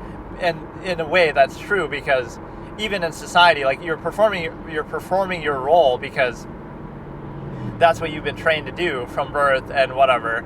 And you're trained for your job. You're trained to behave in certain ways. You behave differently in family situation as you do at home, as you do at school, as you do at work, as you do around your partner or somebody else. Like, so it's all fake. It's all performative, and you're all trying to achieve or fit into a structure that is already preset. So that right there would tell you everything you need to know, that, okay, it's all fake in a manner of speaking. That doesn't mean it's bad or it's invalid, but at least if it's functional basis, then what it means is that you're able to basically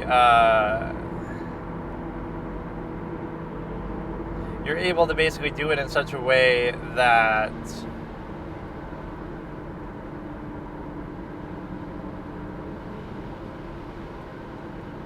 hold it really accountable to function, don't pretend about anything else, but the overextension is strong, and so that's what happens with the machination process. It's similar to what you see in marketing, like what Steve Jobs said. When technology reaches a certain point, that speaks for itself, so everything is like obsolete now that would have been valued before, like just the base, like your physical strength or your functional, your ability at something, all that gets diminished because now technology steps in. So you got to overcompensate now with social contrivance, the same way that, you got to focus on branding and marketing because the product is the product and it can't get any better. The technology takes care of itself. So it's the same thing in society with the machination process. When everything becomes so automated and everything like this, you try to give special value to people that isn't there, right? People are obsolete and their technology is better than they are in every way, right? More efficient, it reveals them as obsolete. So then blame the technology, you lash out at that, and then also do this, where you make it into, we're going to try to overcompensate with social contrivance, when historically the purpose of it would have been functionalism, like to overextend your interest to somebody else's interest and try to get things done, right? That's what social contrivance would do, like sort of working together for some zero-sum end. Even though that's subverted too in the authority basis, like people are more efficient when they're just mindless drones of some bigger authority. So you're seeing an objectively adverse state, but you would still just accept it and acknowledge it, like you're an ant working in a hive for, whatever, in a nest for queen bee, or what, you know what I mean? You're a worker bee, and you know that, and you know all the processes and tendencies that are used to control you, like how you're indoctrinated at birth from a young age, how you're constantly stigmatized or judged by society, how you're reinforced with the nearness postulate, how you're, right, all these things you know that they're being used to control you and the resulting state, but you still do it anyway, or you still accept it blindly, and then you try to only overcompensate through some extreme zero-sum means as if you should need that for some base inherent practice. And so you're in a position where you basically get to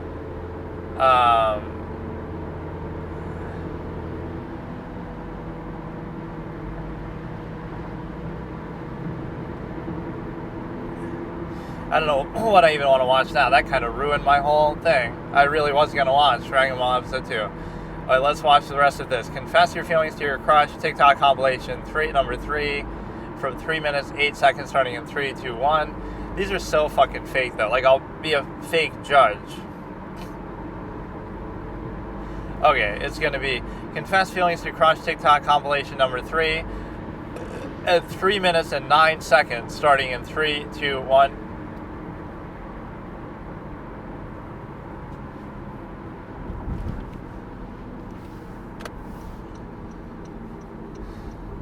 It's just so stupid to go about it like this. Like, why would you call somebody on the phone anyway to do it? I'd want to do it on person. It's not like this is some unavailable person that you can't reach. Like, your friends, you hang out.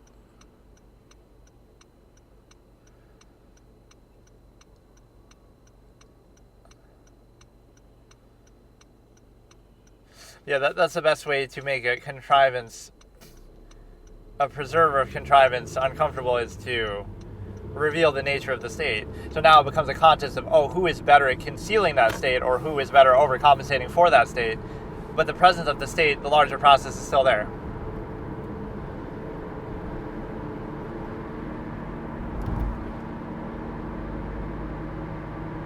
See, this is at least a good way to break the ice, kind of talking about the number.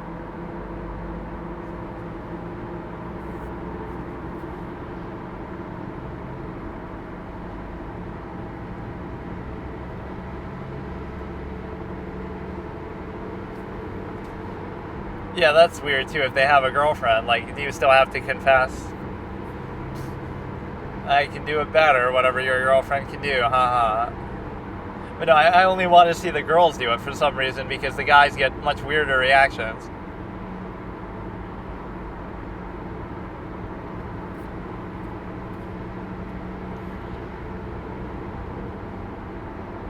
I don't want to do this, but I agreed to do a TikTok video about it.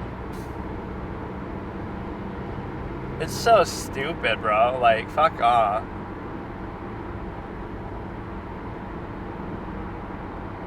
This one is so overplayed, the fact that they call one of the other people. Doesn't that make it a little easier? Why do you have to call them then? Just say it. So fucking stupid. And then we still post it to TikTok. Like, fuck off. This is the kind of shit that people do that they don't get. Like, oh, the process isn't artificial. It's true love and it's soulmate and it's meant to be. Also, we're going to do some dumb shit like this. Like, if it's such a sound process, why would this even be possible to trivialize your own feelings or whatever?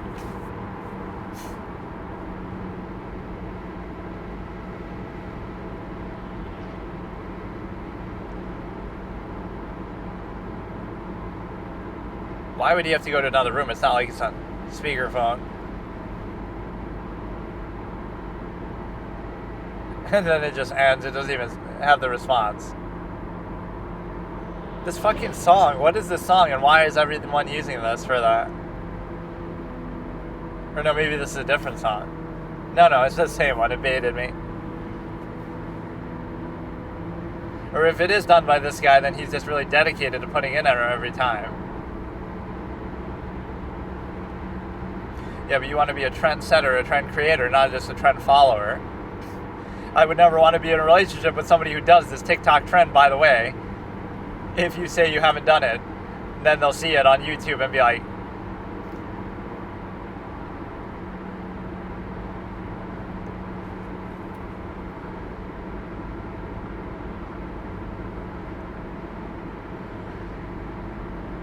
it's such a weird way to go about it.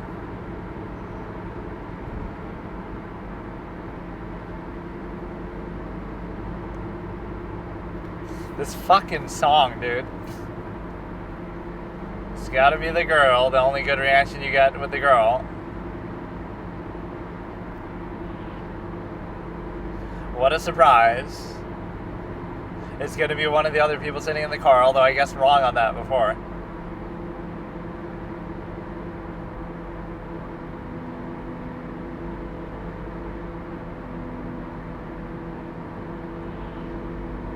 Awkward silence, waiting for it to ring.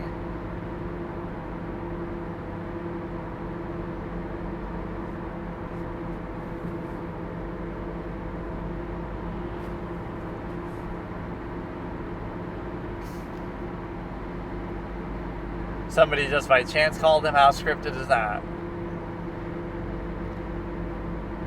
Well, then, even if you didn't call him, we don't get to see who you did call, so who cares? Yeah, how about that for one of my great predictions that Jason Tatum is better than Jaylen Brown? And if my friend posted a whole bunch of comments actually too in that way, like, it's so stupid. Like, you can be ahead of the curve and people will disagree with you, but then, you know, after the fact you don't get any credit for it. Like, you're clearly ahead of the curve.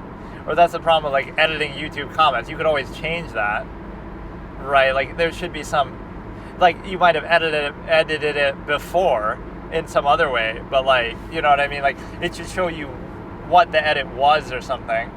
That way you know, like, oh, they didn't change the fact that they wrote Jaylen Brown is better than Jason Tatum. They just changed, like, some little misspelling or heart emoji or some shit like that. So it was still the same essential comment, not like I changed the whole meaning of it. Right, because the thumbs up and likes and everything stay the same pretty much.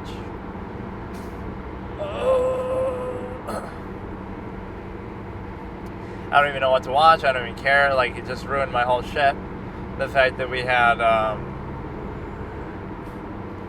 the fact that you basically couldn't do Dragon Ball. The fact that we don't know what we want to do.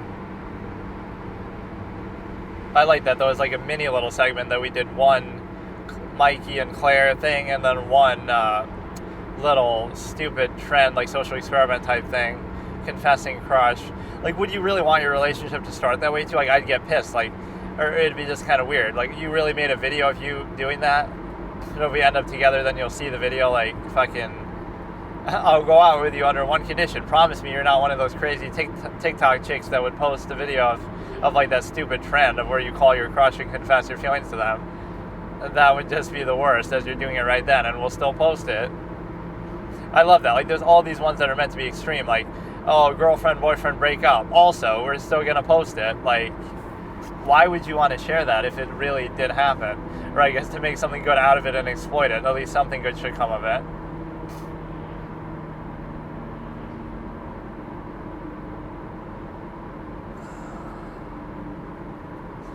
So what you need to figure out is the simple fact of what to watch, and I don't even give a shit what it is. Let me watch another one of those, I guess.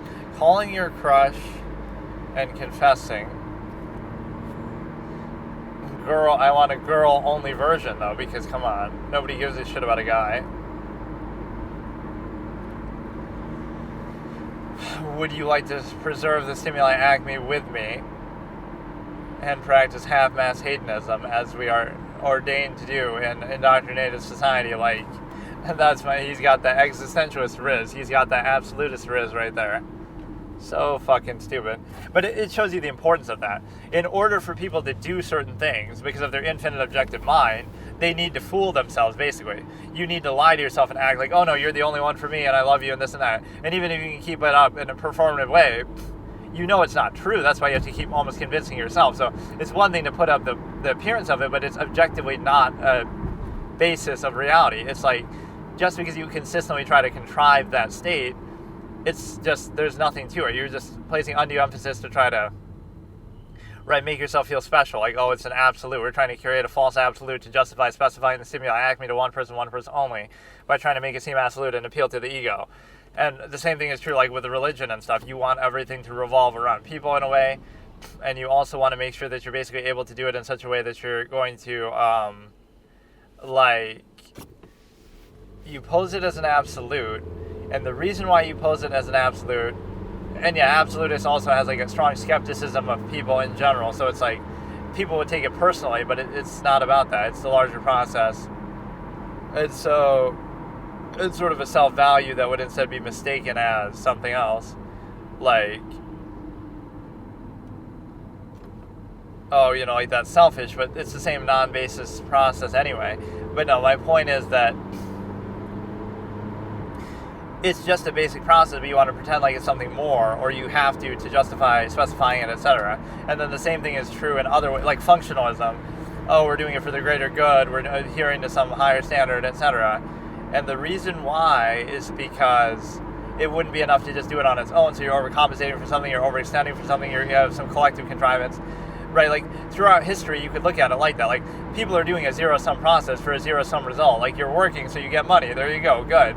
But don't pretend like it's about something else, or, it just is hard to explain, but the functional basis is like, okay, if you're doing it for that reason, then just do it. But all this sort of undue emphasis to try to rationalize it is strange, and it shouldn't be necessary. Like, you're overcompensating for something, so then if you are, then you shouldn't need to do that. Like, so either remove the need by just realizing a zero-sum process for what it is, and then do something that doesn't require you to overcompensate for it, because that shows some sort of lacking. It's like a general psychological issue sort of thing. Like, the reason why you have some inhibition with something isn't the fault of the process. That's absolute, unquestionable, no matter what it is, just blind, deference. But it's your fault. It's somehow your fault. Not that it's just a reflection of some flaw in the process or in your state, even by your own measure, even by some other standard. So there is something odd about that, but that's how historically you could look at it. Like, okay, it's a zero-sum process, so we defer to some false absolute or something else of the sort, or even in the sense that, I don't know, it's odd because you could observe a larger process, but you still do it. And again, to be aware that there is a process, or the nature of a process, doesn't necessarily invalidate it, but in sort of practice it does. Because if you somehow reveal that same process to others, now that's seen as defining. Like, because you're either failing to overcompensate, or you're neutral, or you're not practicing the process, or you're not practicing it the right way. So in other words, it kind of shows you that artificial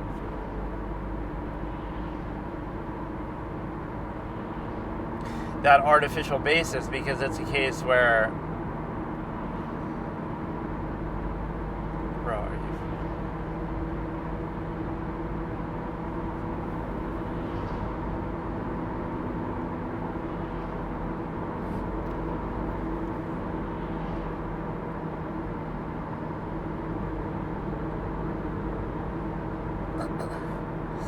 so I don't even know what to watch. Oh yeah, I was going to watch another one of these Crush compilation things.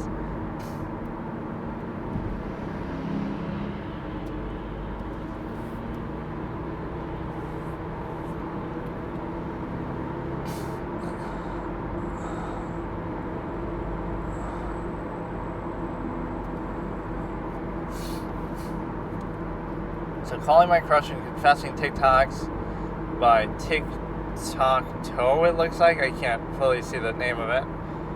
Starting in 3, 2, 1 is 12 minutes, 19 seconds. I don't want to see these fucking clown guys do it.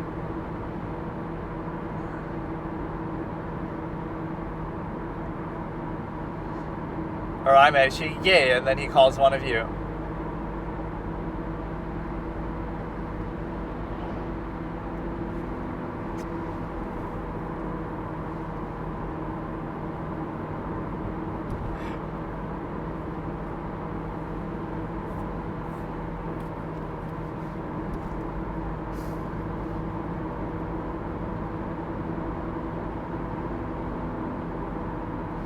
Okay, I don't know what that one is about. Somebody's sister. At least it's a different song here.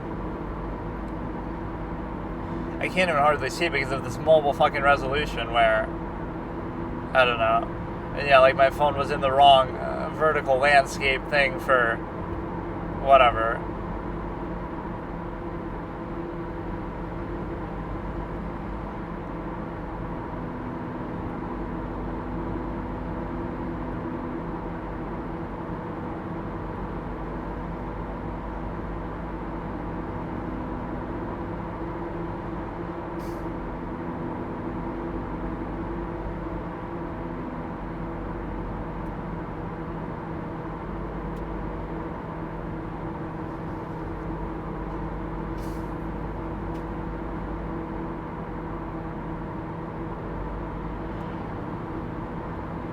There's plenty of fish in the sea. Yeah, let's upload the TikTok still after that emotional moment.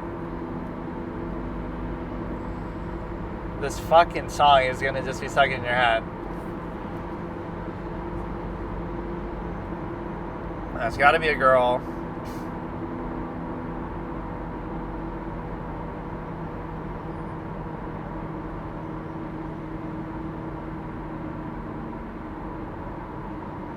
It's gonna be one of you. This is too much of a cliche type of thing.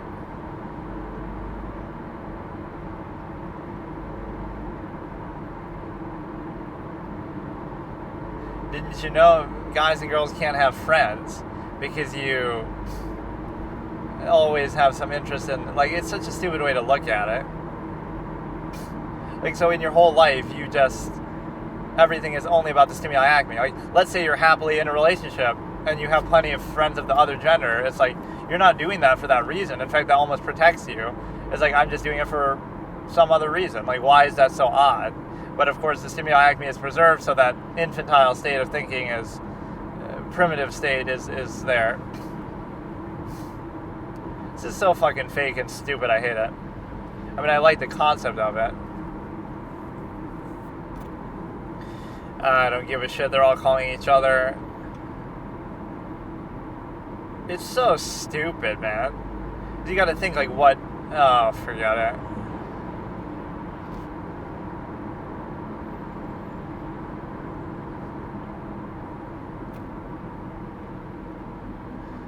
They're not even talking enough in this one to know what's going on.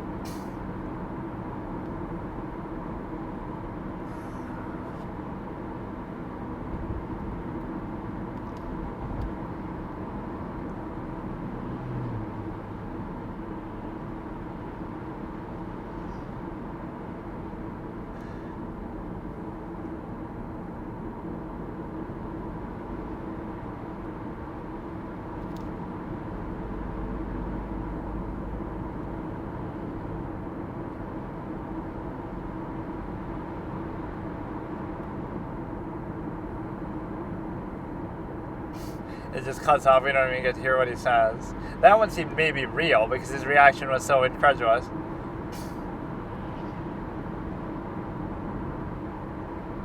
Like, who does this over the phone?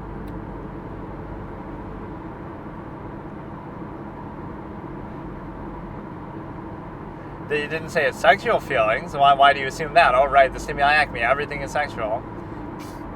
Now you're doing this with just two people? With that same stupid song, like when the beat drops, I guess. But even that's sort of subjective, the exact second, like 1 second earlier or late.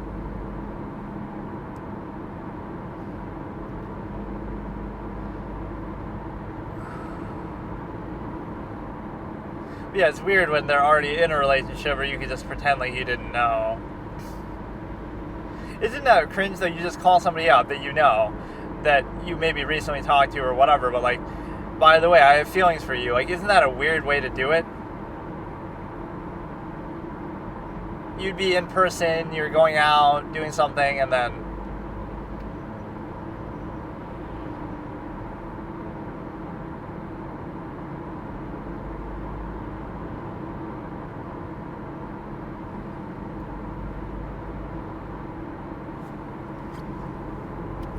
I'm in my car recording a TikTok. She's sort of flirting with him first.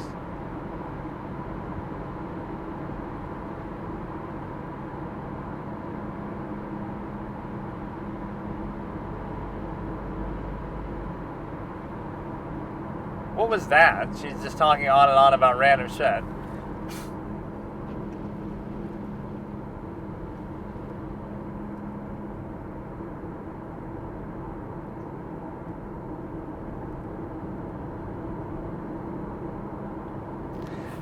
Yeah, that TikTok thing, but it could be true. Two things can be true. It could be a TikTok meme, and it could be... Are you getting a Quentin Tarantino, the pose moment here too as she's doing it, or I can't really tell.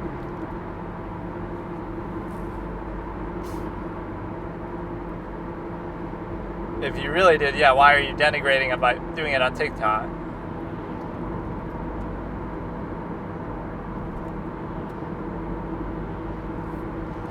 You're just a TikTok kind of girl.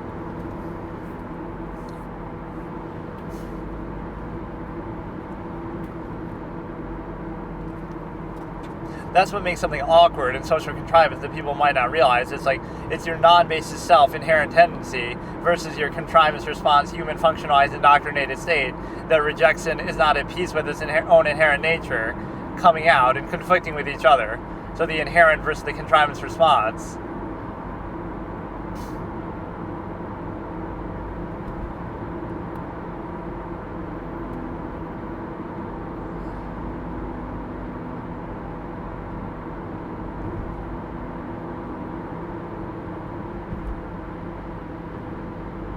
Oh, it's like some random person at a...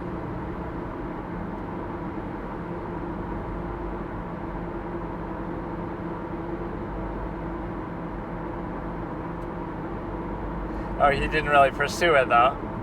A guy at, like, a store. I love that as an assumption, though. It shows you how, that's the stimuli acme state. It's very odd, but what would you expect? Not even a placeholder of some idyllic alternative. It's just...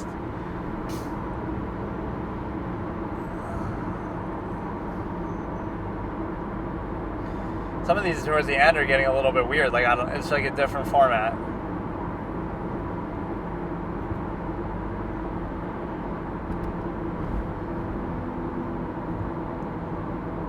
I don't even know who this is. How did you get my number?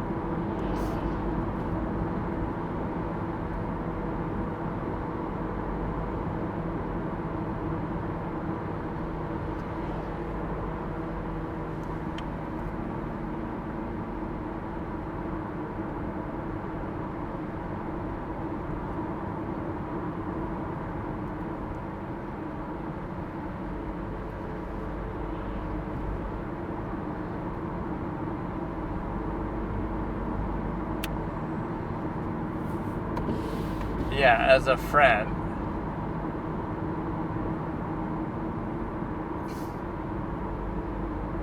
Or yeah, the fact that it's on speaker and you can hear the other people in the background is kind of cringe. Why would you want to make a spectacle out of this?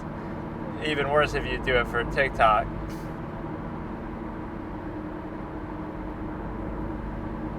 It's like you expect a higher standard. That's the thing. Like, people put it in, limmer and siphon kind of tendency.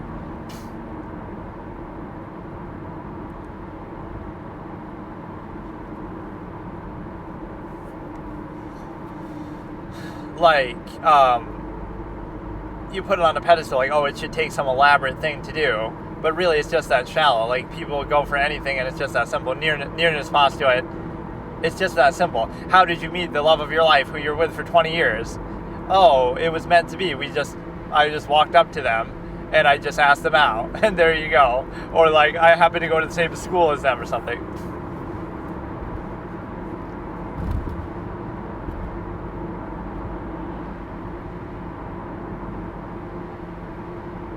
Goofy is very accurate for this whole video. Goofy video or trend.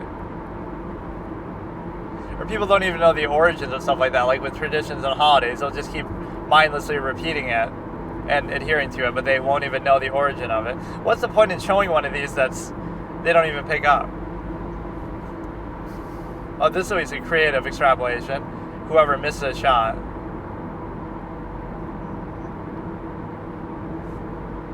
What, they all missed everything or what?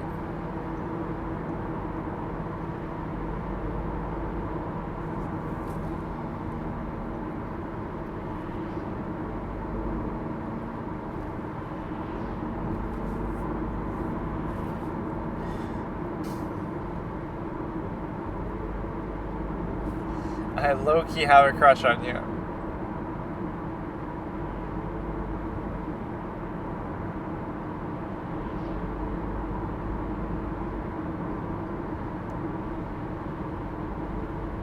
It's just so dumb. It's just all a byproduct, though, of a larger process.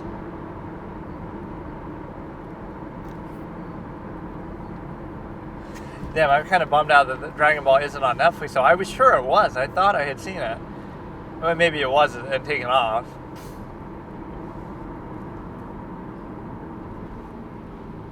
He had a long pause to think about.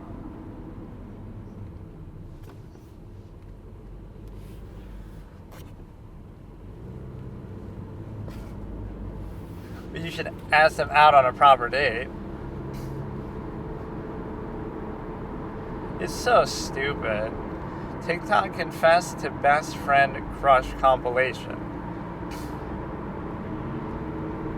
What does that mean, confess to best friend? Your best friend who's also your crush? So I tried to kiss my girl best friend and this happened. Okay, so this is TikTok confessed to best friend / crush compilation. Smiley face with this heart around it and then a heart emoji.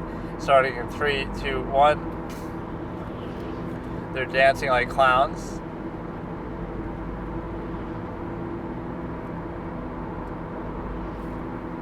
Or they're making a TikTok actually as they're doing this of some other shit with the dance moves and stuff.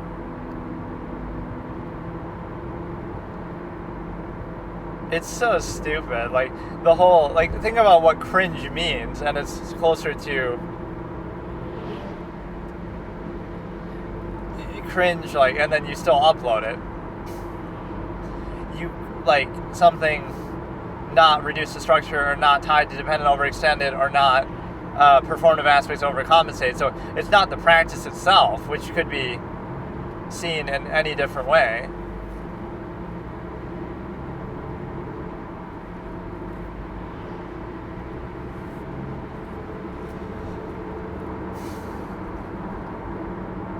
All this stupid laughing and shit in the background.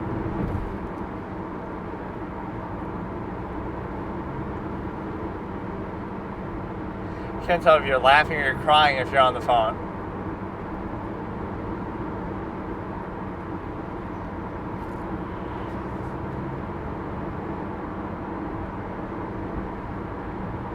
What is all this noise? I don't even understand what happened. I wanted to try the trend where girls kiss their guy best friend. Now that's giving them mixed signals. But we're still just friends. I'm just doing it for TikTok. Like, I like some of these things as a plausible deniability type thing. Like, it's just a prank when you're committing a crime.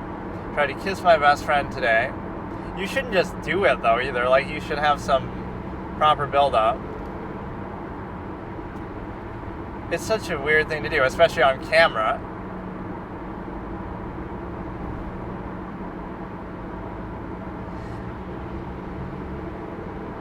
does that mean you actually have a crush on them, or does that mean you're just doing it for the trend?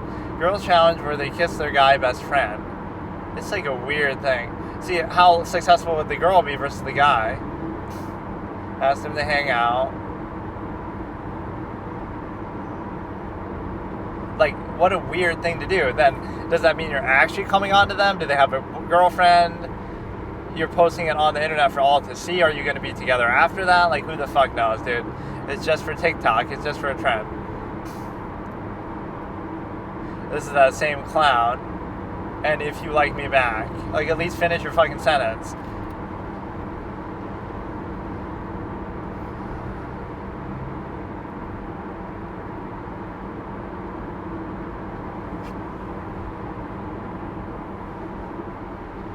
Or he reminds me kind of like, I'm calling because I miss you and I love you, and then they do like this sound like a car, ooh, or whatever.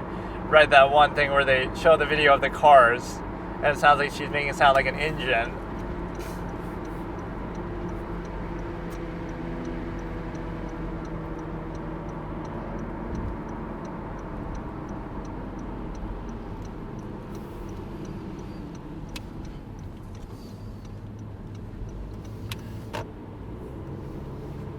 These ones are always fake, too.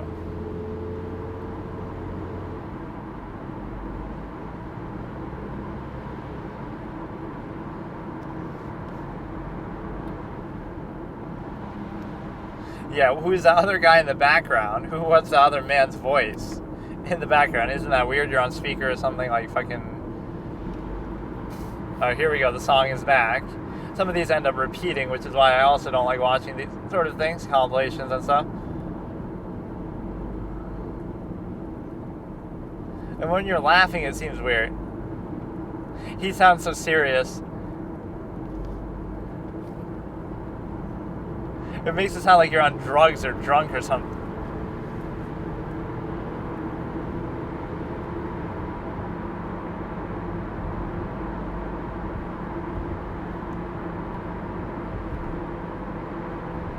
It's a weird thing to do.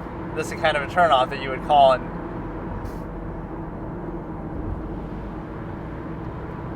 it'll be the friend who's sitting right there.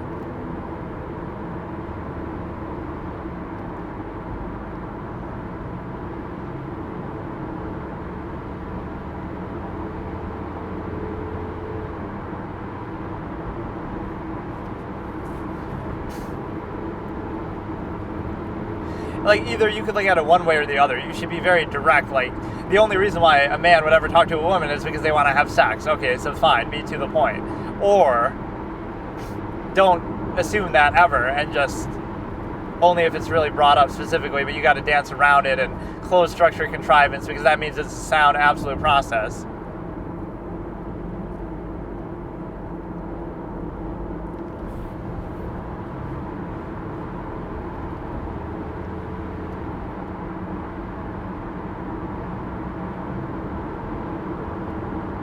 That one gets cut off. So I tried to kiss my best friend. So this is kind of mixed between the two, where it's the kissing and the TikTok. Which, is this actually count as confessing, or... Oh, that guy actually kind of stiff-armed her out of there. Something was stiff there, all right, but it wasn't what you think. It was just his arm. But see, now you're giving them hella mixed signals. So does that mean that you're... Oh, what the fuck? Why are you getting all over her like that? Kiss your best friend challenge. It's a lot weirder when a guy does it. I had a crush on her since last year.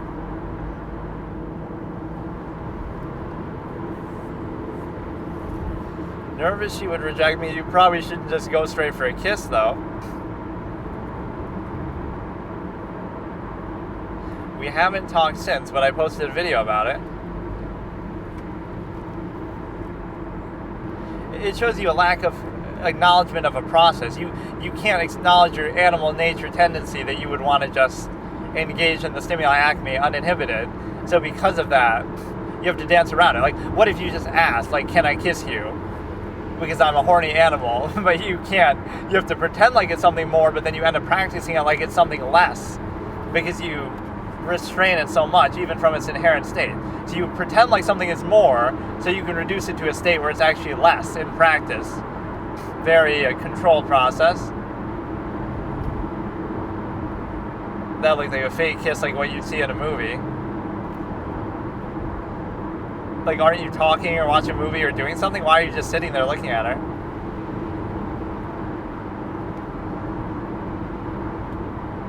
Like, what? How do you explain this weird behavior?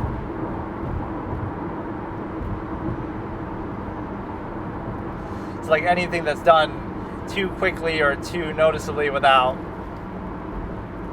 or just play it off that, oh, it's just a TikTok thing, but if they get mad.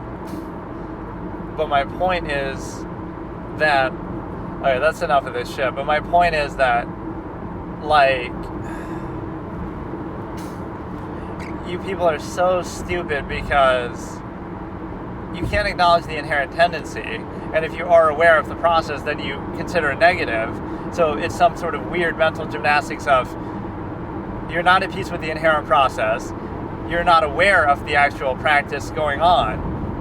So you want to deny your inherent nature, but still be controlled by it in practice, and then you want to be oblivious and ignore the process, but yet still be subject to it all the same.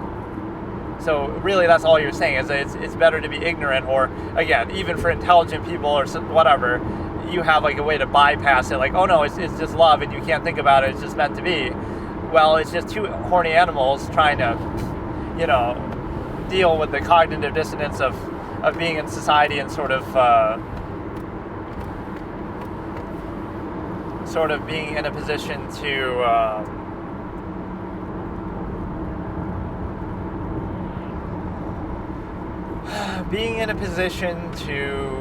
again, not be at peace with their inherent nature, not be aware of the process. So you got to bypass it and say, well, it's absolute, it's meant to be, you can't question it, and then suffer the conflict of contrivance that goes along with it as you practice the same exact process that you're denying. So, like, what the fuck? Okay, let's do a couple of mini topics here. Like, the biggest blue ball in gaming history is the Star Fox Adventures, where you're going to fight that crocodile guy or whatever his name is, and then, you get baited and fight Andross instead. They even have the arena, everything set up. What you should have done is you should have had that fight and then had Andross after it as well, so you get a boss fight in both ways. One on the ground, like with your little spear thing, like how you've been fighting the rest of the game, playing the rest of the game, and then one final bonus fight against Andross. Then nobody would have complained. But you build up this guy as a major villain the whole time, and that's fine if he's not the final boss, but at least give him a proper good boss fight, and then have Andross after, once you beat him, right? So that's just cucking people in an unnecessary way. You could have it both ways, where you fight exhaustingly, and then he's about to die, and then Andross just flexes and shows off his power and kills him there, whatever he does. I forget what happens. And then another thing is the fact that, like, contrivance and functionalism, like, you can practice a functional contrivance state, or just functionalism in general, without needing all the social contrivance, undue emphasis, etc., to go along with it. Like, you can still have the process, but all this sort of other thing is just a way to tie it together and rationalize it within a reductive, half-mass, self-defeating, objectively finite, adverse, and finite state. And so it's like, there is a difference. You can still do the practice, but let the practice speak for itself, instead of needing to overcompensate for it and pretend like it's something else or something more or a higher measure, etc. Okay, here's just a random thought. This is the kind of thing that this stuff is good for, is actually like just random takes, although I don't like when they're so short, because then it makes it a little more annoying to edit, but generally there's not much editing that happens, as you can see from my videos or the live streams even, that all I do is put a piece of art on there. Maybe I should put the thumbnail in the video itself, but I put just like my main channel art. But like I decide on a, well, I guess I don't do the thumbnail until later though, so I don't bother with it.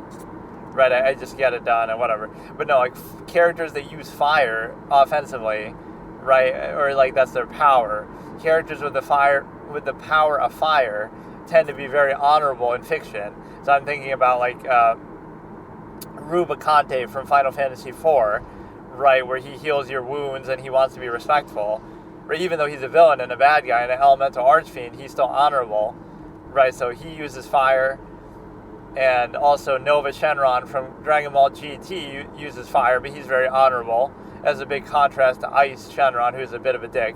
So he's very cold, I guess you could say. But so these fire-using characters are very warm and very nice almost, that they help you, and they're very respectful, kind of. And the reason why you can say that is because of the simple fact that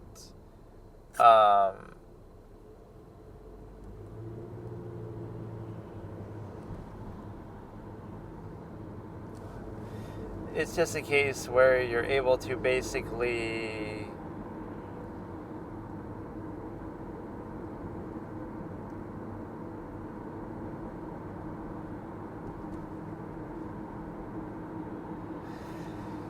I forgot what I was saying. Like, just, yeah, it's an interesting dichotomy. It's just sheer coincidence or something, but why is it the fire character? It's only 2 examples, too, but see, you can make it seem like a trend. If you make this like a short, it'll get like 1 million views if you do it the right way.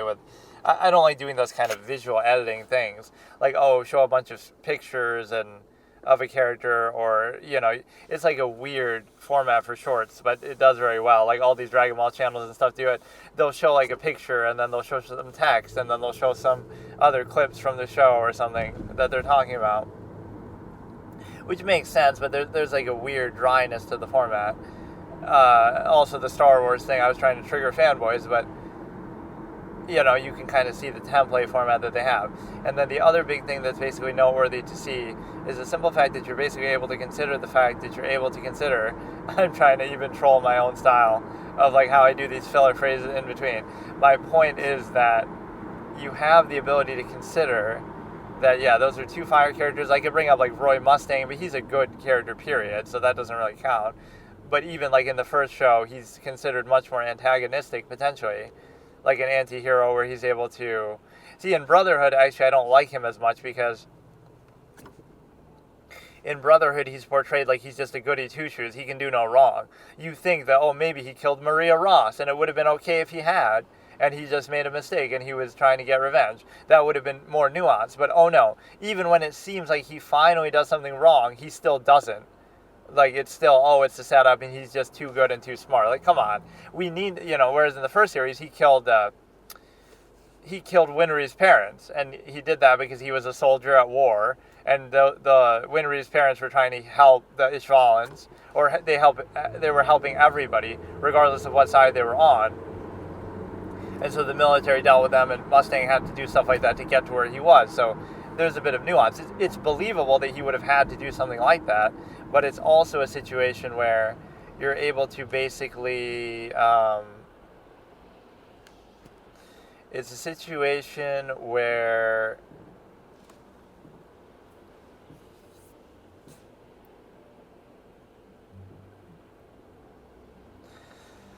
it's believable that you would have to deal with that. And the reason why it's believable, because you're a decorated war hero, but in the process you would have to commit some war crimes and atrocities and whatever it is that you're doing. And so the point is that... oh my god. The point is that you're basically able to...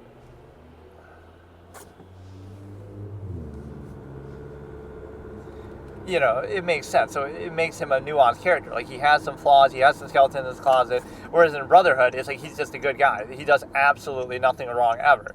Well, I mean, you see in the flashbacks in Ishval that he is killing innocent people or whatever. Like, they're putting up the big walls and then he's burning them to death. But it doesn't, I don't know, in that show, he feels like he's just a good guy. Even, like, Scar is done like that, where he goes from a bad guy to just a good guy in, like, a 180 flip. It doesn't feel as nuanced, whereas Scar in the first one feels like he's very troubled, and, like, you never feel like he's fully bad or fully good, right? It's a little bit different. But no, Mustang is much more different, like, or much better in the original. He really is a flawed character. He really did kill Winry's parents. He really did.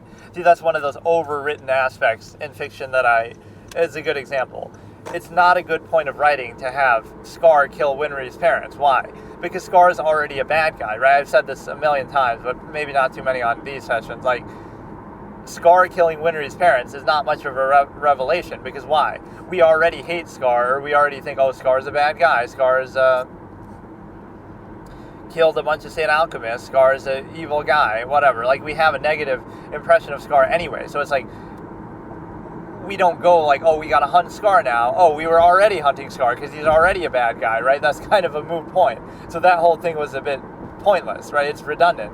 We already want to get Scar. We already think Scar is a bad guy.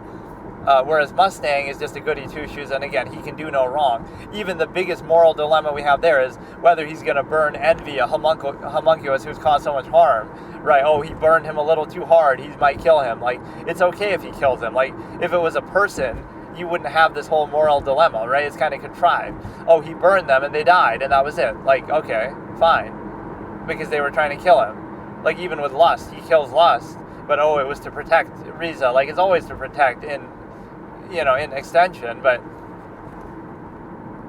the point is that you're basically put in a position where, again, but if he wasn't a homunculus that didn't regenerate, he would have killed him a million times over. It's not like he knew that. Oh, the last time I burned him, I didn't think he was going to die, so I'm a good guy. No, he didn't know. He didn't care. He would have killed him.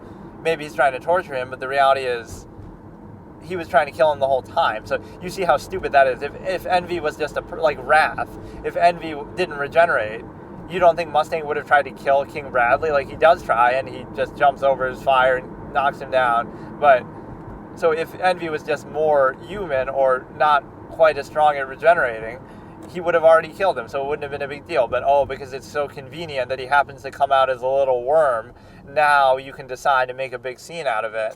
Like, in the heat of battle, Envy's trying to kill you, you're trying to kill Envy.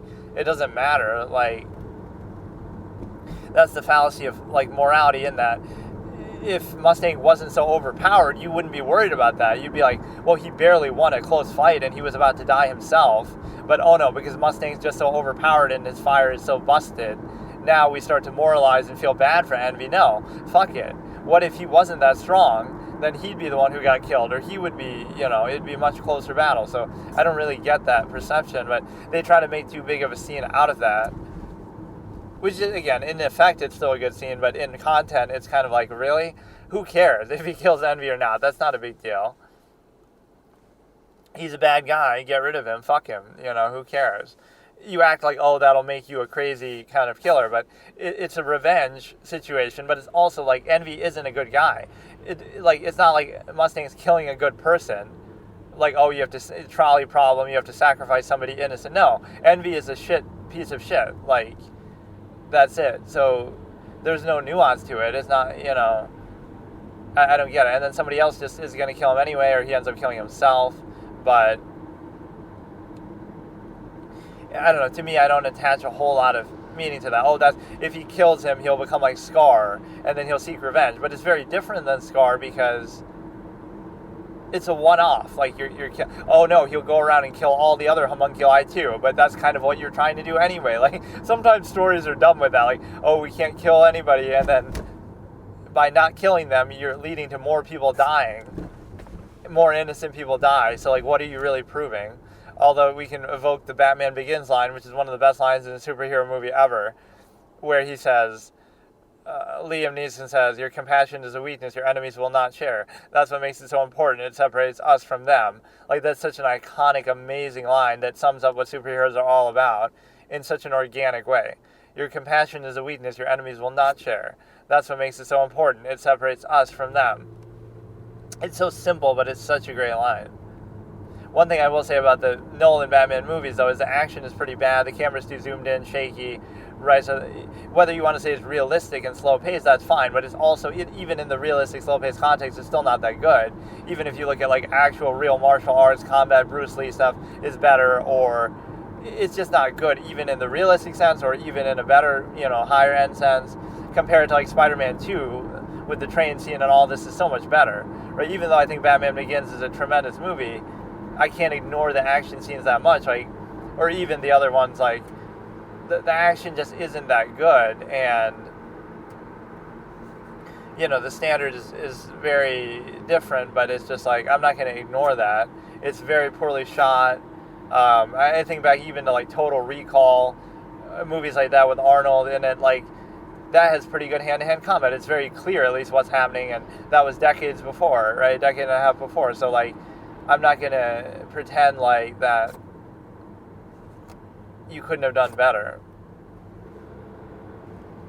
So Nolan puts you in a position where I'm not going to use a cop-out like, oh, it's realistic, but or it's trying to get you to see it from Batman's victim's point of view, but you can't see shit that happens. That's the point with Batman Begins. There's not like a single action scene that I can remember with any delight, and I've analyzed them and seen them so many times, in fact, on this very point. I'm kind of shocked in retrospect how bad they all are. They're all zoomed in, they're all shaky cam, you can't see what's happening, there's no good frame of reference, no point of anything, it's too dark, it's all techniques. The train scene at the end where Ra's is fighting Bruce, like, oh, it keeps cutting away to the train and the guy talking in the train station and cutting away to Gordon. So you're cutting away because the scene itself is pretty shitty. Like, it's not the greatest action scenes that we have. It's pretty basic, you know what I mean? It's nothing really special. And so you end up in a position where, I don't know, it's weird, but maybe it's not something people point out a lot, or over the years probably people have, but to have that immediate reaction, I would have praised Batman Begins. Sure, it's a great movie, but the action sucks. I said it then, I would say it now. Like, as immediately, it might have not have been as trendy of a take at the point, but it had terrible, terrible action scenes. Even the whole trilogy wasn't good. At least The Dark Knight Rises is much more clear in the open, like, you know, visually clear. But I think The Dark Knight actually wasn't that bad, because that one's like more, again, clear and to the point. Like, when he's at the party, he disarms like 2 or 3 guys, like when he's fighting the Joker. That happens like much more smoothly, like you can see it clearly. Batman Begins is a disaster when it comes to action. And in fact, as a producer, if I was a producer, I'd be like, what the fuck is this? How can we let this shit release? Have somebody else direct the action scenes or something. Like, it's not like he didn't have a budget. This is a major, you know, AAA kind of Hollywood production, big name. It really, that aspect is bad. But the screenplay is so good, everything else is good. But no, there's like this weird shaky cam thing that's trying to hide the fact that, oh, maybe it's not that good, we're not showing it. Like, why aren't you showing it? We want to see it. Like, fuck.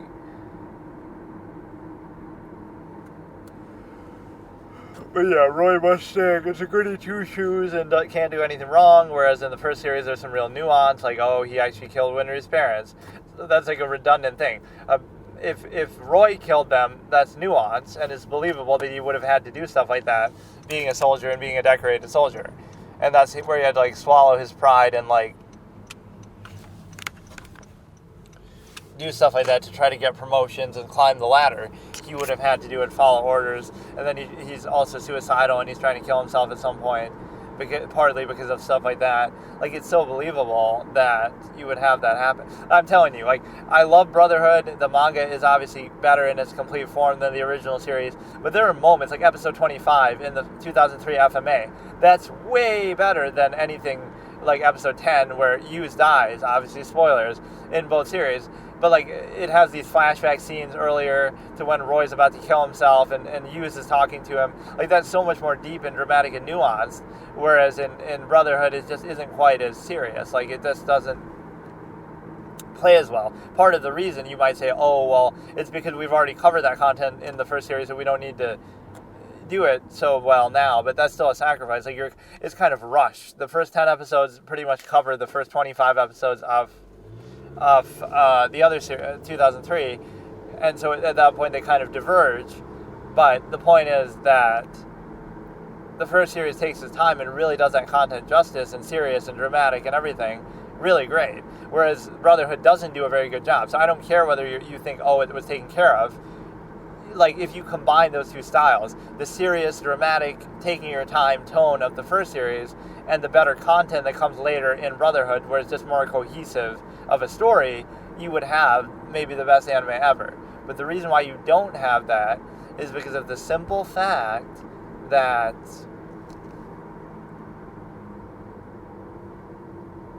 I don't know. It's because of the simple fact that you're basically able to consider that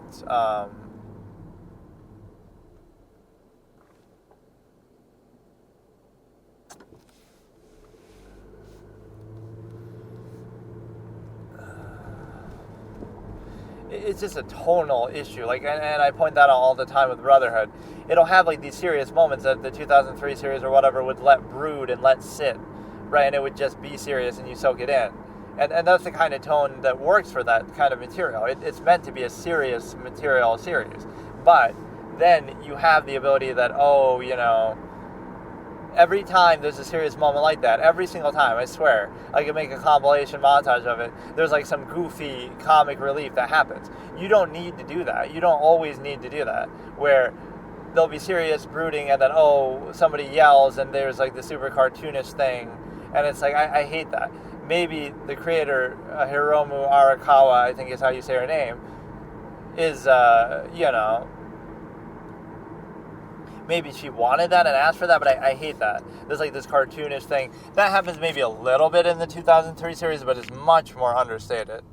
Right? They definitely don't do it as much, and they let the serious moments speak for themselves, like with the Slicer brothers, like with the thing, with the Maze Hughes, with the other Slicer, Shao Tucker, all those scenes are better.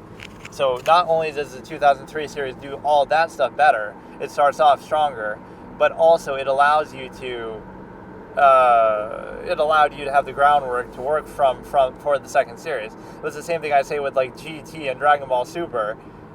Super would not be as good without GT because it set the standard for a lot of things like Pan and Vegeta's kid, Bula, whatever you want to call her. Like, I don't know if she's even in that or I forget. But, I mean, I haven't even seen it, but I'm just, like, all these things are set in advance. Like, Pan and this and that. Right, a lot of other things. Like, even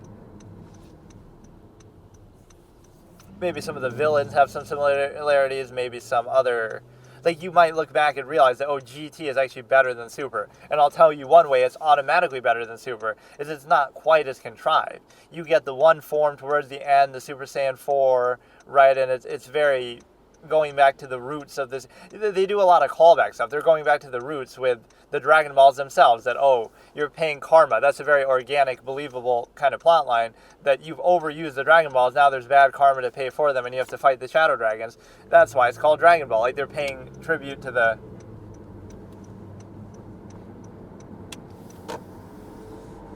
They're paying tribute to the namesake and origin of the series, and a callback that's actually believable, and karmic just bad karma for having overused them. So that was the beauty of it, is like, that's a great way to end that off, and that point of it. And also, Super Saiyan 4 is him going back to the ape form. That was such a big deal early on in the series, and even in Dragon Ball. So you're doing a callback to the ape form, that's partly how you become the final form, Super Saiyan 4. And you're also doing the other form you're also evoking the Dragon Balls and addressing that. So what better final villain for the Dragon Ball series could there be? Sometimes you might think that's a little cheesy and on the nose, but the way they do it is actually pretty good. The Shadow Dragon aspect is pretty good. The only aspect of it I don't like is when they're like searching around the universe. There are some cool moments with that, but that's a little tedious. But that's towards the beginning of the series too, I feel like, so it's not as big of a deal. I'm trying to remember the order of them. It goes like Android 17, Super 17 must happen after, obviously, the baby saga, because he's already Super Saiyan 4. So, and that's how he becomes it, when baby's trying to use the blood waves or whatever it is. So the point is that you go like searching for the Dragon Balls in the universe, then fighting basically baby, then doing Super 17, then doing the Shadow Dragons. That might be pretty much all we get. I don't know why I feel like I'm forgetting a saga, but there's some other stuff in there where they're searching for a little bit, fighting Rildo, fighting Legic, whatever it is. So that part happens, which you also have, Baby, Super 17, and then the Shadow Dragons themselves, which is different than just simply fighting the actual Shadow Dragons. Is actually searching for the Dragon Balls themselves, right, in the first part of it. So you search for them, but then they still get corrupted, and then you fight each one in the form of a dragon. Like, everyone has its own thing, which they could have done maybe a little better with some of the other ones, but when you get towards the end, you get some really good ones. Nova, Ice, Sin, Sideshow Mega, and then you also get,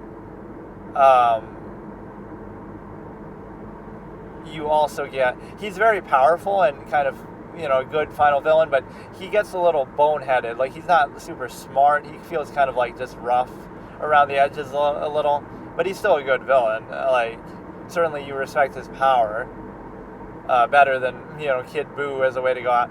I don't know. So there are some good things about it, and one thing you definitely have to praise about it is it doesn't beat around the bush and it doesn't waste time, because it covers all that material. Right, like, think about it. The Frieza saga / Namek saga alone takes like 100 episodes or whatever, right? Whereas GT in total is only like 60 episodes. So it covers like multiple sagas that each could have gone on for a super long time. Certainly the Baby saga could have been like 100 episodes by itself, really, the way that they do it in the other show, in Z and stuff, And then in... I don't know, I'm having trouble actually concentrating this session, but the Baby saga alone could have been 100 episodes. The Shadow Dragon saga alone could have been 100 episodes, so they certainly get through the material very quickly. So the beauty of that is, even if you don't like it, it doesn't waste its time. It doesn't beat it like a dead horse, so it gets through it smoothly and quickly. So even if you don't like it, you can't complain. And if you do like it, it also handles it in a pretty good pace. And so the simple point is that you're able to recognize the fact that GT does what basically Kai. I'll shit all over Kai and Super. GT is probably better than Super and less convoluted and contrived with all the Super Saiyan Blue, Super Saiyan God, Super Saiyan trash. But so GT is probably better and more organic and more intrinsic and a lot of good callbacks and just the better end product than Super. And it's also what Kai should have been, that the pace that it goes at is smooth, but also some good material in there, whereas Kai feels like it's sort of rushed and just not quite the same. It does a lot of stuff with the Japanese music, it does maybe more accurate translation, but it loses some of the heart of the voice acting, and it loses certainly the Bruce Falconer excellent score. And so, but yeah, GT is actually better than people think. It's not great, but it's certainly not bad. It's in the middle, it's decent, it does some things very well, and looking at Super, it almost makes you laugh. Like, look at all these convoluted things that they did in GT, arguably. Oh, another form, Super Saiyan 4, that's, and you could have heard this at the time, like people mocking it. What will they do now, like you're exploiting, you're milking it a little bit. But then, imagine having Super Saiyan God, and Super Saiyan God, Super Saiyan, and Beast Gohan, and all this kind of other shit. Like, you just keep pushing it and pushing it and pushing it, like, come on. Even Dragon Ball Z itself would have felt like that at the time, like a retcon BS that, he came from a spaceship. It's sort of believable because of his power level that, you almost would have to explain it that way. Although over time it becomes a total farce because all these humans who are actually just humans, like Tien, Yamcha, Krillin, although Tien's like a cyborg, I don't know, Cyclops, I don't know what that's actually about. A lot of stuff you just wouldn't understand, like starting off with Dragon Ball Z, but they make references to it a lot, so I don't know Tien's backstory, I don't know Yamcha's backstory, Krillin's backstory. They all fight him and meet him, and they're all kind of adversarial characters at one point. Everybody gets hijacked in the rivalry with Goku. Like, it starts off with, probably Tien or Yamcha is a rival, even Krillin.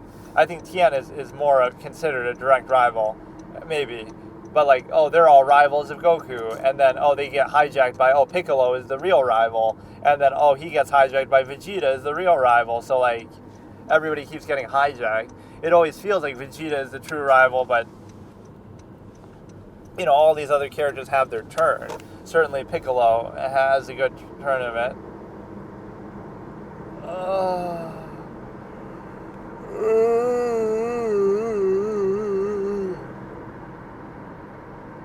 Yeah, the pacing of GT is one thing to unequivocally praise. It doesn't go on too long. It doesn't outstay its welcome. All the sagas are very well paced. In fact, they get through all the good material that you'd expect in a very prompt amount of time. Like, I love that scene where that's one of the best scenes in the whole any of the series, is when they come home and everybody's infected and they're sitting at the dinner table, and like, it's such a creative thing. If you asked me to write the Baby Saga, I probably wouldn't have written that scene, and maybe a lot of other great writers wouldn't have either. I'm calling myself a great writer, but no, you know what I mean. Like, that exact scene is so clever to like really revel in the fact that everybody's turn. It'd be, you would just go straight to the action, or you'd have something else happen. But for them to have that ominous dinner where everybody's kind of gathering and Chi-Chi slapping Goku's hand and it seems like she's mad, and those are the kind of scenes that are so creatively well deserved, right? How do you really present this in the best fleshed out organic way possible? And that's exactly how you do it, because that's a scene that didn't have to be there, but it's so good and it's so appreciated that it is there. Because like you're seeing I think Chi-Chi and Videl are there kind of cooking and preparing the meal, and then Gohan and Goten come in the room and stuff, right? And then they start to fight and everything like that you predict would happen. But that part is pretty good. And some of the stuff with Vegeta is satisfying, but it is a retread of the Majin aspect, obviously. With respect to, it feels very similar. In fact, I'd probably criticize it for that reason. Like, oh, it's just Majin Vegeta 2.0. Like, we've already been there, done that. It's a little different because he's not... Majin Vegeta is still in control of himself and just choosing to do what he does, but embracing the evil or whatever, whereas Baby is straight up just in full control, which is kind of dumb. And really the one dumb thing about Baby is there's no reason for why he couldn't take over Goku. Like, there should be some explanation, like he can only take over people that have some evil in their hearts or some other, or like one of two things. Either they have to be weak, like ordinary human beings, right? Or I don't know how you'd explain it. Like, there should be some explanation. Oh, that's the best explanation, and they don't use it. I'm sure they don't use it, but the fact that he's a kid, he can't take over kids for some reason, right? Like, he can only take over adults. They could have just dropped that line in there. I would have taken over you too, Goku, but luckily you're a kid. And then when he's in Super Saiyan 4, he's too strong to give him the chance to take him over. Or, like, he doesn't even bleed, like... Or he would attempt to, but it would be completely fruitless. Like, you would see it, and it'd be like the part of him that goes inside of Goku's little scar of blood would just completely disintegrate because Goku's just way too powerful, right? Like, it just completely renders that mechanic useless. But no, he can take over anybody seemingly at any time, even, Vegeta. So he had plenty of opportunities when Goku's bleeding and tired and dying that he would just... you would think, oh, he has some inhibition about taking somebody over, but it would be Vegeta then, because he hates Vegeta so much, right? He would want to kill Vegeta, but he would want to take over Goku. He doesn't have anything personally against Goku as much as Vegeta, but yeah, he could seemingly take him over at various points when he's just, Kid Goku in non-Super Saiyan form getting the shit beat out of him by Goten and Gohan. So there needed to be some game theory explanation, and an awesome one is actually, the fact that Goku happens to be a kid now is to his advantage. That, I can't take over a baby for some particular reason. That you could explain it like that form somehow is immune. And Baby could even comment that, like, you're fortunate that you're in this pathetic childlike form because I can only take over full-grown adults or developed bodies, right? For whatever reason. I don't even know exactly what the reason is. But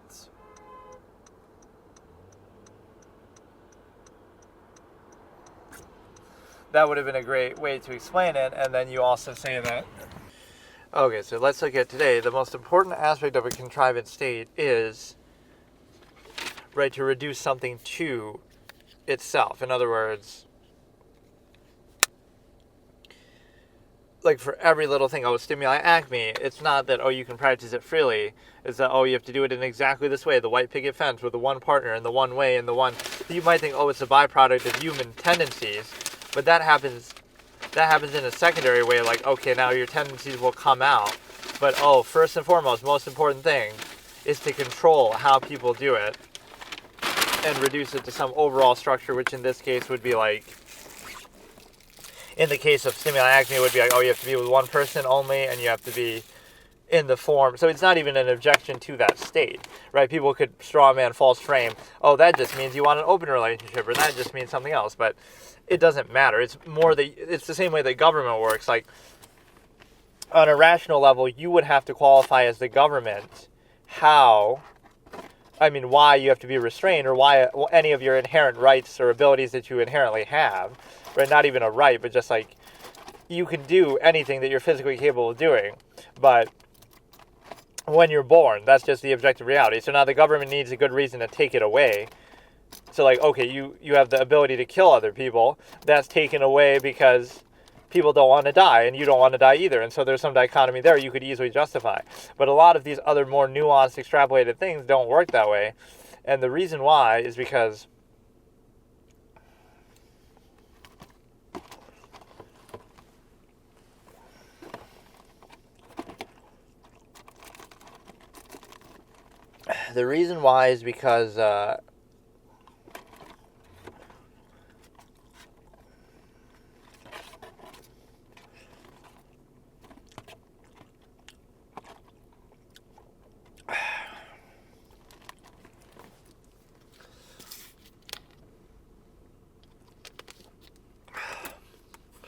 I don't know, my main point is just that, again, it's most important thing isn't anything to do with the practice itself. It's first you have to appease society, contrive and state,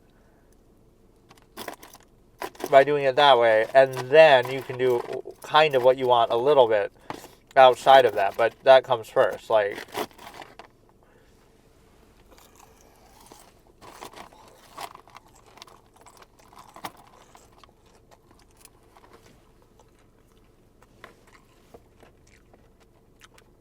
It's like you have to appease contrivance rather than contrivance having to justify itself for why it's limiting you or why it's limiting you in that specific way.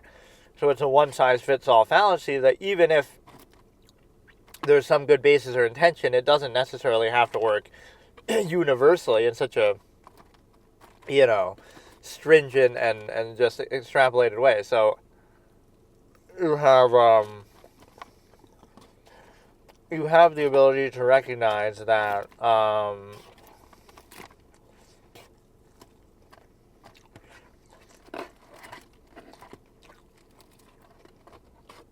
the one-size-fits-all dichotomy is that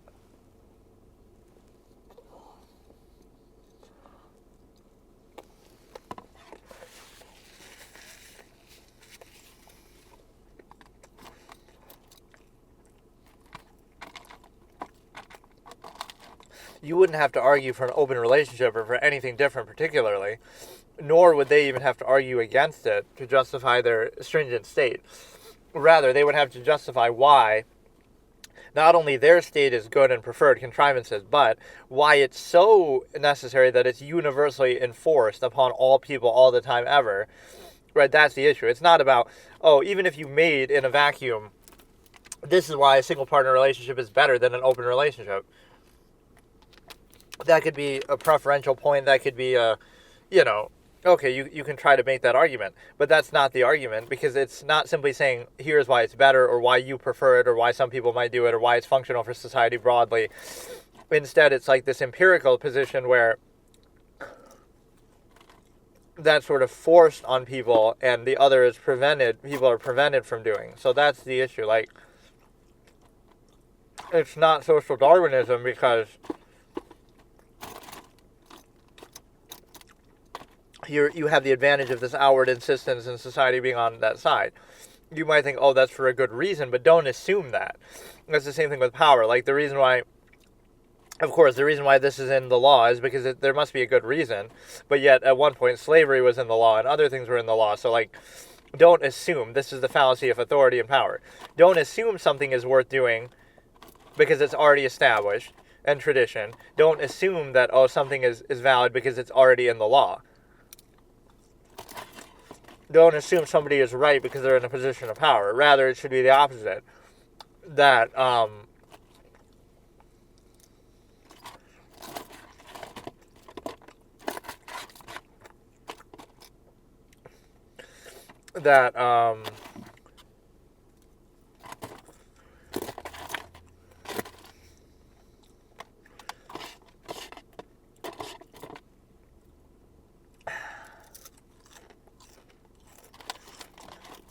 you have to justify right? And you can hold accountable. Why is this process being done, and why only this process? Why not some other process? Why not on an individual basis? You can potentially do a different process, even if that works broadly, massively.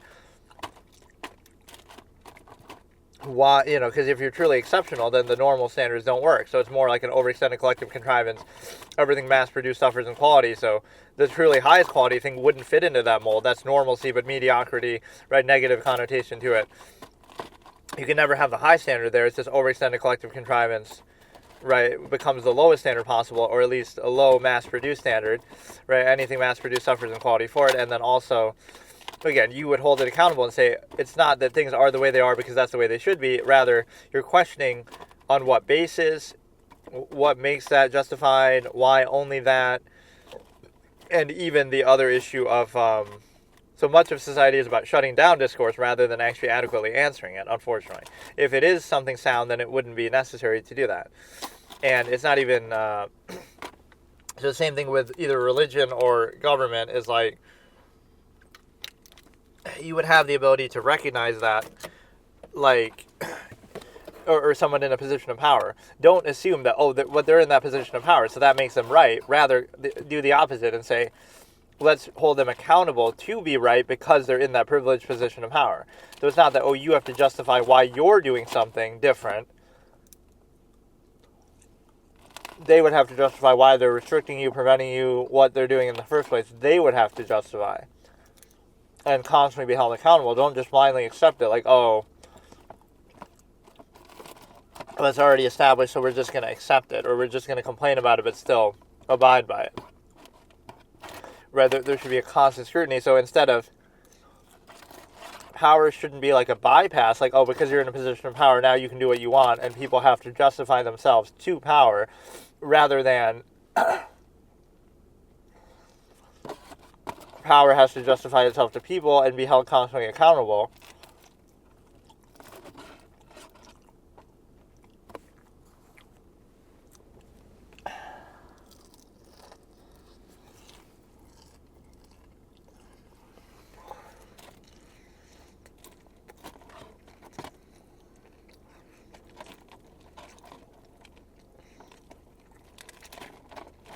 Yeah, let me analyze some of these dub comparison clips from Dragon Ball Z and Dragon Ball Kai. Now, I haven't seen Kai in full necessarily. I've seen good parts of it, but obviously it covers the Japanese music more, and it covers the maybe more of a direct translation, and it's also trying to cut it down and shorten the series in length. But again, maybe you could say, you grew up watching Dragon Ball Z, that's why you're going to be nostalgic, but I think I can be fairly objective, and I have seen the Japanese, again, I think most of it. Maybe I didn't see every single episode, but I've seen a lot of the Japanese, so I respect it, but let me look at some of these, and I'll try to give a deep analysis of which one is better and why. And just on a surface level, it seems like the original, sometimes the dialogue will be a bit wonky, but it does sound more like raw emotion. I don't know if that, even out of some of the same voice actors, I don't know if that's because they were younger, now they're older, and so it's a little harder to do this, or it was just more raw, now they're a bit jaded, but it felt very genuine. Like, there were moments with Vegeta, especially in the Buu saga, like, that doesn't feel like just voice acting. That feels like very genuine, very raw.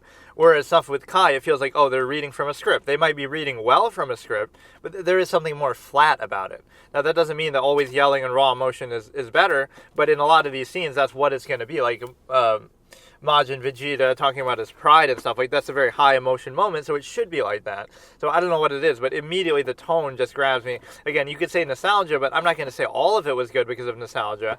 I would just say, I wouldn't really use that. I can be objective, that's the point. The music is certainly impressive. Somebody was saying, like, Bruce Falconer's stuff is like a rave, like it's all techno and stuff. That's neither positive nor negative, but it does sort of fit a series that's very action-focused, and it does have a lot of great quiet tracks, like, Hyperbolic Time Chamber and stuff, so I think the main objection to the music, I will say Bruce Falconer's score is definitely better than the Japanese. The Japanese isn't bad, but the main thing is the direction of it, which isn't necessarily his fault, that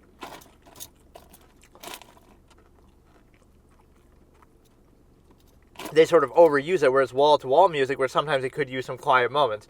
And one of the dub things I'd actually disagree with that people say is like, sometimes these characters just have a stare-off and it's just quiet. And sometimes Funimation will add their own lines in. Like, for example, Cell says he's just breathing heavily in the Japanese and there's just no dialogue. Whereas in the Funimation, he says, do you see, maybe now you can see how truly helpless you are, Goku. This is my game and I make the rules. That's more than just exposition. Like, we know it's the Cell games, but that's a really great line, actually. I love that. That's one of my favorite lines. This is my game and I make the rules, to show his authority. That's right when Goku's about to quit. So I actually think that's a great thing. It's better than them just breathing and staring at each other. You know, it ultimately is just an action series, so one-liners like that are pretty good. And then when Gohan's also doing that, either the narrator chimes in, or in the Japanese, or it's just them staring at each other, but it basically is him saying, you've awakened my hidden power, and now you're afraid because you know I'm going to destroy you. That's better than them just looking at each other and the narrator doing it for you. Gohan's just sort of off screen, so you can't really see, so he's not really saying anything, but that's actually a pretty good decision. So I would defend some of that because it's more than just raw exposition. It's actually pretty good. Sometimes it's good to let the material speak for itself, but I'm just saying, I'm not saying the dub is perfect, and I'm not saying that the music is perfect, although the music is a standalone thing, right? That's how you can look at it. Forget about English, Japanese. Music is objective. It knows no language. So if you're just looking at the scores next to each other, even forget about the scenes and fitting the moment and all of that, just in a raw sense. I think you could agree that most people would say that Bruce Faulconer's score is a better achievement, just of pure music. Now, never mind even how it fits, how well it fits, never mind, Japanese versus English. To me, it just is better, and it definitely elevates the material a lot. I don't think I would have liked the show as much if it wasn't for his music, honestly. It really is like a transformational influence. So let's look at some of these, and I'll rate them. Hopefully it'll give me a whole bunch to choose from. Which is better? I won't necessarily give a timestamp because it's just a short, but I'll kind of tell you what they're saying. So this is DBZ dub. Which Goku telling off Gohan is better? So let's see. Starting in 3, 2, 1, even though I won't really do that. Goku telling off Gohan. It's time. Piccolo's our only chance.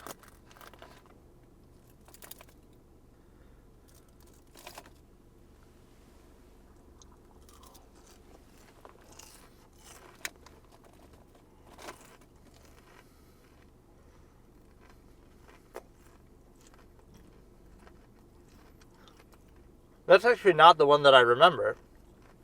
I remember something else.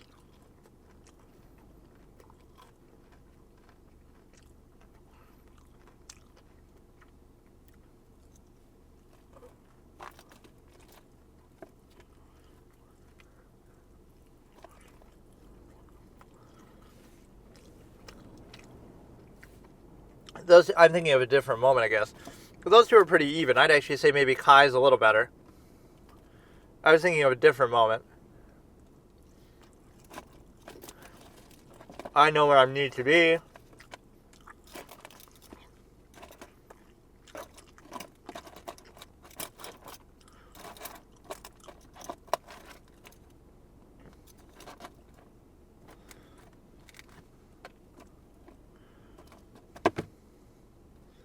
Those are pretty even. He's pointing out Piccolo and Kami versus where I need to be. I'd say that's pretty even, but I'll actually give that to Kai slightly.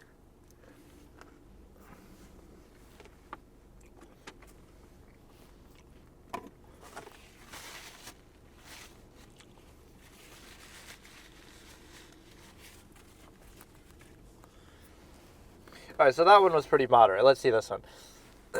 Which is better? Goku finds out Trunks is Bulma and Vegeta's son.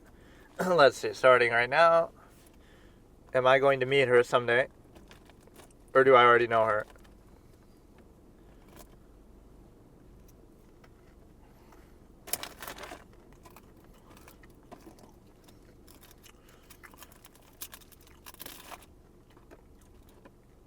This is pretty good in the original. That's a pretty funny line. That guy just pointed his finger and Kakarot fell down.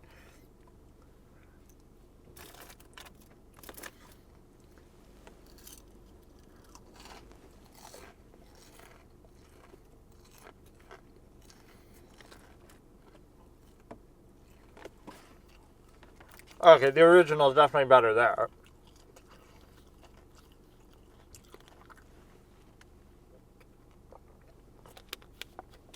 See, the original, he sounds like genuinely surprised and comical, and they're playing that for laughs, so you might criticize the line, that guy just pointed his finger and Kakarot fell down, but it works because it's meant to be kind of a goofy thing. And then, yeah, it's just so much more raw, genuine emotion. The Kai is more like just dialed down.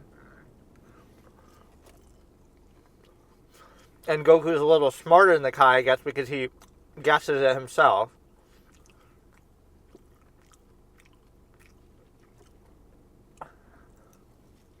That laugh is much better in the original.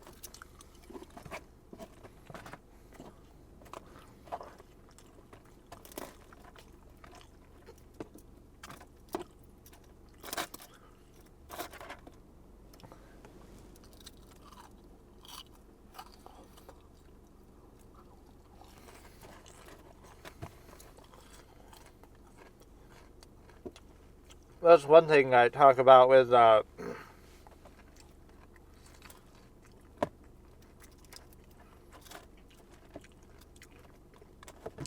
talking speed in Dragon Ball makes no sense. And the reason why is because the speed at which they're fighting and the speed at which they're talking doesn't match. Especially when you see the human characters are looking in on it. And you might say, oh, well, they slow it down for the human benefit. But even while they're talking, they're sometimes heard by people, like the announcer and the, people listening on, like Hercule and stuff. So,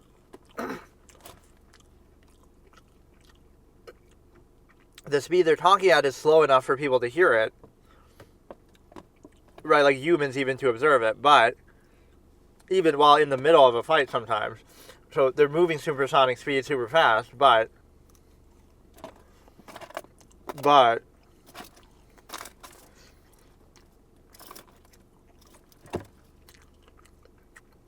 they're not able to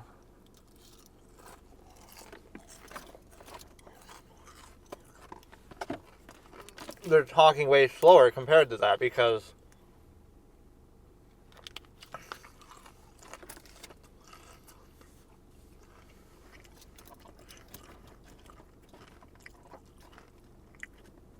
it doesn't match. Like, they'll be talking as they're doing an attack, and it's like, in the amount of time that they did the attack, they said, like, one word, so, like, normal speaking volume, but it doesn't match how fast they're actually moving, right? In that much time, they would be speaking much faster, or why would they be speaking so slow compared to how fast they're moving, right? It's something that just wasn't addressed or they don't think about. You might say, oh, it doesn't make any difference because everything's happening faster, but, and it's just slowed down for the benefit of the audience, but then it doesn't make sense that humans would be able to hear it. They'd be talking so fast you wouldn't be able to make anything out, which sometimes they clearly do make out. And the best examples are like when they're actually in the heat of combat. You can say, oh, when they're not fighting now, they're suddenly talking slower than when they are fighting, like in those in-between moments. But that's not even true because you have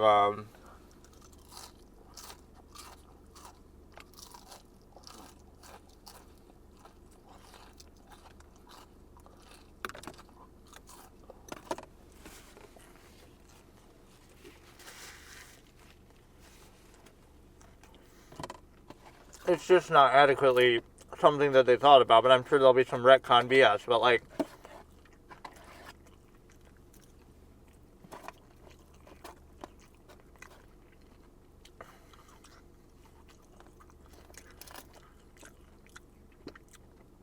they talk at a relatively normal speaking speed that even humans watching can understand at times, that you see them clearly react to people watching like the Cell games, but yet they're moving so much faster than that would indicate, so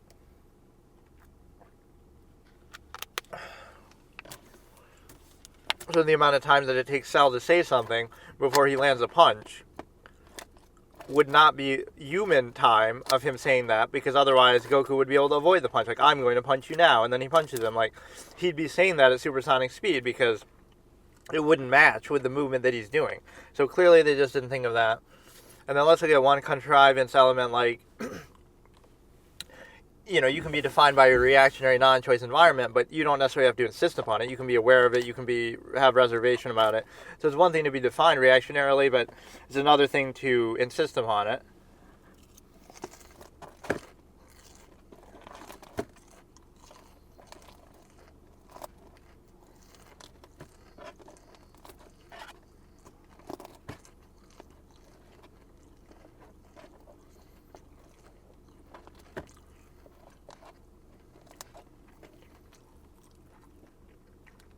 You can look at RBOs, all the criteria that people are controlled by, like pre-con, performative aspects, dependent overextended, so all those things that it comes down to ultimately, but yet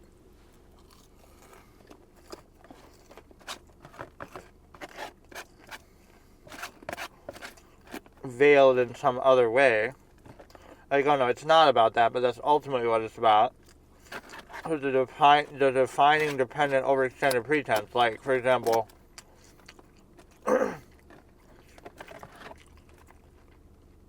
oh, you love them and this and that, but ultimately if you take away the sex, now that all goes out the window. Or like, you love your job or you love this or that, but if you take away the money, then you suddenly won't do it. Like,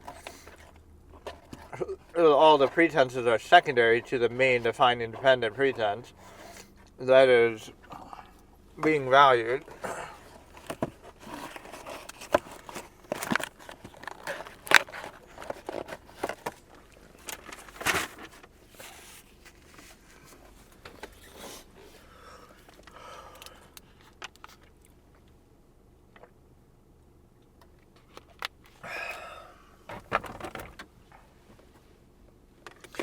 I wanted to see more of those, but now I'm kind of just scrolling down to the next one. Like,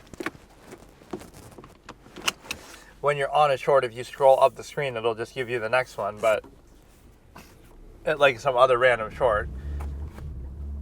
But now it's going into other stuff, so maybe I should just let that dictate what I'm looking at, and maybe we'll find some later, or I don't know what I even want to watch. I was kind of getting baited and cucked yesterday because I was ready to watch actually Dragon Ball Episode 2, and then it's not on Netflix, so then I look for the Daima thing. Okay, fine, I'll watch that, Dragon Ball Daima, but then that's also only in Japanese with subtitles, which that makes it harder to watch in this kind of context when you're driving.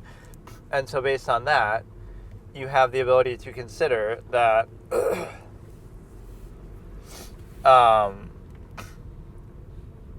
don't know. I was actually in the mood for that, so that's a really bad moment where, like, it's kind of a big deal, a big commitment to watch that, right, just because it's such a big name series and everything like that, and then you're in a position where you ultimately will decide to,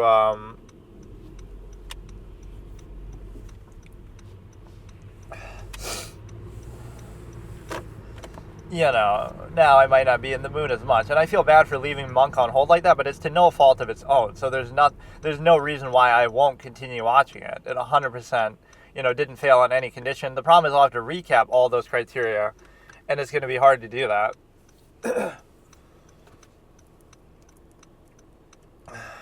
There's these two bands, NXCRE or whatever, the one, Lord Forgive Me, who makes their own little AMV shorts and stuff, memes, with their own music. So it's like, you're only half stealing content now, where it's your own music at least, so you're not stealing the music like a normal person would do, but you are still stealing the animations or whatever the video.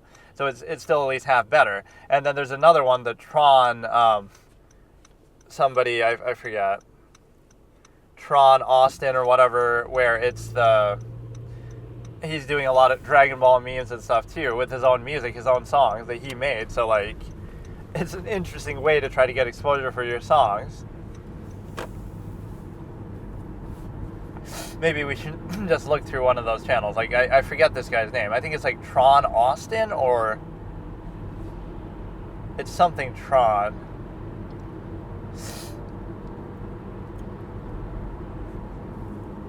Yeah, that's funny to see people making it with their own music and own channel. Like, because they do get a lot of views. They'll get more views on those than they do. Yeah, Tron Austin Never Fade Away. only has like 46,000 views, which makes no sense. The videos that have it in there have millions of views. There's hundreds of them that I've seen. And many of them by them, but maybe some of them not. Lean on me, never fade away. 9 months ago. This is actually their official channel, though. That's so unbelievable. Tron Austin. Like, bro has 46k views. Like, what the fuck is that? You might not think that's so bad, but if you are aware, like, collectively his own shorts are going to have like 1 million views.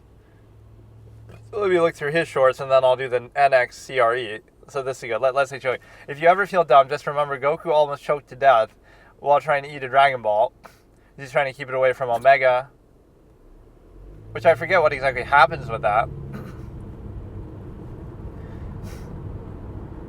It appears like on his forehead, and then I don't know what happens.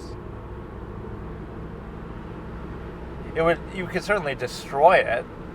Yeah, what would happen if you destroyed the Dragon Balls anyway? Like, you're strong and you're Super Saiyan 4, you should be able to do that if you really wanted.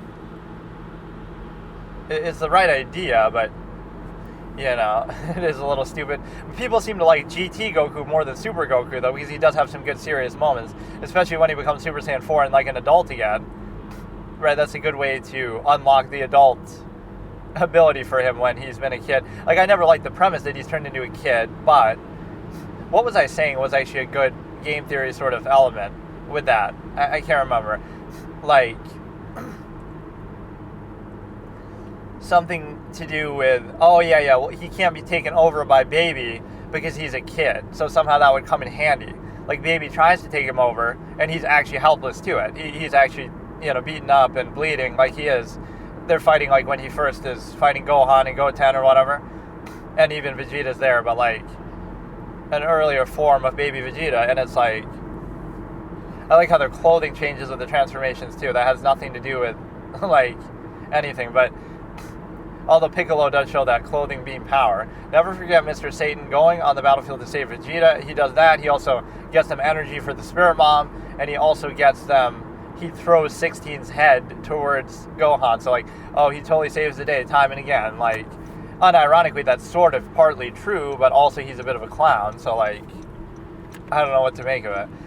But, in a non-combat way. And he almost seems too weak in retrospect, too, with how strong some of these characters are, like Krillin and whatever. And the reason why is because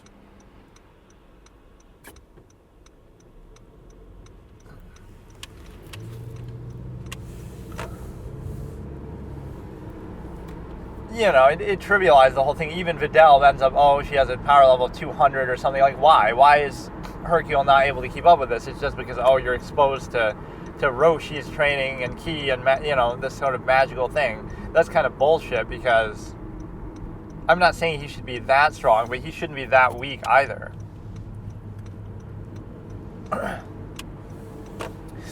So yeah, what you can do is and there's got to be some theory that half-blooded Saiyans are actually stronger than regular Saiyans, because how they become Super Saiyan as kids and stuff. The more generations you have, the stronger they become, which would have made more sense than if Goku wasn't that strong. Like, Goku reaches his peak at Super Saiyan 3, which is still pretty strong, but then the real Super Saiyan God would have to be Gohan or Goten or something like that, because it would have to be, because there's no way to justify, totally, Goku and Vegeta can just become gods, even though they were struggling to beat Frieza, and, like, how does this just magically happen, right, other than just pure plot contrivance? Like, there's nothing. At least that would be a way to explain it, because you wouldn't have a lot of half-blooded, half-breed Saiyans in the past, so, you unlock some new thing where, like Zenkai boost, Vegeta was always too strong, so he was never getting challenged, and so when he finally gets challenged, he discovers, a Zenkai boost. It's kind of ironic, given one of his quotes, like, he says to Kui, that, you've been hiding behind the shield of Frieza, but so have you, basically, and whereas I've been on the front lines, but mainly just in that moment of fighting Goku and stuff on Earth. Before that, you probably weren't challenged very much, and so you're not going to lose fights on purpose or get injured on purpose. But that, now we unlock Zenkai boosts, and then we forget about them later. Or even in the context of the rest of the series, like I said, the half-blooded Saiyan, you would have an argument. Like, that's why Gohan is so strong. because he's a half-blooded Saiyan, and so we get to see, wow, look, he goes Super Saiyan 2 and all this stuff. And then Goten could be even stronger. Trunks could be obviously as strong as like Gohan. So the strongest character by that metric, if you want to use that as a plot device to say half-blooded Saiyans, and the more you go down along the line, the stronger they become for some reason, right? Even though it might not make sense. So like Goten would be the strongest then, or that would be at least a good way to try to explain it, because... But they don't do that, because, Goku and Vegeta, they just become whatever they want. And I got spoiled on something. I guess spoilers for Dragon Ball Daima. Skip ahead 30 seconds if you don't want to hear it. But apparently Vegeta goes, blank, blank, blank, Super Saiyan 3. I get spoiled on so much shit from this YouTube. Whatever, not right now, but I had seen it earlier. Yeah, Mr. Satan saves the planet. And how is she even alive? Videl getting hit by her Rudigan. And yeah, I always disagree with moments like this. You might think, it's okay, but, think about it like, Frieza doing that or somebody like that. You just get destroyed. Like, you wouldn't be alive. You just disintegrate. Like, there's nothing... None of that ever makes any sense. Don't forget the moment Raditz lost all his aura. I always think of Raditz as like General Zod, and of course they copied, Superman a lot with Dragon Ball, with that premise of him being from a different planet, and he's basically like Superman, which is a funny way to try to explain it. Like in Dragon Ball, people would have kept asking, why is this kid so strong? Why is he so strong? And it's based on like some myth of like Sun Wukong or whatever, right? The Monkey King something in mythology, that you see that character in a lot of things like Smite and stuff. And they actually made a game too, like Wukong, Descendant, whatever, right? And so Goku, you would be asking, why is he so strong? And it would have never been answered, or it would be answered in some different way. But, now he's an alien. So even though you can kind of piece it together and say, that kind of makes sense, it's also dumb because, first of all, human characters surpass him, easily later on. But also, like, as much as you want to see that these characters are involved, it also doesn't make sense why, Tien and Krillin, and Tien seems like an alien just because of the eye, which I don't know what that's even about. But, yeah, that's the point. Like,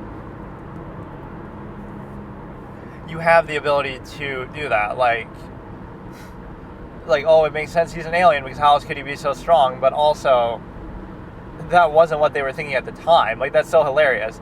You could even ask, Toriyama, when did you think of making him an alien? And it would have been, when I decided to make another series like Dragon Ball Z out of it. Even Piccolo being a Namekian wasn't clear. Right, because he was, Kami and Piccolo, whatever, the Guardians of the Earth and stuff. There wouldn't have been any reference to another planet, but that's just convenient that, they happen to come there. Don't forget the GOAT Mr. Satan let himself get beat up before one tapping Maju, which obviously he must be pretending, I can't remember. I don't know if Oob is even in Super or anything, but a lot of things from GT are in Super. Hercule is definitely fodder for memes. But yeah, he's obviously pretending.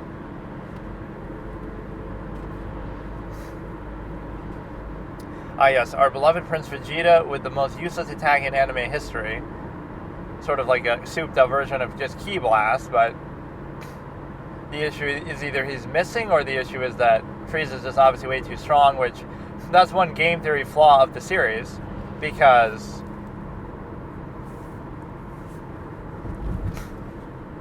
the problem is that these songs do fit pretty well with a lot of these scenes, which I don't know exactly why, but that's like the game theory issue is simple. The fact that the series can't rely so much on characters just not trying, not going all out, playing around, toying around, and that's the only reason. So if Frieza wanted to win, he could have just killed Goku anytime. He's only using 1% of his power, blah, blah, blah, right before Goku becomes a Super Saiyan. So, like,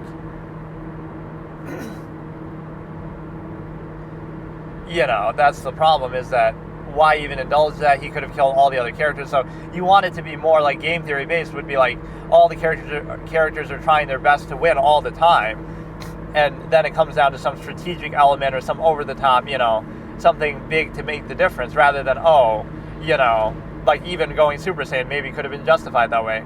But instead, oh no, it's a fucking thing. Like, we're gonna just, he's toying with you. So let's look at those moments from the beginning of this show, and then I'll go through something I was trying to do another time, and maybe I forgot.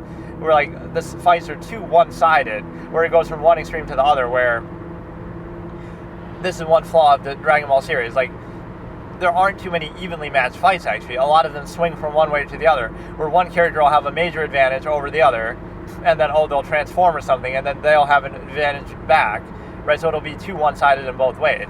And then the other issue is that characters just sort of play around too much, both the heroes and the villains. But let's start at the beginning of the series. Raditz could have won right away, but he kidnaps Gohan instead. Now, that's okay. See, I won't even hold that too harshly, because it's his brother and he wants to give him a chance, and that's fine, right? And he's confident he can beat him. So that's a minor, that's common in all fiction. Like, okay, I'll give you one chance. Then he comes with Piccolo, they team up, and they fight him. So that's at least a good game theory explanation that, okay, he doesn't stand a chance, but now working together they kind of do, and then even Gohan has to help. So that's a good game theory moment, like where all the resources available have to work together to beat the stronger opponent. It's not just like, magically I got angry and I'm charging up, and therefore, Gohan kind of does that, but it at least takes all the resources available. Goku even has to sacrifice himself, and Piccolo maybe relishes in killing Goku too, but he doesn't really do anything to take over the world or something. That could be the bad ending of the series right there. I'll use this chance to kill Goku, who they were rivals, obviously, and then I'll just take over the world once he's gone, because nobody can stop me. So, that's, okay, so I won't count anything there as messing around too much, and the reason why is because, that's okay. So if we go forward now, Goku's training in the other world and stuff like that.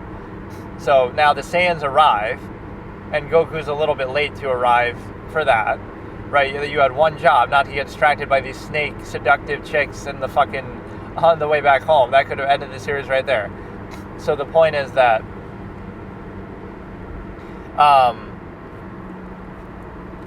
this is one major flaw moment, right? I'll point out all of these moments where the series goes on, not because of any earned aspect, like, a character's too strong to be beaten, so they have to fight it out, or something deserved by the main characters. The main characters had time to prepare because they knew that Vegeta and Nappa were coming, right? They were training and everything like that. So Goku arrives late, and everybody else is dead by the time he gets back, and then he loses the fight to Vegeta because he needed all the help he could get.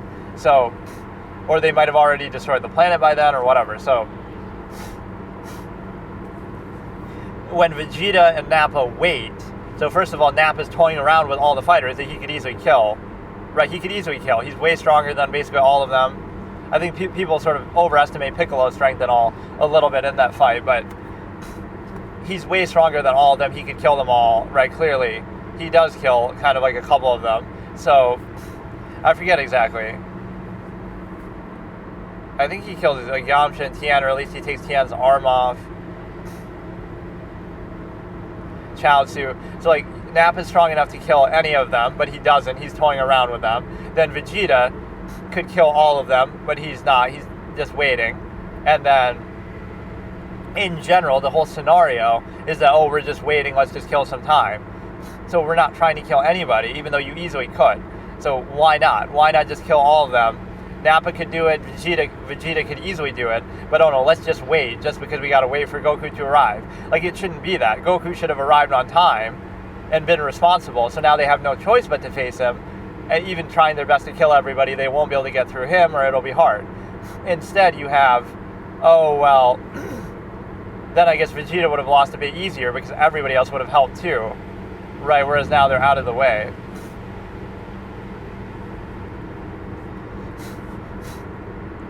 So what you learn is the fact that, again, that's a pure toying moment. Vegeta's like, let's just wait for Goku to arrive and not even kill his friends. Like, okay, wait for him to arrive before destroying the planet, but at least get rid of them. Kill them first, like, why not? But keep them all alive conveniently, or at least some of them. But yeah, Nappa could have ended it. but he toys around. Vegeta could have ended it, but he wants to wait. So that's the stupid moment where it's just like, it's not earned. The series could have just ended right there. He could have killed everybody, just found the Dragon Balls and figured it out. But no, not because of anything the characters do to earn it, just because, the writer wants to drag it out, just because, that's stupid. So if Vegeta was trying his best to just win or do what he's trying to do, he would just kill everybody, and that's it. Even when Goku arrives, he would stand no chance, because he lost pretty much even with all the help in the world. So then, let's keep going in the series, and we'll realize that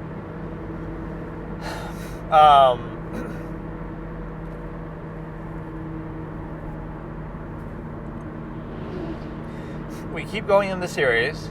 So after that, they fight Vegeta. Now Vegeta is going all out basically against Goku, and he's sort of winning, and then they have to help him. So they have to help Goku. So that part I can kind of accept. That's at least everybody's trying their best, and Goku's getting sort of unfair treatment. Now once again, Goku does a stupid thing, even though it ends up benefiting him this time. Right, it's not going to benefit him like any other time. Let Vegeta live, right, and then he ends up helping you later. It's even though you don't know who Frieza is or that you'll need his help there or whatever, just in general. So you let him live, and that would be a dumb moment. The only reason why it doesn't seem dumb is because Vegeta ends up helping them later, but again, that could have easily bit you in the butt, but I won't count that one, I guess, because it ends up working out for you. So the main one that we have so far is the simple ability to consider the fact that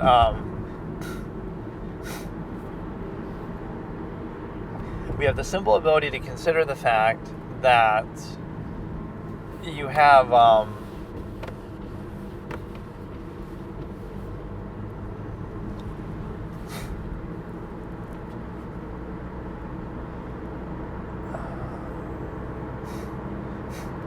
the simple ability to consider the basic fact that you're basically able to consider the fact that I always troll myself with those trying to filler phrases, but my point is that the main one is that Nappa and Vegeta wait for no reason other than just that. They're just waiting, they're just toying around. Why?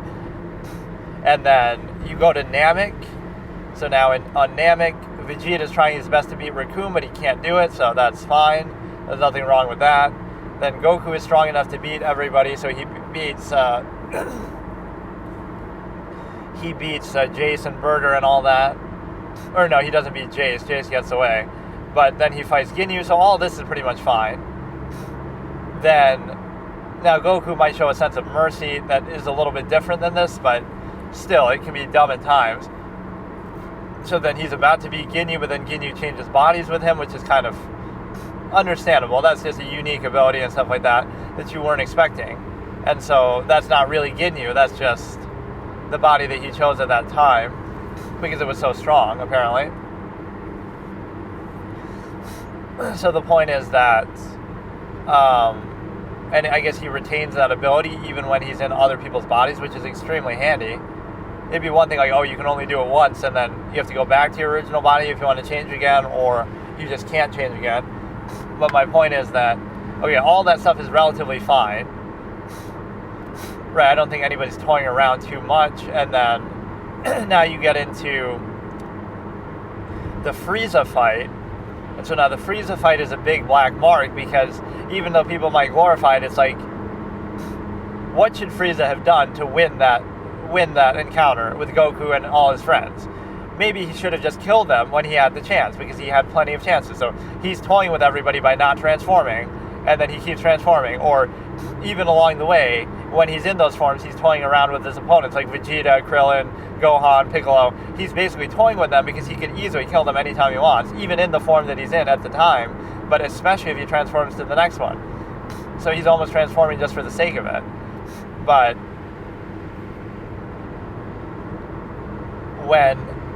so again, Frieza gets one bad mark for toying with everybody all the time, both by not transforming when he could quickly enough, or by even when he is transforming, in whatever form he's at, he doesn't try as hard as he could. And then even beyond that, you have the ability to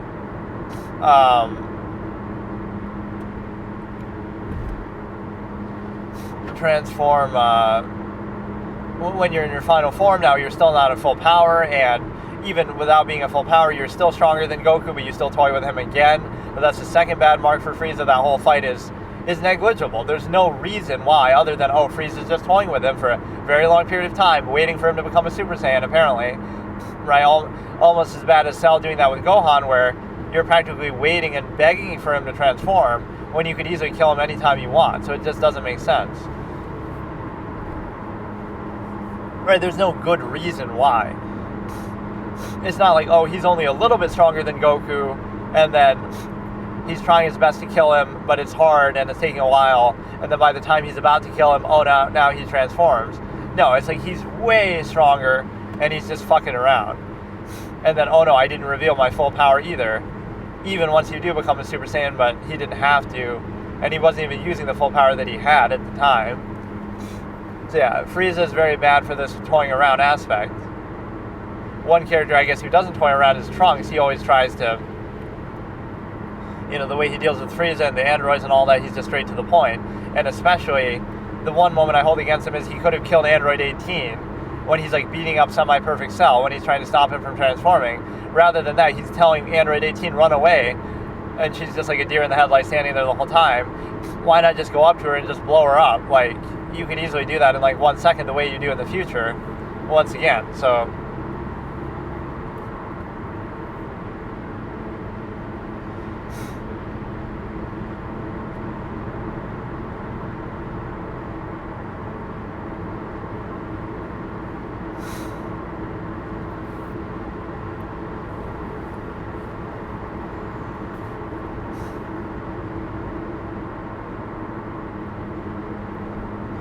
he's a no-nonsense type of character. Like, you could make all kind of jokes. If he was the main character, the show would last like 5 episodes, or, this is what happens when it's a filler episode and you can just skip through the content, is that you hire Trunks to just one-shot everybody, Android 17, 18, Cell, and, the pace of the show would be so much better. So that would be a good example if people don't mess around. But what I need to understand, okay, let's keep going. So the Frieza saga, then we'll go into, I won't include the movies and stuff, and then I want to show the one-sidedness of fights too, which is kind of similar to what I'm doing, but in fact, let's do the Frieza saga, Namek saga, and Saiyan saga. So like all the fights are one-sided, so it kind of ruins the series because it's not really that well balanced, and then one character is just toying with another until they transform or something happens. So Raditz isn't really toying with them, right? It's a good match because it's a 2 versus 1, so that's fine. Vegeta is not toying with anybody necessarily because he only fights when Goku arrives. So Nappa is the one problem. Nappa toys with everybody when he could have probably done better. And I guess in a way Vegeta's toying by not even stepping in. And then when you go to Namek, I don't think Recoome or Gidney or anybody like that is toying with anybody. But once again, Frieza is one-sided, that he's way too strong anyway most of the time. And then there'll be like some transformation. So like this is to show the one-sidedness of fights, regardless whether they're toying around or not. Like, so yeah, Nappa's fight was very one-sided. He's just beating the shit out of everybody. What makes it a little more interesting is I guess they're all working together, kind of. And then, so yeah, that's a very one-sided fight. But again, the fact of having that many characters, I guess, makes it a little better. Then, on Namek, you have, Frieza is kind of one-sided in every form. He'll dominate Vegeta, and then he'll transform. Or maybe he won't dominate him as much as you think, but like somehow it'll seem even, but then, he'll transform, and now it'll be one-sided, and he'll beat the shit out of somebody. Then somebody will come and match him, like, Nail and Piccolo fused together, and now he's beating the shit out of Frieza, apparently, somehow. Or maybe it is sort of even, and then he jumps up. So maybe that's not even the best example, but the fights are typically one-sided, that Frieza's probably dominating them, or even, then they'll transform and dominate him for a little bit, and then he'll transform and dominate them, and then they'll transform or get some power boost and then dominate him to force him to transform. So then in the final form, obviously Frieza is way stronger than Goku and toying with him, and so that's a one-sided fight. And it does it again, too. So Frieza is one-sidedly dominating Goku, but then Goku becomes Super Saiyan and then is one-sidedly dominating Frieza. It's not like still a close fight, even though he just became Super Saiyan and he's not used to it. He's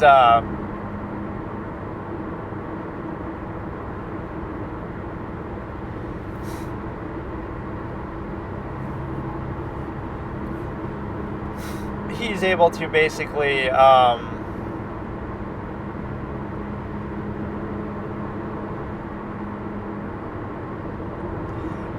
it's still one-sided in both ways, right? It goes from one extreme to the other, where Frieza is vastly dominating Goku, and then Goku transforms, not so that it's an even fight, but so that it's still a one-sided fight, and Goku's way too strong. And he even says that, like, you're no challenge to me now. So it goes too much from one extreme to the other instead of having a good, evenly balanced fight. So you never have a good, evenly balanced fight, because it'll be that you're getting dominated, and then you transform, and then you dominate them. So that's kind of a mistake of writing in a way. Then you go to the Trunks saga, the Android saga.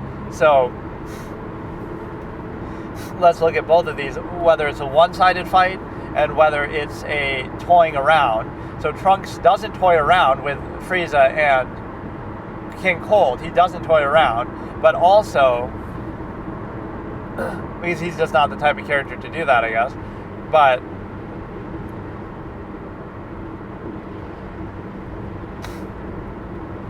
he is it is a one-sided fight, right? So that's not a very fun or well-balanced fight. It's just like a filler thing, I guess, to finish off Frieza. I get it. When a villain's already been beaten, now you don't want to belabor it, but it also does diminish the epicness of what you just did and throw it all out the window. Like, that's the speed run challenge by Toriyama. How can I trivialize the epicness of the Super Saiyan transformation and also Frieza, just completely throw them out the window? And it's by doing that. Like, you completely throw it. You don't have to do that. Right? Frieza could have just died in the explosion, and then that would have been good enough, but you kind of totally trivialize it, your own material that you built up so well. But no, that fight is very one-sided. So again, it's not a good, evenly matched fight. It's acceptable because of the circumstance, but that's fine. So it's like when Pegasus fights Bakura, they don't even show the duel because you would just watch a gruelingly long duel against Yugi and the Pharaoh and Pegasus. So it's like, it's okay because you don't necessarily want to see another fight now, another duel between Bakura and him. When he's already been beaten, you kind of get the point, so they just get rid of him. Right, like just the final thing. It's very similar. And then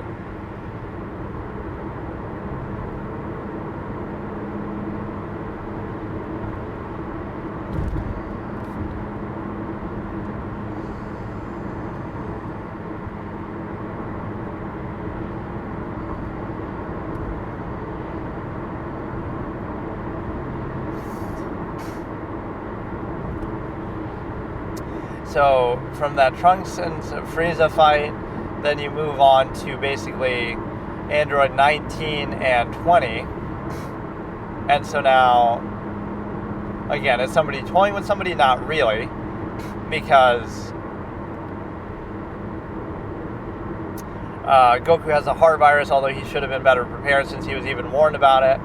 Vegeta just destroys 19, so that's pretty much fine. But again, the one-sided fight thing kicks in again.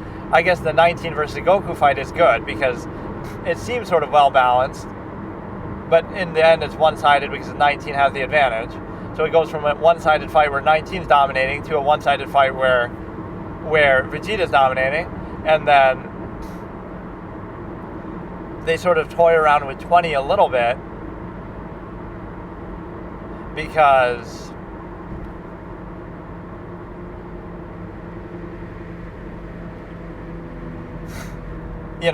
he lets Piccolo fight him, and so if they didn't do that and they just finished off 20 quickly, then he wouldn't have been able to release the androids and wouldn't have been able to do anything else.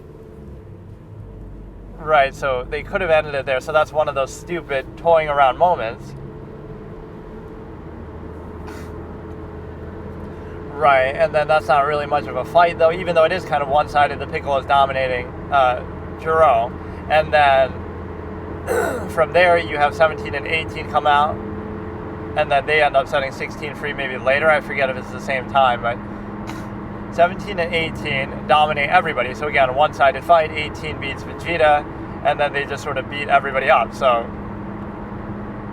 again, another one-sided fight. So there's a few too many of these, and you could say that's also toying with them. It's one-sided and they're toying with them because, again, that's a plot armor sort of moment where they just beat everybody and Goku's out of commission, so they could have just killed everyone right there and then found Goku and killed him or whatever. But they don't. They just move on and leave everybody alive. So that's one of those stupid moments where you could have just ended it, but you didn't. And also it's very one-sided too. Right, where it's not really an even matchup. And then now you go ahead and you move forward and you get to go to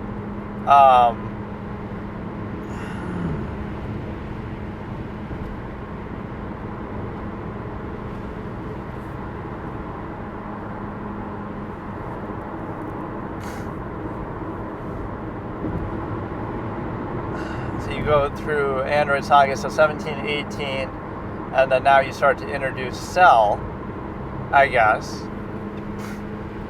Right, you fight 17... Oh, no, before you do that... Or no, that ends up happening later, too, so let me think. So you have Cell come into the picture, and he immediately is met with...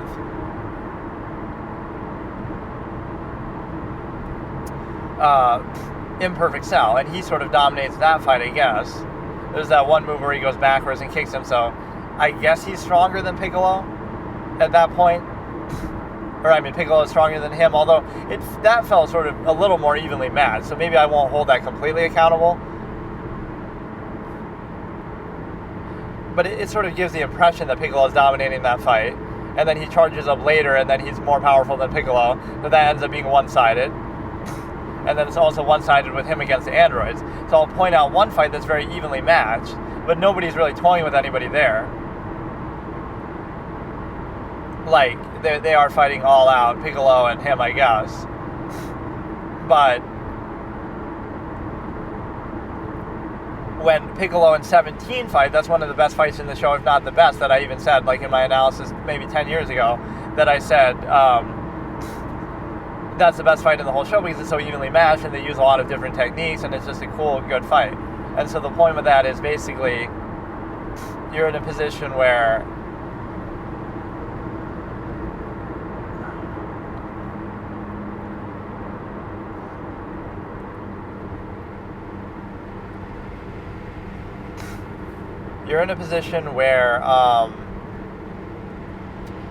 that's a good evenly matched fight, and they're not necessarily holding back, and they're having a great, evenly matched, well-balanced fight. But I guess the difference with that is it's evenly matched, but then it has no actual conclusion. But then you have Imperfect Cell come in and one-sidedly dominate, I guess, everybody, because he powers up with the additional energy, I guess, he's gathered from all the people he's absorbed. And then that leads to a one-sided fight. And as far as like a plot armor messing around thing, in a way, I guess 18 for not stepping in where she could have, but they're still sort of playing around. But even without that, you have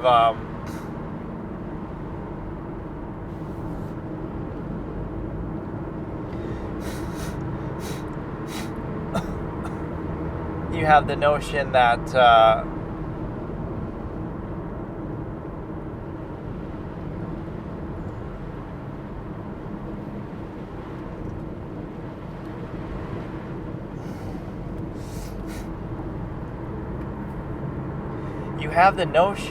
that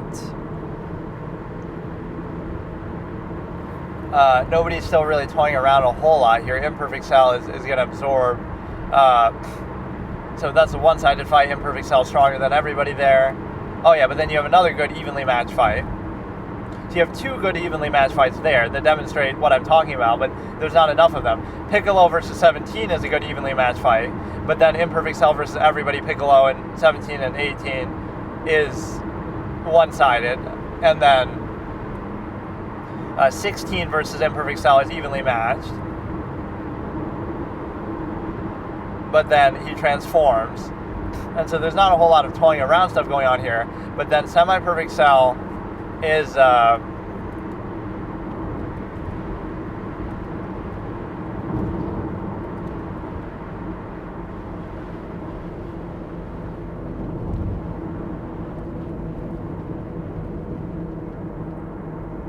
Semi-Perfect Cell doesn't get the chance to toy with anybody because the first person he fights is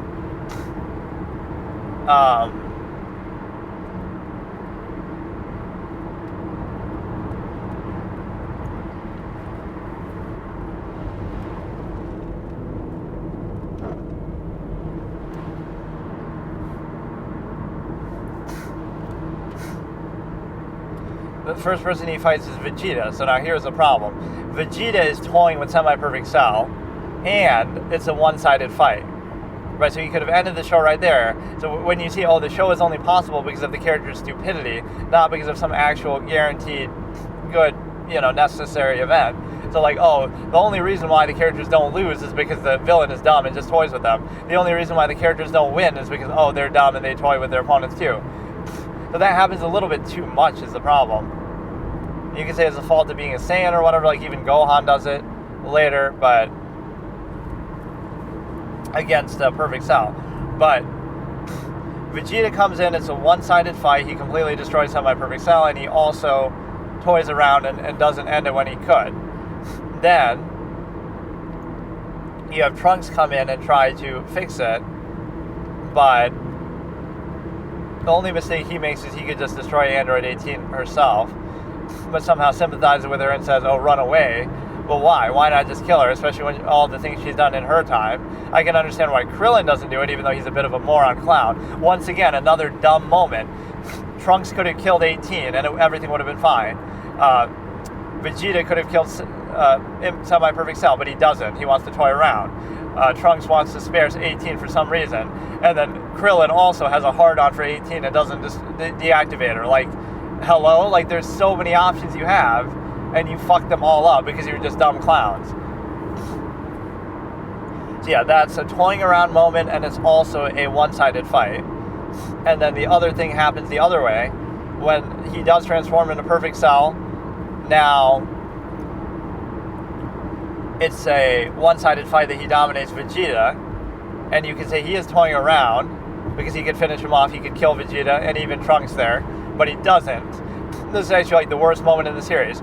Cell wins, and he can destroy the Earth, or he can do whatever he wants, but oh no, I'm going to wait, and I'm going to declare the Cell games, and wait, and let them challenge me, and then even once the Cell games start, and I'm clearly the strongest person there, I'm going to toy with Gohan, and even encourage him to try to transform. So like, think about it. He has to go out of his way to not kill everybody, Vegeta and Trunks, and destroy the planet or whatever. And then he has to go out of his way to host the Cell games, and he has to go out of his way to let Gohan transform, right, and do all of that just for that to be possible. So in other words, he's way too strong and he could just kill everybody and it's over. But oh no, because he's a clown, he inherited the cells of these other clowns, so he's a clown himself. It's like, fuck.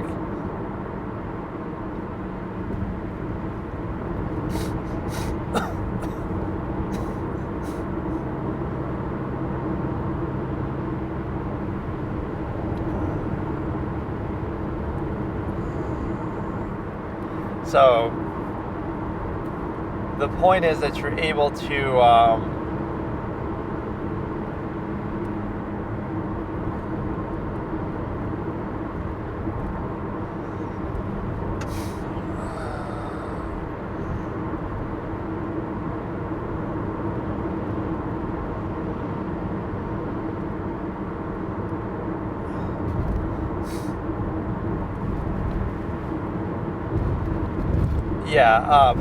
Perfect Cell toys with it's two one-sided fights, although it seems evenly matched for a while with Trunks and Perfect Cell, so I like that. But it's, you know, then it's still ultimately him toying with him because of speed and everything like that. But that's always a good game theory moment where there's some strategy to it. One character isn't stronger than another just because, oh, they get really mad or something. It's because, oh, of some strategy that, oh, actually speed matters now or something. with that transformation that both Vegeta and Trunks did. So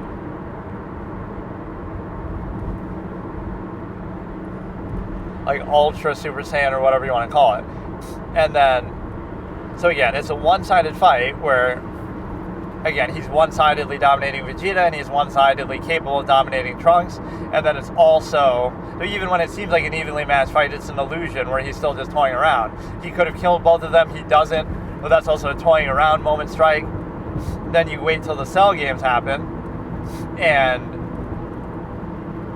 there's two moments here that are kind of a little stupid, that Android 16 is capable of blowing up Perfect Cell, which, given the power disparity, that's kind of hard to believe. Like, what is Gero doing to make these bombs? That doesn't seem possible, right, that he'd be strong enough to do that. He can't affect him any other way, but apparently he can grab him and just...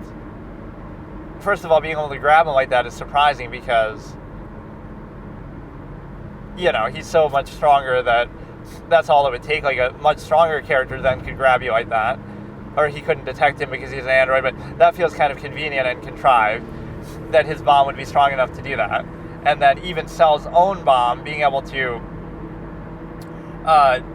beat everybody, destroy the planet, kill Super Saiyan 2 Gohan and stuff, doesn't make a lot of sense because Imperfect Cell is so weak compared to him, even compared to Vegeta and everybody, that Semi-Perfect Cell shouldn't be able to have the time to do that, nor should he be able to be strong enough to really blow everybody up, because he's weaker than all of these people here, but apparently, his explosion is stronger than them. Like, Goku and Trunks and Vegeta and Gohan are all stronger than he is, Semi-Perfect Cell, but yet his explosion is so good that it's going to blow up the Earth. Like, really? Which might still not kill them, but I guess because they'll be in space it would. But like, that's also something you can say with any villain at any time. They could just shoot a ki blast on the ground and that'll blow up the planet because they're so much stronger than... It'd be just that easy for characters of this caliber.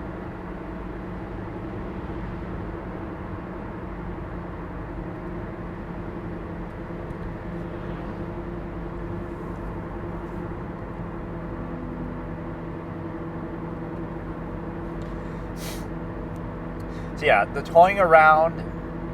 So let's go to the Cell games then, I guess. Like, Goku versus Cell appears to be an evenly matched fight, but as we know, Cell wasn't using his maximum power. He charges up more against Gohan, not even when he gets all bulky like that. Even before that, he charges up, period, right, to become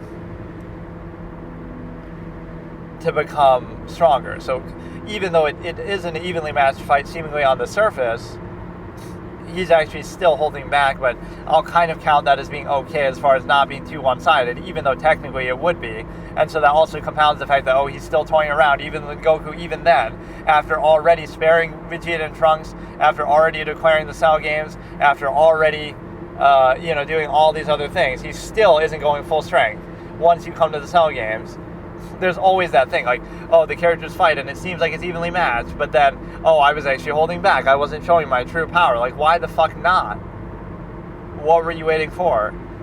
But that seems like an even fight. I'll give it some credit because it plays like that, but then in reality, Cell was holding back. He's still stronger than even that, than he was showing against Goku.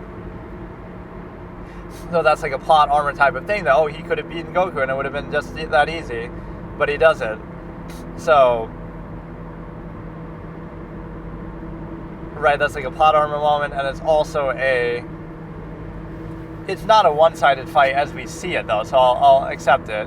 And then Gohan versus the Perfect Cell is one-sided in Cell's favor, and then, again, he waits and waits for him to transform, which is also a plot armor moment that he could have ended it, but then he toys around. So it goes from a one-sided fight that favors Perfect Cell to a toying around plot armor moment where he could have ended it, but he doesn't, and he waits for him to transform. And then it goes from that to further a moment in which you're basically able to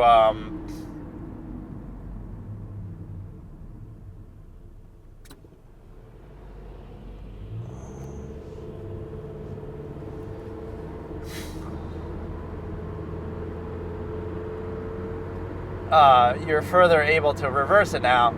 You toy around until he transforms. Then it's a one-sided fight there. So my example would be like, when Gohan becomes Super Saiyan 2, it shouldn't be that he's way more powerful than Cell. It should just be he's a little more powerful, or it should be that now they're evenly matched. And then they do that Super Perfect Cell contrivance to try to make them evenly matched at the end. But, you know what I mean? Like, it shouldn't require that. It's like, but no, it goes from Perfect Cell is too strong to now Super Saiyan 2 Gohan is way too strong. And so it's a one-sided fight on one side that swings the other way to a one-sided fight in the other way, which is similar to like Frieza. And so it's not really satisfying because a lot of these fights aren't evenly matched. So then Cell becomes, blows himself up and then becomes, and again, even here's another toying moment. Gohan toys with Cell when he could just destroy him. And assuming he can't do that self-destruction in this perfect form, then, you know, he let him become semi-perfect and then he let him do that. But, like, he could have finished him quickly, like, he even says that later, I should have finished him quickly like you said, Goku. And then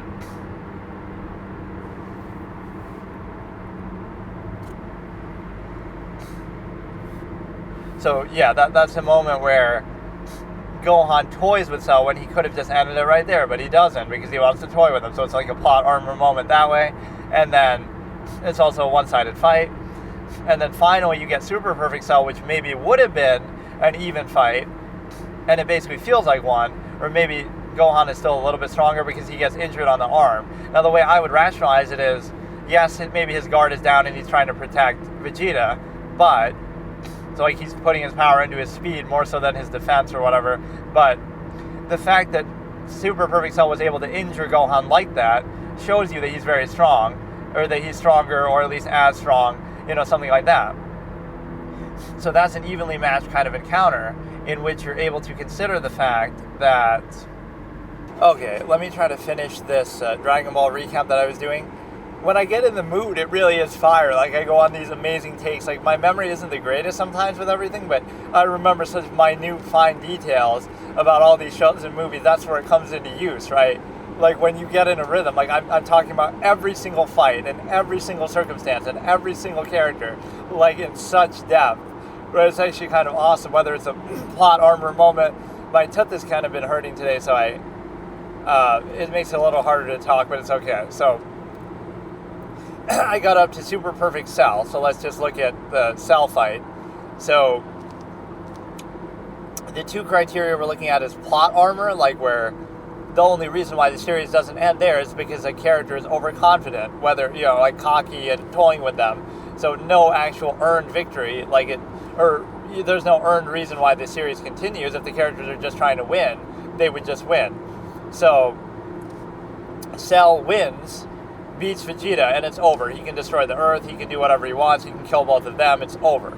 But, oh no, I want to declare the Cell game. So that's one of those plot device stupid moments that's like, that's for no other reason than just pure plot contrivance. There's no real reason for him to do that, right? And it's always convenient how Toriyama comes up with a way of doing that. Like, fighting Frieza was always more organic. You're just fighting him, period. But Cell makes the Cell games, and there's the Tournament of Power in this thing. The Buu saga is kind of, you're going back to the tournament, even though it ends up not really being like that, which I kind of like how they uproot that. It makes it seem like they're just going to fight in the tournament, Goku and Vegeta, but then in reality they're not, because, right, you wouldn't have been able to contain the epicness of a true fight between them anyway. So the Majin thing ends up hijacking that. What that shows is just Vegeta's intent. Like, he wants to fight Goku so badly that for Goku it's just a tournament. Oh, it'll be fun. But for Vegeta, it's like, no, I've been waiting for this my whole fucking life. So, okay, so Perfect Cell has the chance to win, but he doesn't. So that's a plot armor bullshit kind of, the series only goes on because of some nonsense that he could just end it right there. Right? Nothing that the main characters do to earn it, nothing that anybody does. It's just random, arbitrary bullshit. And then the other point is that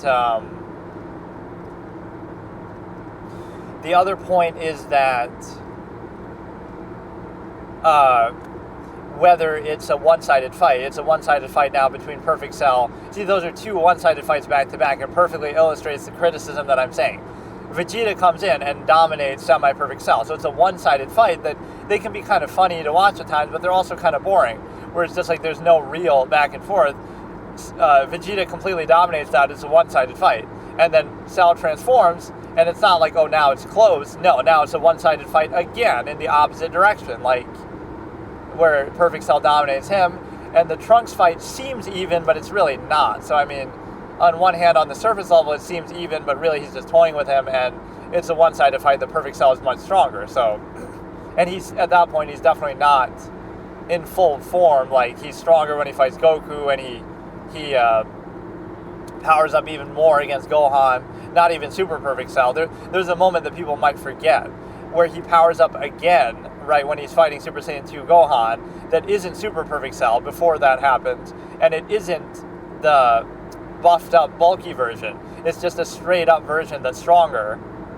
In other words, what if he did that against Goku? He would have absolutely fucking wrecked him, not the least of which is he already beats him, genuinely beats him, but he doesn't use that, so he's not even, and they think they say like that doubles his power, which is fucking stupid. Then why weren't you doing that against Goku? Like, it's so stupid how they do it, but whatever. The point is that that fight seems even. So even when a fight seems like it's balanced, it's really not. But I can give it at least some credit that that's a cool fight. But Cell is actually much stronger. So again, that's another one of those moments where you're in a position to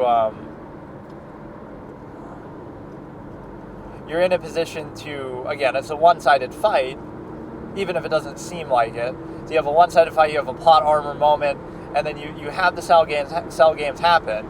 You have what seems like an even fight, but it's not, because again, I won't really count these against it too harshly, because at least it gives the appearance of it, but it kind of ruins it when you realize it undercuts it. Oh, well, you know, it's a situation where,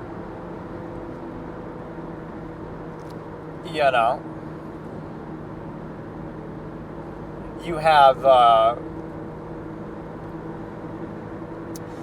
Goku and Cell are not evenly matched. Cell is actually holding back his full power, truly, and even to his own acknowledgement. Not talking about Super Perfect Cell, not talking about anything else, just purely that he can power up more, and that would put Goku out of his depth.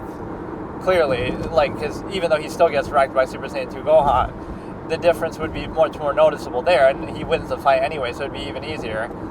But my point is that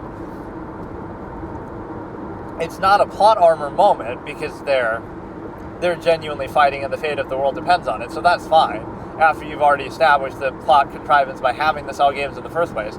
But now, during the fight, even though it seems evenly matched, this is just like a footnote though, I'm not really picking on this, because at least it gives us a good seemingly even fight, but he's actually holding back, which is stupid.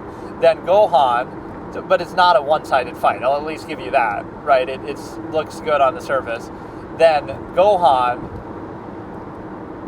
but in that sense, then it's got to be one or the other. Like, it's an evenly matched fight, but it's also plot contrivance that he's not just one-shotting him because he's holding back still. Like, why are you holding back, Cell? Why? This is supposed to be the best fight ever. Shouldn't you dominate Goku? But you give Goku the benefit of the doubt and you make it seem like, oh, what a good fight. But it wasn't. It wasn't a good fight. You could easily have, I'm telling you, he powers up again. It's like, why the fuck were you holding that back? For what? He didn't expect anybody to be a challenge. So what, he was going to go to his deathbed or go to his victory, I guess, without anyone ever seeing that power. His full power fully charged up without Super Perfect Cell. Like, what does that mean, bro? Where, you know, either a transformation will make somebody overpowered and one-sided now in the fight, or it'll do absolutely nothing and not make any difference. Like, Semi-Perfect Cell does that against Vegeta, too. Where he's like, oh, so you can power up, it still won't save you. One of the great line deliveries, the way he almost whispers it, the same thing, I don't even feel it, against Pui Pui. Death is a certainty for you. But the point is that, yeah, you have the plot contrivance that he doesn't fight at full power, but whatever. It's evenly, seemingly matched fight on the surface. Then Gohan versus Perfect Cell is one-sided in Cell's favor. So you have a one-sided fight, Perfect Cell dominates Gohan. Then you also have a plot contrivance where instead of finishing Gohan off and ending this tournament, oh, he's going to play with him and toy with him. And the worst example, not only are you doing that, period, just to toy with him, but you're even trying to get him to transform. You're even saying, I want you to transform, I want to test your hidden power. See, normally a character will toy with a character just because, oh, I just enjoy watching my opponent suffer and it's fun and whatever, right? But like Frieza didn't want Goku to transform. It was even scared of the Super Saiyan legend. But in terms of that, in terms of Cell, he's deliberately like, oh no, I want to see you transform. Like, why? Why the fuck do you want to see that shit? And then,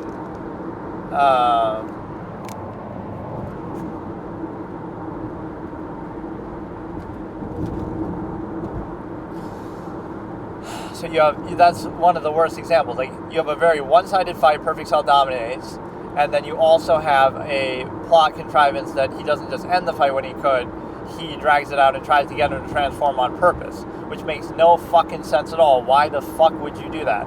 Even if it's a challenge, and again, it's the same bonehead. Everybody in the DBZ universe is a moron, and the Dragon Ball universe is a moron. That's how the story is possible. Not like, okay, they're trying their best to win, they're trying their best to survive, and then, oh no, tragedy strikes, and we did our best, and it took everything we had. No. Vegeta's a moron and lets Semi-Perfect Cell transform. Then Perfect Cell is a moron and lets everybody come to the tournament. And then he's even a moron again and lets Super Saiyan 2 Gohan transform. But oh wait, there's another clown show in town, and it's going to be the Gohan Circus, where he doesn't finish Cell off when he could have. And then, oh my goodness, that's all it is. It's one stupid decision after another that makes the series possible. And you don't want it to be like that. You want it to be, again, characters trying their best and still... And it's also a problem of the means argument. Like I say, they have too many resources at their disposal. The Dragon Balls, they could just wish Goku immortal because he's the good guy, right? It's one thing you don't want to do it with Vegeta because you doubt his whatever, but it's a situation where you have all these resources, Senzu beans that are more magical. It should just be like a healing thing, like if you're hurt, not if you're missing a limb or stabbed through the chest. Like, stuff like that should be fatal. But apparently Yamcha and Piccolo and stuff survived that, which is fucking stupid. So it diminishes deaths in two ways. That, you can recover from like almost any death situation, but also even if you do die, then we'll just wish you back, like fucking trash. But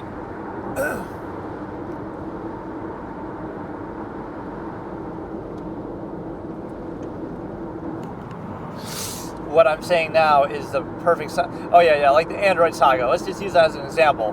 We could destroy Dr. Jiro's lab and find it in the years waiting and training, but oh no, we like the challenge, so let's just train for it.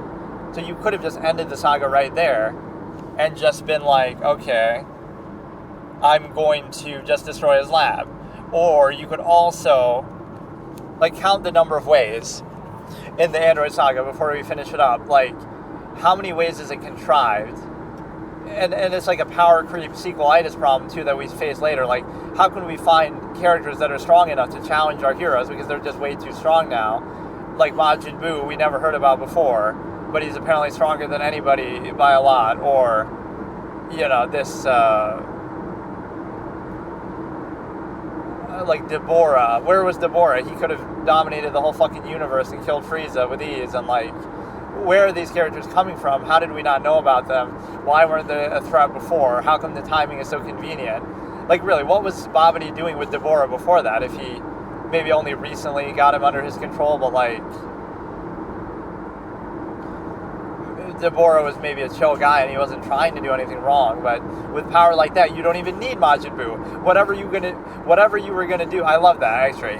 Whatever you were going to do with Majin Buu is irrelevant because none of these characters knew how strong the Z Fighters were. So as far as they knew, Deborah was stronger than Frieza, and nobody's stronger than Frieza. And even Gohan, that we knew was pretty strong as the Golden Fighter and stuff like that, even that, he's struggling to deal with Deborah. So as far as they know, there's nobody stronger than I love how oblivious the Supreme Kai is too. He wouldn't just be able to sense when somebody becomes Super Saiyan 3, like when Goku does that in the other world and stuff, as if that's not what a Kai is going to naturally do. What else are you doing every day? Oh wow, somebody just exhibited a power level that we've never seen before in the history of existence, but we're constantly surprised. The guy who knows Beerus and who's life is tied to Beerus's, apparently, right, in Super, is surprised by Pui, is scared of Pui or some shit, and, surprised by Vegeta's power against him. Like, why would that be the case? He starts off so badass and mysterious in the Buu Saga when the Supreme Kai appears, but then he ends up being kind of a bit of a clown. Babidi, too, is surprised. Like, why are you surprised by something when you have Deborah right next to you who's way fucking stronger than you would have expected? It's even a contradiction, too, because he's like, why not just absorb the power from Deborah then? He's strong enough to do it. Just let him offer his lifeblood up because he's almost strong enough alone. Compared, we're going to suck it from Gohan, but, like, it doesn't even make sense because, like, you're assuming these characters are strong enough to fuel Majin Buu, so you're giving them that benefit of the doubt. But you think Yamu and Spopovich are capable of stealing his energy when he's strong enough to kill, right? If Supreme Kai didn't help, then what would have happened? They would have just died and failed trying, so why not send Deborah to do it? Why not just have Deborah give the energy? But, like, he's strong enough to fuel Majin Buu in a significant way, which means he's really strong, but yet you treat them like they're not strong, like both Supreme Kai and they see it happen before too, so like why are you surprised? Why are you surprised by what Vegeta and Goku and stuff do? Like in Babidi's ship? Because you have, Gohan is considered strong, but why both the Supreme Kai and Babidi consider Gohan to be strong enough to fuel Majin Buu that they're going to send these people and try to get his energy. And so if that's the case, then you have a situation where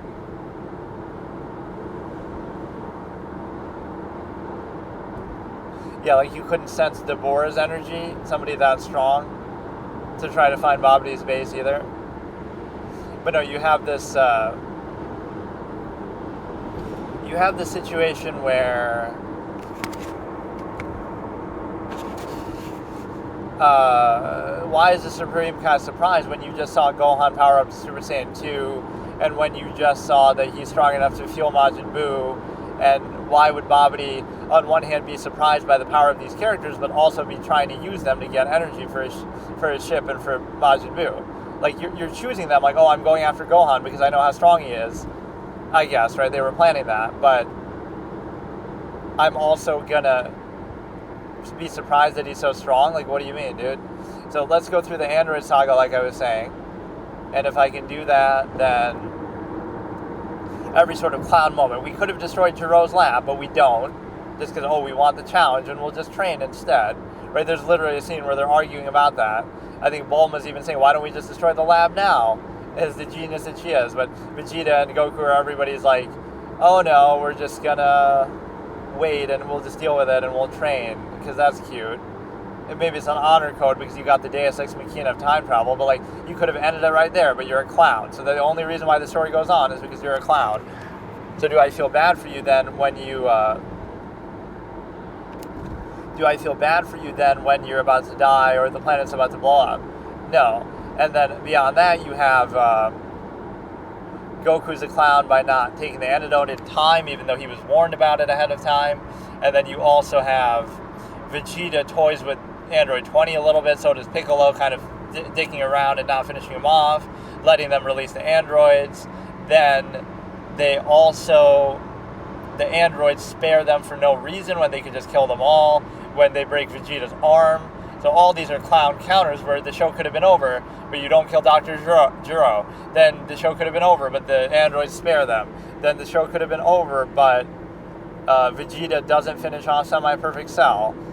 Or the show could have been over, but I guess there's not much of a problem with Imperfect Cell. The way they portray that is pretty good. The show could have been over, but Vegeta could have killed Imperfect Cell, but why doesn't he? Because he just is cocky and he wants to show off and he's a clown. And then Perfect Cell returns the favor and he could have just ended it right there, but no, he wants to show off and have a tournament. And then Perfect Cell could have ended Goku, but he doesn't. And then he could have ended Gohan, but he doesn't. Then Gohan could have ended Perfect Cell, but he doesn't. Like all these just for clown show off moments. And then Super Perfect Cell is finally finally actually trying to end it. That's the first time in the whole fucking existence of history, which is why that episode is so good and that moment is so good, even though the way he gets that power is such retcon BS fucking dog shit, because, like, again, the power jump is too significant. Like, it shouldn't have been such a wash. Like, yes, Gohan's maybe a bit stronger, but it shouldn't have been by that much, because when it's by that much, now how do you explain? How did Cell get that much stronger? There's no way to explain it. You lose Android 18, and you blow yourself up in semi-perfect form. Now, not only do you recover to your perfect form again, that's why if I was Gohan, I'd be laughing in that moment when he's telling the story, like, sure, you just lost your dad and it's traumatizing to see he's still alive, but I just whooped your ass in your perfect form. It's like, oh, my cells made me whole again and restored my full power with my power intact. Oh, you mean that power that I just whooped your fucking ass with? I'll punch 17 out of you too. So even though conveniently, I could self-destruct and not only regenerate, but regenerate to my final perfect form, even without 18, even without that. But now his perfect power that you had before, perfect cell, would not be enough. Gohan would still kick his fucking ass. I'd love to see that as an alternate, almost like an abridged thing. Oh, you came back with your perfect form even though I kicked 18 out of you? Oh, I'm so scared. I just whooped your fucking ass and I'll just do it again. Whoops. Or even if you gain some minor, like, Zenkai boost or whatever shit, it wouldn't be that significant as, you go from completely getting it destroyed to now you're dominating, not that you're dominating, but that big of a difference. It should have been a little closer and then it's believable. Like where it was a close fight, but Gohan's a bit stronger. And so my objection is that... Again, so just by blowing yourself up, you increase your power by an insane amount, basically equivalent to Gohan's Super Saiyan 2 transformation, right from where you were before. Maybe not quite that much, because Cell was stronger than he was letting on, but you don't really see that. Like when he powers up to full power, right, it should show you that he's kind of close to Gohan, and Gohan's struggling. Like they want to show off the new form and act like, oh, look, he's basically invincible, but it takes away from some of the fun and the logic of it. So the Gohan, the Cell thing is like, yeah, by blowing yourself up, not only do you regain your perfect form, but then you become way stronger than you were before for really no explicable reason. You'll talk about Zenkai boost, you'll talk about something, but with my full power intact, no, not with your full power intact, with way more power than you ever had before. Like, what the fuck and why? He literally becomes Super Saiyan 2 by blowing himself up. What a plot contrived, kind of bullshit moment. Even though I like the fact that now it makes it for a more even fight. But my point was that, okay, so those are all the clown decisions that go into it. Cell toys with Gohan, then Gohan toys with Cell. Then, all these stupid brain-dead fucking moments that keep the series going that otherwise could have just been over. Even declaring the Cell games in the first place. Even toying with, I guess, Goku arguably, even Trunks arguably.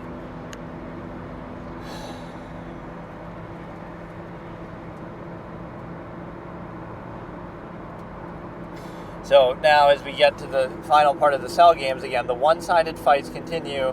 So Perfect Cell one-sidedly dominates Gohan and also doesn't finish him off when he could, just to help him transform. Then Super Saiyan 2 Gohan dominates Perfect Cell, another one-sided fight, and it doesn't finish him off because he's getting cocky and wants to toy with him, make him suffer first.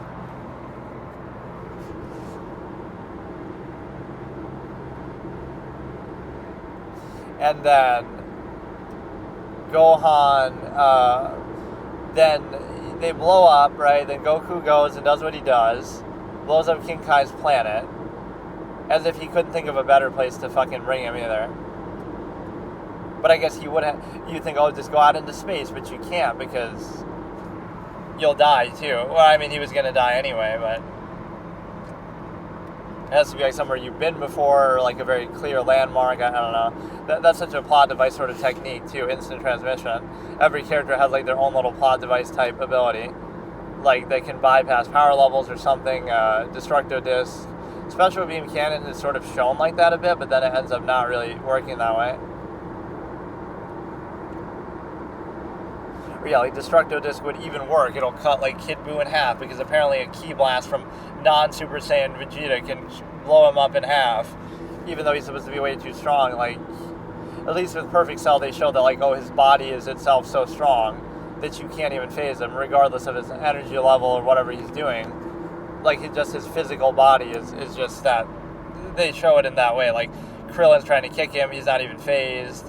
The Destructo Disc doesn't do anything, it just disintegrates. So you could say that's not so much a power level thing, because again, Kid Buu, the way that the Buu is shown is he'll regenerate, but it still affects him. It's weird that it would even affect him.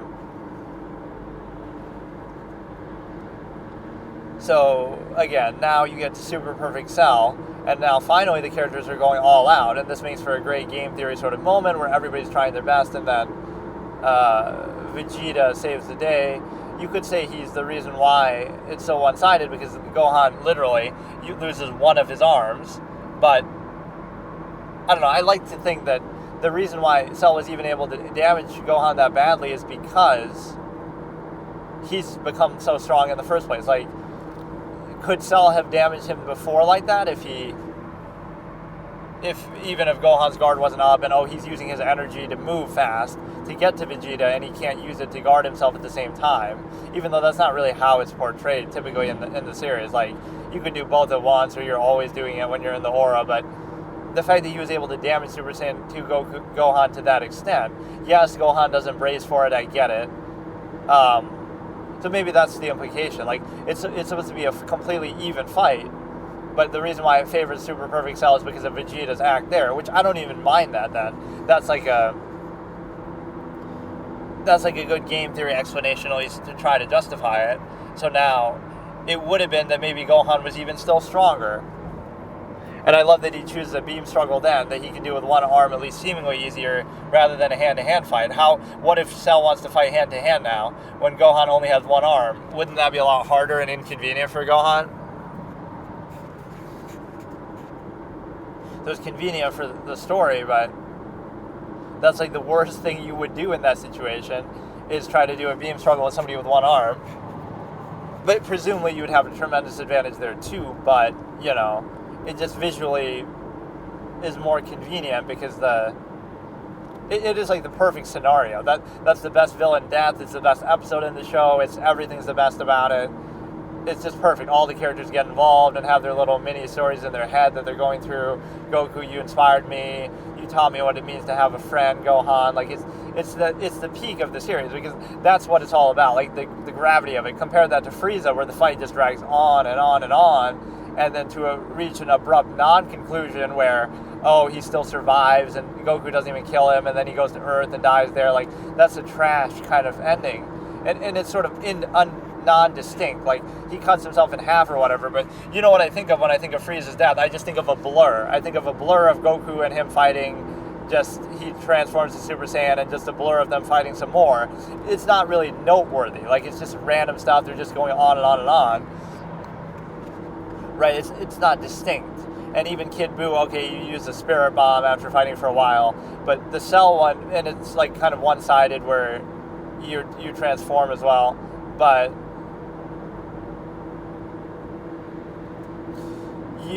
Cell really felt like the existential threat moment, like he's actually going to blow up the Earth, and it's an evenly matched fight at that point, and everybody chips in, everybody has to help, everybody has their emotional reaction. The fact that it takes the full episode, which you might think is a little padding, and normally I'd say that, but for such a significant event, it makes that kind of very memorable and iconic, that it's encapsulate the final battle between, a major villain and the hero, encapsulate it in one episode, in a one beam struggle, in one epic event that has all this highest stakes, that everybody's really trying their best, that everybody gets involved, that everybody chips in, that everybody, has their own reason for doing, right? All those things combined are absolutely what make that so good of an episode. And I was surprised to see its IMDb rating was pretty low on that episode, actually. I'm shocked. That is definitely the best episode. It's the best villain death. It's the best everything. Again, you might say, it's padding the episode, but for such a major event, I wouldn't say that. There are other ways that they do that throughout the series. Here, it's actually justified, because this is actually the final villain death, and it's one encompassed thing, like where this is it. This is the last time we're going to see Cell, so you go out with a bang instead of a big bang attack from Vegeta from behind, compared to like, again, Frieza just drags on and on and on, and then maybe like one attack he does like a Destructo Disc looking thing and cuts himself in half. Like, okay, fine, but like, so what? It's not as, I don't know, it's not as noteworthy. Like, I don't remember that as passionately, whereas with Cell, it's very clear, very, I don't know how to explain it. It's the best way in this type of universe, in the Dragon Ball universe, with the way powers work and everything, to have this epic beam struggle, and that's the finale, and that lasts so long, and it's such a big scale. And so the point with that is, I'm not saying every fight has to end like that, but the Spirit Bomb on Kid Buu was kind of lame. The way you beat Frieza is very lame. Or it just kind of drags out. It's not memorable like that. So yeah, Cell is the best one. So yeah, the Super Perfect Cell, they're actually trying. So there's no plot armor thing there. Everybody's actually trying their best to survive or to kill. Cell's trying to kill everybody. And then also, it's not a one-sided fight. Finally, even though it might have been, maybe Gohan. People might theorize that. I'm not really sure. The way it's written, I'd like to believe that it's not that because Gohan's weakened, because he lost his arm, that makes it favor Cell, or Gohan would have dominated otherwise, or because Gohan's not even very confident, so he can sense how powerful Cell is at this point, so he knows, like, okay, he's stronger than me, so I'm screwed. But no, it's like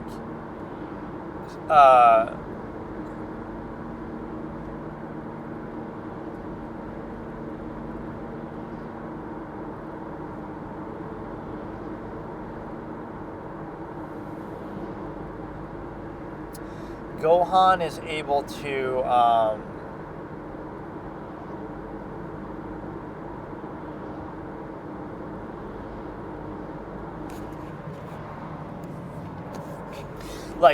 don't look at it the way that because Gohan's injured by Cell, that's what makes the fight uneven. It's the fact that Cell was able to damage Gohan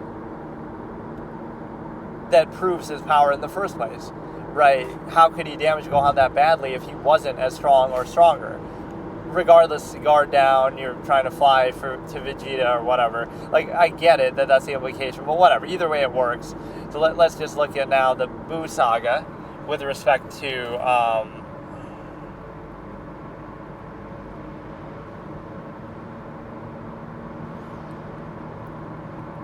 some sort of this plot device type shit. So, first of all, everybody's strong enough to just beat Deborah and just kill Babidi and it's over, because Deborah is his main guard. So the fact that Gohan fights Deborah and they drag it out and Vegeta's like me or whatever, just getting upset, like, why are we wasting our time? Just Goku, go Super Saiyan 3 and fucking kill Deborah and then destroy this thing, and that's it, it's over.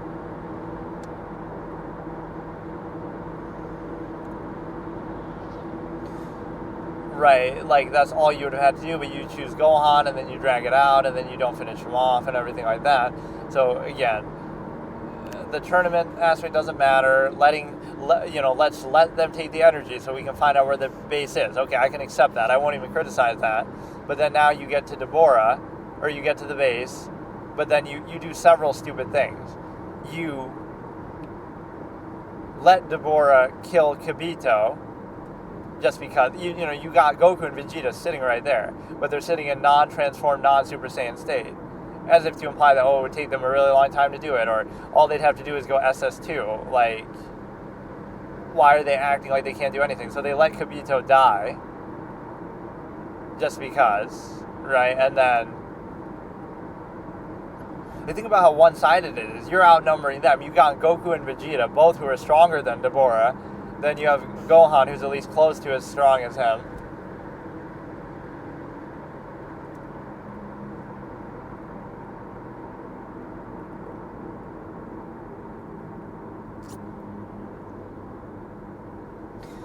All sitting there doing nothing.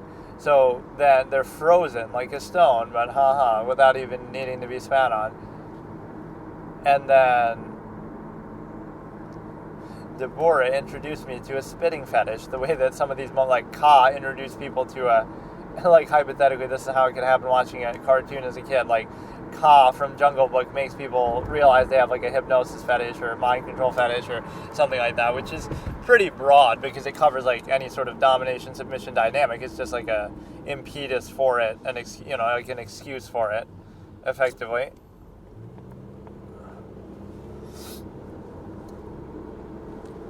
So what you can do now is you can basically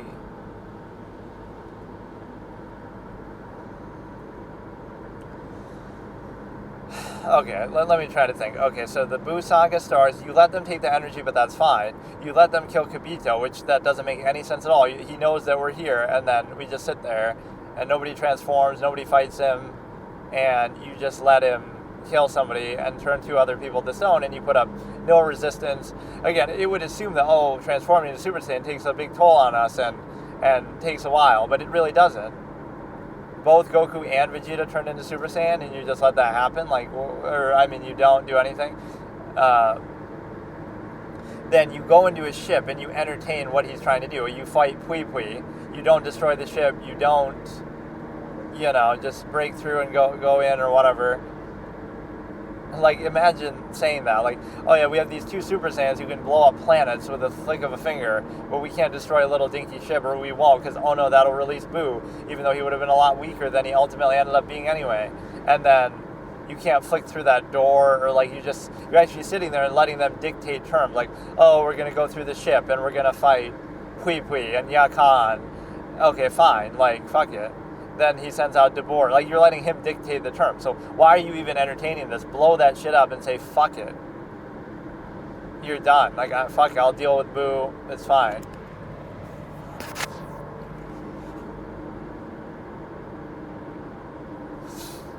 I love Supreme Kai's speech, though, actually. He'll turn the earth into a dark, lifeless tomb. Like, the way he's so passionate about what Buu will do. But you're the same guy who was freaked out by Pui Pui and every little thing that you see, and Vegeta's strength in a non-Super Saiyan form, and you were freaked out by what happened with Yakan, and you're freaked out by Deborah. So in other words, you're freaked out by everything, hypochondriac fucking Kai. So like, I don't take it as seriously now because of that. And the reason why is because what's the next fight? Now Gohan fights Deborah. So after letting them take the energy deliberately when you could have stopped it, after letting Deborah kill Kibito and turn Piccolo and Krillin to stone, after letting them dictate terms and fighting Pui Pui and Yakan, not blowing up the ship, not breaking through, not just going straight to them. Now you finally have a chance to fight Deborah, and if you beat Deborah, then it's basically over because Babidi has no one left to protect him. And then what will you do? You'll stand in the ship and wait for the next level of the ship. Because what is making you do that? So, Babidi is just going to lock you in the ship and you're afraid to blow it up. So I guess you're just stuck there forever and you'll just die there. No, you'll blow something up. You'll break something through, won't you? Oh no, it's like a video game where the door automatically opens once you get through the level. Wow, like in Zelda or something, the little things that sealed the door open up when you kill everything in the room. Like, yes, of course. Like, Babidi is like, oh shit, you just killed Deborah, so I guess I'll just keep you where I transported you. I won't bring you back. The Supreme Kai could obviously help them with that. I'm just saying, what are you going to do now to face off against Babidi? Oh shit, I can't breathe through the ship, so I guess we'll just leave. Fuck it. But no, now you choose the weakest among you, aside from Supreme Kai Clown himself, to fight Gohan. For Gohan to fight Deborah, which is a stupid move again. And then this is sort of a seemingly even fight. Even though they say Deborah's toying with him, I like to believe it's pretty even. And so I won't say that, but it's a plot armor type of bullshit moment because it's sort of plot armor for the plot, not so much for the main characters. Because it's like, we could have killed Deborah with ease. Super Saiyan 3 Goku even says he can kill Majin Buu, Fat Buu. But oh no, I want to let the kids do it. Like, dude, like it triggers me because you want to take the story seriously, but every character is a fucking moron, clown, piece of dumb shit.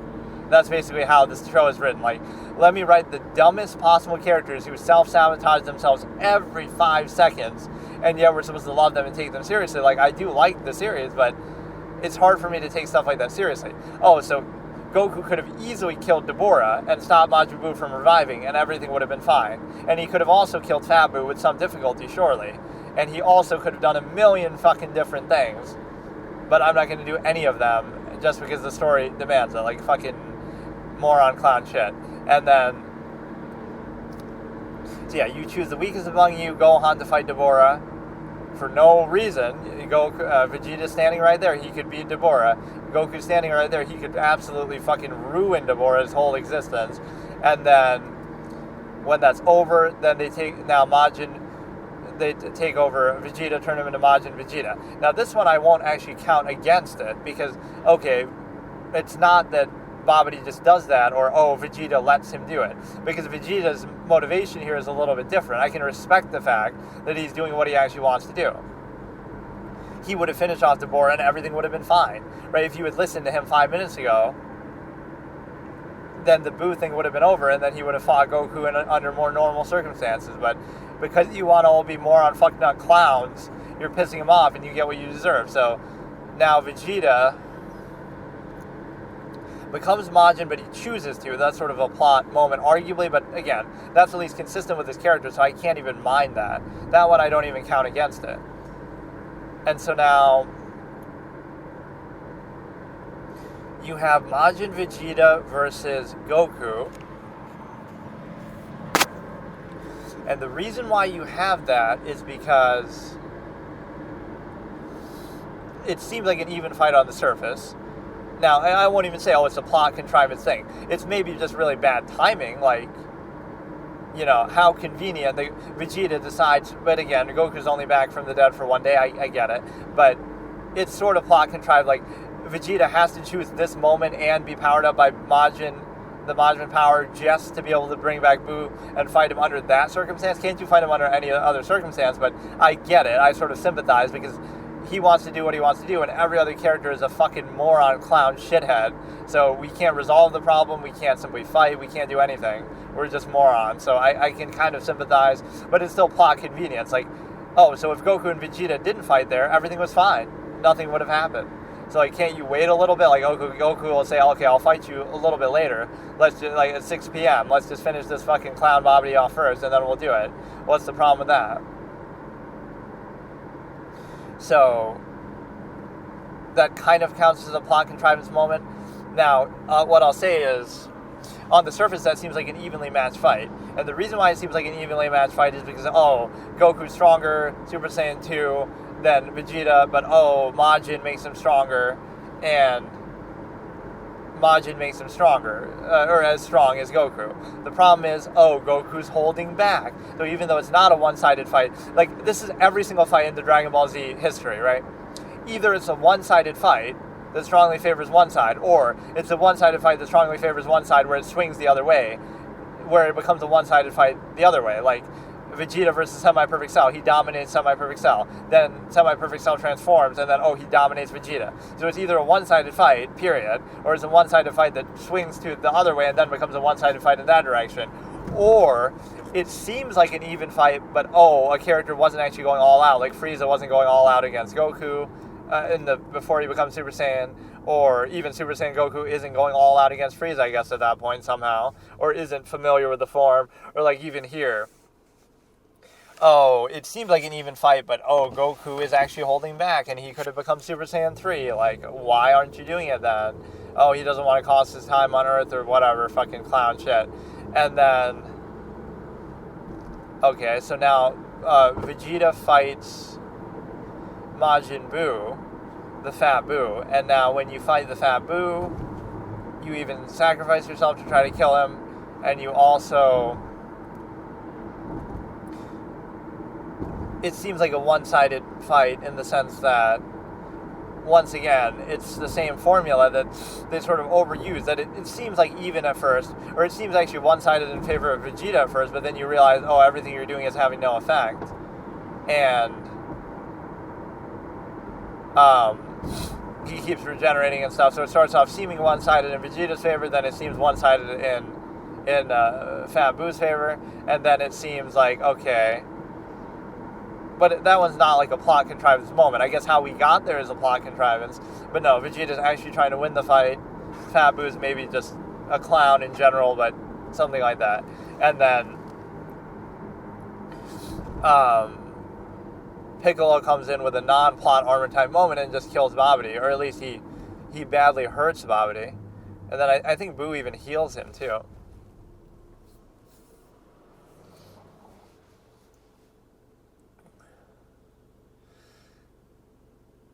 Then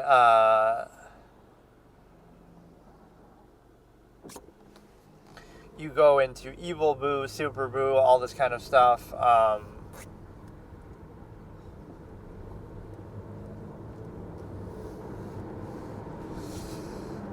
So Super Buu, again, could have killed everybody, but he doesn't. And the reason why he doesn't is because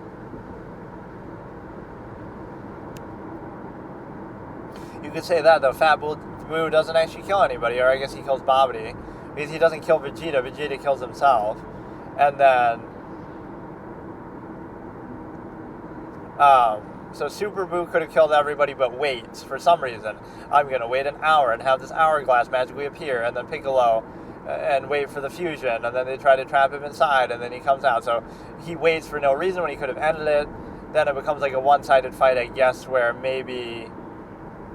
I don't remember actually that fight. Maybe it's an even fight, maybe it's dominated by Gotenks, but I forget exactly what happens with that. Then they eventually get absorbed, but I don't think it's then.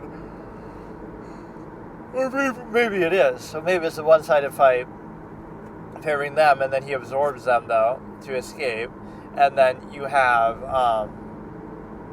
Super Buu versus Mystic Gohan, and that's a one-sided fight favoring Gohan. That's one of those one-sided leaps of power, too, that's kind of bullshit. Like, Gohan hasn't been training and everything, and he just magically lifts up his sword, and then he becomes stronger than anybody else. He's the strongest sort of individual fighter in the whole series then. Unfused, altered kind of thing. Not even saying, it's like his base state, because he's not even in Super Saiyan, but that's a very contrived thing, as much as I like that Gohan is getting some relevance again there. But, yeah, Super Buu versus Gohan, again, a very one-sided fight. Then he absorbs... I don't know if he absorbs them then, or how does the tide of that turn? He absorbs Gohan himself, but why did they even need to fuse? Like, Gohan was winning that fight anyway, so maybe Buu somehow absorbs Gotenks then, but why would Gotenks even be there? Like, Gohan's handling it, as long as Gohan doesn't get absorbed himself when he's focused on the fight. But it's going to be, Gotenks appears, Goku appears with the earring, so then it distracts Gohan, and then Gohan gets absorbed. And then, at this point...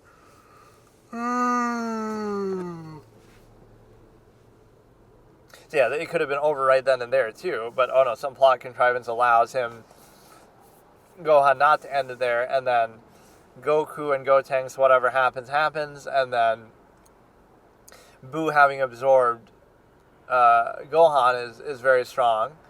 And then you have, once again, a one-sided fight between, Super Buu now against Goku and Vegeta, and then it swings the other way. It swings the other way into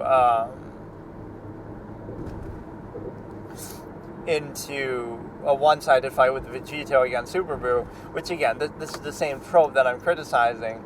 The fact that why does it always have to be so one-sided to show off the power of this new form? So again, that's one-sided again. So it swings from him being way too powerful to now Vegito being way too powerful. And then not only is it a one-sided fight again, it's also a plot contrivance because, he's too cocky, and then he doesn't finish them off when he could have, and then they unfuse, and then they both, not even that they unfuse, yeah, they get absorbed, like, in that form, don't they? Because they say they can't even come out of it. So they somehow get absorbed, too. And that, two fighters who are stronger than Buu, who have to worry about only the one mechanic that he has, which is like, if it was a game, it'd be like one-shot mechanic. So, like, Buu can absorb you, and then Gohan falls for it, and then Vegito falls for it. So now, Vegito is able to, he's able to basically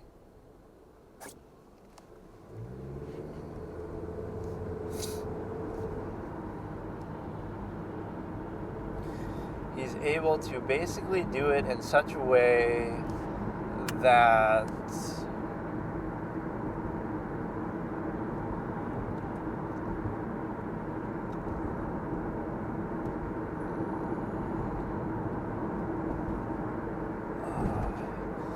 Vegito, again, one-sided fight, and then because they're cocky, plot contrivance could have ended it there. They get absorbed, then they come out, then they're about to fight Kid Buu. And then what do? They crush their earrings in a display of defiance. Like, we could have ended it right then and there, but we don't want to because, whatever, they crush it and say we'd rather fight the old-fashioned way. Okay, like, you're a fucking bunch of morons. So you could have ended it, but you didn't. And then also Buu could have just blown up, like, he keeps blowing up every planet like he did to Earth, and they couldn't stop him. Goku even says, we can't stop that. So he keeps doing it, and then he finds them. Why doesn't he just do it again then? Why does he fight them? Why doesn't he just blow up the planet? Apparently they can't stop him even working together, so, from blowing up the planet. So what if he blows up the Kai's planet? You could instant transmission again, but then wherever you go, he'll blow that up too. Like, he could just keep doing that forever. So on one hand, it's the plot contrivance that he doesn't do that. On the other hand, Buu is able to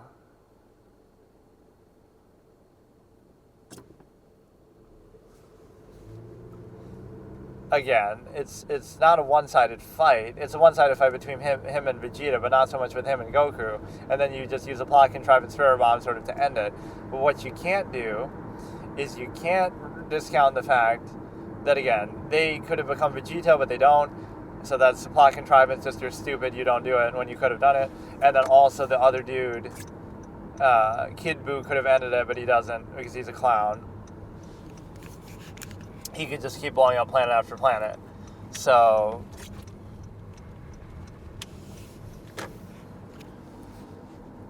yeah, that's pretty much the whole show. And it is absolutely, I mean, if you just look at that, you would think I hate the show, but I really don't. I just think that's sort of a high-level criticism, but it's not that high level. It's just to explain and understand that you want this kind of, you want to be able to take it seriously, and you want to be able to appreciate it. And the way that you can do that is by recognizing that it has flaws and sort of the game theory element. That's a big no-no when it comes to, like, movies, for example. But even, like, a lot of good shows do it, like Death Note. Death Note doesn't operate that way. When does, something, you might say Light's cocky, but when does that really cost him? You could say at the end, but he was still beaten sort of strategically. It's like, he says to Naomi Mizura, I guess it's because I'm Kira, but that's after he's already sure that he's won, or, like, even he smiles in L's face. My point is that what you can say about Death Note, this is the game theory prognostication that makes it good, and a lot of good stories are like this. Every character is trying their best to do what they're trying to do, their measure, as I call it. So Light's trying to be Kira, he's trying to get away with it. So he's trying the best that he can, and he's highly capable and highly smart. So the only way that he's going to lose isn't because, whoops, I just tripped and fell, and my Death Note fell out of my pocket. Not like that, right? It would take some really high-level, high-effort thing to expose him. And same thing with L. Like, L is trying his best. So you have two characters who are very highly capable, highly smart. And the only way to beat them is to do it in some earned, deserved way that would be really elaborate. You can't just beat them in some incidental way. It won't just be some Deus Ex Machina. It'll be something along the lines of just this way. Like, every character is trying their best. They're not just, they're committed to what they're doing. They're trying their best. Which is, again, you might say, what's the comparison? Like, when you look at Dragon Ball Z, forget about the circumstance or subject matter. Like, are they trying their best? Is Goku, when he's throwing Cell a Senzu Bean, or when he's not destroying Jiro's lab, or when he's saving Vegeta's life even, or sparing Frieza, or whatever he's doing, like destroying the earrings and not going Super Saiyan 3 and not killing Fat Buu, like, is he really trying his best to save the Earth or survive or anything? It's like his say an implant programming that got removed when he bumped his head is still there, and he's just like fucking revitalizing it. Or when Krillin throws the rock at him, he reaffirms it. someone with truly high standards wouldn't be able to settle on one story or one final version of something. That's the perfectionist streak that sometimes I have that prevents me from doing things in any form other than short form. Right, but at some, because like if you really look at some of the ideas I have here, it's probably better than what actually is made, but not in full, in one cohesive thing. I can appreciate that, but also there's a certain element of it that's arbitrary. Like, we just accept it. You can just make a premise and people will just accept it. Like, how? Right, like if we question every little detail, so there's certain suspension of disbelief and nonsense that has to happen. So, but no, this is one ending to a short story that was very good, where like there's somebody who dies. Let's pretend it's Toriyama, not in this case, but like he leaves his fortune to, like in his will after he's dead, to somebody who is like this other character in the story, right? And he writes out like that the existential nature of it was very clear, because the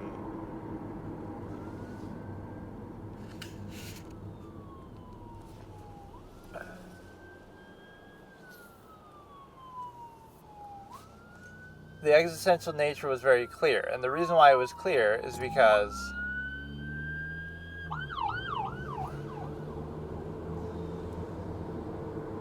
like, you know, I leave my fortune to the greatest writer or the greatest creative mind I've ever met, but who was too tortured by existential dread to ever, you know, pursue it. So he leaves that. Hopefully now, with this, they can find peace or find a way to salvage that. So, like, is a certain connection. It's sort of hard to explain unless you've seen the whole story, but I find that moment very beautiful, because the story is sort of framed. I'm kind of ruining some of my stuff, but I guess I never really... You won't know what I'm talking about anyway. But it's framed as almost like a rivalry between them or some antagonistic element. But now you realize that he always deferred to the other one. So in other words, what made him better wasn't his ability or creativity, it was something else. Like, so it's the final way to pay respect. And so now it shows you like, oh, you were always better, but you just have to, what the fuck? But you have to actually, he's trying to help you, right, in the end. There's like a tortured relationship between the two, and it's generally pretty different than what that moment would indicate. So that's like a good final gesture of love that is good. So, but no, I like that as an example of the nearness postulate. Like, oh, you love your family. Why do you love your family? You didn't choose them. You happen to be born there. It's almost like, oh, you have to place undue emphasis, because if you didn't, then you wouldn't value them at all. So it's for sheer reactionary, functionalistic, zero-sum dependency reasons. So everything's shallow, like, oh, because you depended, etc. And also, again, non-choice reaction insistence, which is the lowest form of primitive human behavior, where you're not operating under standards, you're operating under taking whatever is in front of you and just reacting mindlessly in terms of, and if you let the reactive basis be the criteria, then it's arbitrary alone, because even if it happens to be good, it's just because it happens to be good, rather than guaranteeing it or holding accountable to some standard. So what that means is, again, you're just reacting to whatever's in front of you. So it could be good, could be bad, but you're reacting to it, and that's how you're defined. So you're arbitrarily defined. And then the other point is the fact that you have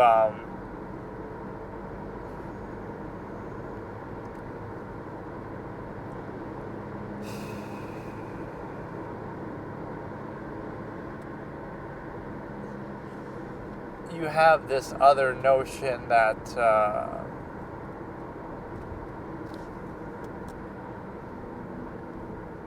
like a half-mast struggle to sustain itself. Why is it a struggle? If what you're doing is a valued process, then why would it be a struggle? It's a struggle because it's overextended zero-sum self-interest. If it's self-interest, then why would you struggle with it? It would speak for itself.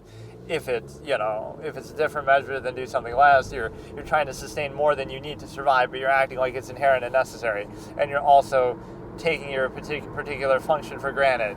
And you're also doing this fallacy of permission that you need like some reason or benefit from society giving back. Like, there's all this kind of, you just don't get it. You'll suffer and struggle with the process, but you don't get it. It wouldn't be a struggle if it was really worth doing, if you considered it worth doing, if it was really consistent and a measure that you have. It wouldn't be a struggle if, it wasn't overextended collective contrivance state. So, again, non-choice reaction insistence is the fallacy at work. Like, oh, family is the deepest bond. Why? There's no reason why. Maybe functional basis, dependency basis, but you only say that, right? That's only contrived because if you didn't do it, then, oh, you'd realize how shallow it is. That, oh, it's the least amount of choice that you have in anything. So that's what undue emphasis exists for, is that you're doing it not because it's true, because then there would be no need to do it, but because you have to do it, otherwise there's no value. There's no inherent value. So you're doing it to overcompensate, counteract, contrivance response. Then the other point is same thing like with country. Oh, I love my country, but that's arbitrary because if you happen to live somewhere else or be born somewhere else, you would love that country as well. So in other words, that's a defining factor is you happen to live there. So non-basis of self. What is the non-basis of self? It implies that the entire world and every standard you have, you don't really have standards. You might veil, oh, the reason why I like this is because of this standard or that standard. So I love my country because they're just and fair and good and this and that. But actually, the basis is still yourself. Because if you lived anywhere else or if you follow that criteria exactly, your country might not fully achieve it, or there might be other countries that achieve it slightly better or in different ways. And so it might have flaws with that too at times. So you're not really using that as a criteria. You're just using that as an overlapping condition. But the real criteria is yourself, so non-basis of self. So you'll say, oh, this is valuable, and I value it for this criteria. But if you actually value that criteria, it would be very inconsistent, and it would be something else. So you don't actually value that criteria. You actually just use that criteria as a pretense. But in reality, what you're valuing is a non-basis of self. Oh, it happens to be near you, around you, so therefore you value it on that basis. And then you might have a hierarchy of a standard within that context. But the basis of value is that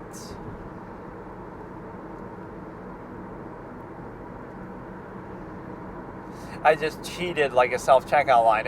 They're supposed to be it's Target, right? And they have 10 or less self-checkout, but I had like 20 items, or more than 10 at least. And then I did it in 2 separate transactions. So I did 10, and then I paid, and then I did 10. And I like using those only because I use ones a lot. It lets me get rid of my ones.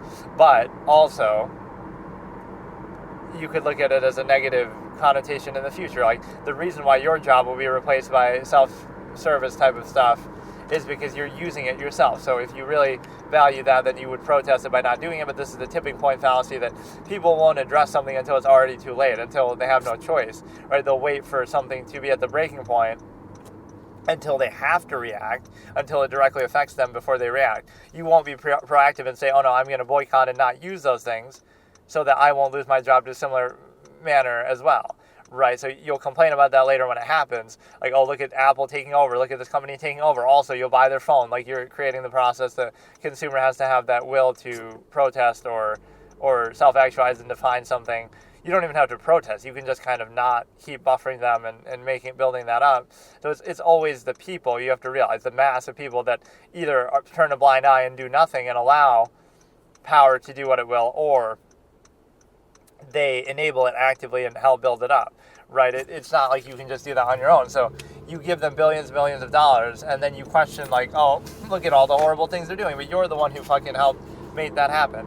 And then the other point is the simple fact that you're basically able to consider it along the lines of,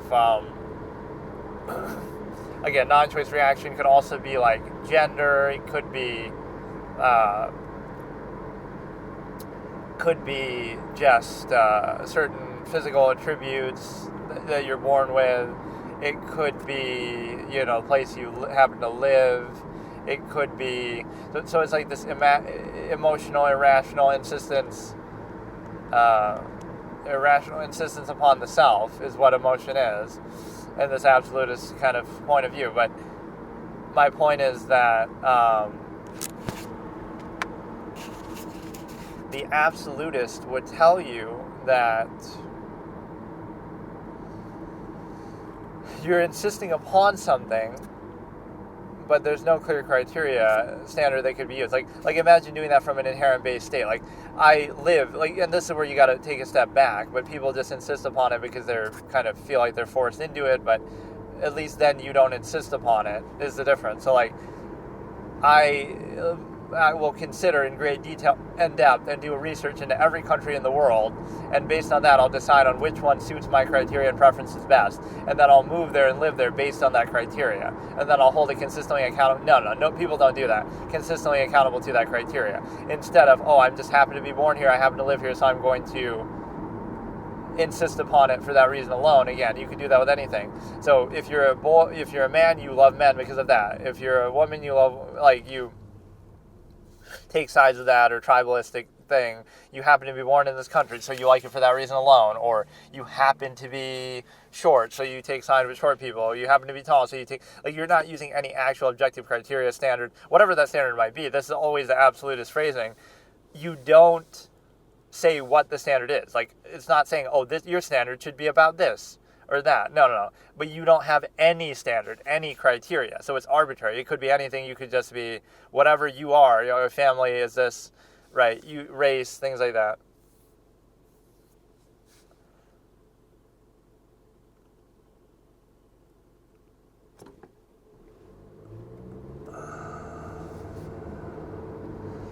You don't see the big picture that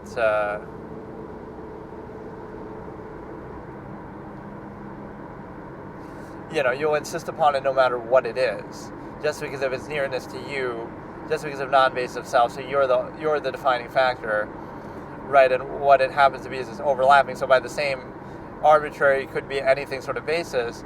If you happen to be born in a different country, you would love that one just the same, or relatively, that would be the reasoning. So such kind of criteria or lack of criteria is invalidating to any sort of standard basis that you might take. And the reason why is because